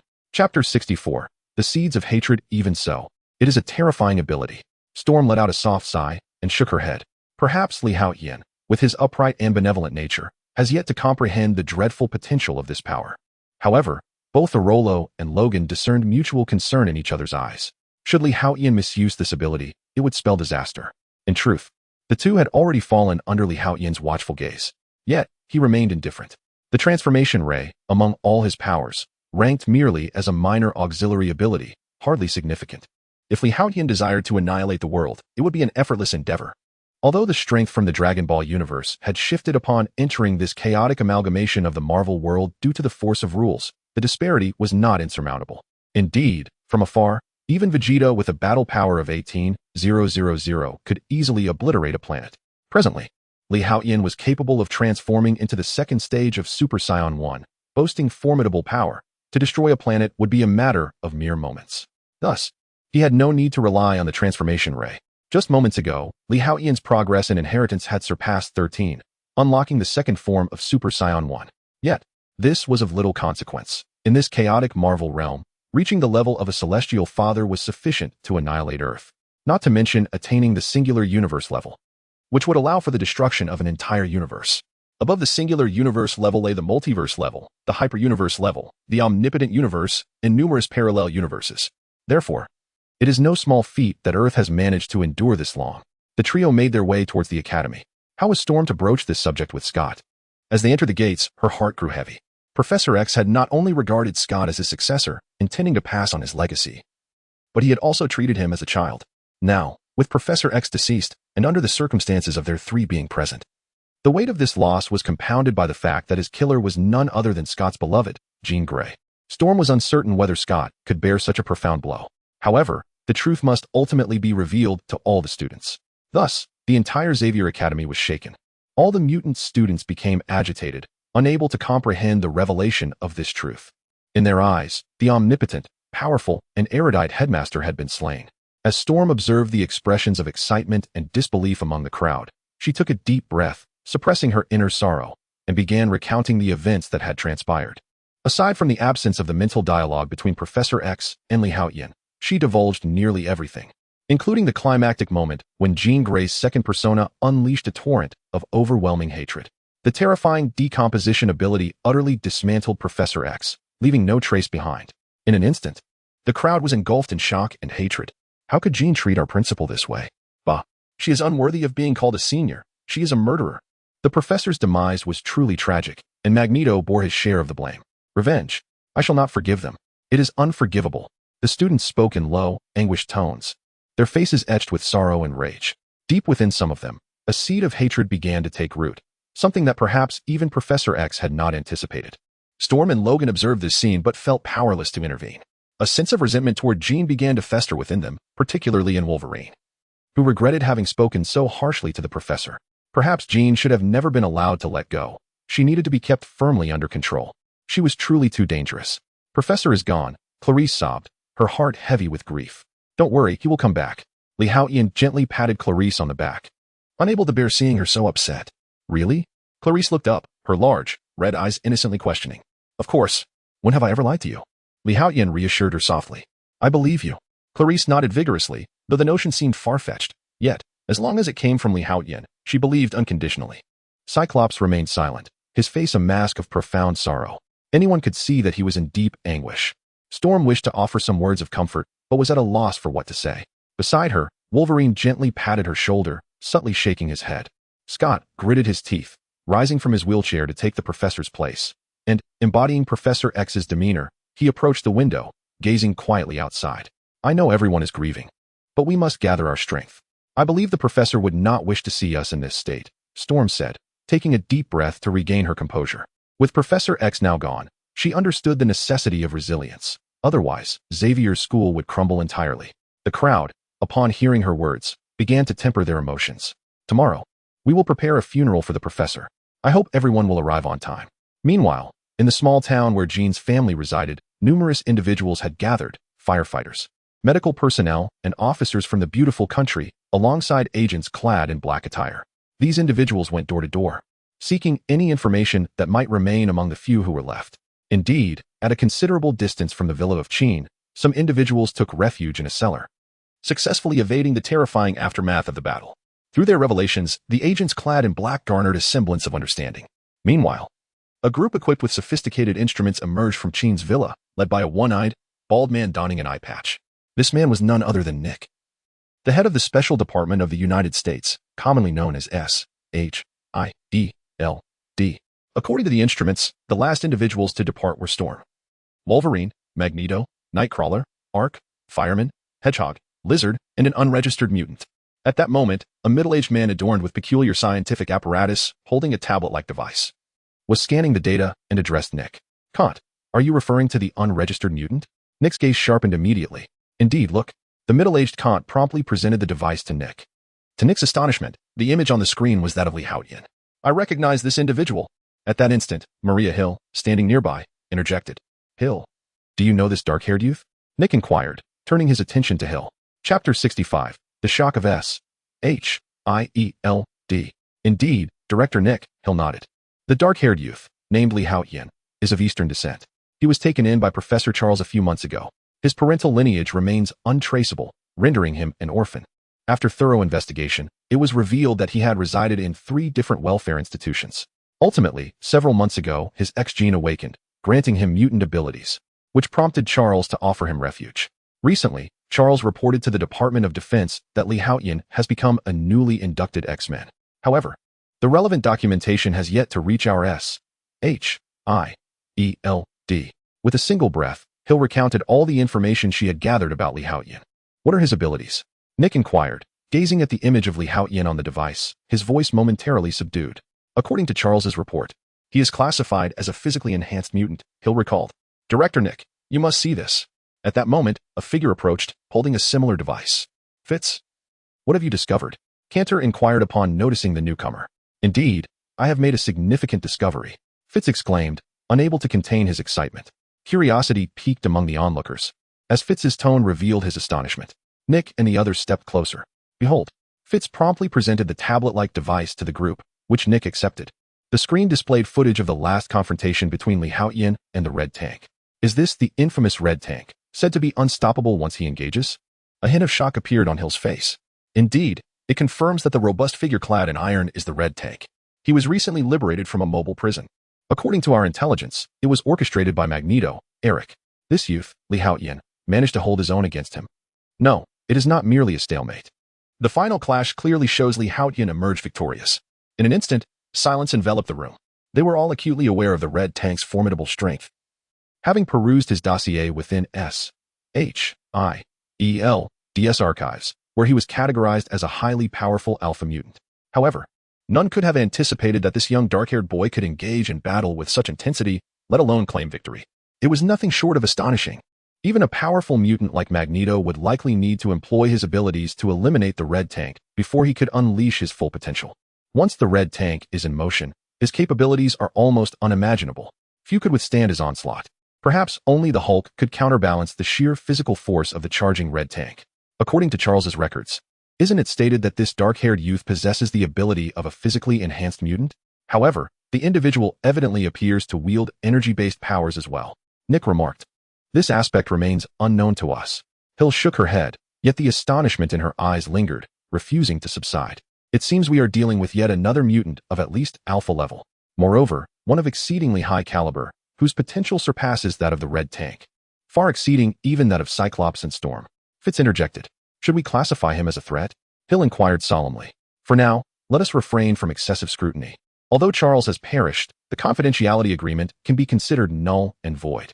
Nevertheless, given Charles's cunning and strength, I find it hard to believe he lacked a contingency plan. Therefore, we shall bide our time.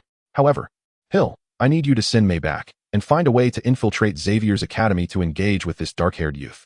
After all, she is of Asian descent. Perhaps she can communicate more effectively. Nick suggested after a moment's contemplation. Agreed. Hill nodded affirmatively. However, with Charles's demise, the strength of the X-Men has significantly diminished. Recently, Cyclops seems to have sustained severe injuries and has yet to recover. Meanwhile, Magneto has taken Jean away, augmenting his power further. This could potentially incite chaos and disaster. Should we intervene? Hill pondered before posing the question. Although Charles is deceased and the confidentiality agreement can be deemed void, it appears unwise to act directly at this juncture.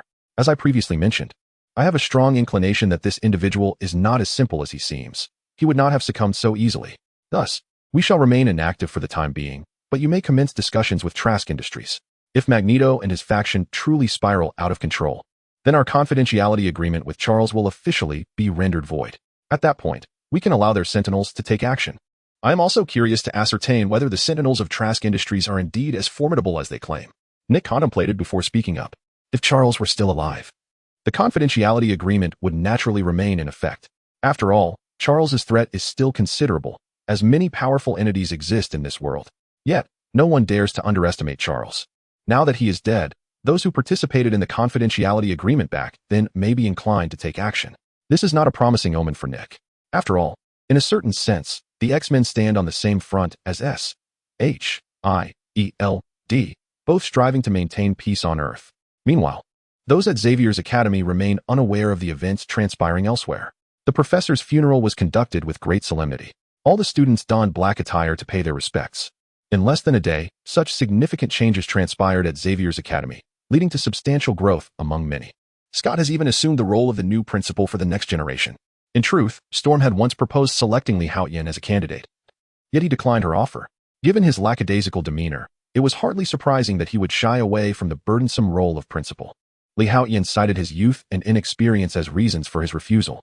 With his decision made, Storm and Wolverine exchanged no further words. After all, Scott was more than capable of assuming the principal's position.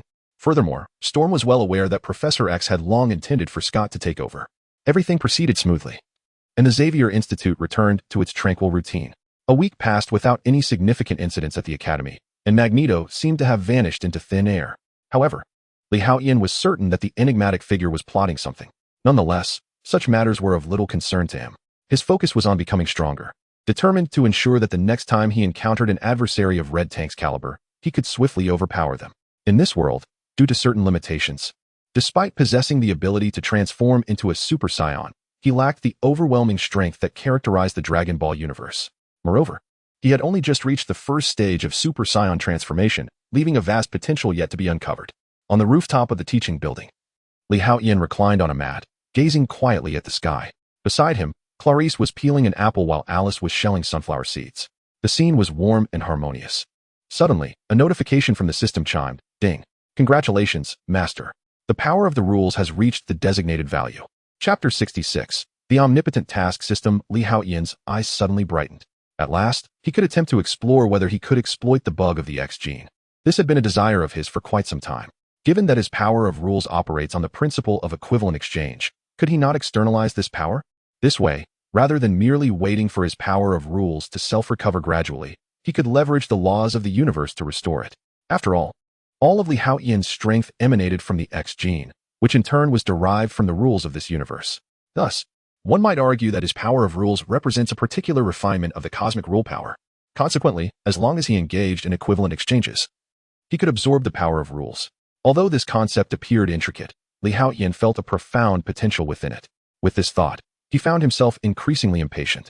Should this experiment succeed, he would no longer need to wait for the gradual self-recovery of his power of rules. Instead, he could swiftly restore it through some form of equivalent exchange with others, such as the task system he envisioned creating. With this notion, Haotian's mind sparked, and he set to work. The creation of systems had become second nature to him. After several adjustments and attempts, he finally succeeded. Ding! The omnipotent task system has been successfully created.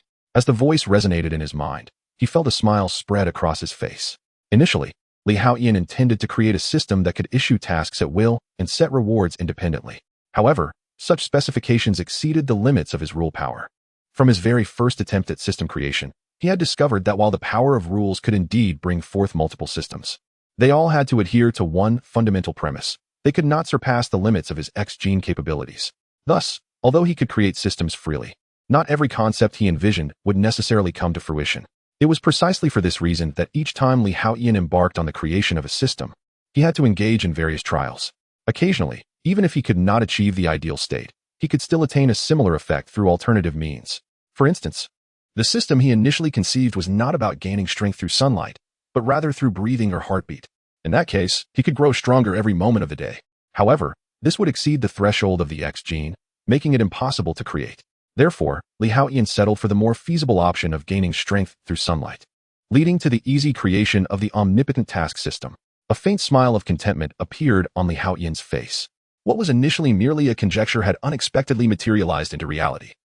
What brings about your smile? At that moment, Clarice, having finished slicing an apple, cast a curious glance in his direction. She cut the apple into small pieces, skewered them with toothpicks, and offered them to Haotian. I laughed because I recalled some joyous memories. Haotian replied, taking a small piece of apple with the toothpick and smiling. What joyous memories? Clarice inquired, her curiosity piqued by his statement. Isn't it a delight to have both you and Alice by my side? He responded promptly. How annoying. Clarice's face flushed upon hearing this, and she quickly covered her face with her hands, though her body leaned toward Haotian. Alice, who had remained silent, wore a faint smile. She cherished this moment immensely, feeling a profound sense of satisfaction. It was a stark contrast to her past confinement in the mutant research facility, an experience that felt worlds apart from her current reality. Back then, she could scarcely have imagined that one day she would lead such a life. It had seemed like an unattainable dream.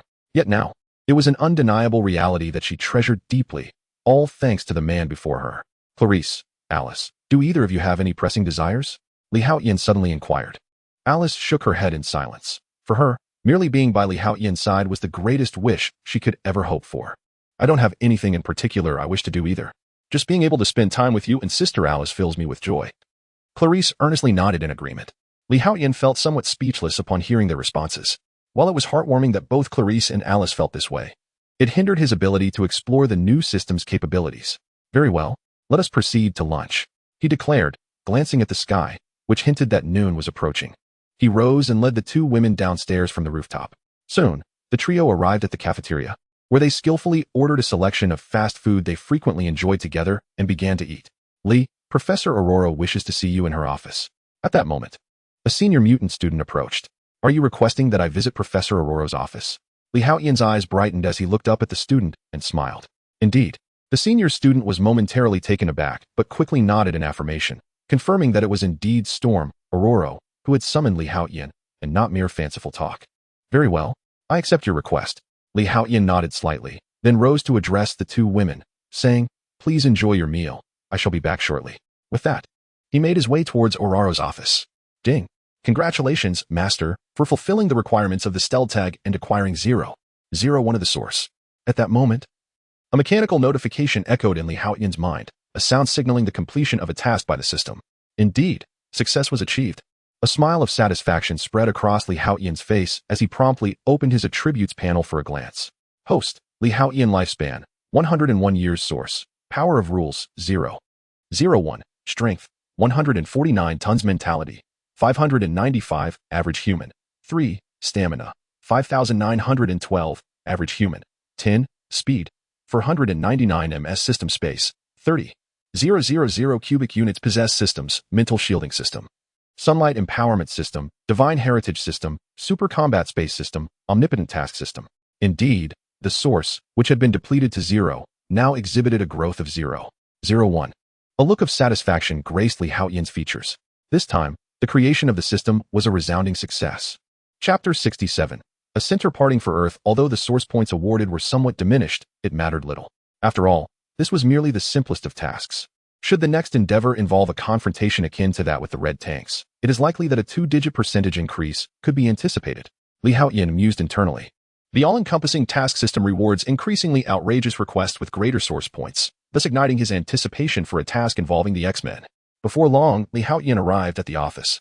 He surveyed his surroundings and noticed Wolverine Logan, Cyclops Scott, Storm Ororo, Iceman Bobby, and Shadowcat Kitty all present. The atmosphere was quite lively. Li Haotian chuckled and promptly found a seat. However, the majority of the group soon fell into silence. This piqued Li Haotian's curiosity, especially as even the typically loquacious Iceman Bobby remained mute. Had something occurred once more? Observing the scene before him, Li Haotian furrowed his brow slightly. Although the death of Professor X had left everyone in a state of despondency, it had been some time since the event, and life had resumed its normal course. Why? Then, this sudden silence? Something seemed amiss.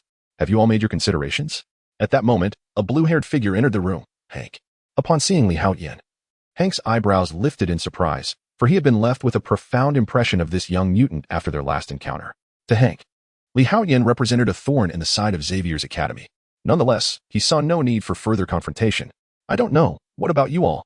Shadowcat Kitty spoke up, her tone subdued. She slowly raised her head, her nose tinged with sadness as she glanced around. Then she walked directly to Li Haotian's side and sat down, leaning gently against his shoulder. The weight of the question was too heavy for her to bear alone. Professor's passing has left me feeling as though life has lost its direction, much like Kitty, Iceman Bobby confessed. Initially, they were merely burdened by sorrow, but now they faced a daunting choice ahead. Hank, what capacity do you speak from imposing this question? Storm inquired slowly. I'm the head of the Mutant Affairs Department. Hank replied, momentarily taken aback by Storm's question, but after a moment's reflection, he spoke earnestly. Although Hank was no longer at Xavier's academy, his aspirations mirrored those of Professor X, both seeking coexistence between humans and mutants, albeit through vastly divergent methods. At this moment, he held the title of Minister of Mutant Affairs, indicating that his purpose for visiting Xavier's academy was indeed related to the affairs of mutants. Please leave for now. This is a matter for Xavier's academy, Storm stated in a low voice. She had already grasped the visitor's intentions, yet this only served to further disturb the students. Ororo, you must understand. With Charles no longer here, the academy cannot endure without his presence. Many are watching us. Even if the students remain here, what purpose does it serve? It only places them in peril. Rather than this, it is better for them to return home, especially now that a cure for mutations has emerged. Once they take the cure, the students will revert to normalcy, indistinguishable from ordinary people. This is the safest option. Do you truly wish to witness the students face danger? To be torn apart and disbanded by various forces, only to be filled with regret? I believe that even if Charles were alive, he would not wish to see this scene unfold. While I understand that this academy is Charles's labor of love, and you are reluctant to relinquish it, this is the only path to safety. The students should not have to relive those horrific memories. Hank interjected. But have you considered that these children are already homeless? If we send them away from the school, are we not merely sending them to their doom? Storm countered. Hank, what is your perspective? Hank turned to Scott, who sat silently by the window. I don't know. Although Scott had assumed the role of headmaster, he found himself more lost than ever. Among those present, he was the one most devoid of direction. The one he loved had taken the life of the teacher he respected most. Cyclops felt as though he were on the brink of collapse. The entire Xavier school had gradually emerged from the shadow of Professor X's death. Yet Scott remained ensnared within it, unable to escape. Are you here to persuade Ororo and the others to close the academy? Li Haotian suddenly spoke up. He finally comprehended the reason behind the grim expressions of those present. Should Xavier's academy close, many would indeed be left homeless, including himself, Clarice, and Alice. While Li Haotian could rent an apartment or even purchase a small farm in the suburbs, enjoying the idyllic life of a farmer while gradually accumulating strength, he was inherently somewhat lazy and nostalgic. Thus, he had no immediate plans to change his residence. The notion of this blue-haired individual attempting to persuade Storm and the others to shut down the academy irked him. Indeed, if Xavier's academy continues to operate, it may lead to considerable complications and the students will not be safe, Hank asserted. Haha, closing the academy and having everyone take the mutant antidote. Would that truly render them safe? Li Haotian suddenly burst into laughter. Indeed. Hank nodded solemnly and responded earnestly. His aspiration was to foster peaceful coexistence between ordinary humans and mutants. This had been the initial ideal that united him with Charles. Although the two had chosen divergent paths, their ultimate vision remained unchanged. Now, with an opportunity at hand, Hank was exerting himself fervently. For once mutants consumed the antidote, they could blend into the ranks of ordinary people. Wouldn't this resolve all issues? Utter foolishness. Li Haotian's expression darkened. Hank was not merely an ordinary person. He was a mutant and a scientist. Yet, he failed to grasp this fundamental truth. Did ordinary humans genuinely fear the mutants themselves? In the face of such high intellect, yet stubbornly narrow-minded individuals, any explanation or debate would prove futile. Blue-haired fellow, I entrust you with a message for the President of the United States. Li Haotian suddenly declared. What message? Hank's brow furrowed, but he still inquired earnestly. The message can wait. First, allow me to show you something. Li Haotian's smile broadened. Show what? Hank's confusion deepened. You will know shortly. Li Haotian did not respond directly, but turned his gaze towards another large window in the office. He approached the window and slowly raised his hand. In the next moment, a terrifying energy wave began to coalesce in his palm. What is this? Hank's face changed dramatically. The energy beam emanating from Li Haotian's hand was undoubtedly as potent as Cyclope's laser beams.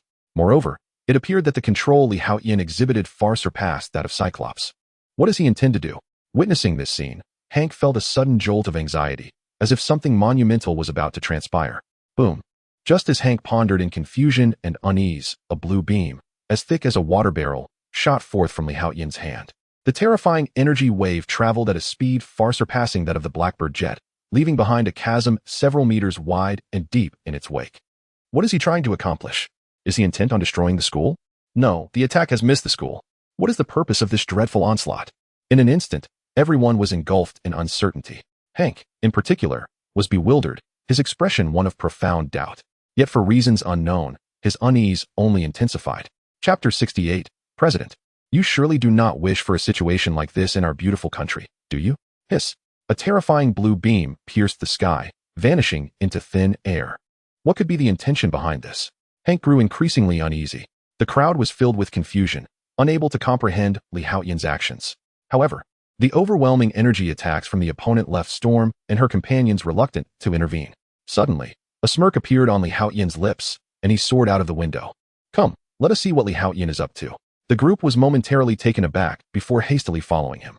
Although Hank wore a skeptical expression, he too joined their ranks. Li Haotian hovered in midair, gazing at the sky above the academy. Boom. In the next instant, a dreadful white aura erupted from him, elevating his energy to its maximum potential. This left the onlookers even more bewildered. Whoosh. Just as the crowd was engulfed in uncertainty, a distant point of light suddenly appeared in the horizon. It grew larger, transforming into a fearsome wave of energy with a diameter of over 10 meters. The most formidable aspect was the massive blue orb, radiating an aura of catastrophic destruction. What is that? Could it be? No, it cannot be. The moment they laid eyes on the blue orb, shock coursed through everyone. Even Hank broke into a cold sweat, grappling with disbelief. Could this possibly be the energy attack that Li Haotian had just unleashed? The thought flitted through their minds, yet they quickly dismissed it as improbable. Whoosh. In that moment, a terrifying attack struck Li Haotian. The full-powered Kamehameha wave possessed immense destructive capability. Once, Master Rashi, with merely around 100 combat power, could obliterate the moon using the full force of the Kamehameha. This illustrates the wave's formidable nature. Therefore, even Li Haotian had to prepare for defense. In an instant, a horrific shockwave erupted from Ron's position, engulfing the surroundings. Thick clouds of smoke billowed forth, forming a small mushroom cloud above Ron. Xavier Academy was instantly illuminated by a brilliant light. All the students were drawn outside by the violent explosion and radiance, their eyes wide with astonishment as they gazed up at Li Haotian. Many were perplexed by the unfolding events, covering their mouths in shock, while others clutched their heads in a mix of fear and confusion. Clarice and Alice rushed out, their expressions tightening as they witnessed Li Haotian under attack. Who is it? Alice's face paled, her instinct urging her to rush to his aid. Yet, she soon realized that the energy signature bore an uncanny resemblance to Li Haotian's own. A flicker of doubt crossed her mind. It is perplexing why Li Haotian's attack would inadvertently strike himself. After a brief moment, as the dust settled, he couldn't help but chuckle, acknowledging the formidable strength of the Kamehameha wave. This technique, also known as the Turtle School's Kamehameha, is a signature energy attack mastered by the Earth's Master Rashi. While the energy waves exhibit a myriad of variations in their assault, the Kamehameha is undeniably one of the most powerful forms. In the early episodes of Dragon Ball Z, when Raditz first arrived on Earth, Kakarot possessed a combat power of merely over 300. Yet, upon unleashing the Kamehameha, his power surged to approximately 1,000 in an instant, underscoring the immense potency of this technique. Throughout the early to mid-stages of Dragon Ball, only the Earthling techniques had the capacity to amplify one's energy. Most extraterrestrials, including the Psions at their inception, lacked the ability to conceal their energy, let alone enhance the potency of their techniques instantaneously. However, Vegeta quickly grasped this concept and subsequently developed a technique that rivaled the Kamehameha, known as Final Flash, which proved even more devastating. Hank, you may return now and turn on the television to catch the news, Li Haotian instructed. Once you've finished watching, kindly relay a message to the President of the United States for me. As long as I, Li Haotian, remain, Xavier South Academy shall not close. Should anything befall the Academy, I may find myself displeased.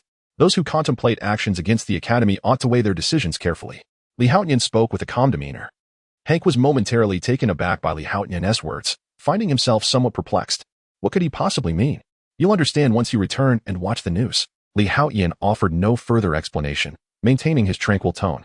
All right, I understand, Hank responded, though a sense of curiosity began to intensify within him. Eager to uncover what Li Haotian had just done, he ceased to persuade Storm and the others to shut down Xavier's Academy and swiftly departed the scene. Not long after, he found himself back at the White House. Hank, how is your work progressing? The president inquired, a hint of confusion evident upon seeing Hank's return. Mr. President, let us discuss this matter later. Hank promptly approached the television mounted on the wall and turned it on. He was deeply invested in uncovering the significance of what Li Haotian had just mentioned. This is New York television, and I am reporter Peter Cien. A mysterious energy attack has just swept through the entirety of New York City. This is Houston Entertainment News, and I am your beloved sweetie. The recent attack was utterly terrifying, with experts speculating that it was an extraterrestrial assault. This is Mexico City. I am your good friend Deshaun. Aliens are preparing to invade Earth, and it happened just moments ago. This is Manaus. Our city has been utterly devastated. With each successive news report blaring from the television, Hank's expression grew increasingly grave. My God, how could he have accomplished this? A look of astonishment crossed Hank's face as he murmured to himself. What on earth is happening?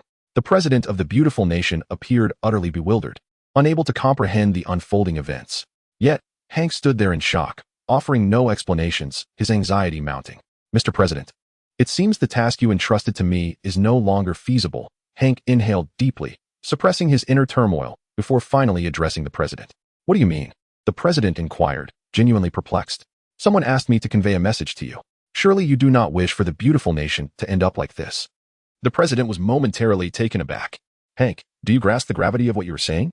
The president, after Hank relayed the message from Li Haotian, finally began to understand the gravity of the situation. Chapter 69. I usually do not complain, unless I cannot help at Xavier's Academy. Li, what just happened? Bobby, the Iceman, asked, gazing in astonishment at Li Haotian, who was seated on the sofa, sipping coffee. The others remained silent, their eyes fixed on Li Haotian, each reflecting a mix of shock and, more prominently, confusion. The recent attack had been undeniably powerful. Apart from a select few, the rest were unable to withstand its force. Even those who could endure it could not emerge unscathed as Li Haotian had. However, the crux of the matter lay not in the attack itself, but in Li Haotian's motivations, which remained a mystery to them. I didn't do much, just parted the Earth's hair down the middle, Li Haotian replied with a grin. Upon hearing this, everyone was momentarily taken aback. What do you mean? Clarice, could you turn on the television? Li Haotian said lightheartedly to Clarice, who was beside him. Peeling an apple, Clarice nodded and stepped forward to switch on the TV. Instantly, the screen lit up with news coverage, all undoubtedly related to the recent mysterious assault. I released an energy wave from here that circled the Earth, giving it a middle part, Li Haotian stated with a chuckle. A collective gasp escaped the gathered crowd as realization dawned upon them, their faces reflecting astonishment. Though your energy wave seems comparable to Scott's optic blasts, he could never project his energy that far, Storm exclaimed, unable to contain her surprise. Scott, what is the maximum range of your optic blasts? Logan inquired, unable to restrain his curiosity. Under full power, perhaps a little over 100 kilometers, Scott replied. Indeed, Li Haotian thought to himself, feeling a sense of resignation. It became apparent that this world still adhered to the characterizations found in films and television. Otherwise, based on the comic book lore regarding optic blasts, one would expect the ability to easily penetrate planets, not merely extend a little over 100 kilometers. However, He had long recognized that this world existed in a state somewhere between comic book and cinematic narratives. For Haotian, this was fortuitous. Otherwise, he would be beset by numerous formidable foes, a truly daunting predicament. Lee, I did not anticipate your energy attack to possess such formidable power, Bobby remarked, still in disbelief. But why did you choose to do that? Curious, Kitty Pryde, the Shadow Cat, asked. Because Hank was right. The professor's death will draw the attention of those who have set their sights on Xavier's academy. This is something I initially felt should not be shared with you. But I believe it is better to speak of it, Storm said, glancing at Logan and Haotian, who both nodded in agreement. The Storm swiftly recounted the details of the confidentiality agreement from 1998, as revealed by Professor X. It was only then that the group realized the extent of the professor's unspoken endeavors. They were astounded to discover that there existed formidable humans who were not inferior to mutants. Indeed, if it were not for their apprehension of Professor X's power, they might have been capable of annihilating the mutants. Lee's intention behind this revelation was to intimidate those who, emboldened by the absence of the professor, were poised to act. He sought to convey that Xavier's Institute had not lost its strength. Even without the professor, they remained formidable. As Storm spoke, her emotions surged. She too had not anticipated the implications of these revelations. Among them, it was the youngest, Haotian, who had discerned the gravity of the situation and demonstrated his considerable might before Hank to intimidate the officials of the United States, thereby capturing the attention of humanity at large. Those who may have harbored treacherous thoughts toward Xavier's Institute would now proceed with caution, for even in the professor's absence, the Institute was not easily trifled with. Any consideration of action against Xavier's would necessitate a serious contemplation of the consequences. Well, the school must continue its functions as usual. The professor would not wish for chaos to ensue in his absence. I find my life here quite comfortable and have no desire to relocate, Haotian remarked, stretching languidly. Glancing at the sky, he noted it was a splendid time to bask in the sun, determining not to squander this glorious opportunity. He promptly took Clarice and Alice and departed the office. Lee is correct. We cannot allow the Institute to descend into disorder. Though the professor is gone, we, the X-Men, still remain. Xavier's Institute continues to be a sanctuary for those homeless children, a haven for their souls, Storm stated with solemnity. She then convened with Bobby, Logan, Scott, and others to reorganize the schedule for the Institute. This decision was swiftly communicated to every student, inciting a wave of jubilation and relaxation.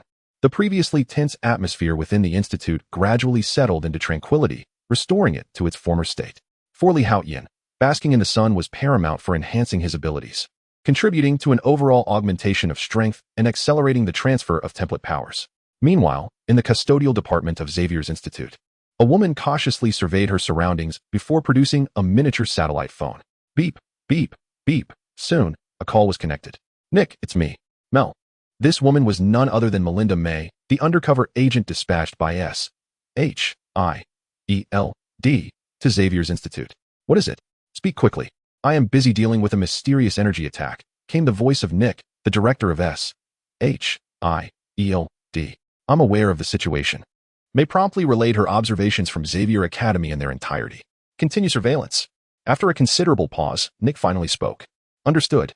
Once the call ended, May returned to her duties, attending to the restroom sanitation. Meanwhile, Nick from S.H.I.E.L.D. found himself lost in thought. Hill. Instruct the individuals from Trask Industries to temporarily halt the Sentinel program. Then, gather intel on Haotian. After a moment, Nick spoke slowly. A few days later, Haotian and his companions were enjoying breakfast in the cafeteria. You want me to be the teacher? Haotian exclaimed, unable to contain his laughter as he accidentally sprayed cola across the table, catching Logan completely off guard. Despite facing bullets or energy waves, Logan remained unfazed. However, he never anticipated being doused in cola by Haotian. My apologies. I'm usually quite composed and do not spray, Haotian quickly apologized, as Clarice swiftly handed him a napkin to clean his mouth. Unless I can't help it. Chapter 70. The journey begins with a resigned sigh. Wolverine took out a tissue to wipe his face. Although the beverage was delightful, it felt quite sticky after splattering on his skin. Chuckling at Wolverine's predicament, Haotian couldn't help but smile. Yet, he questioned the seriousness of the matter. Once he felt the moment was right, Haotian took a deep breath, setting aside his jest, and regarded Wolverine, Logan, with utmost seriousness. After all, he was still a student, having only recently embarked on his academic journey. Now, Wolverine was suggesting that he assume the role of a teacher? This had initially caught Haotian off guard, prompting his earlier outburst. However, as he regained his composure, curiosity overcame him. In truth, Given his capabilities, taking on the role of an educator was indeed feasible. Indeed, Aurora, Scott, and I have deliberated. And your prowess is sufficient to serve as a teacher at the academy, Wolverine affirmed with a nod. And fret not about a salary. Although the professor is no longer with us, the academy's funds are sourced from Charles' family enterprise. There is no need to worry about lacking in income. The academy has long been managed by a dedicated professional manager. Even in the professor's absence, the foundation continues to operate, ensuring a steady monthly income for the academy, which covers daily expenses and staff salaries.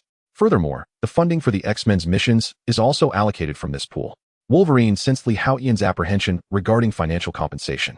Thus, he quickly provided reassurance. Yet, as he spoke, he felt a deep admiration for Charles. Despite being significantly older, he couldn't help but respect Charles for having established a well-operating company and foundation at an early age, an accomplishment that Wolverine himself could not claim. Unlike him, who, after living through 2 world wars, found himself alone and destitute. Very well, I accept your proposal, Haotian declared, no longer resistant. Whether as a student or a teacher, it made little difference to him. His days were presently filled with sunshine, meals, and rest, forming a simple routine. Dedicating a bit of time to teach would hardly disrupt his life. Moreover, becoming a teacher would likely present him with even more opportunities. Ding. Congratulations, Master. You have fulfilled Wolverine's request and earned 5 of the essence. At that moment, the system rewarded him with the essence, and Haotian nodded in satisfaction. This was indeed the primary motivation for his agreement to become a teacher. He could accumulate essence points and restore his power. He was eager to unlock the next legacy template. Having already identified his candidate. I shall send you the new class schedule shortly, Logan replied, smiling and nodding. With Haotian's acceptance, his task was deemed complete. This also provides some explanation regarding Storm and her companions. Lee, are you truly going to become a teacher? Clarice inquired with a hint of curiosity. Let me hear you call me teacher. Haotian responded with a raised eyebrow and a smile. Hello, Teacher Lee, Clarice sweetly exclaimed. Very well. Remember to wear your school uniform next time when you greet me. A mischievous smile crept across Haotian's face. How annoying. Clarice's cheeks flushed slightly. Hey. Can you all be mindful of the occasion? I've just experienced a heartbreak. At that moment, the Iceman Bobby couldn't help but interject. Just a few days ago, the sorceress Anna could no longer resist the temptation of the mutant cure and ultimately chose to leave Xavier's academy. This was her own decision. Anna desired a life as a normal person, hence Storm and the others did not stop her, despite the profound pain it caused them. After all, Anna had been with them for a considerable time and was a member of the X-Men. They had not anticipated that she would ultimately choose to take the mutant cure and become an ordinary person. Do you think we are invisible? Kitty, the shadow cat, pouted in irritation, particularly casting a lemony glare at Clarice. Just then, a thunderous sound erupted from the television. Haotian and the others looked up to see countless individuals on the streets of the nation's largest city, raising placards and shouting fervently. Abolish the cure. Protest, protest. We are not patients. We are perfectly normal and do not need treatment. These were mutants, albeit not particularly powerful, yet their numbers were vast. They protested while marching towards the Worthington Experimental Company. The police, witnessing the unfolding situation, were thrown into disarray. It was unclear who fired the first shot, but chaos ensued. Though these ordinary mutants lacked significant strength, they were all exceedingly fervent. Some utilized their powers to break through police barriers, while others charged into the company holding explosives. In an instant, the scene descended into utter chaos, with explosions ringing out incessantly, and the Worthington Company suffered severe damage. All of this was broadcast live by several reporters nearby. Numerous news channels fervently reported the events, causing their viewership ratings to skyrocket. The reporters, undeterred by the danger, frantically shifted their cameras, eager to capture every moment. Gradually, a man began to descend from the sky. Hello everyone, my name is Eric. Many of you may not have heard of this name, but that is of no consequence, for I have another name, Magneto, Eric proclaimed, opening his arms wide with an imposing presence. Boom. As Magneto spoke, all metallic objects around him, cars, metal structures, telephone poles, and fire hydrants, seemed to be propelled away as if struck by a formidable force. In the blink of an eye, Magneto found himself alone in the desolate expanse, with everything around him seemingly scattered away. At that moment, dozens of formidable mutants emerged behind him, led by the likes of Nightcrawler, Quicksilver, and Red Tank. I must convey to you all, he declared, that mutants are not afflicted. There is no need for healing. The true ailment lies with you. Weakness is a disease, a transgression. From this moment forth, as long as the mutant serum persists, you shall remain adversaries to all of us mutants. We shall wield our strength to uphold our dignity. To all my mutant brethren, If you too wish to avoid living like a rat in the sewers or being reduced to mere laboratory specimens, then join me in the fight for our rights. We are invincible. As Magneto spoke, he gestured to the side, and a figure materialized on the screen, Jean, who, after the chaos of Professor's demise, had been taken by Magneto. As she emerged, she casually waved her hand. Boom. In an instant, a towering structure, hundreds of stories high, was reduced to ashes. Invincible. Invincible. Invincible. The mutants behind Magneto roared in unison. Chapter 71. Aware of physical limitations as long as the mutant cure exists, this battle shall never cease. With Magneto's speech drawing to a close, the news broadcast abruptly cut off. It was evident that the journalists covering the live event had likely encountered some peril. How could this be? Iceman Bobby exclaimed, visibly shocked. What on earth does that scoundrel Magneto intend to do? Shadowcat Kitty could no longer contain her fury, shouting out in exasperation. So, you are indeed here, Steelman remarked as he approached. Ororo summoned you to deliberate. The group promptly rose and made their way to the office in the teaching building. Upon entering, they observed Storm just turning off the television, while Wolverine and Cyclops were present as well. You were just in the cafeteria. You saw the news, did you not? Storm inquired solemnly. That scoundrel Magneto is utterly outrageous. Bobby lamented. It's abhorrent. Kitty concurred. That man has just caused the professor's demise and is now stirring trouble, inciting the X-Men's ire. Yet, none dared to delve deeper into that matter, though a simmering anger lingered in their hearts. Eric should no longer be referred to as Magneto. Perhaps he ought to be called the Lord of Chaos. Storm, Ororo, turned her gaze to the assembly, pondering aloud. After all, according to the Professor's confidentiality agreement, matters concerning mutants were to be resolved by the X-Men. Magneto was clearly wreaking havoc, and this had now encroached upon their responsibilities. Eric would not relent until he achieved his objectives. If he continued on this path, the death toll would undoubtedly rise. We cannot allow this to persist, Shadowcat Kitty asserted. Kitty is correct. We must take action. Wolverine Logan nodded in agreement. The others fell silent, contemplating the suggestions put forth by Kitty and Logan. Should Magneto persist in his tumultuous ways, would the human champions who once signed agreements with the Professor intervene? At that moment, Iceman Bobby voiced his uncertainty.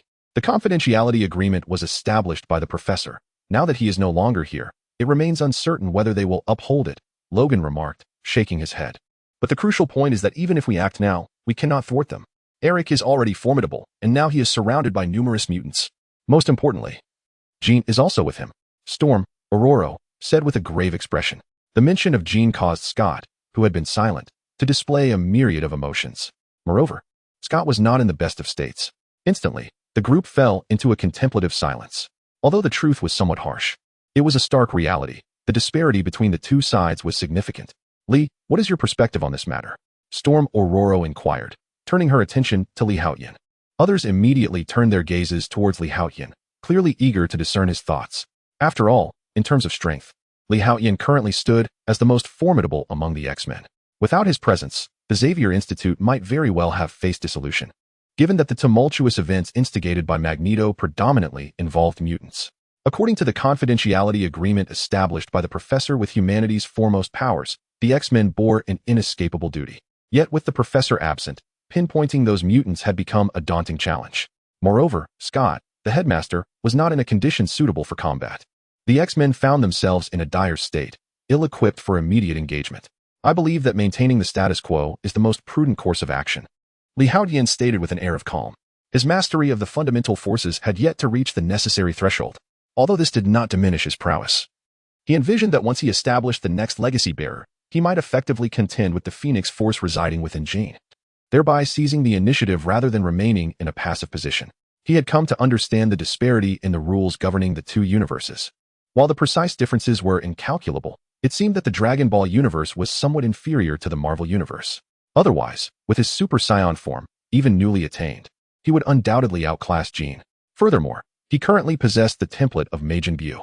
However, Jean, as a singular universe-level being, could unleash the full extent of her Phoenix power, potentially reaching multiversal levels.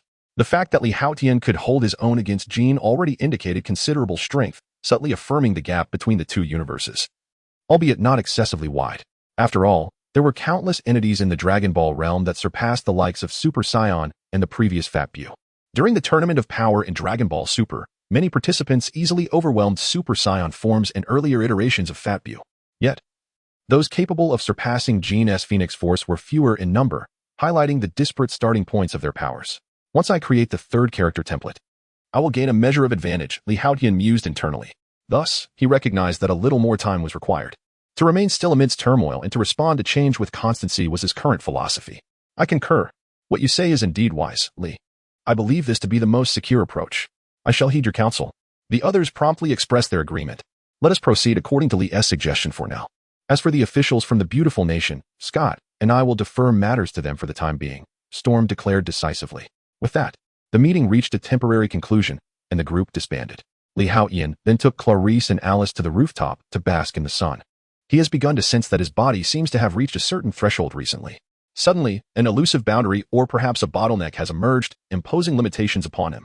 It feels as though, after a period of time, he will be able to transcend this boundary and attain greater strength. This prospect piques Haotian's curiosity, while also stirring a vague sense of anticipation within him. All of Haotian's power emanates from the X-Gene, and he harbors an intuition that should he surmount this boundary or bottleneck, everything within him will once again grow stronger, including the X-Gene itself. This enhancement would elevate all his abilities, and his mutant powers would also intensify. At that point, he would possess an even more formidable force of rules, capable of creating a more powerful system. After all, Haotian's current system creation is also bound by certain limitations. Perhaps once Haotian's body breaks through that boundary, the systems generated by the force of rules will similarly transcend their constraints. Chapter 72. The creation of the third template. Boom. Boom. Boom. A terrifying wave of energy surged through the air. Kamehameha. Haotian unleashed a fearsome blue beam of energy. The powerful shockwave erupted, illuminating the surroundings instantaneously. However, his opponent was enveloped in a shimmering pink shield, effortlessly blocking the Kamehameha. In the next moment, the adversary, radiating an even more formidable aura, forcefully repelled the Kamehameha back. Boom. A horrifying explosion engulfed the area, leaving Haotian severely injured. Yet, before he could recover, a massive purplish-red energy sphere hurtled towards him. In an instant, Haotian was obliterated, leaving no trace behind.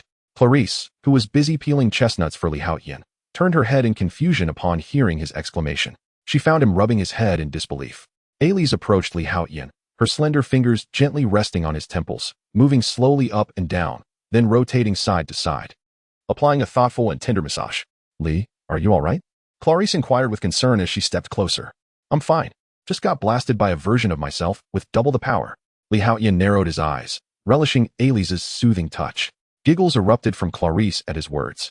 She was aware of Haotian's extraordinary battle space, and sometimes he would invite both her and Elise into this realm to engage in combat, fostering both familiarity with each other's strengths and deepening their bonds. Is it really so challenging to defeat a double of oneself? Clarice asked. Her curiosity piqued after a moment's pause. Would you like to give it a try? Haotian's lips curled into a mischievous grin as he posed the question. It's merely a matter of facing my double's power. I shall accept the challenge. Clarice exclaimed, her eyes alight with eager anticipation. All right. Haotian promptly transported Clarice into the battle space. 5 seconds later, she emerged, wilted like a frostbitten eggplant. Ha! Haotian could hardly contain his laughter at the sight. Elise, would you care to try? He asked, glancing at her with intrigue, eager to witness Elise being bested by a double of herself. I would not willingly subject myself to such torment. Elise shook her head resolutely. She understood that Haotian's battle space could draw out the full potential of its challengers. This meant facing an adversary that was the pinnacle of one's own abilities. It was not merely a matter of confronting a double. Even a single version of oneself could prove exceedingly difficult to overcome. After all, most individuals struggle to harness their powers to their utmost potential, unless they are seasoned masters who have spent decades honing their skills and fully mastering their strength. Otherwise, one can only engage in a relentless battle against one's own pinnacle self, much like Haotian. Time and again, he faces death, repeatedly experiencing the power of the peak and breaking through amidst slaughter and strife. This arduous path serves to smooth the marks left by time. Achieving one's peak state is no easy feat. Sister Alice is indeed astute. Clarice's expression turned sour, and she couldn't help but murmur to herself, lamenting her own foolishness for willingly seeking hardship. The Clarice of double the strength was truly formidable. The mastery of mutant abilities by the second generation of Clarice far surpassed her own. Clarice had not even realized how practical her mutant powers could be. Ding! Congratulations, Master. The power of the rules has reached the set value. At that moment, a notification sound resonated in Haotian's mind.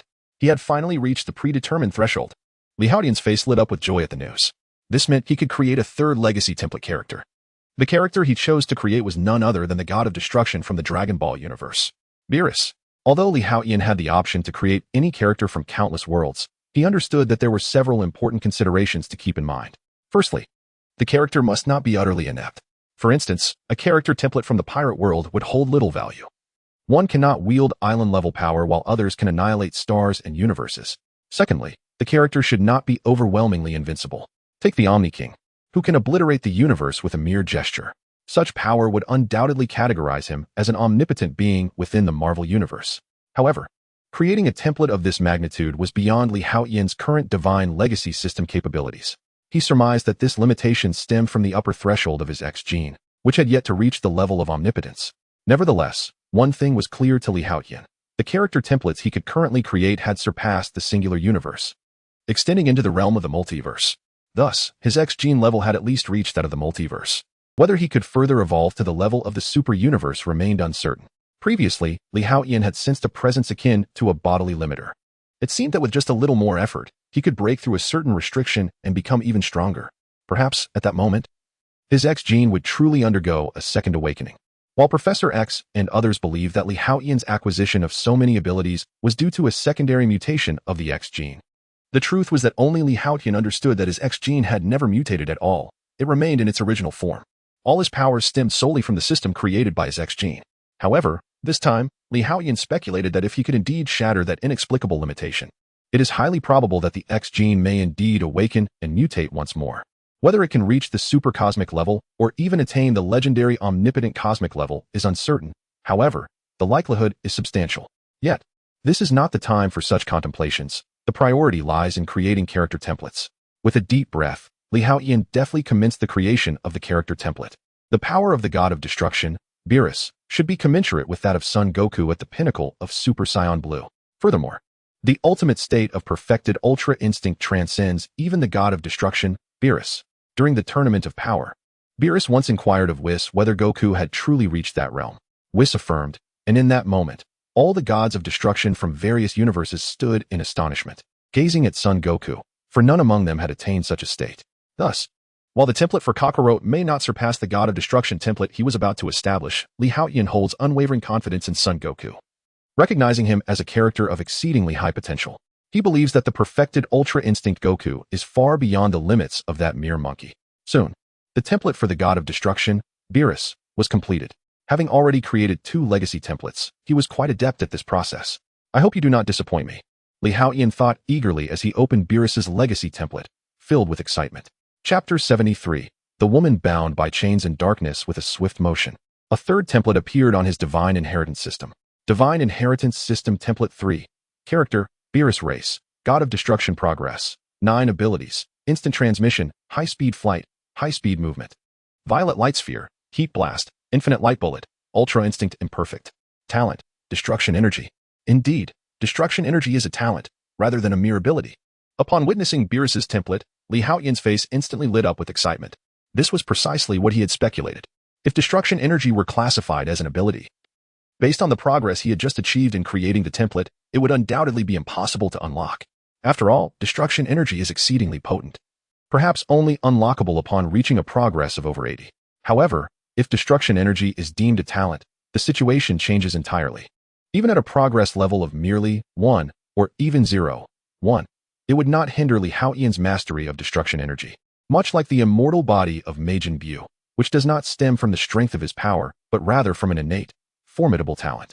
Consequently, Haotian could wield Destruction Energy.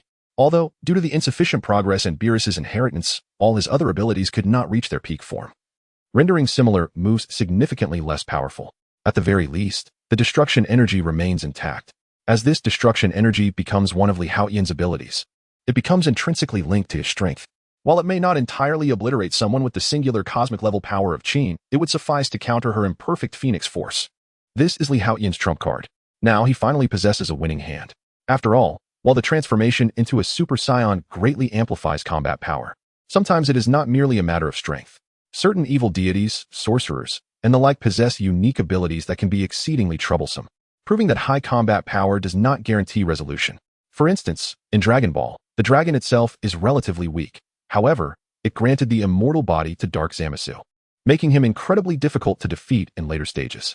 Similarly, the power of the evil deity Ruby impacted the Red Tank, whose strength far exceeds that of the mutant Red Tank, transcending the capabilities of ordinary humans. But now, Li Haotian need not worry, for in a certain sense, he too can be regarded as a deity, the god of destruction. With the destruction energy at his disposal, he can effortlessly annihilate those special powers. Li, why are you daydreaming again? Clarice gently touched Li Haotian's forehead, her voice laced with concern. Recently, he had been frequently lost in thought, occasionally even smiling foolishly, which led her to contemplate a certain ailment, Alzheimer's disease, colloquially known as senile dementia. I'm fine. Li Haotian promptly pinched Clarice's cheek and smiled. However, if he were to comprehend Clarice's concerns, one wonders what thoughts would arise within him. I shall retreat to the training space for a while. You all may procure some food. I fear I shall be quite famished shortly, Li Haotian remarked with a smile. Due to the inheritance of the templates of Kakarot, Fat Bu, and Beerus, Li Haotian often found himself perpetually hungry. Indeed, I assure you, I am not a glutton. The voracious appetite I possess is merely a consequence of these inherited templates. Recently, my food consumption has significantly increased. Very well, we shall procure it immediately, Clarice exclaimed as she and Alice hurried to the cafeteria to serve Li Haotian's meal. Upon entering, Li Haotian swiftly engaged with the super battle system. He yearned to truly grasp the power of the god of destruction, Beerus. Of course, he was merely the second iteration of Li Haotian, possessing only double the strength. Ultimately, he sought to refine his understanding of Beerus's power, not simply to seek suffering. Moreover, having just acquired this new strength, Li Haotian was determined to recommence his training from the standpoint of his doubled abilities. Only by vanquishing this version of himself could he affirm that his powers had been fully assimilated. Otherwise, it would be akin to possessing a treasure trove without having thoroughly excavated its riches, leaving vast wealth hidden deep within. Come, let me witness the extent of my strength with the power of Beerus. Li Haotian's eyes ignited with the fervor of battle, as the scion blood coursing through him surged with renewed vigor. Faced with the emergence of an unknown adversary, scions are perpetually filled with exhilaration, especially Kakarot, whose essence seems to have further purified this scion lineage. He revels in combat, in the enhancements that training brings, in the joy of engaging with formidable opponents. Even when he often meets his demise at his own hands, were it not for the Dragon Balls, he would have perished countless times. Li Haotian's face radiated with battle intent, yet before he could deliver a compelling opening line, the second iteration abruptly vanished.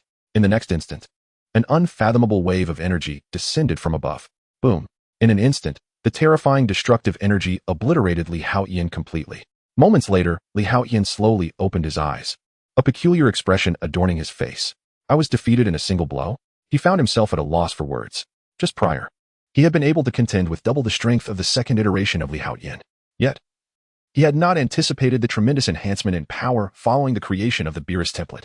However, that destructive energy was undeniably formidable. Reflecting on the sensation of being annihilated by that destructive force, a shiver ran through him. It was a feeling difficult to articulate, yet it was indeed profoundly terrifying. As if it were capable of dismantling all rules, annihilating everything. The destructive force of the Kamehameha was entirely different. Whether it is the ordinary energy blasts, the Turtle School's Kamehameha, or various applications of energy, they fundamentally belong to a form of physical destruction. However, the essence of destructive energy differs. It seems to utterly annihilate its target at a fundamental level. Li Haotian savored the sensation of being obliterated by that destructive energy mere moments ago. Excellent. This indeed represents a formidable trump card. He nodded in satisfaction. Next, he must diligently cultivate to master this power completely. Then, he would confront and defeat the version of Li Haotian that embodies this destructive energy. My current mental state is quite favorable. I can continue to challenge the combat arena. In the schoolyard, there exists a tranquil little garden. Here lies the gravestone of Professor X. At this moment, Wolverine sits beside the gravestone, a cigar clutched between his fingers, taking a long draw. Charles, what will the future of the school and the X-Men hold? Lee, although gifted and intelligent, has aspirations that bear no relation to yours. Logan slowly leaned against the gravestone, gazing at the sky and murmuring to himself. The Academy, now devoid of Professor X, felt alien to Wolverine, prompting memories of his solitary wanderings in the past. Suddenly, a jarring vision flashed in Logan's mind. In a dark space, a woman, bound by chains and suspended in midair, cried out in anguish, struggling against her restraints. Her body was marred with wounds, and she was pitifully exposed. Gradually, she lifted her head. In an instant, Logan's eyes widened, and he bolted upright from the gravestone, for that face was none other than Jean Grey.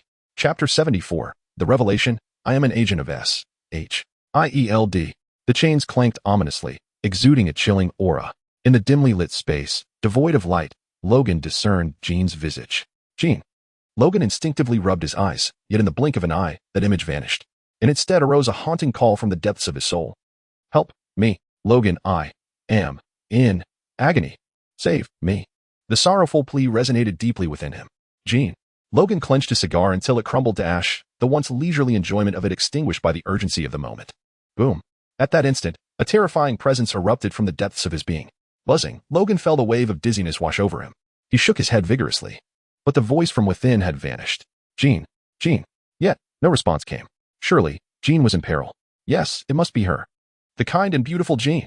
Wolverine was consumed by a frenzy, racing towards the Academy's parking garage, seizing Cyclope's motorcycle, and speeding into the distance. Logan. Storm's expression darkened upon learning of this development. At such a critical juncture, Logan had dared to abandon the Academy. When she attempted to reach him, he merely stated, I am going to find Jean and bring the real Jean back. Although she felt a twinge of annoyance and even resentment towards Logan, Aurora understood that with his unwavering devotion to Jean, she could not deter him. This left the Academy significantly weakened, causing Storm considerable distress. Alas, I think it best not to inform Scott of this matter just yet. I'll just say Logan has gone in search of Magneto's whereabouts. Storm felt overwhelmed. With a resigned sigh, she made her way towards the administrative building. With Logan's departure from the school, his classes and responsibilities would now fall to others. What a headstrong individual. Aurora shook her head. Yet, there was no alternative. It would be foolish to chase after him in a vehicle, staging a scene worthy of Fast and Furious. Moreover, Storm knew that given Logan's temperament, even if she were to catch up, he would not return. This incident could only be deemed a mere interlude, unlikely to cause significant upheaval among the students. Just a few whispers circulated regarding Logan's quarrel with Aurora, hence his departure. Though Storm had already addressed the rumors, clarifying that Logan had left to seek out Magneto and his associates. Gossip, whether from ancient times or modern, domestic or foreign, or even from parallel universes, could not be quelled. Lee, did Mr. Logan really leave after arguing with Ms. Aurora? Clarice inquired with a look of curiosity. The flames of gossip ignited in their eyes, burning with fervor. No way. Lee Haotian chuckled, shaking his head. The Wolverine would not depart for such trivial matters, especially at such a critical juncture. Thus, the only plausible explanation for their departure was its connection to Jean. Let us head to the cafeteria. I have heard they are unveiling new dishes today. Lee Haotian's curiosity regarding the cafeteria's offerings surpassed his concern for the Wolverine's absence. Sounds good. Clarice smiled upon hearing about the new dishes. Perhaps influenced by Lee Haotian, she had unknowingly transformed into a little foodie herself. However, no matter how much Lee Haotian consumed, his physique remained unchanged, which stirred a twinge of envy within Clarice. Recently, she had discovered that she had gained 3 pounds, prompting her to engage in nightly battles within Lee Haotian's training space to burn off excess energy. She was well aware that Lee Haotian preferred a slender figure, and therefore, she resolutely refused to allow herself to gain weight. Sister Alice, how come you eat so much yet remain slim? Clarice inquired with curiosity. I refine my body daily with starlight, incinerating any excess fat, Alice replied matter-of-factly. Clarice was momentarily taken aback, her lips forming a pout. Sister Alice, you are so cunning. Why didn't you share such a convenient method with me? Alice smiled at Clarice. I thought you enjoyed fighting. Instantly, Clarice transformed into a little lemon, her spirits dampened. Before long, the trio arrived at the cafeteria. The new dish was a cod and bacon hot dog, garnished with onions, a novel attempt by the cafeteria. Lee Haotian promptly ordered 30 hot dogs and led Clarice and Alice to a cozy corner by the window. Will the onions truly complement the hot dogs? Clarice pondered with a hint of skepticism. Lee Haotian began to respond, but at that moment, a person clad in a janitorial uniform approached them. Is there something you need? Clarice asked, her curiosity piqued. Lee, may I have a word with you? The individual ignored Clarice and directed their gaze toward Lee Haotian. Lee Haotian furrowed his brow, unfamiliar with this janitor and uncomfortable with their demeanor. Clarice politely inquired again, only to be disregarded once more. Who are you? Lee Haotian took a sip of his cola before coolly asking. In truth, I am not a janitor. I am Melinda May, a level 7 agent of S-H-I-E-L-D. The agent declared. Ma'am, you are with S-H-I-E-L-D. A flicker of astonishment passed through Lee Haotian's eyes. He had not anticipated that the newly arrived cleaning lady was, in fact, an agent of S-H-I-E-L-D. May was momentarily at a loss for words. At merely 30 years of age, being referred to as Auntie felt rather absurd. Indeed, I am a level 7 agent of S-H-I-E-L-D. she declared, a hint of pride lacing her words. After all, she held the esteemed title of a level 7 operative. And then, Li Haotian took a hearty bite of his hot dog, savoring its flavor reminiscent of a bread roll complemented by scallions and sausage. On behalf of S.H.I.E.L.D., I extend a formal invitation to you. Agent May suddenly announced. S.H.I.E.L.D. invites me? A glimmer of surprise crossed Li Haotian's features. Was this an attempt to undermine him? I'm afraid I have no interest in S.H.I.E.L.D., he replied nonchalantly after taking another bite of his hot dog. Director Nick Fury holds your talents in high regard, which is why he has extended this invitation. Should you decline, the consequences could be dire. Agent May interjected, her tone carrying an ominous hint of impending threat. Humph. At her words, Li Haotian's expression turned frigid. A menacing threat, was it? It seemed that after lingering in complacency for too long, someone had mistaken him for an easy target. Did they believe that his amiable nature and reluctance to assert himself rendered him susceptible to manipulation? Gradually rising to his feet, he fixed his gaze upon Agent May, a glimmer of fury igniting in his eyes. He was angry. Chapter 75, The Coercion of S.H.I.E.L.D. Teacher Lee, Professor Aurora calls for you. At that moment, a senior student rushed over, speaking urgently. All right, Li Haotian nodded in acknowledgement. Ding. Congratulations, Master, you have fulfilled the requirements of Rosafat and earned 0.01 of the origin. The system notification chimed, indicating the progress of his omnipotent task system. Any request, no matter how trivial, would grant Li Haotian a fragment of the power of the origin rules. While such occurrences were infrequent, their cumulative effect was significant. However, at that moment, Li Haotian found himself indifferent to the meager 0.01 of the origin points. Since you are from S.H.I.E.L.D. and have infiltrated Xavier's academy, you must have gathered intelligence on me. Do you believe you can threaten me with your mission? Li Haotian stated coldly. If it were a mere jest, he would not have taken it to heart.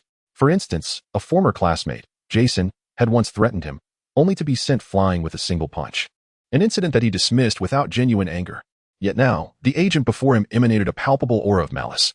It was evident that should Li Haotian refuse, the agent might resort to lethal measures. You must be aware of my capabilities from your research. At the very least, my publicly displayed strength rivals that of a formidable powerhouse, with energy attacks not inferior to those of Cyclops, and I possess the ability to fly. Do they truly believe they can handle me? Despite his growing ire, Li Haotian's mind raced with calculations. The agents of S.H.I.E.L.D. were not foolish. They would not provoke him without a measure of confidence. What tactics might they employ? Could it be Sentinels? The thought of Sentinels suddenly crossed his mind. After all, he was a mutant, and for any mutant, there existed an inherent advantage against Sentinels. It appeared that S.H.I.E.L.D. had indeed made contact with Trask Industries, possibly even forging a collaborative arrangement. In an instant, Li Haotian understood the gravity of the situation. He realized he needed to extract some intelligence from this agent. Without hesitation, he advanced towards her. Don't move, or I'll shoot. Agent May's eyes glinted with lethal intent as she sensed his movements, her anxiety rising. After all, she was merely an ordinary human, while he was classified as a high-level alpha mutant. In a flash, Li Haotian closed the distance, appearing before Agent May. With a swift motion, he grasped her by the neck. Without uttering a word, he began to drag her toward the office in the teaching building. Onlookers witnessed the scene, their expressions shifting from astonishment to confusion as they struggled to comprehend why Li Haotian had seized the cleaning staff by the neck. Yet, upon noticing the firearm in her possession, their astonishment transformed into apprehension. Nonetheless, none dared to intervene. They were well aware of Li Haotian's formidable strength and his position as a teacher at the academy. Curiosity lingered in the air, with some individuals trailing closely behind. Agent May struggled for breath, desperately attempting to break free. Yet, she soon realized that the hand gripping her throat felt akin to an iron clamp. Despite exerting every ounce of her strength, she could not budge it even a fraction. Her face had swollen to a deep shade of purple. Summoning her last vestige of energy, she fired a shot at the figure behind Li Haotian. However, the bullet struck him and was instantly deflected, as if it had hit a substance as resilient as adamantium or vibranium. What? A jolt of alarm surged through Agent May's mind. At that moment, her visage resembled that of a liver, revealing the drastic change in her complexion. Had it been otherwise, it would have been evident that her expression had shifted dramatically. This handgun, modified for enhanced performance, was supposed to possess power exceeding that of a standard Desert Eagle by several folds. Yet, it failed to penetrate Li Haotian's formidable defenses. If he were a being like Steel Titan, capable of altering his form or structure, it would be understandable. However, it was clear that Li Haotian appeared to be an ordinary mutant. How could his defenses be so robust? Li Haotian, however, paid no heed to Agent May's shot. In truth, his body had grown increasingly stronger from daily exposure to sunlight, surpassing the capabilities of an average human physique. Furthermore, having created templates for Kakarot, Fat Bu, and the god of destruction Beerus, his physical prowess had escalated even further. His current strength in a normal state was hardly inferior to that of Steel Titan after he had unleashed his powers. The cautiously Haotian of the past, who had to be wary of bullets, was no longer present. His might was ever present. By day, he grew stronger under the sun. By night, although devoid of sunlight, the legacy of the three powerful templates continued to empower him. It could be said that Li Haotian was perpetually in a state of enhancement. Soon, he grasped Agent May and brought her to Arolo's office. At that moment, Agent May was on the brink of unconsciousness. With a thud, Li Haotian discarded her as if she were refuse. He then turned to Arolo, speaking in a tone laced with coldness. What do you want? Clearly, Li Haotian was still incensed. Arolo, observing his demeanor, cast a puzzled glance at the cleaning staff. However, upon noticing the modified handgun still firmly clasped in Li Haotian's grasp, understanding began to dawn. Hill, what brings you here? Just as Agent May began to regain her composure, she spotted her colleague, Level 9 Agent Maria Hill, standing across from Arolo. Vice Principal Arolo, since you uphold the confidentiality agreement, I urge you to swiftly resolve the chaos caused by Magneto. Otherwise, we shall consider the agreement null and void, at which point S.H.I.E.L.D. will take over. Hill disregarded Agent May and directed her attention towards Arolo. I have stated that even in the absence of Professor X, as long as Xavier's Institute remains, we shall adhere to the confidentiality agreement established initially. However, we have yet to ascertain the whereabouts of Magneto. Nevertheless, we have dispatched Wolverine to seek him out. Ororo remarked, her expression somewhat somber. The intentions of S.H.I.E.L.D. are far from benevolent, and their actions have bordered on excessive. Yet, without Professor X, Xavier's Institute is not in a position to adopt a defiant stance. Excellent. We shall also assist in gathering information regarding Magneto. I trust that clues will surface shortly. At which point it will be time for you X-Men to spring into action, Hilton remarked with a smile. This mission has been deemed accomplished. Let us depart. Behind the sofa, two agents clad in black suits and dark sunglasses stood watch. Bring Agent May, Hilton commanded before turning to leave. Just then, Li Haotian suddenly interjected coldly. Wait. Hilton turned back to face Li Haotian. Did I grant you permission to leave? Li Haotian gazed icily at Hilton and the others. What do you mean? Hilton raised an eyebrow, regarding Li Haotian with curiosity. Chapter 76. Establishing authority and commanding respect. Have you let him go? A chilling voice reverberated through the surroundings, causing even the Level 9 agent of S.H.I.E.L.D. Hill to tremble inwardly. The intent to kill. Hill was confident she was not mistaken. The youth before her could strike her down at any moment. What do you mean? Yet, being a Level 9 agent, she had seen her share of the world and endeavored to maintain her composure. Regarding your prior inquiry, Xavier's school remains operational. Thus, the confidentiality agreement is still in effect.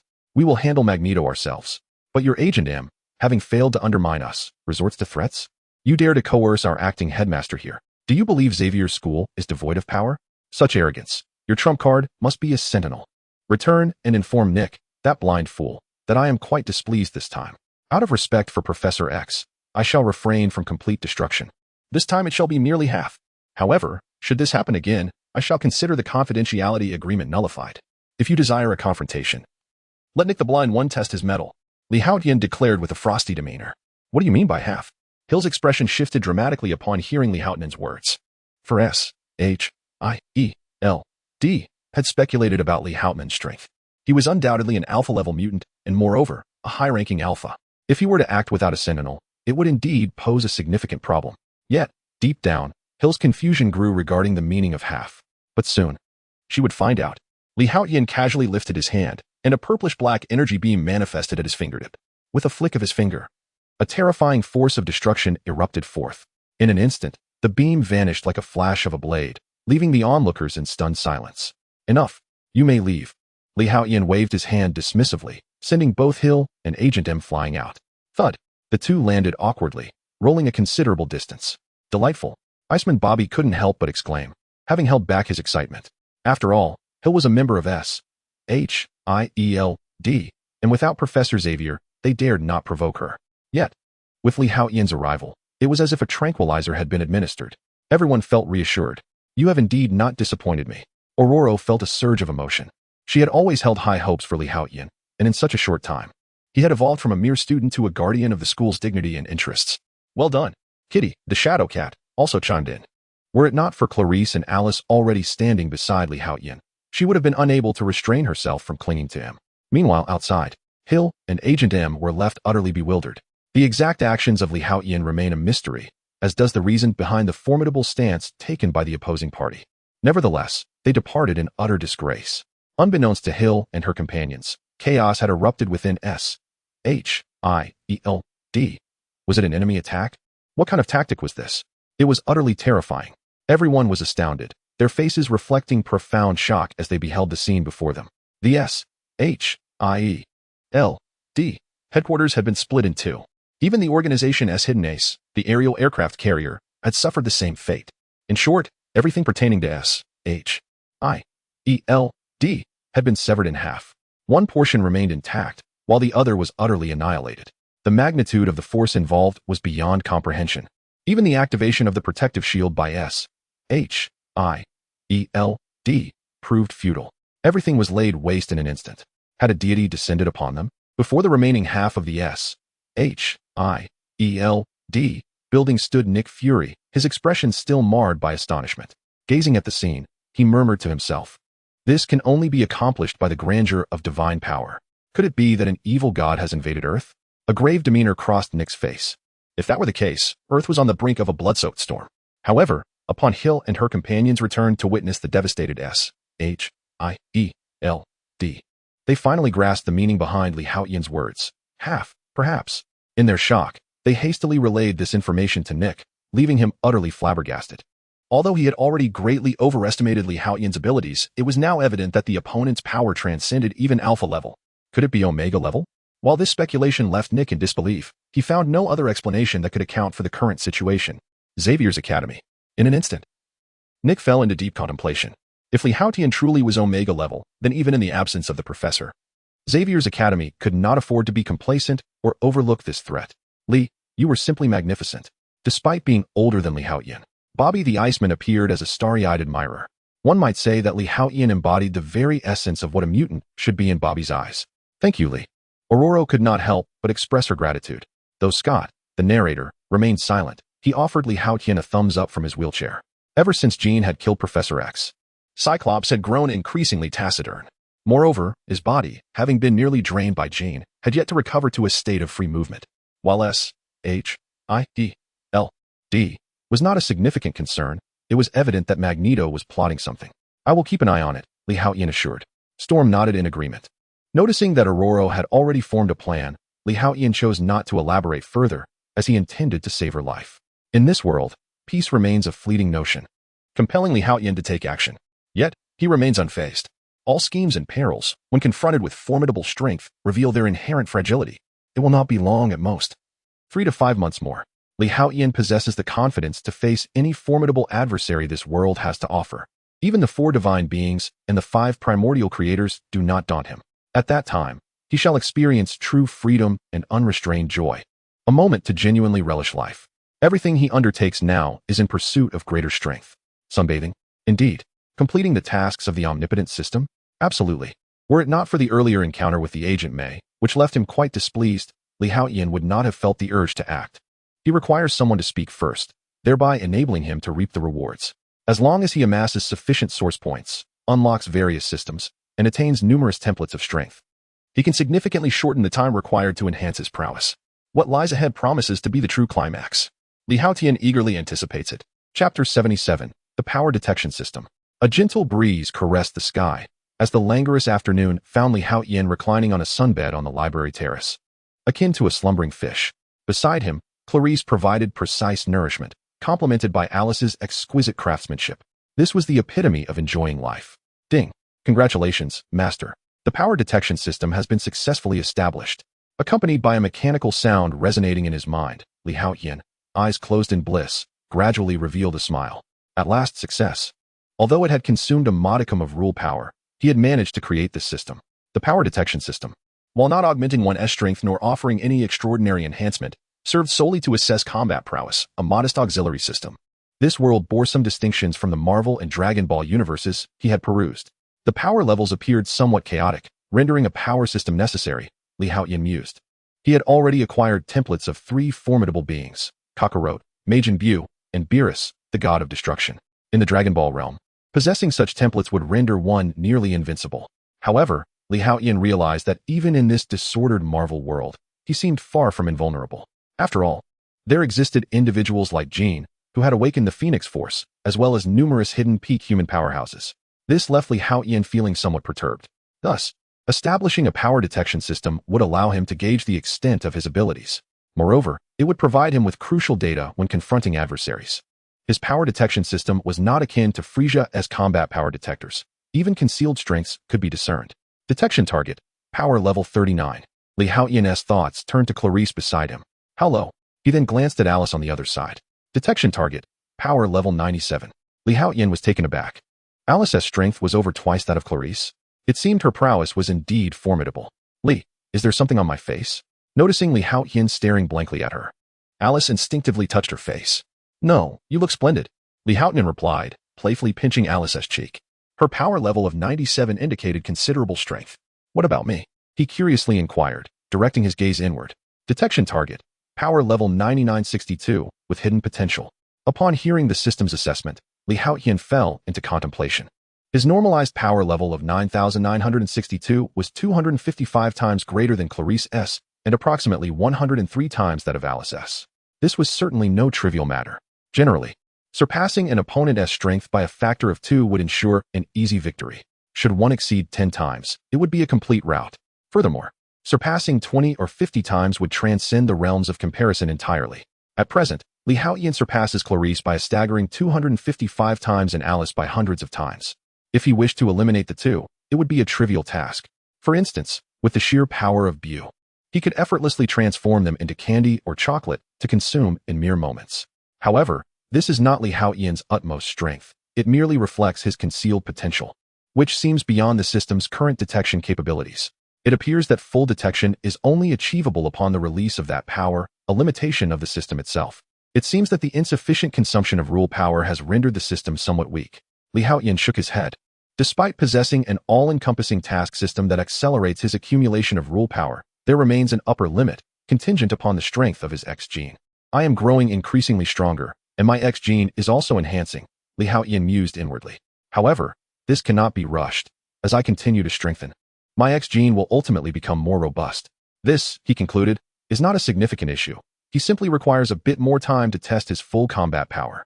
The latent strength he harbors is likely tied to his transformation ability, along with the destructive energy of a god of destruction, and the amplification of his ki to its peak, which would lead to a shift in his conventional strength.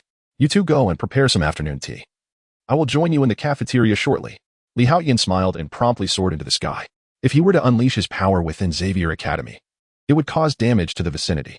Thus, he ascended beyond the Earth's atmosphere. First, let us witness the transformation into a super scion. Boom. A terrifying power erupted instantaneously, the golden energy wave shining like a miniature sun.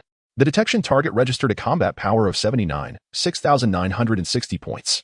Indeed, the system's notification sounded, and Haotian's power surged dramatically, nearly multiplying by 80 times. A flicker of contemplation crossed his eyes.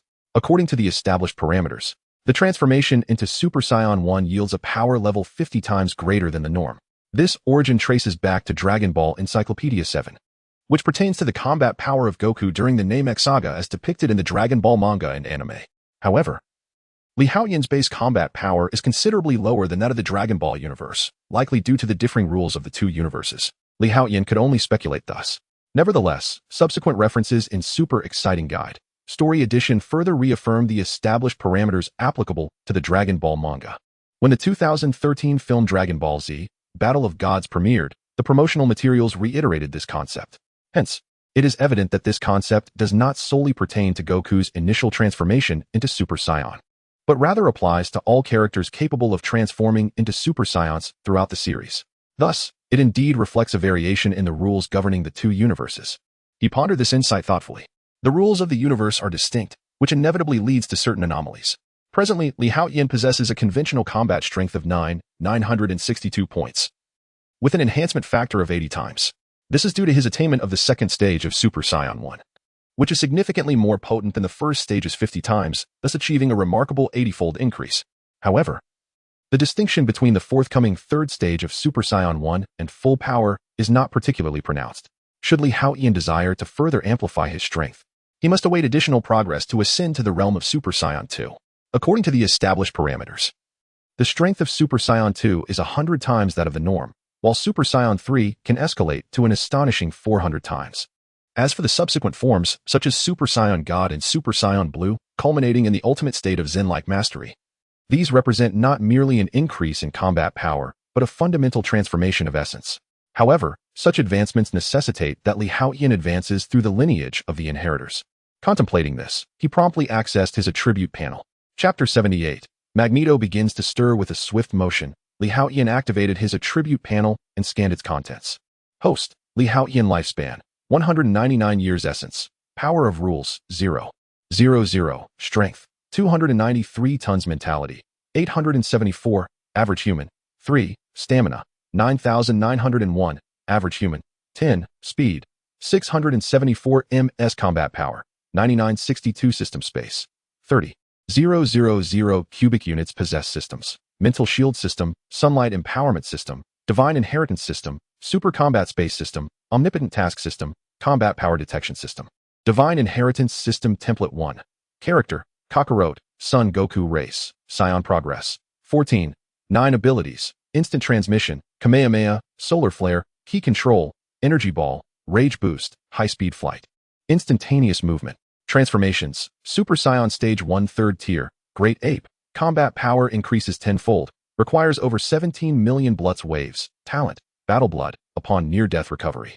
Combat power surges dramatically, Divine Inheritance System Template 2. Character, Majin Buu race, Majin progress, 12. 3. Abilities, instant transmission, high-speed flight, high-speed movement, belly attack, key blast. Energy wave, menacing eye, explosive key wave, telekinesis, transformational beam, regeneration, division, morphing, restoration beam, healing beam. Talent, universal survival. Ultra Cell Regeneration Divine Inheritance System Template 3. Character, Beerus Divine Role, God of Destruction Progress, 11. 6. Abilities, instant transmission, high-speed flight, high-speed movement, purple sphere of destruction. Scorching blast, infinite light sphere, ultra instinct imperfect. Talent, destructive energy. It appears there remains a long road ahead. Li Haotian glanced at the 3 great inheritances. Even the earliest Kakarot template was a mere 14. 9 completed. However, he gained a more profound understanding of his own strength. His baseline combat power reached an impressive 9,962 points, and in transformation, it soared to 6,960 points. Although this paled in comparison to the terrifying 150 million combat power of Kakarot post-transformation in the Dragon Ball universe, the disparity arose from the differences between the two realms. Akin to the value of currencies from disparate nations, the rules and universes differ, hence the variance. I must seek a unit of measurement. Li Haotian then proceeded to test the destructive energy. His combat power remained unchanged, indicating that this destructive energy is a distinct form of the God of Destruction's rule power, differing from the Turtle School's Kamehameha attack. Subsequently, Li Haotian unleashed a full-power Kamehameha, enhancing his combat power to 1 million. This was nearly 200,000 points greater than his transformed state of 6,960 points. It seems my peak combat power currently hovers around 1 million. Li Haotian has finally gained a concrete understanding of himself. Swiftly, he returned to Xavier's academy. Wolverine. He first sought out Logan to assess his combat prowess, which surprisingly amounted to only 88 points. It appears Wolverine's strength is not particularly high, possibly only at the level of a 3rd-tier mutant. The true source of his might seems to stem from his adamantium skeleton and remarkable regenerative abilities. What about Storm? Li Haotian then approached Aurora and Scott. Their combat abilities surpassed that of Wolverine, with Aurora boasting an impressive 211 points, while Scott reached 231 points. In fact, Li Haotian had anticipated that Storm would possess greater power, only to discover that Scott surpassed her. However, their combat strengths, while impressive, are merely in the low hundreds. He had expected them to exceed 1,000. Their mutant classifications should be alpha level. Next, Li Haotian tested the abilities of Colossus and others. Iceman Bobby currently has a combat power of only 199 points, and Colossus stands at 142 points. Shadowcat Kitty is even weaker, with a mere 41 points. Not much more than Clarice. Across the school, the combat strength of other students generally hovers around 10 to 20. Astonishingly, even a regular janitor only possesses 0. 3 points. Li Haotian shook his head in disbelief. thinking ordinary people should at least have a meager combat level of 5. It appears that the average for regular humans is around 0. 11. In this context, even the weakest mutants average around 10, still surpassing ordinary individuals. Of course, with a janitor at 0. 3 points, perhaps a special forces soldier might reach 3 or 4 points. In comparison, it seems the power levels in this world are indeed lower. Haotian pondered this thought. In the Dragon Ball universe, even an ordinary person wielding a shotgun possesses 5 points of combat power. During the Dragon Ball Z era, Bulma utilized Raditz Scouter to assess Master Roshi and Krillin, discovering that Roshi's power was 139, while Krillin soared to an impressive 206. This demonstrates that the combat power values in the Dragon Ball realm generally exceed those of Haotian's current chaotic Marvel world, much like how 1 pound is approximately 0.45 kilograms, or about 0.9 gene. Although the numerical value may be 1 point, the mass it represents is not equivalent. Haotian found himself curious about Gene's current combat power. However, he reminded himself that combat strength does not encompass everything. After all, beyond sheer power, there are unique abilities that combat strength cannot represent. For instance, his own peak combat power is approximately 1,000,000, not accounting for destructive energy. The destructive energy derived from the god of destruction Beerus template embodies divine strength, far surpassing mere combat power. He believed that Gene, Professor X, and others would possess true capabilities that exceed their combat measurements. Haotian remained quietly vigilant, understanding that one must not become complacent due to overwhelming strength. Otherwise, on Namek, the combat prowess of Goku and Gohan far surpassed that of the Ginyu Force's Goldo. Yet, Goldo nearly ensnared them with his telekinetic abilities. Storm has summoned us. At that moment, the anxious Kitty Pryde rushed over, her voice tinged with apprehension. Is something amiss? Haotian's curiosity was piqued upon witnessing Kitty's unease. It appeared they had pinpointed Magneto's location. The X-Men were preparing to mobilize. Kitty, slightly agitated, informed him that their adversary this time was not merely an individual mutant, but Magneto himself, along with a multitude of his assembled followers. Has Magneto finally begun to stir trouble? Haotian swiftly grasped the situation. He followed Kitty toward Ororo's office without delay. Upon entering, he found Wolverine wearing a grave expression. I apologize, Ororo. I departed earlier because I sensed Gene's call for help. Logan expressed, filled with remorse. Despite his return, he recognized that leaving irresponsibly was indeed a mistake. What did you uncover? Ororo inquired solemnly. Since he had left in response to Gene's summons, what was the outcome? Chapter 79. The Elated Magneto. Swish. All eyes turned towards Wolverine.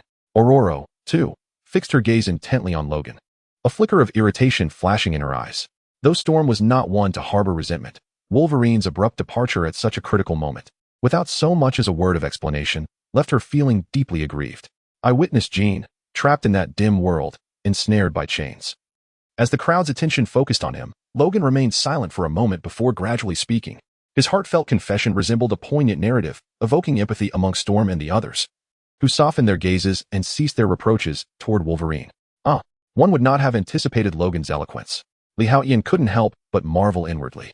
Wolverine possessed a remarkable way with words, articulating his tale with such fervor that, had it been in ancient China, he might have found a place beneath the bridge to tell stories.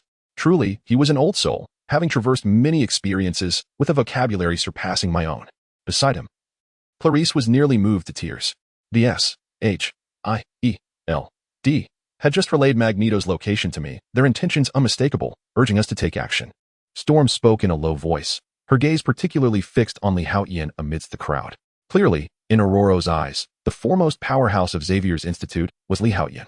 Moreover, following recent events, she had come to respect his methods. Then let us proceed, Haotian declared with a smile. Ding.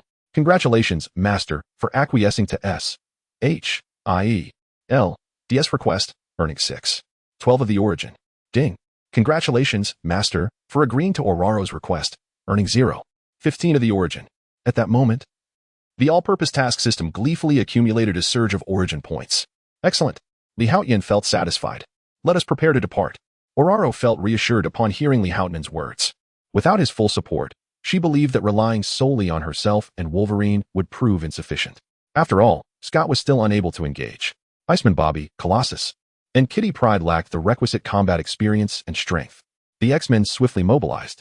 The students of the Academy gazed at the dashing X-Men in their uniforms, their faces alight with admiration.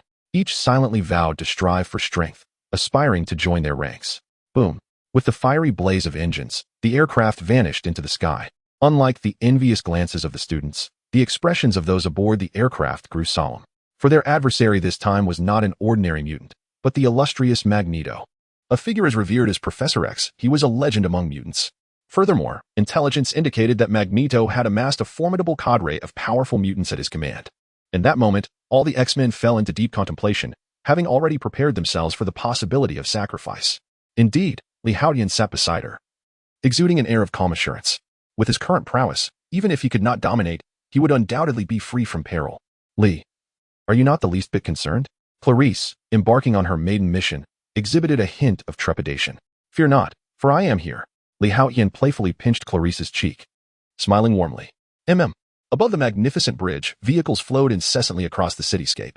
Yet, suddenly, a series of explosions erupted, sending the cars on the bridge into a chaotic frenzy of uncontrolled collisions. Many exited their vehicles to discern the cause of the commotion. Dad, what is happening? An earthquake? We are trapped. Countless individuals appeared utterly flustered. The colossal iron bridge began to sway ominously, prompting the panicked crowd to scream and scatter in disarray. In an instant, an unseen force materialized. The cars seemed to be guided by an invisible hand, pushed to the sides. The once congested bridge transformed into a broad expanse. Then, the onlookers beheld a man clad in a steel helmet and a flowing cape, flanked by a group of followers, approaching with deliberate strides. His visage bore an expression of arrogance and indifference. Beside him, a golden-haired youth radiated with pride. This assembly was none other than Magneto and his cohorts. The sight of them instilled even greater fear among the populace. Magneto paid no heed to the frantically fleeing civilians, his demeanor cold and detached. With a mere gesture, he effortlessly twisted the 1,000-meter-long, multi-ton bridge as if it were a mere toy. The astonished crowd watched as the bridge appeared to come alive, akin to a merciless dragon, heading towards the ominous Devil's Island. Magneto and his companions stood atop it, as if riding the dragon itself. In that moment, the faces of the mutants were alight with triumphant glee. Within the sealed confines of the Worthington Laboratory on Devil's Island, a bald child gazed through the glass, his eyes wide with astonishment. What is this? The guards stood dumbfounded, utterly aghast. Charles has always envisioned constructing a bridge, and now it has arrived. Magneto declared with unabashed pride. The officials from the United States stared in shock at the surveillance footage, utterly flabbergasted. My heavens! They had never imagined that anyone could physically displace the bridge. Clearly, they had underestimated Magneto. He soared to the forefront, and a small boy in a nearby car, filled with fear, simultaneously harbored curiosity and admiration. The woman in the passenger seat instinctively locked the car door. Hee. A smirk curled at the corners of Magneto's mouth, his sense of triumph intensifying. After today, the world would truly recognize the presence of mutants. His grand design was about to commence. Retreat! Retreat! Conceal yourselves. The guards on Devil's Island were struck with terror at the sight before them. Leading a throng of over 100 mutants was Magneto, who approached with a menacing air. As dusk descended, a palpable chill and a sense of impending violence permeated the atmosphere. These wretched mutants. Within the laboratory on Devil's Island, Worthington's face was etched with anger and fear. Soon, Magneto and his cohort traversed the Golden Gate Bridge, spanning thousands of meters, and arrived on the island. The child resides in the southeastern corner of the house. Nightcrawler, standing beside Magneto, stepped forward to relay the sensed information. Excellent. Once we subdue them, we shall forge a new realm, and the history of mutants will be rewritten. Magneto's expression grew increasingly triumphant, a hint of a smile breaking through. It was a smile of victory. Charles, do you see? What you aspired to achieve but could not, I am on the verge of accomplishing. Chapter 80, No Rush. Let the sentinels fly for a while. Has the bridge between ordinary humans and mutants not been established? Magneto gazed at the scene before him, a faint smile gracing his lips. Now seize them. The surrounding mutants, barely able to contain their eagerness, surged forward. Whoosh, whoosh, whoosh. Upon hearing Magneto's command, they charged madly towards the laboratory. The air was suddenly filled with screams and roars. Stop those mutants. Kill them. Protect the laboratory. At that moment, dozens of armed mercenaries burst forth from within the lab. The red tank, having fully recovered, also prepared to plunge into the fray. In chess, the pawns always move first. Yet, Magneto halted the red tank's advance. He cast a disdainful glance at the armed mercenaries, humans, and their weapons. Magneto then raised his hand slightly. Contrary to expectations, the anticipated scene of annihilating the mercenaries' weapons did not unfold. One by one, the mutants collapsed to the ground, needles protruding from their bodies. Those mutants with physical defects but considerable strength were rendered ordinary. Have they learned their lesson? Plastic weapons. A flicker of derision crossed Magneto's face. These humans had resorted to non-metallic weapons to combat him. Boom, boom, boom. A mercenary armed with a plastic rocket launcher immediately fired rounds of scattershot. However, these cartridges were not conventional bullets. They contained syringes filled with antidote. PFF, PFF, PFF.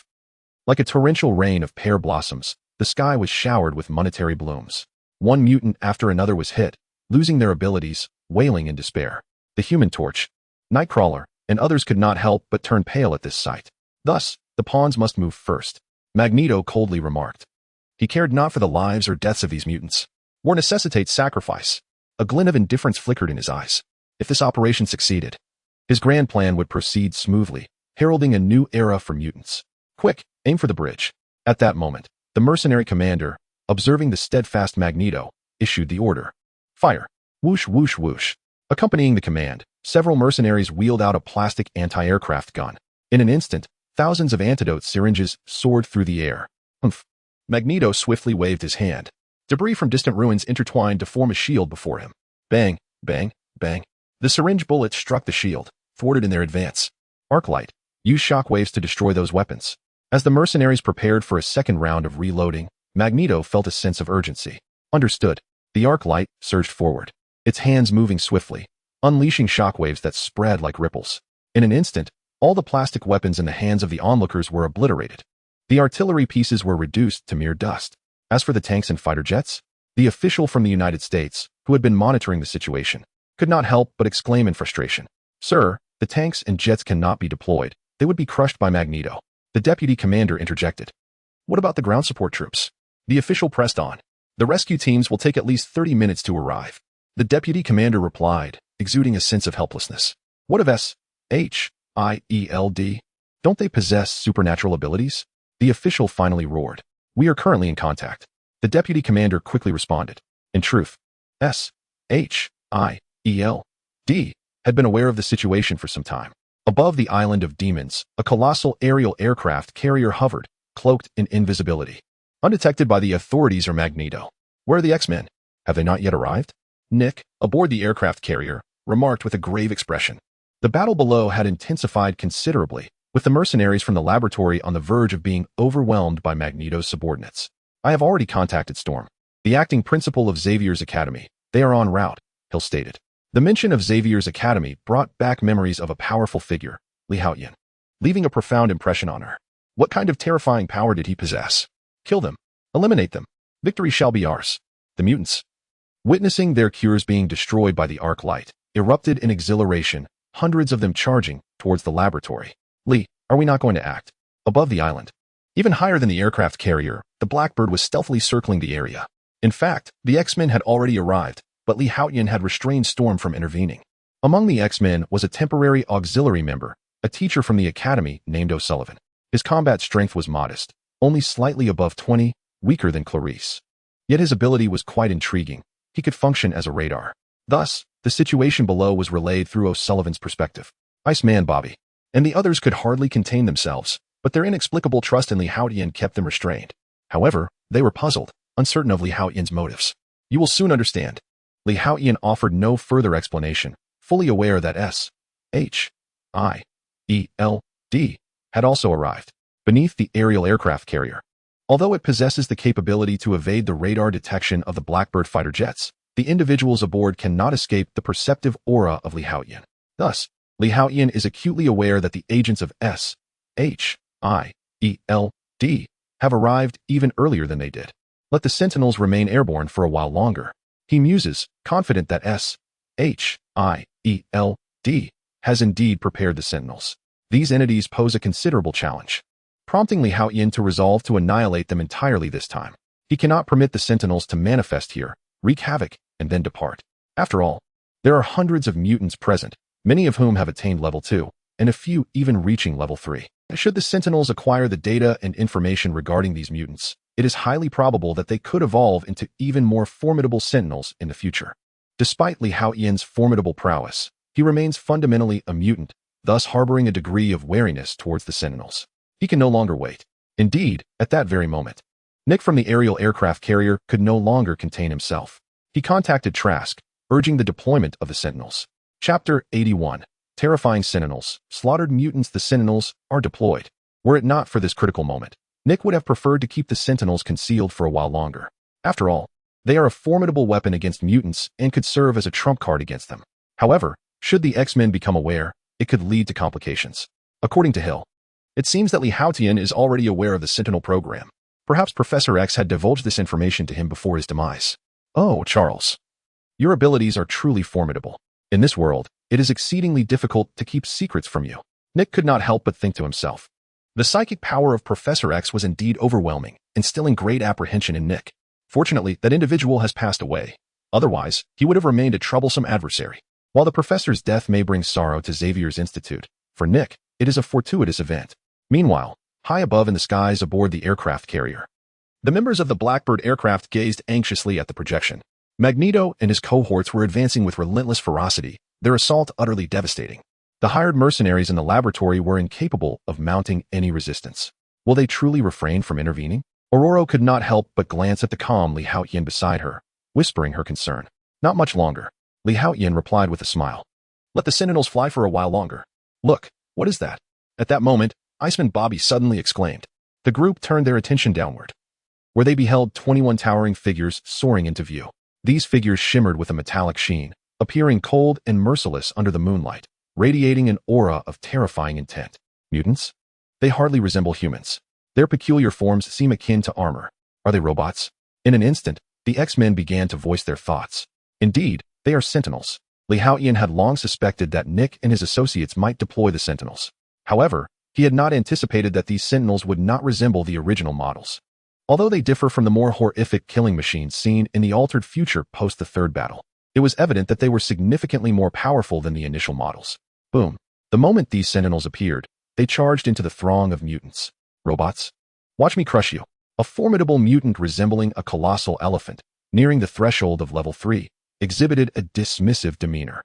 His ability allowed him to transform into a towering, fearsome mammoth. Not even a robotic adversary, let alone a tank, could withstand his might. Thus, when he saw the Sentinels approaching, he felt no concern whatsoever. With a low growl, he fully embraced his beastly form, transforming into a terrifying mammoth several meters tall, trampling toward the Sentinels. Bang!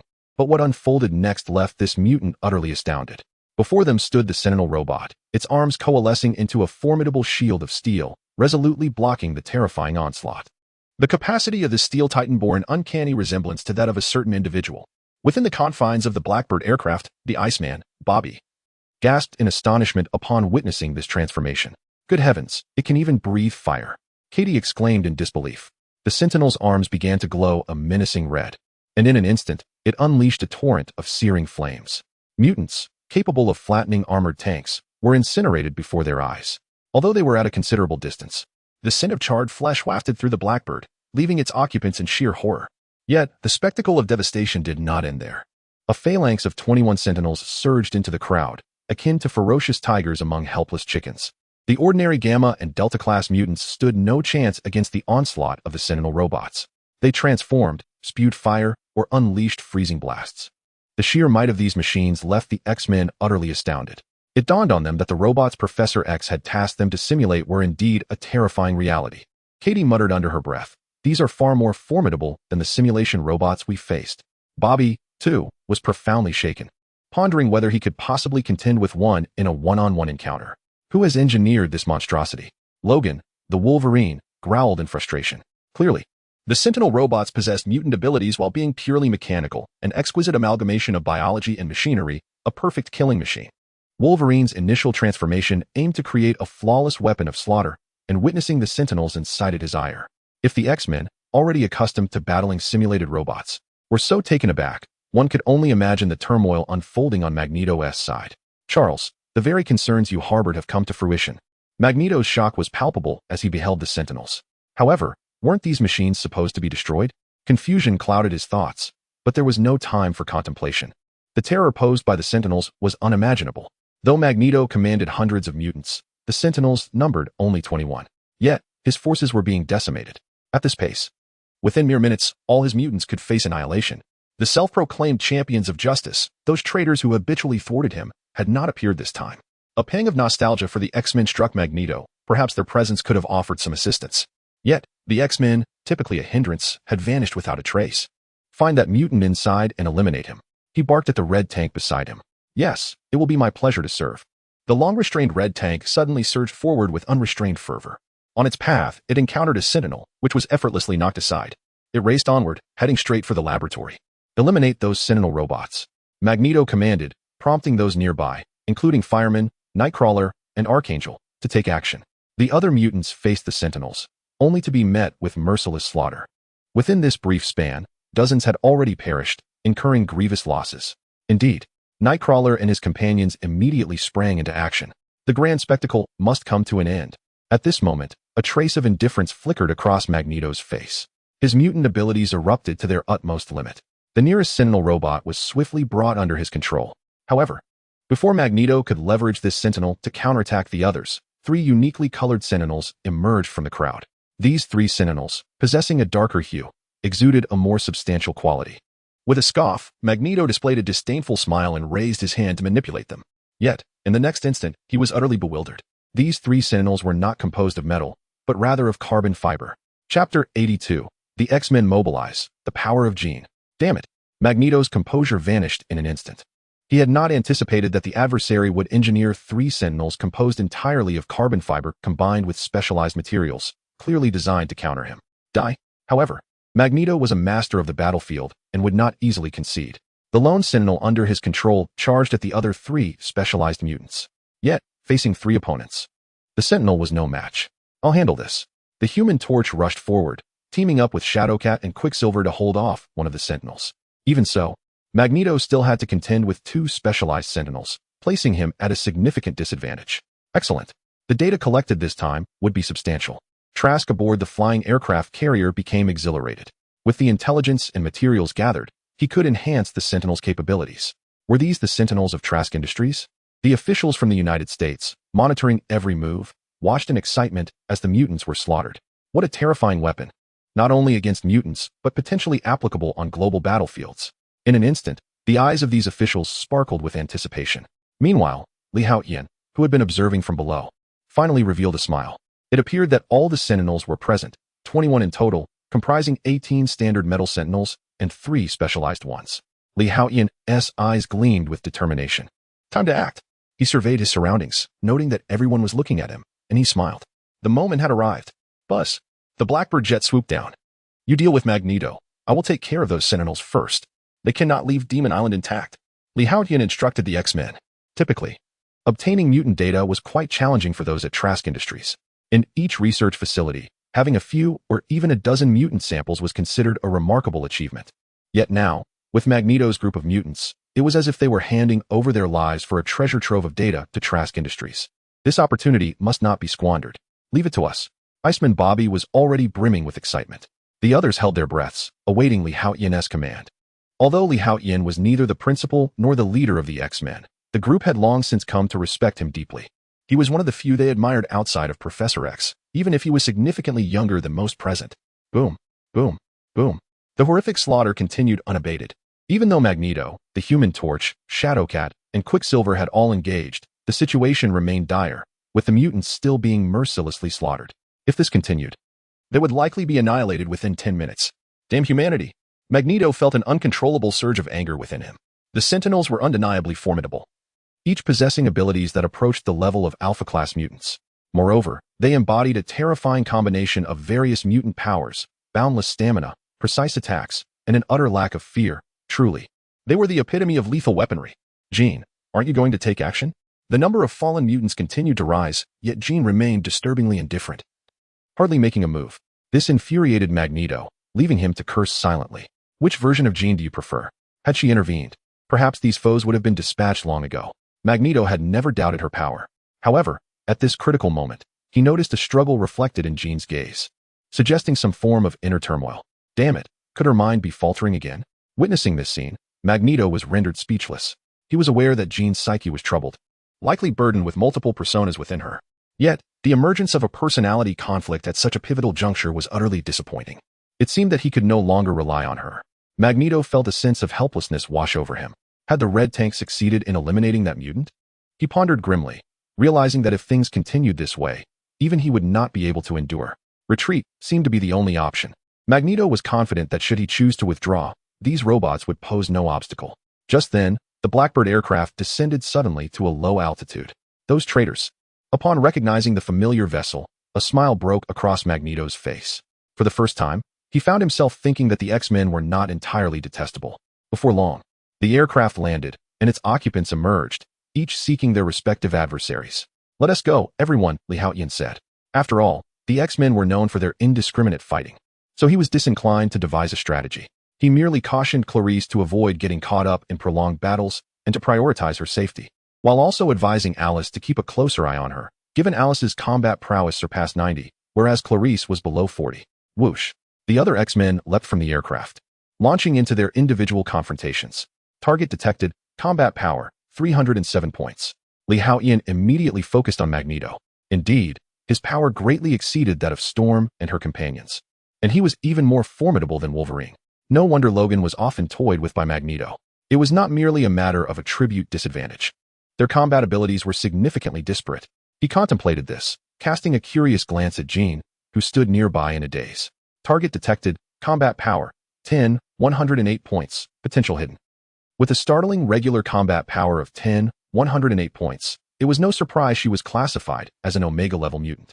Moreover, the mention of hidden potential, was it the Phoenix Force? Haotian's expression grew grave as he absorbed this revelation. The regular combat power of the opponent surpasses that of Haotian by a slight margin. He possesses merely 10, 21 points. Indeed, as the templates gradually unlock, Haotian's regular combat power will also enhance. Presently, he has crossed the 10,000 mark. However, he still lags behind the current Jean by a small degree. Within a day or two, I shall surpass her regular combat power.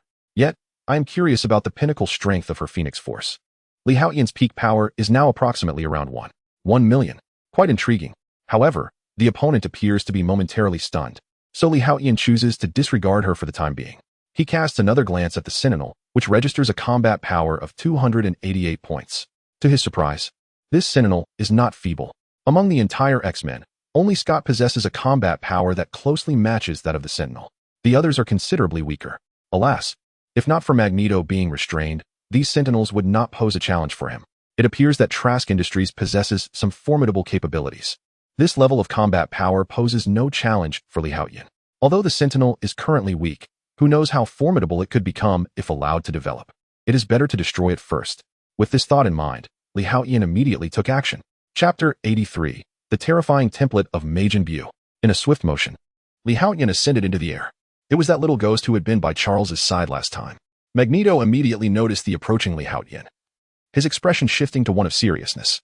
If his memory served him correctly, it was this young mutant who had left Red Tank in such a wretched state.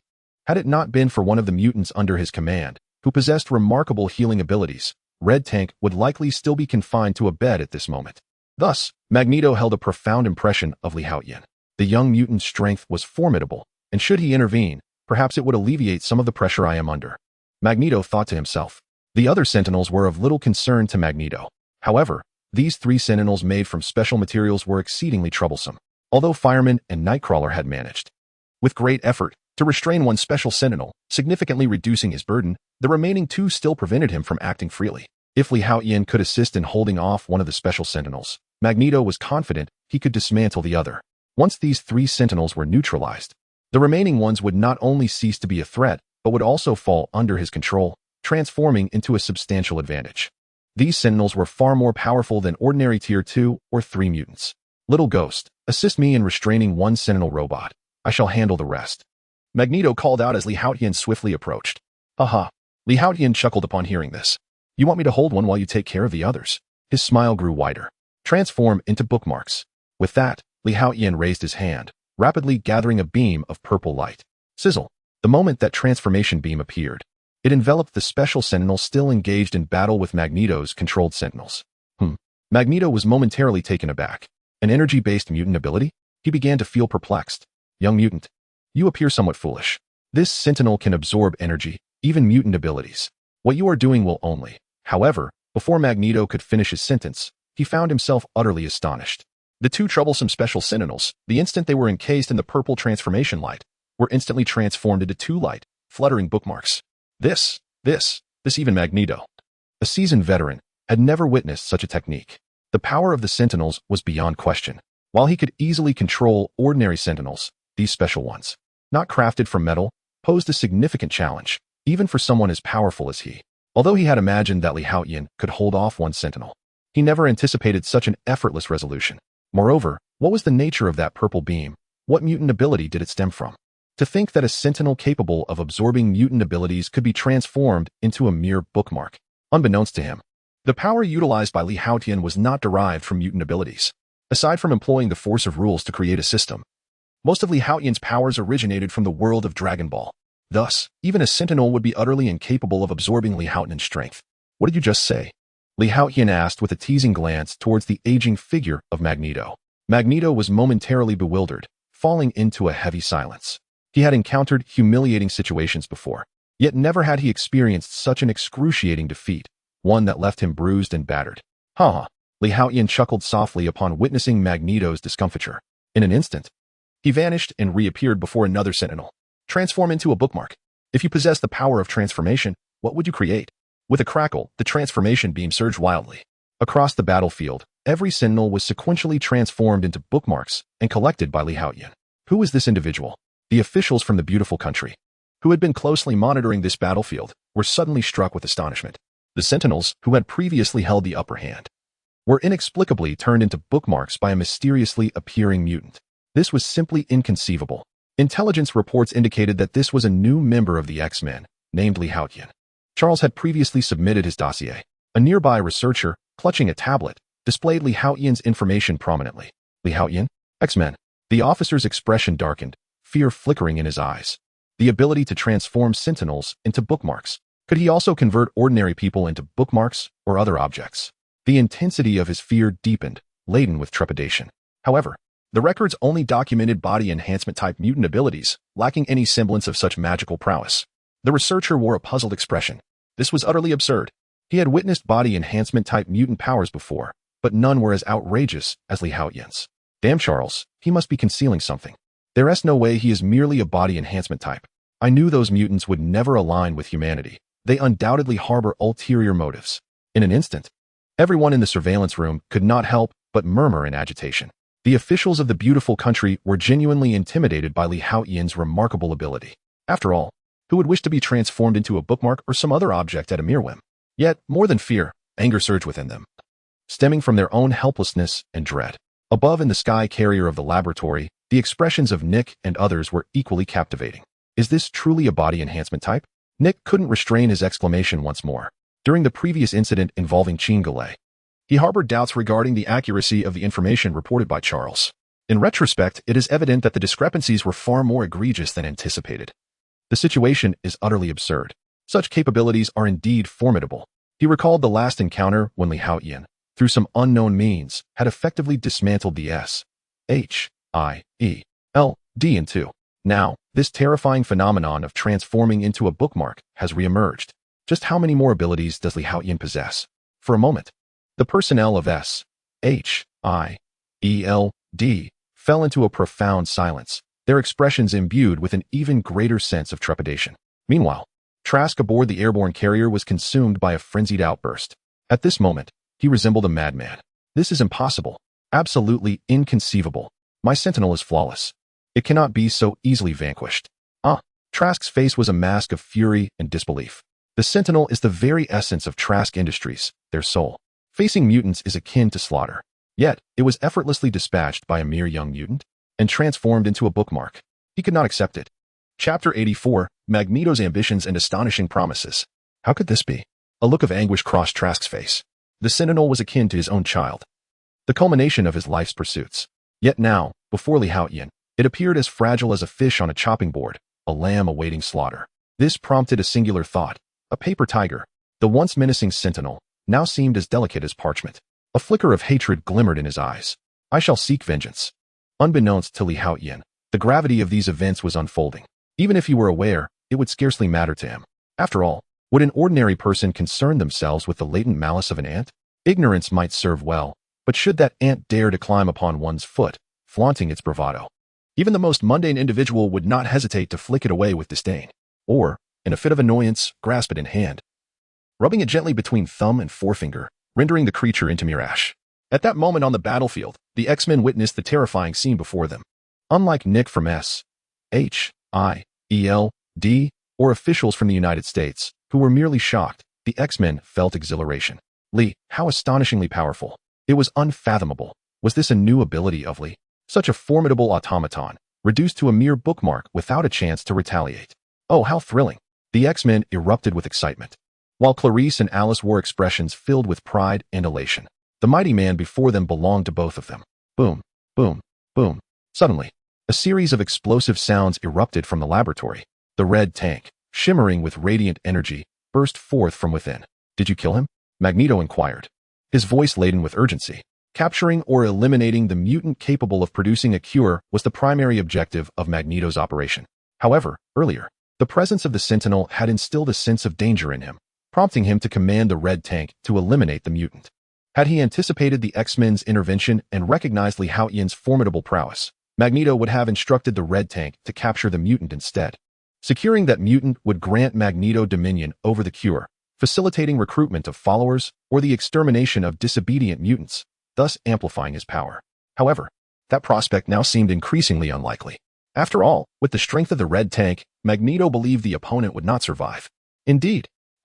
Upon hearing Magneto's words, the red tank responded with a simple, goofy grin. Apologies, I was too impulsive. The mutant was reduced to a mere pulp. Given the perilous situation earlier, Red Tank was oblivious to how the battle would unfold. Thus, he accelerated recklessly, maximizing his strength. Everything in his path was obliterated. Even the house that imprisoned the mutants disintegrated under the preheated air he generated. His overwhelming power directly transformed the child possessing the mutant cure into a gruesome mass. This diverges entirely from the original narrative, as Red Tank did not foolishly crash into a wall. Instead, he adeptly utilized the formidable forces around him to obliterate the target the moment his abilities dissipated. Nevertheless, the troublesome matter has been resolved. Everyone retreat. Although he could not seize control, the objective has been accomplished. Consequently, Magneto no longer hesitated and initiated the retreat. Following this operation, his reputation would reach unprecedented heights. Lacking the cure, the threat mitigated, he could now proceed with his subsequent plans. This marked the true beginning of Magneto leading mutants against humanity. Retreat.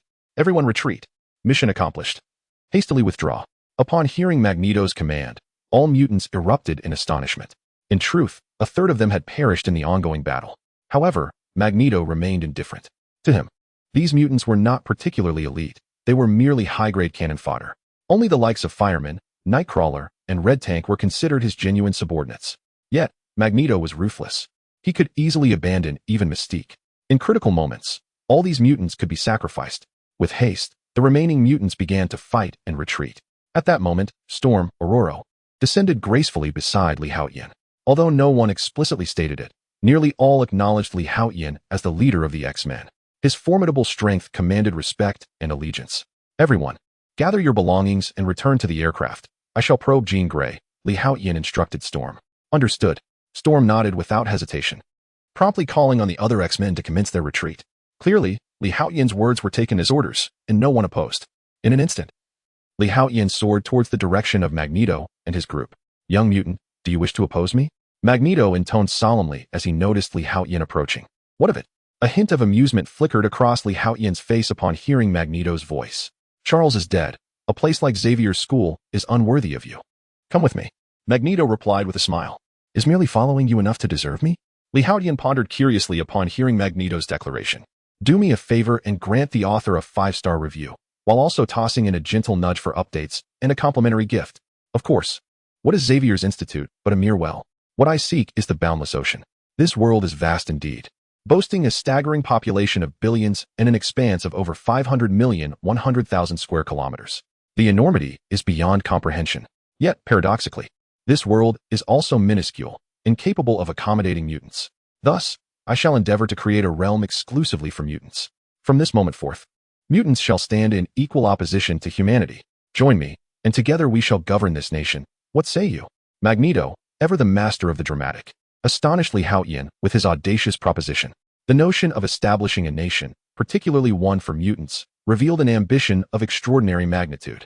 Lee Haotian could easily envision the inevitable conflict that would ensue between mutants and humans once this nation was founded. What he desired was not merely a country, but dominion over this world. humanity may ultimately face annihilation or subjugation. Chapter 85. The indomitable sweep and the potency of destructive energy. Truly, Magneto is a master of grandiosity. In this moment, Haotian felt a flicker of admiration for his opponent. Magneto's ambitions were undeniably vast, and far more ruthless than those of Professor X. To use the mutant nation as a foundation to consume the pinnacle of the world? Such aspirations, while noble in theory, face the harshness of reality. Do not be swayed by his allure.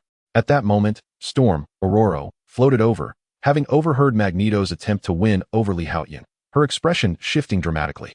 After all, Aurora was acutely aware of the appeal of Xavier's school, which was nowhere near as compelling as what Magneto had just proposed. At that instant, Storm was genuinely concerned that Haotian might be beguiled by Magneto and agree to depart with him. If that were to happen, Xavier's school would not only lose a prodigy, but the X-Men would also forfeit a formidable leader. Furthermore, it was conceivable that Magneto could indeed fulfill his ambitions with Haotian's strength. Storm, increasingly cognizant of Haotian's immense power, felt a swell of anxiety. Silence. Magneto's countenance darkened as Aurora interjected. Raising his hand, he sent a massive metal beam hurtling towards Storm. How vile. Storm's eyes glinted with determination as she summoned a tempest to deflect the metallic assault. I apologize, but I consider myself rather indifferent. I harbor no ambitions of world domination. For me, merely observing this world suffices. What I desire is not to possess it, but to ensure that no one looms over me. I detest having to look up when conversing with others. As for your so-called mutant nation, I have no interest whatsoever. Haotian shook his head. Though he was not exactly the epitome of uncontentious virtue, he found little appeal in becoming a sovereign or unifying the world. With sustenance, drink, entertainment, and all material desires fulfilled, wealth, gourmet food, fine liquor, and companionship, who would reign over you? Why bother with the burden of leadership? Being a ruler is exhausting. Being an emperor is even more arduous. What Haotian sought was the carefree existence of one who commands respect without the need for authority. What a pity. Upon hearing Haotian's declaration, Magneto's face revealed a hint of regret. This was not mere affectation. He genuinely felt a sense of loss, for in Magneto's eyes, Haotian's potential was on par with that of Professor X. The difference lay in their respective powers. One wielded the ability to control minds, while the other possessed unparalleled might. Either of these would greatly assist him in achieving his grand designs. Stop him.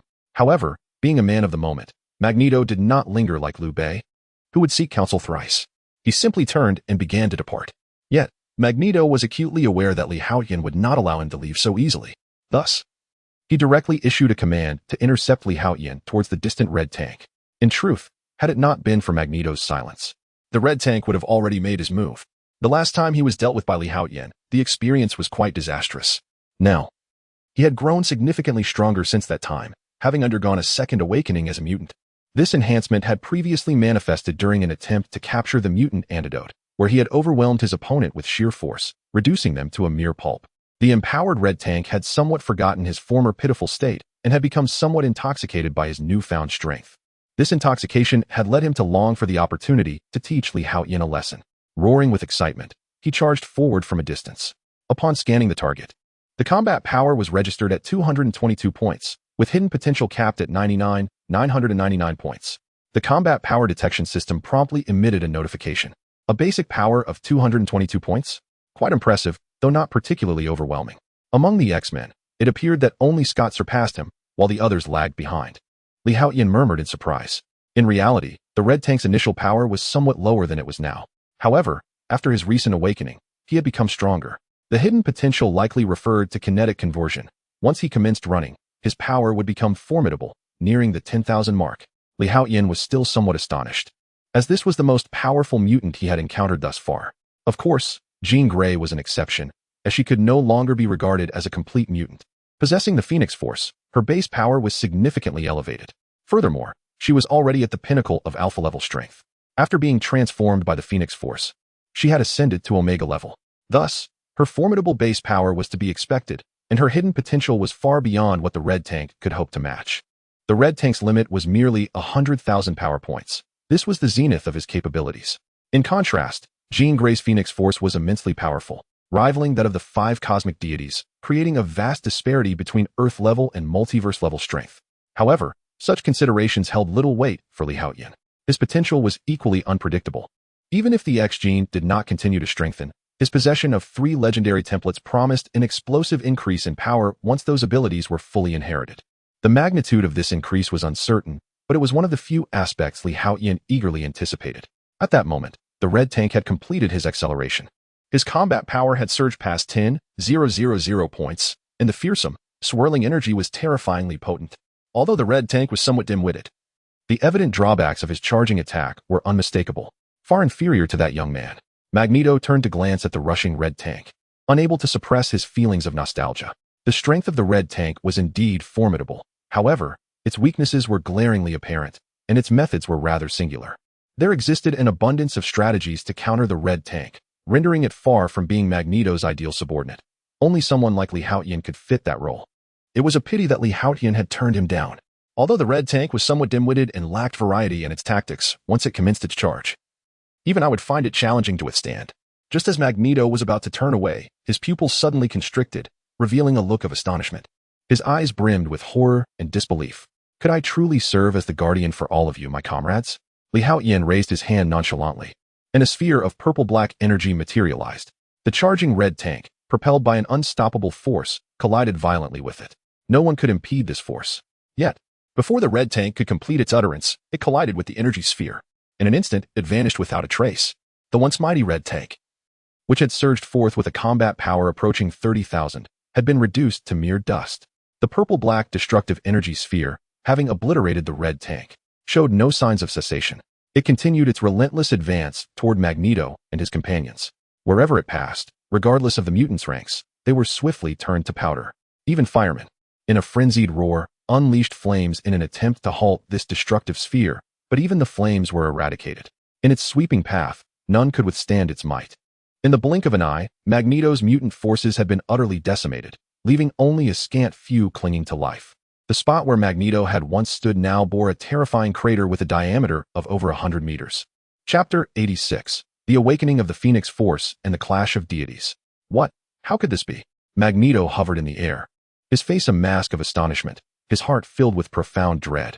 Had he not been able to utilize the metal in his possession to barely maintain his levitation, he would have surely been obliterated in an instant. What manner of power is this? It is truly terrifying. Even Jean Grey's destructive telekinesis pales in comparison to the sheer force of the recent devastation. His eyes were wide with shock, a flicker of fear dancing within their depths. Reminiscent of the moment he witnessed Jean slay Professor X. This was a force capable of annihilating him in a heartbeat. Ah, it seems fortune smiles upon the theatrical, for he has survived. Li Haotian, too, was taken aback. He had not held back, though the destructive energy was not at its peak. It was sufficient to obliterate everything in its path. Yet, he had not anticipated that Magneto would narrowly evade it. Nonetheless, he now appeared disheveled. The spectacle of chaos around him diminished. Beside him stood a short-legged nightcrawler and a colossus missing an arm, alongside a mutant adorned with what resembled moth wings. The remaining mutants had been reduced to mere ash. In an instant, Magneto's once formidable cadre had dwindled to a mere handful. Even he himself was in a state of utter disarray. Very well, it is time for the grand performance to unfold. Li Haotian chuckled softly, preparing to make his move. Boom. Just then, not far away, Jean, who had been struggling, suddenly erupted with a terrifying force. Her pupils transformed to a deep black, her entire being radiating with a mesmerizing glow, flames cascading around her. Her hair danced wildly, exuding an aura of dread. What? Li Haotian's gaze sharpened, instinctively drawn to her. Ding ding ding. Target detected. Combat power at 321, 107 points, and still escalating. At that moment, Li Haotian's combat power detection system blared an alarm. The Phoenix Force has been unleashed. Jean Grey's capabilities could not possibly be this formidable. Now, with a surge of 320,000 combat power, and still increasing, there could be only one explanation. The Phoenix Force residing within Jean Grey had begun to awaken. Well then, I am eager to witness the true strength of the Phoenix Force, said to rival the 5 primordial deities. A flicker of battle intent ignited in Li Haotian's eyes. Transform. With his current combat power just over 10,000, he stood no chance against the nearly 350,000 combat power of the Phoenix Force. Moreover, the Phoenix Force was still in the throes of its eruption. Boom. In an instant, a terrifying golden flame erupted, replacing the white shockwave. Li Haotian's combat power began to surge wildly. Kamehameha. Sizzle, sizzle, sizzle. The immense energy quickly coalesced. In the blink of an eye, his combat power soared past 500,000. With a thunderous crack, a purple beam of light split the heavens, hurtling towards Jean Grey. Damn it! Jean was instantly consumed by fury. A pair of black pupils, devoid of scara, shimmered with a menacing aura of lethal intent, steeped in ruthlessness and brutality. Was this a consequence of the fragmented power of the Phoenix, resulting in an incomplete persona? Upon witnessing this scene, Haotian was struck by contemplation. If it were the true consciousness of the Phoenix, it would undoubtedly not manifest in such a manner. It could only be inferred that the consciousness embedded within this Phoenix power was scant, resembling more a chaotic awareness, greed, savagery, annihilation. Suddenly, a terrifying surge of destructive psychic energy, imbued with formidable Phoenix power, coalesced around her, transforming into a storm of devastation. Xgene's psychic force was remarkably potent, materializing into a terrifying tempest. The formidable wave of energy was effectively repelled by this destructive force. Truly, the power of the Phoenix rivals that of the 5 primordial deities. Even as mere fragments, its strength was astonishingly formidable. Although it was known that Xgene's Phoenix power was certainly not weak, the ability to thwart an energy wave exceeding 500,000 in combat power solely with a storm of destructive psychic energy was unexpected. This indicated that Xgene's prowess had significantly escalated since their last encounter, with her unlocked Phoenix power having expanded immensely. Let all return to chaos. Xgene emitted a chilling growl. Boom. A dreadful force of annihilation coalesced into a terrifying pale red storm of destruction visible to the naked eye. The surrounding earth, structures, ruins, and vehicles, everything began to disintegrate into mere dust. This sight left the officials of the beautiful nation, who had been monitoring the situation, utterly aghast. It was horrifying. The power of the mutants was simply immeasurable, especially concerning Magneto, that young man, and the long-haired woman in red. Their threat was paramount. Deploy the final measures. Dispatch the entire fleet to the Golden Gate Bridge and eradicate Devil's Island completely. However, Magneto was neither dead nor had he lost his mutant abilities. Missiles were ineffective against him. Thus, they resorted to indiscriminate bombardment of the waters surrounding Devil's Island, advancing layer by layer, denying Magneto any opportunity for control. Annihilate that area. In an instant, the officials of the beautiful nation could no longer afford to consider anything else. No more S.H.I.E.L.D. No more X-Men. They placed their sole trust in the weapons at hand. Moreover, there were undercover agents from S.H.I.E.L.D. among the officials of the beautiful nation. Consequently, Nick was the first to learn of their strategies. Damn it. Retreat. Return to base. The once composed and astute Nick could not suppress a curse. This was not in line with their prior discussions with the beautiful nation's officials. This airborne aircraft carrier represented S.H.I.E.L.D.'s last reserves. Although it was an older model, if it were to be destroyed, S.H.I.E.L.D. would be left with nothing. Moreover, given the defensive capabilities of this aircraft carrier, it could not withstand the full assault of the beautiful nation's fleet. Although the missile yield mentioned above is relatively insignificant, far inferior to that of intercontinental missiles, the sheer quantity cannot be overlooked. In the event of a simultaneous barrage, it could indeed obliterate the waters surrounding Devil Island. At that point, even the formidable Magneto would be of no assistance. This strategy equates to inflicting 1,000 points of damage upon the enemy while sustaining 800 in return. However, the current authority of the United States seems unfazed by such considerations. Boom. Amidst Nick's irate exclamations, the aerial aircraft carrier began its frantic retreat. Unbeknownst to all this, Haotian remained indifferent. Even if he were aware, it would matter little to him. Possessing the template of Majin Buu, he was impervious to such missile salvos. Even if the Earth were to explode, he would remain unscathed. The residual power of the Phoenix within him was extraordinarily potent. Haotian noted that the enemy's combat power had escalated to 600,000 points. Although it did not represent the full extent of the Phoenix's might, it was undoubtedly divine power. Only magic can defeat magic, and only a deity can contend with another deity. A glint of brilliance sparkled in his eyes. Boom. A mysterious aura of oppression emanated from him. This was the essence of the god of destruction. Let me witness the true strength of your incomplete Phoenix power. Comparable to the 5 great creator gods, I am eager to discern whether your destructive telekinesis surpasses my destructive energy. Chapter 87. Breakthrough, Divine Technique. With a resounding boom, Haotian transformed, his combat power soaring to an astonishing 700,000. At that moment, Jean Grey also managed to elevate her strength to just over 750,000. The gap between the two was nearly negligible. Had her potential been exhausted? Observing Jean Grey, whose ascent had gradually plateaued, a glimmer of insight flickered in Haotian's eyes. The power of the Phoenix was indeed formidable, rivaling that of the 5 great primordial deities. Yet, Jean Grey possessed only fragments of the Phoenix's power, not the entirety of it. This strength of over 750,000 had reached its zenith. It had been a long time since he had faced a foe of equal might. Once more, Li Haotian's aura erupted, and in an instant, he too reached 750,000. With his current foundational strength, a full throttle burst could push him beyond 800,000. However, Li Haotian yearned for an exhilarating battle, eager to revel in the experience. Prepare yourself. Excitement danced in his eyes as the scion blood coursing within him began to boil. Especially the impulse reminiscent of Kakarot's penchant for confronting the strong and engaging them in combat. All of this culminated within Li Haotian. In a flash, he surged towards Jean Grey, enveloped in golden flames, his speed astonishingly swift. Such speed. Magneto's face displayed shock and disbelief. This was pure velocity, surpassing the ability of the eye to perceive motion. He could not see him. In fact, it wasn't just him. Others like Aurora were equally unable to catch sight of Li Haotian. Even the officials from the United States, who had been monitoring the situation, could not keep up. Commander, his speed is too fast. I slowed it down 64 times, and I could only see a blurred afterimage. The staff member responsible for monitoring displayed an expression of astonishment. He had never conceived that a human could move with such swiftness, even if they were a mutant. After all, this was not a mutant ability. It was sheer physical prowess reaching such terrifying velocities. How long until the fleet reaches the vicinity of the Golden Gate Bridge?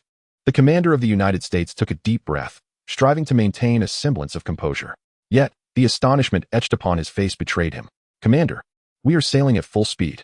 In no more than 10 minutes, we can deploy over 50 ships, a general interjected. The location of Devil's Island was indeed of paramount importance. In truth, it harbored a concealed underwater base of the United States. All nearby hidden fleets and submarines were mobilized solely for the purpose of fire suppression, launching a barrage of missiles to obliterate everyone on Devil's Island. At this moment, the officials of the United States could no longer afford to hesitate. Everyone had to perish. Otherwise, they would find no peace of mind.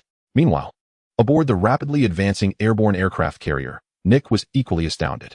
Was this the true might of Jean Grey and Li Haotian? Even deities would pale in comparison. Nick murmured to himself. After all, S.H.I.E.L.D. had encountered many extraordinary beings, and Nick had witnessed the likes of Thor and others. At this moment, the powers exhibited by Jean Grey and Li Haotian appeared to rival even those of the Thunder God. The earth trembled with the resounding clash of their might. Jean Grey's destructive telekinesis, intertwined with chaotic energy, manifested as a true divine force. Although Li Haotian had transformed into a super scion, it was merely a means to augment his combat prowess. His genuine offensive capabilities stemmed from the power of destruction itself. This was a confrontation of divine forces. With a swift movement, Li Haotian evaded the hammer of destructive telekinesis, reducing the ground behind him to ashes in an instant. The very fabric of space seemed to warp ominously. The terrifying power of the Phoenix sought to plunge everything into chaos. Yet, in Li Haotian's eyes, there was no trace of fear, only a fierce determination. He retaliated with a surge of destructive energy. Jean Grey barely managed to dodge. The spot where she had stood moments before now nothingness. Destructive energy obliterated all in its path. This was the true might of a god of destruction, impervious even to divine beings.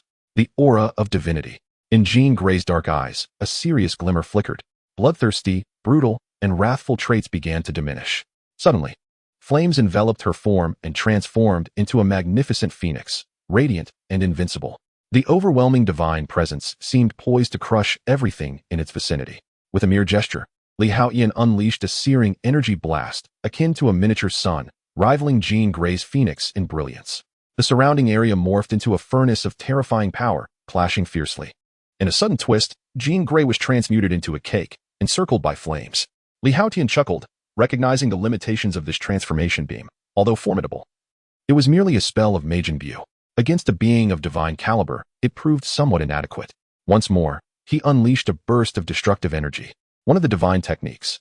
The cataclysmic force shattered the phoenix, and the cake reverted to Jean Grey. Yet, at that moment, her pupils began to flicker erratically, sometimes normal, sometimes pitch black. Had the phoenix's power drained her, causing her consciousness to assert dominance? Li Haotian's eyes brightened at this realization. According to Professor X, within Jean Grey resided a secondary persona, the very essence of the phoenix. Although the phoenix's power had not yet fully recovered, it had been excessively depleted, leading to a struggle for control over Jean Grey's consciousness. "Allow me to assist you," he proclaimed, unleashing an unimaginable aura. His combat power surged to its zenith, 890,000. This was the true extent of Li Haotian's strength after his transformation. However, in an instant, the aura surrounding Li Haotian erupted once more, embodying the essence of destruction. The power of the destruction god was unleashed to its zenith, leading to an astonishing surge in his combat prowess. Previously, Li Haotian's strength hovered around 790,000. Yet now, under this explosive release, it soared beyond 3 million in a fleeting moment. The battle with Qin Galei had remarkably accelerated the inheritance of his destruction god template, enhancing his capabilities further. In this pivotal moment, Li Haotian gained a deeper mastery over the powers of the destruction god. Boom. The terrifying divine aura transformed into an enigmatic chain, swiftly piercing through the void and embedding itself within Qin Galei's being. In a heartbeat, Li Haotian found himself in an exceedingly dim universe. Deep within, a dazzling radiance enveloped the entire starry expanse. A searing heat, infused with chaotic energy, permeated this dark cosmos. Before him loomed a creature of unfathomable size, surpassing even entire galaxies. To it, the cosmos was but a mere plaything. Am I fearsome? Surely. No one would think that a mere morsel could evoke tears from the neighboring child, right?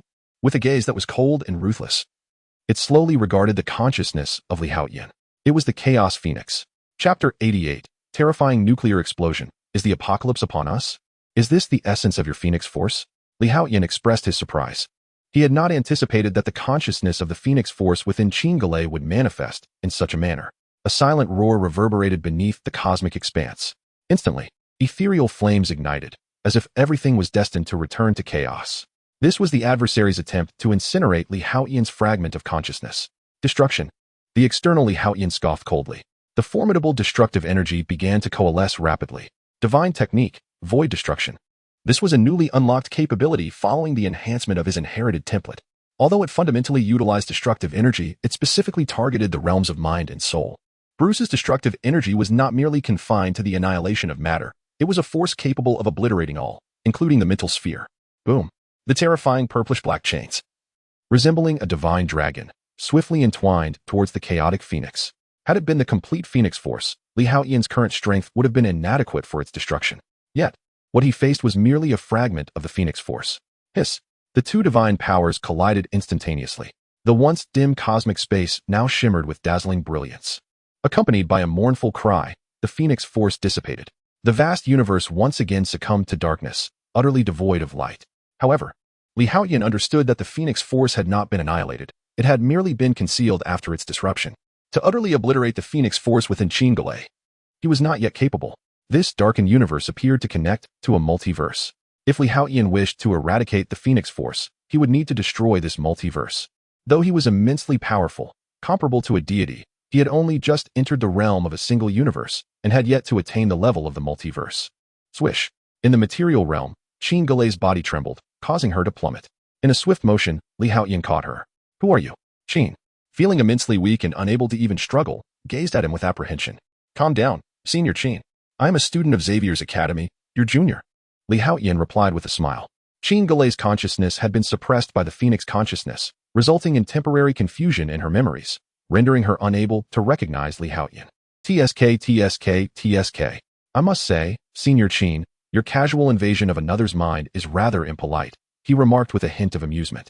Moments prior, Li Haotian had received a system notification indicating that Qin Galei attempted to intrude into his psyche to read his thoughts. However, with his mental shielding system in place, even Professor X could not penetrate it, let alone Qin Galei. After all, in terms of mental prowess, Professor X was the most formidable on Earth. However, Professor X possesses solely pure psychic abilities, unlike Jean Grey, who wields telekinesis. Suddenly, a violent explosion erupted from afar, accompanied by a terrifying shockwave that surged forth like a tsunami.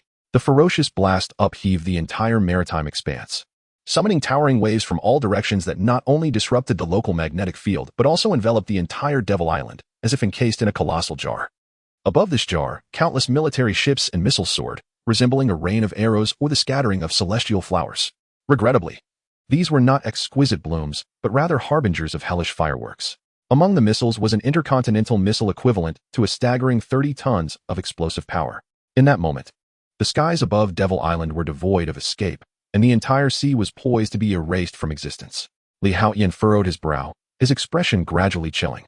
Nearby, Magneto, who had yet to fully retreat, widened his eyes at the unfolding scene. Damn those humans. This is a fleet of missiles, and one of them contains an intercontinental missile. Even Magneto, a man of composure, could no longer restrain himself. Should these missiles dare to approach him, he would redirect them, delivering a stern lesson to those officials from the beautiful nation. Yet, It seemed they had learned from past encounters, releasing missiles around Devil Island with the intention of obliterating the entire area from the map. It was over. Everything had come to an end. Magneto's gaze turned hollow. "Charles, I shall join you at last," he murmured, surrendering to despair. Having narrowly escaped death at Haotian's hands, he had hoped for a turn of fortune, only to find himself ultimately succumbing to the officials of the beautiful nation. In a distant room far from Devil Island, a nurse had just left, and the man in the hospital bed slowly opened his eyes. Eric. He attempted to rise, but discovered that his legs had lost all sensation. He could not help but let out a roar of frustration. What cruel fate. After a moment, seemingly having vented his anger, he shook his head in resignation. His consciousness had successfully transferred, granting him a new life, yet he found himself a cripple. The officials of the beautiful nation intended to. "Lee, please be safe." His eyes shimmered with determination. Alas, bereft of a brainwave enhancer, he lamented the loss of the mental fortitude he had cultivated over the years. All he could offer was his blessing to Lee. Aboard the Blackbird aircraft, Ororo leapt into action, but before departing, she issued a single command. All X-Men were to return immediately to Xavier's academy. As for Storm, she could not leave, for Lee Haotian was still present. Should he be abandoned in this manner, Alois would never forgive himself for the rest of his life. Previously, they had already lost Chingole due to such matters. This time, losing Lee Haotian was absolutely out of the question. Even if there were truly no alternatives left, he would choose to accompany him. He could not allow him to face solitude. Alas, just as Alois had begun to master the storm and suspended himself, he discovered that Clarice had already departed with Alice from the aircraft. Clarice, possessing the ability to traverse space, was far swifter than the Storm Woman. "Lee, we will not abandon you," Clarice declared with unwavering determination. Alice remained silent, yet her proud demeanor led her to slowly approach Lee's side. Hee. Upon seeing Clarice and Alice, a faint smile broke through the icy facade of Lee Haotian. It was not in vain that he had cared for you. He raised his hand to pinch Clarice's cheek and glanced at Alice. Such kindred spirits are indeed a rarity in life, a source of great contentment. Which flicker do you prefer? Which flicker do you prefer? Which flicker do you prefer? Which flicker do you prefer? You need not have come. Lee Haotian then turned his gaze towards Alois, emphasizing that it was unnecessary for him to seek death. "I will not abandon you." A glimmer of resolve flashed in the Storm Woman's eyes. Boom. The explosions intensified. The ocean roared, and monstrous waves surged forth. It was akin to a hell on earth. A harbinger of the apocalypse. Chapter 89. In the Name of the Divine. Lee Haotian chuckled heartily, a genuine laughter that resonated from within. He was taken aback by Storm Girl's actions, and even more so by the lowly tactics employed by the officials of the United States. If missiles could truly annihilate a deity, how feeble must that god be? However, the adversary had inadvertently done him a favor, revealing that Clarice and Alice were genuinely willing to stand by him through thick and thin. As for Oroluo, he too was capable of such loyalty. Although their relationship had yet to transcend mere friendship, it was evident that Oroluo had always held Lee Haotian in high regard and had consistently looked out for him. Lee Haotian was no ingrate. He embodied the values of a traditional Chinese man. A small act of kindness would elicit a profound sense of gratitude, while enmity would warrant a response 100-fold, if not 1,000-fold. He felt quite pleased, yet the fact that the U.S. government sought to eliminate him was a matter that required addressing. He contemplated employing a particular strategy. A glint of coldness flashed in his eyes. Since they wished to destroy him, he would not let this transgression go unpunished. Among the legacies he had recently unlocked, aside from the divine technique of void destruction that subdued the Phoenix, lay another divine skill, in the name of the divine destruction.